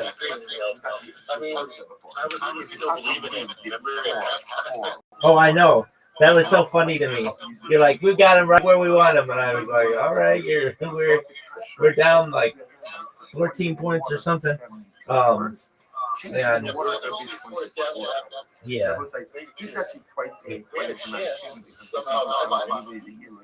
Yeah, it was like 24-7 or something, maybe 24-3, because they didn't score a touchdown, right? No, we only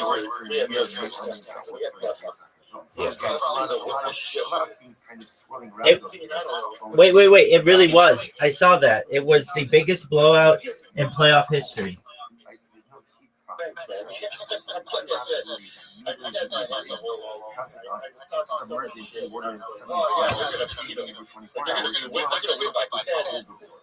That's okay. Rams are out as well. So they're officially eliminated the state, and they look like they're gonna get their asses handed to them. Yisrael knows in the sofa and sear. The Patriots have that chance because everything is designed on a 3 running back team. So what's this? This is fascinating. Right. Sam Darnold, man, everybody underestimated him, and especially Minnesota. Anybody who thought that they had him pegged in Minnesota were completely incorrect. And then he potentially could be he's USC's first quarterback in the Super Bowl, and looking to be their first quarterback to ever win the Super Bowl. Drake May, I think probably is going to be the MVP, but they've had a really easy schedule. Have you seen their schedule to get to the Super Bowl? So Tashma, the kind of man, this team is legit. Like, it doesn't matter what the schedule is. if a person You see the camera shots of the defensive line that looks like 60 pounds heavier than every 5 inches taller. They have a scary defensive line. Look, they played the Broncos, who didn't have a quarterback and barely beat them. What happens if they're old? No, That was like 1/3 of 5. Like, I can't believe they even burn out players instead of 5. Okay, so you see from Right. Okay, so let me look at the Super Bowl line right now. I'm not exactly sure what it is. 7.5, I'm guessing. 7.5. 4.5. Man, I take that. Yeah, New England's tricky though. Like, I don't know if you've been watching any New England games, but there's 3-headed monster with the running backs is pretty smart. Yeah, I'm in agreement with you with that. Especially in the NFL, if you have everything riding on one back, you're in trouble. You at least need two good backs. That's why I thought the Lions were going to be pretty good this year. They have the two best backs maybe on one team with Jahmyr Gibbs and David Montgomery, but everything fell apart for them. The Seattle passing game, I think, is just very dangerous. Once it begins to melt off, ultimately, Yeah, 30 yards. Incredible. Right. And they're athletic guys and get out fast. Now, they had two backs. One of them got hurt, but they still have Charbonnet. Yeah, that's true. They lost one of their better players. That's right. Right at the end too, or like maybe third quarter, but it was in the second half. Third quarter. Yeah. Oh, yeah, right. Everyone got Yeah. What are your thoughts on the San Francisco practice facility and that electrical generator thing?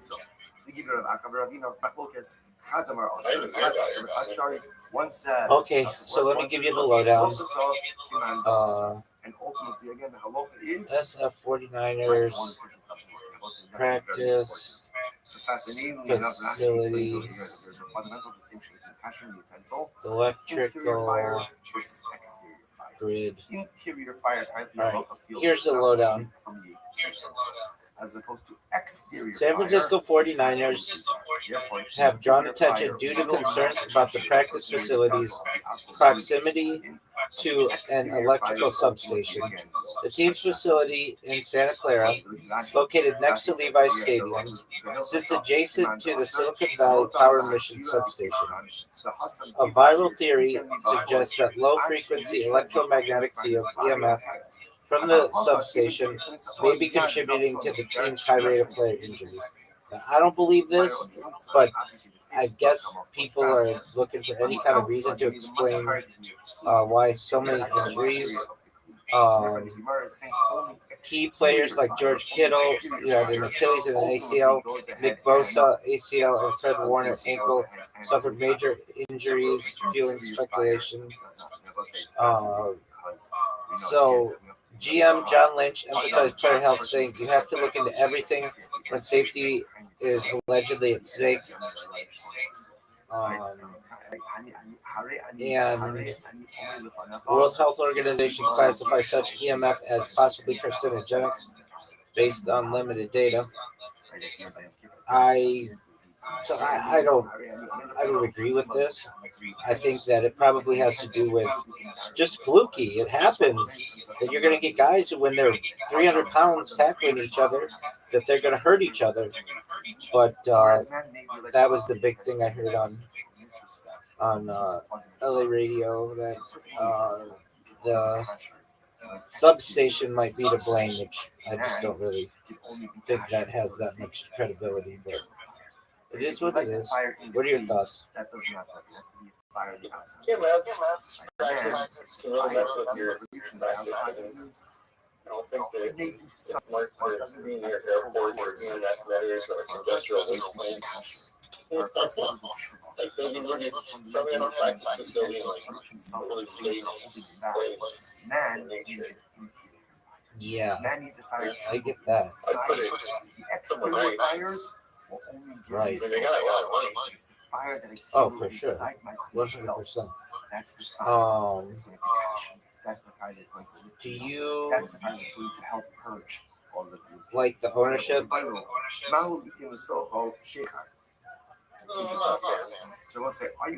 Dude, I was a fan of the DeBartolos. I thought they ran that place like a mafia.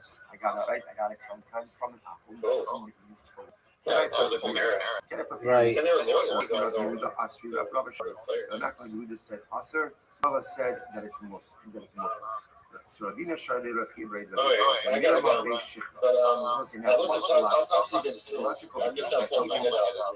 Absolutely, my friend. Keep your head up high. There's always next year, as they say.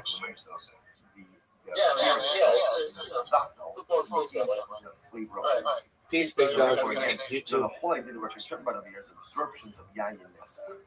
It could very well be that if the beer negates the taste of the wine, then maybe there's no problem. So my focus, but also Ravina shortly Rav Rabbi Scott. Remember Bashifra, Ravina actually allowed Rav Rabbi Scott to put beer in a earthenware vessel that he bought from an akum. So the Gemara says, also Ronnie Chamra, he made a mistake, he got mixed up and he ended up putting wine in there instead of beer. Now, obviously, once you put wine in there, it's going to be usher. But nevertheless, Ravina did not feel the need to change his position. Why? Amar Akrai Ba'amos. It was an accident. So we'll say interesting. In other words, you might think like this. You might have thought, Ravina said you're allowed to put beer. So he allowed ultimately Rakia to put beer. Rakia made a mistake and put wine. So you might have thought, you say, oh, what do you see from here? That you shouldn't even allow someone to put beer unless they come to put wine. What did Ravina say? It was just a mistake. It was just a mistake. You don't have to read anything more into it. It was just a mistake. Mistakes happen. Shabbos say is so profound, so profound. Sometimes things happen in life. You look for deeper meaning. Is there deeper meaning in everything that occurs in life? There is. But lots of doubts that you're supposed to look for the deeper meaning. Sometimes you just have to kind of take what life throws you away and move yourself. Especially in those moments where you can't find the deeper meaning. Right? So often it's happening like, what does this mean? What is Koshmark telling me? Sometimes I can figure it out. But sometimes if you can't figure it out, just say, okay, whatever it was, and I just need to move myself forward. Sometimes it's beautiful to look for deeper meaning in things, and sometimes it's like the Gemara says, "Akray whatever happened, happened." I'm sure there is a meaning to it, but I'm not going to spend my time trying to figure this out. I gotta move myself forward. Incredible. The Yitzchak Batis Nahaveri Hano, money de Pukasna, de Pakusna. So the Gemara says, Malinu Maya, and Kinu Bishimsha. So what happened? So Yitzchak Batis had these, Rashi says over here, he had these dung utensils that are made out of the excrement of an animal. He had bought it from a Gentile, and the Gentile had used it for Yayin Esek. So now he bought them, and now you have to cash them. How do you cash it? You look at the Eroy, fill it up with water, 72 hours, change the water every 72 hours. So he filled it up with water, he put it out in the sun. Puckle, they burst. So I guess like the water got very hot and ultimately caused them to burst. Rabbi Abba, Asartinu Alocha Isudi Olam. So essentially he said, now you prohibited these items upon you for an eternal prohibition. Obviously they're broken. So you'll never be able to use them. The rabbis only said you have to fill it with water. They didn't say you had to leave it in the sun. Okay, so interestingly enough, so Rabbi Abba kind of gives Rabbi Yitzchak a little bit of mussar. Now again, whether or not Rabbi Yitzchak was being machmir by leaving it in the sun, like as like a form of ultimate like a hagala, like boiling, or just happened to leave it in the sun, is not immediately clear from this Gemara. But point towards Rabbi Abba gave him mussar. Be a little bit more careful with what you're doing. Chazal told you have to soak it in water, but you didn't have to put it in the sun. Incredible. So we'll say it's interesting because either way, Rabbi Abba is giving him mussar. Either he's giving you mussar that you didn't understand what the halacha was, or mussar that you need to be more intentional with the way you do things. Why are you leaving it out in the sun? Right? So either it's mussar about you didn't understand the halacha, or it's mussar you're not living the right way. You need to live with intentionality. You have to have a savior in every single thing that you do. Because if there's no intentionality, there's no savior, stuff breaks. People break. Circumstances break. Such an incredible mussar. Amrav Yosna Amravani. Kli Neser, Eno Taro Olamas. Almost like Kli Neser, which is a certain type of material, does not have a taro. In other words, once it absorbs, let's say Yayin Neser, you cannot get the absorptions.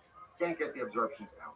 So the Gemara says, my Kli Neser, what is Kli Neser? Amrav Yossi Bar Abin Kli Mechafuras Shel Tzruf. So interesting enough, the utensil that's made from alum. Alum, so apparently alum is a highly absorbent material. And therefore, Allah promised if you create something out of alum, and it absorbs and uses the yayin nesach, it can never be kosher. Did a parsak rofila anas hanikovim kumpedisa? So we'll say, so listen to this. The members of the household of Parsak Rofilo. Now his name is Parsak. That was his name, right? That's the guy's name. Rofilo was his position. He was like the second in command to the king. So what did this guy do? A Gentile ruler. He stole anas hanikuvim kumpedisa. So he stole from the Jewish population some jugs, earthenware jugs, and he filled it with his wine. And ultimately then he gave it back. Okay, so he's a thief, but at the end, when he officially gave it back, also Shainu Rabbi Yehuda. So here, what should we do with this? What do we do now with these jars? Amar Davar Shein Machnisu Lekiyamu Mishachshechan B'Mayim Vehein Mutarim. So what's interesting? The Gemara says. He says this is something. Ultimately, it's interesting. His lashon here. His lashon is Davar Shein Machnisu Lekiyamu. He used it in a way. He used it in a way that was short-term storage, not long-term storage. And because it is short-term storage, therefore what? You can wash it out with water, and it is mutter. Since it was only kept on a very short term, there's not even really absorptions, and therefore halacha l'maisa again, you can just wash it out, and it's mutter. And I must say, interestingly enough, mishachshechan b'mayim b'pashtus means midlui v'irui. Like the 72 hours. Some want to say it only means just literally a washing out, but based on what we've seen before, halacha l'maisa, we seem to be it still means really right. I just want to point out my hope is how to read this particular line. Amra Avira. So Avira said as follows. Avira says as Amra Avira. Hani chad shachim. So these literally again. Hani chad shachim darabai. Given the lo baisu ba mishach shachim b'mayim umotor. So literally these red pitchers. Okay, red pitchers.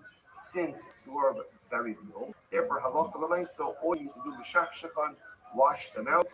Ultimately, and it is mutter. That Papi says, Hani kasvasa the beinachsi, given the lobali tuvin the shachshichin the mayim mutar. So we'll say, see a number of examples of this. So that Papi says, kasvasa are earthenware vessels of beinachsi, earthenware vessels, particular place. Since they have a very low absorption level, therefore, what the shachshichin the mayim, you can wash them out with water, and ultimately, again, it is mutar. Kasi, what about cups? Here's what's interesting. Right, a cup. Rashi says, "Kosos shalcheres being machnis l'kim al shosima." So this is a cup, right? An earthenware cup. Now, obviously, a cup because you don't store stuff in a cup. Up until now, see if you notice, we're essentially having like three different categories. First category was items that are used for long-term usage. Okay. Second category seems to be items that are used for shorter-term usage. So for the longer-term usage, so the Gemara seems to indicate that you need to be 72 hours. You use water every 24 hours. For the things that are not used for long-term usage, it could be. We're going to have to see this further. It could be all you need to do is wash it out. What does washing it out mean? Does washing it out mean just mean washing it out? Does washing it out mean also usually 72 hours, 24 hours? We'll see. Then third category are things that are clearly only used almost like a sun. A cup. You fill up your cup, like you drink it, and then you're done. So again, obviously that's a lower absorption level. So what do you do with Kasi? Ravasi Aser, Ravashi Shun. Ravasi said it's Aser. Right, that's Aser. And Ravashi said that it's Moshe. Isha Siburu, Obito Kabin Hamishon. So I say this is very interesting. Now the Gemara suggests the following. If an Obito Kabin used it the first time, right? So it's a brand new cup, but a cup of Kabin used it when it's not the first time. Ultimately, again, Kuri Amalok could be Aser. Everyone agrees that it's Aser. Because those initial absorptions are us. The original focus, the time changed. But what happens if it's used the second time? The Akum uses it the second time. Right, so you get that. Another alternate version of this. If an Akum uses it ultimately again the first time and the second time, everyone agrees that that renders it to be Aser. The original focus, the time Gimel. If the Akum uses it the third time, in other words, let's say the Jew used it the first two times, and the Akum used it the third time, does that get back to Kli? The halacha is, Hamishon is the Aser, Gimel. The halacha is, if the Akum used it one of the first two times that the Kli was new, that renders the cup, the cup, Aser, because of the absorption. But if you only used it the third time, I mean, you saw used it the first two times, and then Akum used it the third time, ultimately, again, it is going to be one. I thought, so stop over for today. There is a tremendous amount of halacha l'maisa, which I know I always so much halacha l'maisa in sector. But these halachas of pastures, we're reading it out. We are going to do some these halacha l'maisa, so we understand just practically what is accepted from the Gemara, what's not accepted. For the most over for today, hi everyone. Wishing everyone a wonderful day. You know, you got your fucking lines getting there and onto the dice through the fucking not to the bottom. You might also agree, this is the spot to be able to see when we both get started up here in person. Thank you to my students and during the last week, allowing me to virtually. Thank you for your gift. here over Shabbos and Sunday. And thank you. All of you have great systems that hold each other. Thank you for all my sponsors. And you'll come to us from the House and Spot about the show.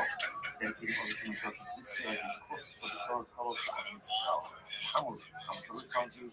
Weinberg Mishpacha, the Haber Mishpacha there as well. The full text of their dedication is contained in the description below. I wasn't able to the outside. So I'm sorry. I mean, it's going to have the full text of the talk for tomorrow. Thank you for your sponsorship. Bye-bye. All of the Neshama Shab and Aliyah families in the Koma. Those who need the food, the full colleagues, the Shalom, allow our precious soldiers to be successful for all Nasi. Today's daf is Lamed Gimel. We are on Lamed Beis on the base at the two dots, 5 lines up on the bottom. Aholchin, the Tarfos, Asur, below 61. So those who go to the Tarfos, what the Tarfos faction points out over here, the Tarfos is Levakesh Ta'usam Lemakomah. It's going to worship idolatry at a different location. So the Gemara says as follows: Amar Shmuel, Ori Kochav Maholet Letarfos, Bali Va'as, the Azlu Movi coming up on this Kochav. The Chazar Movi. Since the Shmuel is something like Akum, right? So an idol worshiper who's going to the Tarfos, is going to worship his idol at a far away, at a distant place. On his way to the idolatry. Hello, how are you? To go ahead and engage in any kind of Every day is a holiday, every meal is a feast. I was just listening to your discussions on fishing. It's fascinating where technology takes us. Do you mind if I take 3 minutes and tell you about my project? Excellent. First and foremost, I've done my best to follow every single person in this space. If you can, I'd appreciate the follow back. I follow everyone back, so if you want a free follow back, send me a follow. I'm Rabbi Rothschild. If you don't know who I am, you will. I stream my life 24 hours a day, 7 days a week, 365 days a year for world peace. I've been doing so for more than 4 years. My streams go back to the pandemic. We've seen the death of a queen, the birth of AI, the coronation of a king, and everything in between. This is a Truman Show, a real-life Big Brother. This is a timeline and a time capsule of human achievement. In the 1980s, Bill Gates coined the phrase "content is king," and I'm making it true today. I'm king of the internet. This is the biggest event in global history, and here's why. In 2018, The Economist magazine stated that data had overtaken petroleum as Earth's #1 resource, and I have more data archived on the internet than any person ever, which is making me very influential. I'm going viral, and when I do, I want to make you, your friends, your family, all financially independent if you're not already. I want to ensure that you have generational wealth if you don't already, and I want you to be able to start charities and philanthropic organizations of your own. I'm unlike any influencer you're ever going to meet. I'm not live on one YouTube stream or 2 YouTube streams. I'm live on over 20 simultaneous YouTube streams 24 hours a day. You can view my life in 360 degrees. I even have a ceiling fan. If you want to view my YouTube streams, the link's available in my profile. Additionally, you'll find it in my pinned post. You'll also find in my pinned post a link to my link tree. I dare you to look at my link tree. Nobody dares you to look at their link tree, but I do, because I have more social media than any person. I have more content than any person. You'll also find a link to my Discord, discord.me/rabbi. Never look in the rear mirror is really inappropriate. Never look in the rear mirror is really a certain level of responsibility that one takes over their driving or their driving endeavors. So to life, you can't live. I'm the real deal, Holyfield, 100%.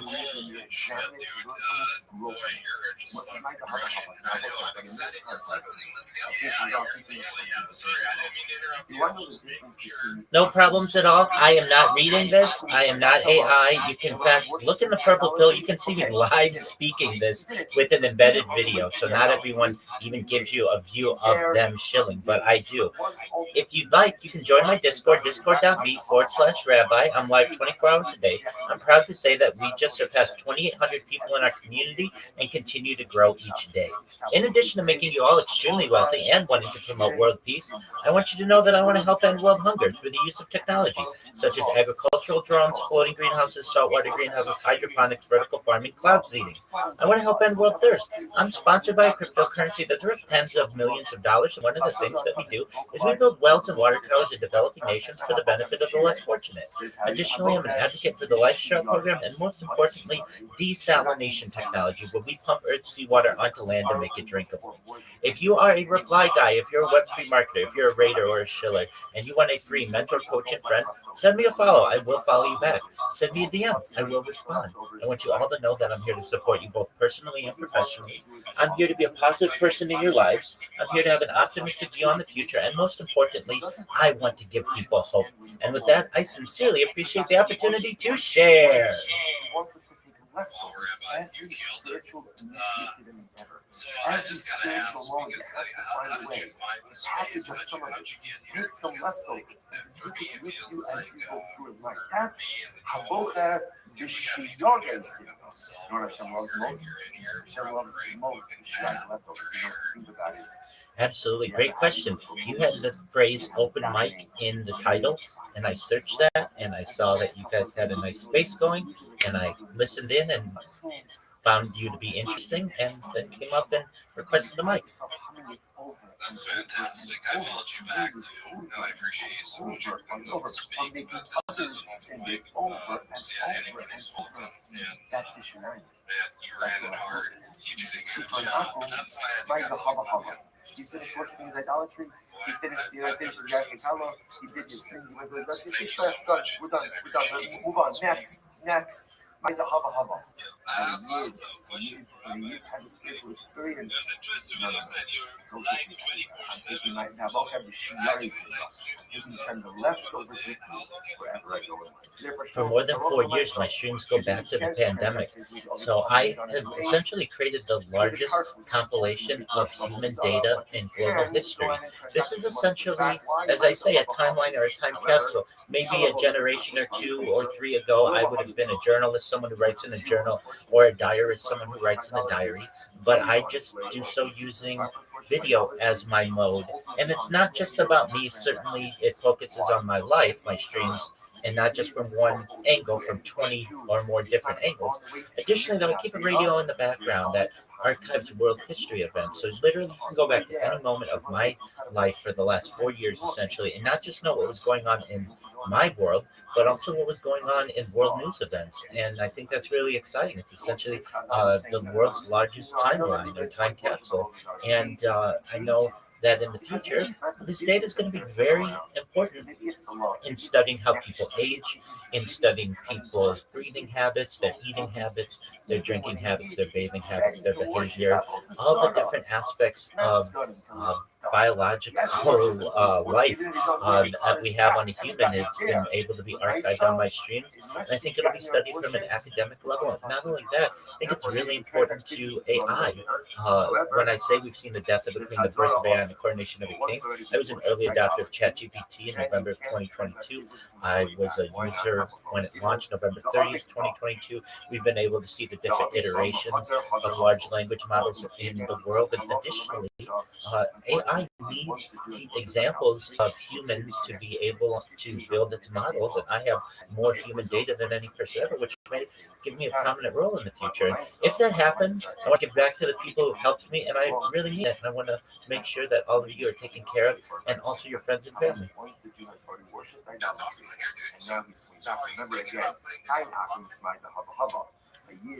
Well, I'd like it to be available freely to everyone, and currently, I do partner with a project that's known as Harry Potter Obama Sonic 10 email. The ticker's Bitcoin. It's on Ethereum. I don't really know how I would put it on the blockchain per se because it's such a massive project. If you mean just like having a cryptocurrency or an NFT, I really push people to the Harry Potter Obama Sonic 10 email community. They certainly have devs who can be able to focus on those types of projects. Really, what I like to do is just make sure that my streams are going. But potentially in the future, when maybe perhaps it's a little easier for me, would love to have it all on the blockchain, so long as it's available to the public for free. And he saw Momer is someone unfortunately already has a track record of having parts of heretical activity. Thank you so much. Thank you all for your kind words. I very much appreciate it. Once he's in play, he's not turning around. It's time of year. Even if he's on the gate level, he's already going to turn around. Absolutely. I'm based out of Los Angeles, and I've streamed as far north as Santa Barbara, as far south as San Diego, as far east as the desert and mountains, as far west as the Pacific Ocean. I've streamed in Beverly Hills, certainly in LA, at Disneyland, really everywhere somewhere in Southern California. So I do IRL streaming as well, but it is by far easier for me to essentially do desktop streams. And I am live 24/7, not only on YouTube, but on Twitch and Rumble, and also in quite a few different Discords.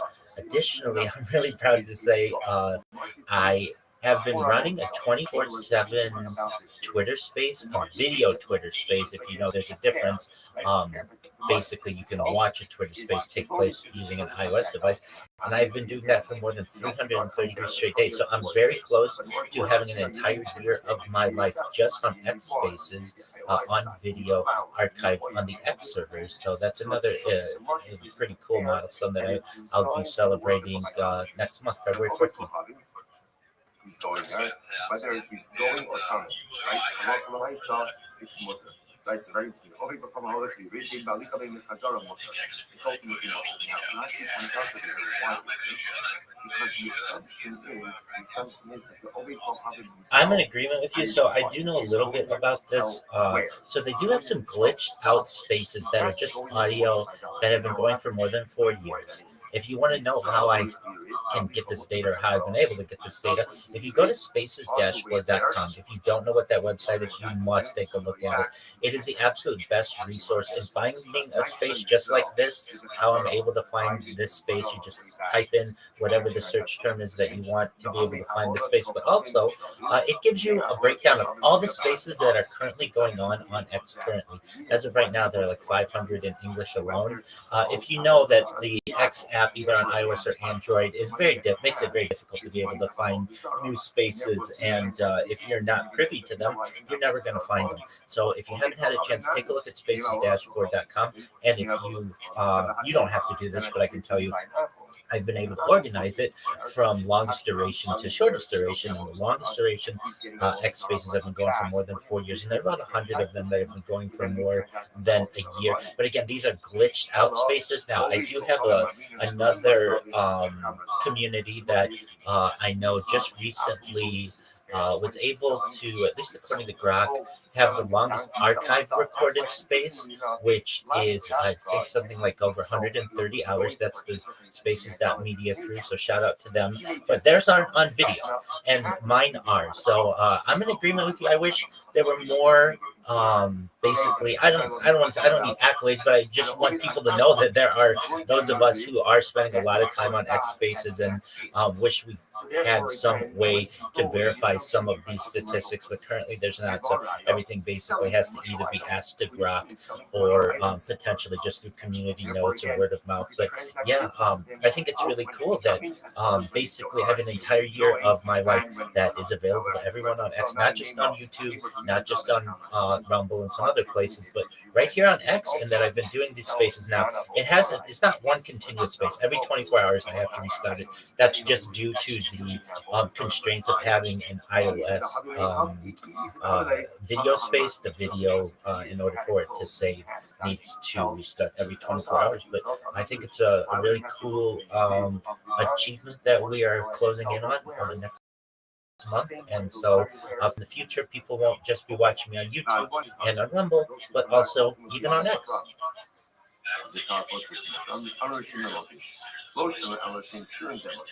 That's only so if what? If the group when you come back, ultimately not traveling as a traveler. Aber schön selber sehr, assume. So if the group of Atom are coming back together as a group, you cannot get back with them. Why? Ema died a lot, so because perhaps ultimately as a group, their intention is to return.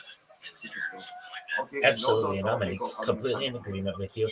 Elon Musk in 2022 was asked about X, and at the time he said they are essentially they don't generate any revenue, which I don't know if necessarily that's true. There are a lot of people who use X much more because of the Spaces feature, but it doesn't seem like they advertise them very well. this is a really amazing platform, but you kind of have to be on the in to know or know someone who's on them regularly. They're kind of difficult to find, and a lot of people don't know really that this is even a feature. So perhaps in the future there may be a Spaces Awards or something along those lines, but currently there really aren't. And I feel like there should be. That this is, as I've heard it previously discussed, the town hall of the internet. It's really the epicenter of cryptocurrency discussions, and the fact that such a massive platform does not emphasize one of its perhaps greatest benefits, to me is somewhat sad. Là, she says she inbound that. What you do once, once that is so what you do is you would code it with Zephyrus. Zephyrus is like pitch or tar in order to provide that access. Absolutely, it's phenomenal. So if you don't know what we're referencing, it's a website that has a list of all of the different spaces that are going on in order of largest to smallest. You can also organize them from most recently started to longest duration. It has a really nice search function. It also gives you a lot more metrics on spaces and the hosts. It will tell you the combined followership of all of the people who are speakers in a given space. It will also, you can click on one of the hosts and it will show you every single space that they've hosted in the entirety of their account. It's incredible that this website exists and that X doesn't have the same type of features integrated within the app, that we have to go to a third party to be able to get this information. But if you haven't checked it out, it's spacesdashboard.com. It's just an amazing resource to be able to find interesting conversations such as this one. Are dependent on the item itself. So for example, apparently wine skins absorb at a slower rate than earthenware vessels. For example, Rafi says over here that an earthenware vessel absorbs immediately. So they're right in the first column.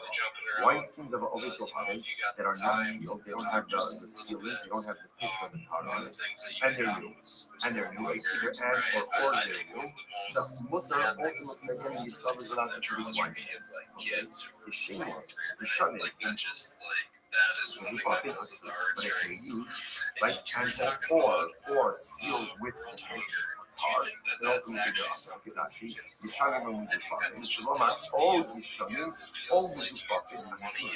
whether it's old or it's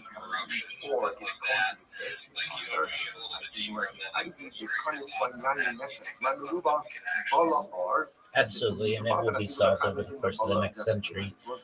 So I've given 6 different types of technologies that can revolutionize this. And again, if you weren't familiar, things like agricultural drones, floating greenhouses. So let's talk about them briefly. Agricultural drones essentially remove the need for the farmhand, the farmer.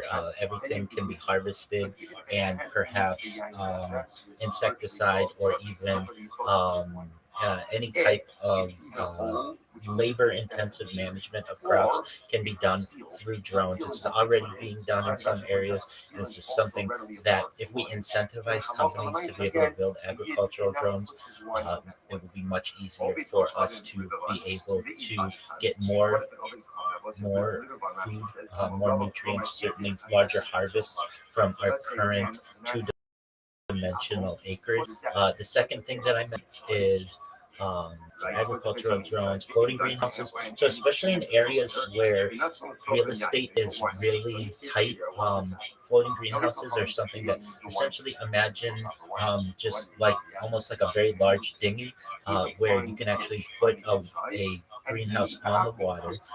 It can be temporary, and you can grow crops in an area like Hong Kong or Manhattan or other really high demand real estate areas, so that people can have fresh foods and don't have to have it necessarily shipped in. I also mentioned saltwater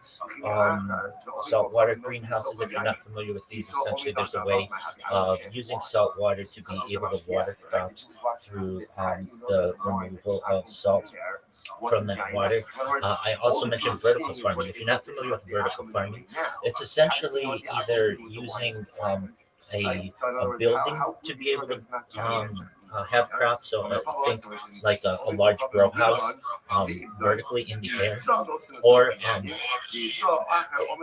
exactly. And then there are also different types of ways to have the crop through tubing and such to be able to grow things vertically. I also mentioned hydroponics. Many of you may be familiar with hydroponics, but this is essentially using water to be able to get nutrients to the crop in a very efficient manner.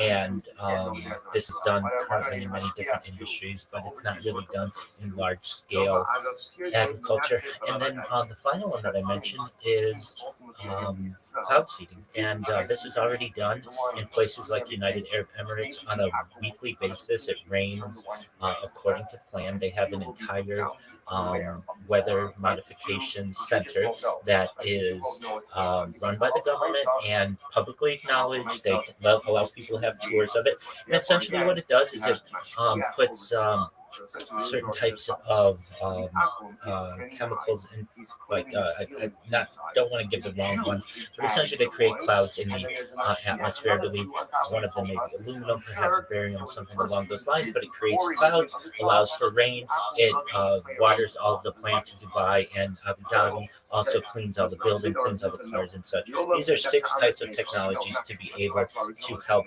with ending world hunger. And then, I talk about ending world thirst, and the big one there is desalination technology. Basically, the earth is 2/3 water. One of the major issues that occurs when we are looking to not just harvest large crops, but also end drought is getting people the water that they need. And the fact that the earth is 2/3 water shortages should not be a thing anymore. Really, the argument against desalination technology is it takes a lot of power. But we have nuclear energy, which is in many ways a miracle of modern science. And I understand that some people are leery of nuclear energy, but if you really get into it, very few people, it's very safe. Since in the last 80 years, the amount of people who have actually died directly from nuclear events is under 50. So it's less than one person a year, which is, if you're wondering, that's about 40 for Chernobyl.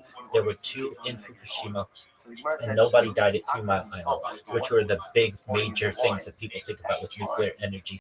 Now, that doesn't necessarily mean that perhaps nuclear fallout isn't an issue or long-term radiation effects. That's different. However, coal, gas, and all of those industries certainly can cause a lot of issues as well. So with these types of modern solutions, hopefully we'll be able to overcome some of the problems of the past that have really caused issues in terms of being able to feed those who need it. Most of all, though, I think we need education. People need to know that these are not science fiction-like technologies. These are done regularly in areas of the world, and we just need to spread that. And I really mean that when I talk about ending world hunger, ending world thirst within 100 years or so. I think that this is a possibility. And when I talk about my dedication for world peace, I think that is an opportunity as well. And I think it's a real opportunity. And if I just may quickly discuss that point. So if you think about the age of colonization, very rarely would you ever have a country that was able to successfully colonize and explore when it had a civil war at home. Basically, you need peace on your home country to be able to do a lot of exploring, to be able to perhaps colonize other places. And the same is true on Earth. It's just a matter of time until we either destroy everything, which certainly could happen, but isn't as highly likely as perhaps eventually people working together, coming in unison, perhaps through the United Nations, perhaps through some other body, but eventually to be able to start space tourism and terraforming of other planets and really exploration of the inner solar system and the outer solar system and perhaps even interstellar travel. Now, I understand this might be a 1,000-year plan. Many of you may be saying, well, Rabbi, that's not going to happen in my lifetime, so it's not that important to me, but it very well If you haven't heard the technologies that are available for life extension technology, really can increase your life expectancy from your average of maybe about age 80 when you were born to age 100, 120 through the use of technology such as oxygen therapy, human growth hormone, stem cells, cryonics, cryogenics, things like cold shock therapies, red light therapy, testosterone replacement therapy, ambrosia therapy, really to get you to be 120 years old. But even still, you may say, Rabbi, I need more time than that, perhaps, to be able to see world peace happen and all these other things. Every 24 hours, doesn't have to be exactly at 24 hours. Yes, I at do. least 24 hours, and then change the water for at least another 24 hours. And 72 hours later, ultimately again, the item will be kosher. Now, Allah said this concept does exist, but it is only usable in situations where we know halachically that the absorption is minimal. The absorption is minimal. Now, the Gemara gives more examples. Several minay, honey is done. Now we assumed over here that halacha l'maisa this only refers to, for example, like Jewish wines. In other words, in this case over here, where the wine skins were omer b'yisach, which means the majority of the absorption was kosher wine. They were stolen ultimately again by this guy, was named Bar Adi, and therefore again we assume that his absorptions, Bar Adi's absorptions were minimal. So therefore in this kind of case where we assume that the majority of absorptions are kosher absorptions, the minimal number of absorptions or the minority absorptions are non-kosher absorptions, that's where this kashing process works. But this would not work for example. Whatever you want to use to be able to get people water, I'm absolutely behind. I know at least in California we use desalination. It is perhaps not as efficient as it could be, but it's currently being used. About 10% of all of the water that is used, and from a freshwater point of view, is used for desalination. And many countries rely on this as well. And we're just at the early stages of it, so I'm not necessarily saying this is the only solution. This is just one of the solutions that we can use to be able to perhaps not only provide clean water to people and end droughts, but also ensure that we have more nutrients for the foods that we eat.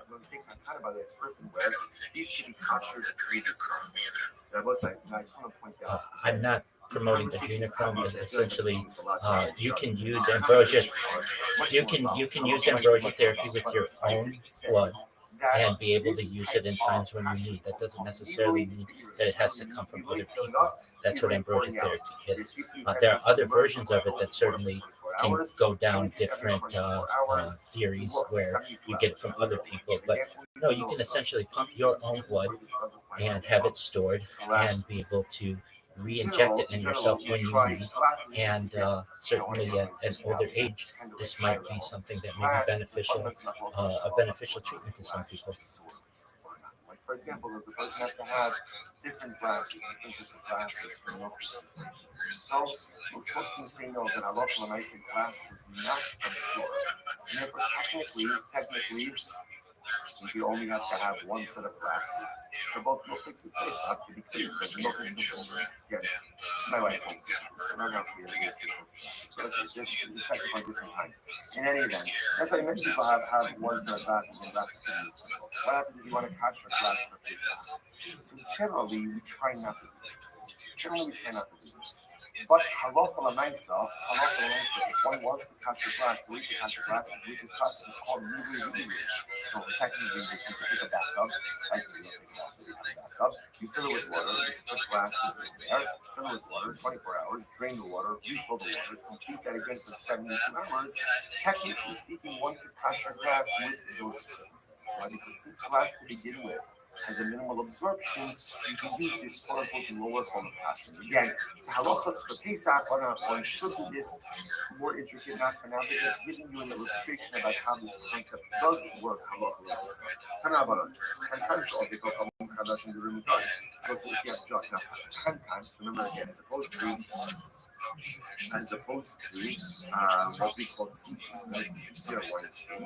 Kankanim are non-utensils perfectly. So Kankanim shall be performed. So if I have a perfect vessel of an item, Kadoshim Gerurim Mutale. So if they're brand new, right, or Gerurim, right, means again, they have not been sealed. So there's no fish or no water on the inside. What's the halacha? We taught a Jew to use them. You're shitting and shutting Young blood transfusion, once like ultimately inversion therapy. right use or coated with pitch. Both of those cases. Young blood transfusion, like inversion therapy. But your own blood. You still those in the sofa and mind. So ultimately, interestingly enough, now a Jew, right, or excuse me, an apple could put water into it, could put wine into it, and you still put water into it. Look at Rashi. Ovid kocham nos nesofen yayin, you still nos nesofen sir inside. So if he's Ovid kocham used it for wine. So a Jew ultimately again could use it for water. Now what does this mean? You don't need Rashi. Second class Rashi on the page.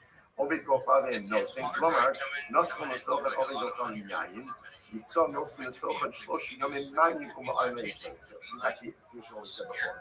If an Akum used it for wine, then Halacha Lamai says you saw to use it with water. What do you mean is water? Immediately, but you saw to pressure it ultimately again by putting it in water for 72 hours, changing the water every 24 hours. And I was like, this is actually quite a dramatic statement because this seems to sound like immediately and works even with. We work even with personal again, in and of itself. This is a discussion. Remember, again, something about is passion. What works for a year may or may not work for 3 seconds. So again, a lot of things kind of swirling around over here. But what isn't about this is also maybe examples of utensils that are used cold. Like there's no heat process that happens. Other possibilities that usually this concept of submerging water into 72 hours and changing every 24 hours works with cold absorption. Therefore, if an aqua used is where vessels, old ones filled with pitch with wine, and salt to pressure it by soaking it in water for 72 hours and changing the water every 24 hours. Next, Obiko from nothing so from Yanin is if an aqua used is where vessels for wine, you still know some so and sear in Murias, the inner ocean. And you still put in it because enough brine, like brine, and doesn't coach it. What is this? So this is fascinating. So apparently, if you put brine, right? But it's bad for investors who just want to make money off of it. It burns out. That's why everything's so financial. It says, Miyad, surfing as Hayayim. And it will come also.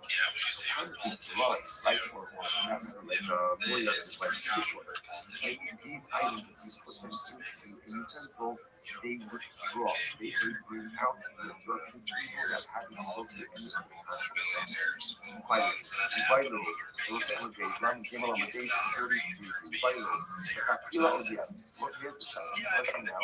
Is this the Hakila Odia? In other words, let's say I have for example, one. Can I let Hakila capture this with using brine? Does that work? The question mark, the time of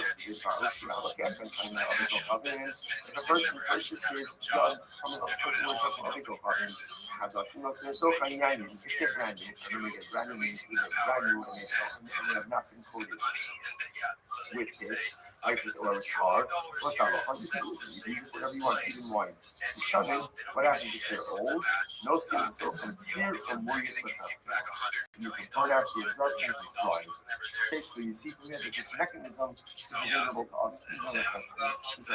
So by the way, that we can see that the army, so it's very interesting. It's an earthly utensil that I got from now, even the kids trying to issue this family now. What happens if I plug the earthly utensil back in the kiln?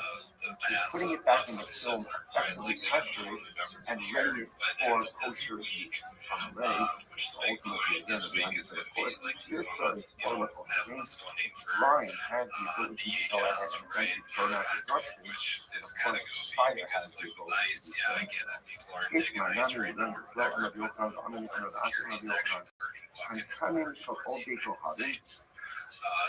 Yes, even the kids trying to eat. If you have, again, earthly word jars, earthly utensils of an apple, if you put it back into the kiln, what's the halacha? Even to Yisra, the first one, once the pitch begins to kind of like melt off, even if it hasn't fully melted off, once it begins to melt off, ultimately, again, the item is kosher. Incredible. Rashi, Rotim Adinatron, El Asir Refinement. I forgot going on. So furthermore, you don't actually need to seal it. You just actually fall off, but as soon as it begins to become like loose, it's no longer fully attached to the interior, the clean utensil is considered to be passive. Ginseng means engaged. What happened to ginseng? That's the second here. Let's say you take this. Same case. Person where jobs at first time happen. You use it for water. Now what do? I put my wood chips inside this handle of fire inside the utensil itself. So in this case again, as opposed to let's say putting it in a kiln with the fires on the outside, here I'm kindling the fire on the inside. Does that work? Ginseng.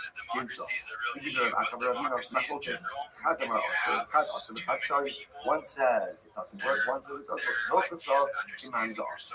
And ultimately, again, the halacha is like the one that says it doesn't work. And that's very important. Because amazingly enough, it actually stays over here. There's a fundamental distinction between actually the interior fire versus exterior fire. Interior fire has the halacha still not fully communicated, as opposed to exterior fire, which absolutely does. Therefore, interior fire will not touch the person where you pencil at the aqua. Thank you. I just wanted to lend some clarification on what I meant in terms of some of the therapies that I discussed. I mean, I'm not talking about taking any blood from anybody aside from yourself, but it's really plasma exchange, where doctors remove your plasma and replace it with saline and albumin. It's used already for autoimmune diseases, perhaps aging in the future.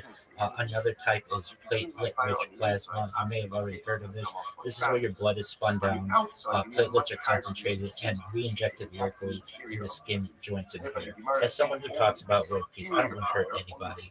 I don't feel it's my right to be able to put my hands on you without your consent, nor you on mine. So I wanted to clarify that, and then just close as well that for all of these different types of therapies, eventually your body's going to be. And if you want, and these are just things that I talk about, I'm not saying I necessarily endorse them, there's a type of technology that has been discussed known as mind uploading technology, where scientists can scan your brain into a computer like a CAT scan or an MRI, knowing where every atom is in your central nervous system and your peripheral nervous system for later download as an android, an avatar, a cyborg, a cybernetic being, a clone of yourself, a robot, an ethereal being, whatever you want to be. But essentially what I'm saying is that perhaps, maybe not in this generation, but generations to come, these might be decisions that humans may be making. And with that being said, just it kind of goes along the same lines of what I discussed. Is I have an optimistic view of the future. I think that perhaps we may be able to solve some of the challenges that currently plague the earth, like certainly a lack of food, lack of water, and certainly war. And hopefully, the people, not just now but in the future, have that kind of future foresight to be able to hopefully make this planet a better place. Thank you. Our person fundamentally changes and potentially puts himself up the things that are holding him back. Man needs a man needs a fire to kindle inside of us. The exterior fires will only get you so far. But it's the fire that is kindled inside the thing itself. That's the fire. That's the fire that's going to lift you. That's the fire that's going to help purge all those things. Incredible. Vital. Not only within yourself, but Yeah, we're just shooting shit. so let's say, are you allowed to go ahead and local myself put beer into one of these utensils? Let's say then I got an utensil, I got a sometimes from the should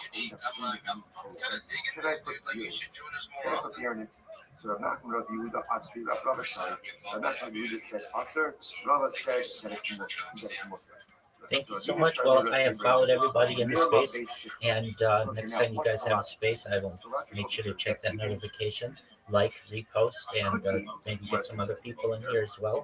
And just really want you to know how much I appreciate your openness, and just hope this is the start of a really great friendship with all of you. Thank you again for the opportunity to be here. We're concerned about the absorptions of yang and loss.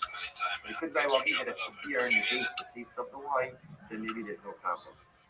So what a bunch of nice guys. Rabina actually allowed Rav Scott to put He's there, beer Mr. in a earthenware vessel that he bought from an akum. So the Gemara says, also royally chamra. He made a mistake, he got mixed up, and he ended up putting wine in there instead of beer. Now, obviously, once you put wine in there, Is platelet-rich plasma perhaps a type of ambrosia therapy? To change his position. Why? Amar, Akrai Ba'amos. It wasn't accident. So we'll say interesting. In other words, we're not saying like this. You might have thought, Ravina said you're allowed to put beer. So he allowed ultimately Rafia to put beer. Rafia made a mistake and put water. So you might have thought you say, oh, what do you see from here? That you shouldn't even allow someone to put beer lest they come to put water. What did Ravina say? It was just a mistake. It was just a mistake. You don't have to read anything more into it. It was just a mistake. Mistakes happen. Say, even though the FDA currently doesn't endorse ambrosia therapy, who's to say that it doesn't work? Is there deeper meaning in everything? Give me a steel man why it should work. Just supposed to look for the deeper meaning. Sometimes you just have to kind of take what life throws your way and move yourself forward, especially in those moments where you can't find the deeper meaning. Right? So often things happen like that. Does this mean what is sometimes they can figure it out, but sometimes if you can't figure it out, you say, okay, whatever it was, and I just need to move myself forward. Sometimes it's beautiful to look for deeper meaning in things, and sometimes you just have to. Is it possible to have ambrosia therapy whatever happened from yourself, like basically take your blood when you're a young person, not have it re-injected in you when you're older? Theoretically. Money the Pukusna. So the Gemara says, theoretically, yes, it's a kind of idea. What kind of big biological and cultural values? Let's stay in here. He had these utensils that are made out of the excrement of an animal. He had bought it from a Gentile, and the Gentile had used it for Yayinis. Now he bought them, and now he cashed them. How do you cash it? You literally fill it up with water, 72 hours, change the water every 72 hours. So he filled it up with water, he put it out in the sun. Paku, they burst. So I guess like the water got very hot and ultimately caused them to burst. All right, what did Tiger Woods and Lance Armstrong have when they had their blood from that Dr. Ferrari removed? What is that called? Obviously, they're broken. So you'll never be able to use them. The rabbis only said you have to fill it with water. They didn't say you had to leave it in the sun. Okay, so interestingly enough, so Rabbi Abba kind of gives Rabbi Yitzchak a little bit of mussar. Now, again, whether or not Rabbi Yitzchak was being machmir by leaving it in the sun, like as like a form of like a hagala, like oiling, or just happened to leave it in the sun, is not immediately clear from this Gemara. But point towards Rabbi Abba gave him mussar. Be a little bit more careful with what you're doing. As I told you, you have to soak it in water, but you didn't have to put it in the sun. Incredible. So we'll say it's interesting because either way, Rabbi Abba is giving him mussar. Either he's giving you mussar that you didn't understand what the halacha was, or mussar. I mean, isn't this technically ambrosia therapy because they are taking their blood from when they were technically younger and re-injecting it in themselves?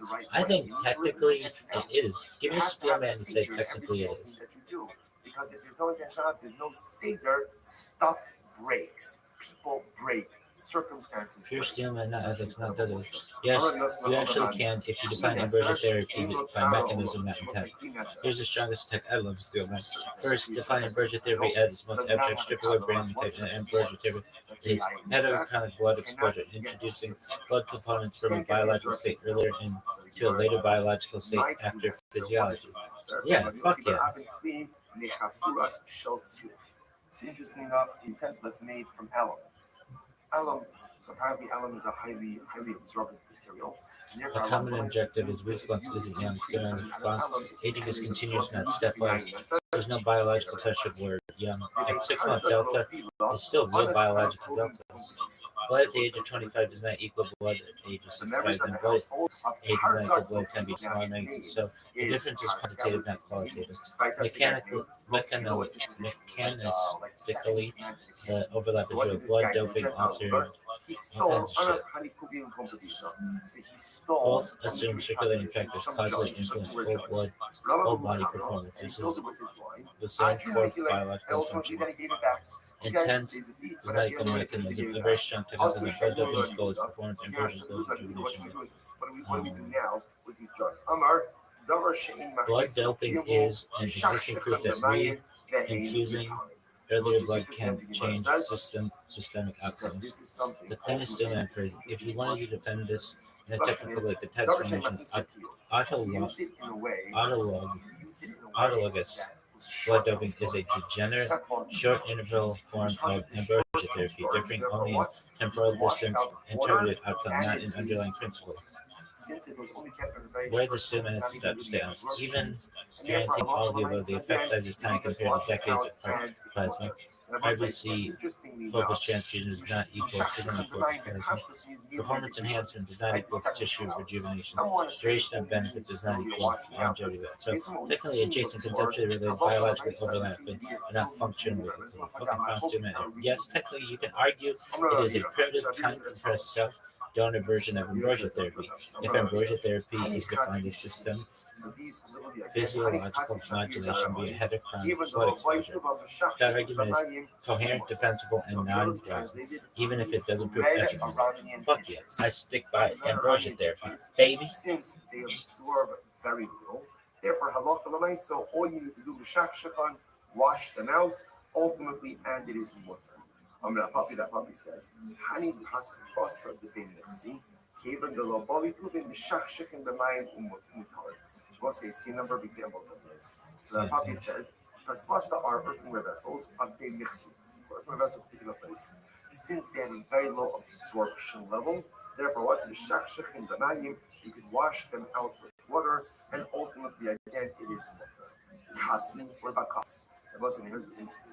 Like a cup actually says kosos shalcharas being machnis lekimel shoseben. So this is a cup, right? An earthenware cup. Now, obviously a cup because you don't store stuff in a cup. Up until now, see if you notice, we're essentially having three different categories. First category was items that are used for long-term usage. Okay. Second category seems to be items that are used for shorter-term usage. So for the longer-term usage, so the Gemara seems to indicate that you need 72 hours change the water every 24 hours. For the things that are not used for long-term usage, it could be, we're going to have to see this further, it could be all you need to do is wash it out. What does washing it out mean? Does washing it out mean just mean washing it out? Does washing it out mean also immediately, 72 hours, changing water 24 hours? We'll see. Then third category are things that are clearly only used almost like a sun. A cup. You fill up your cup, like you drink it, and then you're done. So again, obviously that's even a lower absorption. So what do you do with Kasi? Rav Ashi Aser, Rav Ashi Sham. Rav Ashi said it's Aser. Right, that's Aser. And Rav Ashi said that it's mutter. Isha Siburu, Oviko Kavan Hamishon, so I say, now the more suggests the following. If an Oviko Kavan used it the first time, right? So if a brand new cup doesn't wear cup, use it for the first time. Ultimately, again, fully enveloped in the Aser. Everyone agrees that it's Aser, because those initial absorptions are Aser. Keeply, he wears the machlokas. Yes, I'm ashamed. About what happens if it's used the second time. If the Akum uses it the second time. The alternate version of this. If an Akum uses it ultimately again the first time and the second time, everyone agrees that renders the Kli Aser. Keeply, he wears the machlokas, the Pam Gimel. If the Akum uses it the third time, in other words, let's say G used it the first two times, and I used it the third time. Does that impact the Kli? The halacha is Hamishon L'Sheni Aser Gimel Moses. The halacha is if an Akum used one of the first two times that the Kli was new, that renders the cup Aser because of the absorptions. But if you only used it the third time, you saw used it the first two times, and then an Akum used it the third time, ultimately again it is going to be more. I can also stop over for today. There is a tremendous amount of halacha which I know I owe you so much halacha l'maisa in Sekta. These halachas of kasher, really we are going to do some halacha l'maisa, so we can just practically what is accepted from the Gemara, what's not accepted from the Gemara. As the most stubborn for today, shkoyach everyone, wishing everyone a wonderful day.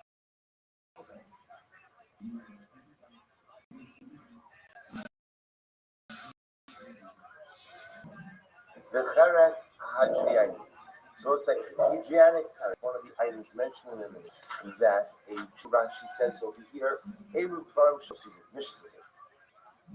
Eru Dvarim Shosizim, these are the things that you cannot use, and it's a prohibition of Hana. You cannot use them and get benefits from them. And this one of these items was this Hadriani. That is Hadrianic. So my Hadrianic. So what does this mean, Hadrianic? This is actually quite interesting. I'm going to read Shmuel. Cheres shel Hadrianus Caesar. This literally refers to the earthenware of the Emperor Hadrian, like the Caesar Hadrian. So let's say, so remember again, we know Hadrian.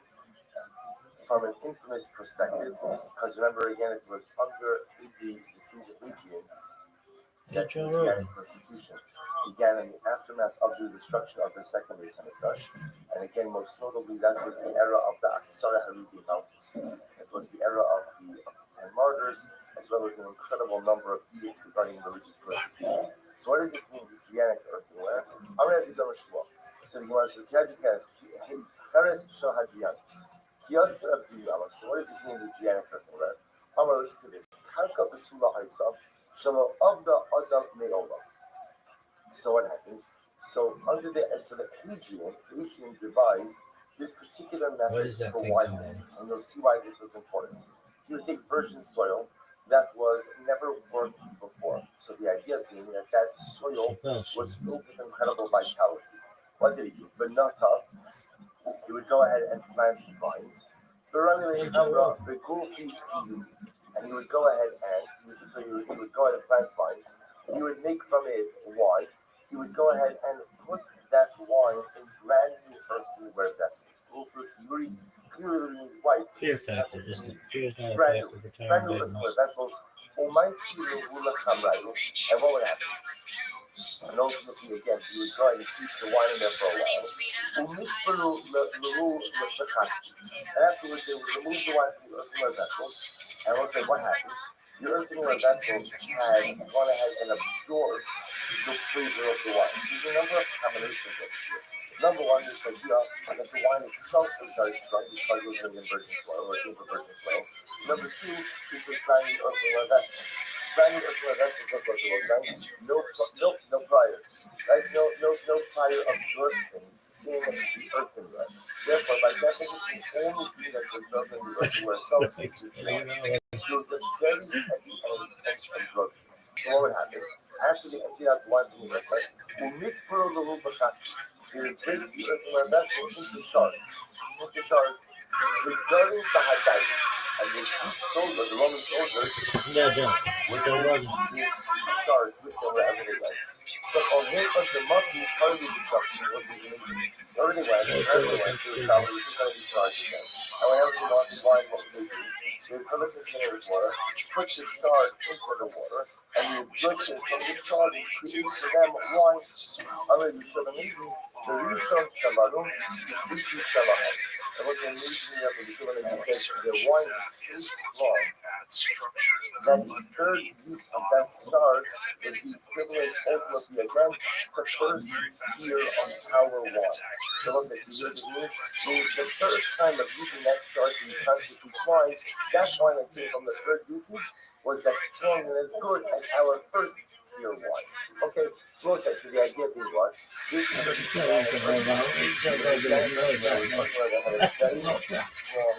wine infusion, and therefore again you can't use it, you can't get enough from it because it in and of itself has the status of Yainesa, has the status ultimately of idolatry. So you must be fine by it. You want to ask what's like this side question. Now this smoke from Karianika. That's the only question. Can I use, let's say I use a piece of this Adrianic earthenware, can I use it to prop up the leg of my bed? What's the side over here? So the West is also the QI who never after shutting off. Listen, we've gotten through, we've already established that I can't go ahead and drink and get benefit from diet exercise. We've also established that I also can't get benefit from this Adrianic earthenware. We'll say, so can I go ahead and get benefits from it, but in a non-consumption fashion? So here's an example of I have a traditional Adrianic earthenware. I don't want to drink it. I'm not using it to constitute wine. I'm not even using it as a receptacle for a liquid. I'm using it to prop up the leg of my bed. Is this permitted or not? So also, this is what Chazal termed as lotzing b'kiyumo al-yedei davar achad. I want to use it through some other non-consumption means, but the usage means, is this mutter or is this something? Look at Rashi at this moment. I engage davar achad. This is the shorter lines of Rashi, that 5 lines in it. So you saw also the Kimoshe Yainesa. So you saw on one hand it was like, I want the existence of the Yainesa. Right? Why aren't the Yainesa is in the shard? I use the shard. However, again, the little bit not because I want the wine. Ella Bashir Hakeres Ulismicha. I want the earthenware. But we'll say, you see, in essence, I want the earthenware, but what's absorbed in the earthenware? The wine. So in essence, I want the wine. But I don't want the wine because I want the wine. I just want the wine because I need the earthenware. So the shayla is this permitted, is this type of use is permitted or not? So Tashma. So the Lord of Yoga, Chad, Shari, so okay, it's not focused. The Lord of Yoga, one said it was Asa, one said it was Mutter. So in the parentheses, he says, okay, the milk is suck, the milk is suck. So the rest, yeah, those things the rest takes this out. But also such man to us, and they say, Shmara is the Tasha, listen to this. So it's like Dardurin are leather jars, Rikuvos are bottles. Let's just talk about this. Let's talk this bitch out. Yain shall Yisrael Kanospan if the Jew keeps his wine in either of these types of receptacles, either in the leather jars or in the bottles. So what's the halacha? Asr b'shkia muter b'hana. So you can't drink it. You can't drink, meaning if a Jew keeps his wine in one of these receptacles. So ultimately, the wine itself is prohibited from consumption, but it's muter b'hana. You're permitted to go ahead and get benefit from it. Hey, Shimon ben Guda, b'fnei b'no Rabbi Gamliel. So it says Shimon ben Guda gave testimony in front of the son of Rabbi Gamliel. And the testimony was, Al Rabbi Gamliel, about Rabbi Gamliel, Sheshasa mimenu ba'akom. That Rabbi Gamliel actually had wine in one of these type of receptacles, either the Dardurin or the Rikuvos. He kept his wine in one of these items. And what? And he drank the wine. He sat in the Akko and he drank the wine. Below Hodule. And I will say, they did not agree to Shimon ben Guda's testimony. Now, we'll say what this sounds like is that they were disputing that Rabbi Gamliel did this. That's what it sounds like, although we'll examine that in just a little bit. So fine, we'll say that's the first part of the Raisa. So what it seems, okay, Nudos Shaltik Halit, we'll say Nudos are leather flasks. So remember again, as opposed to Dardurin, which are leather jars, this is a leather flask. So Nudos Shaltik Halit, Shimon Gamliel Mishum and Yoshua ben Kifusai also. Say it again. Nudos Shaltik Halit. So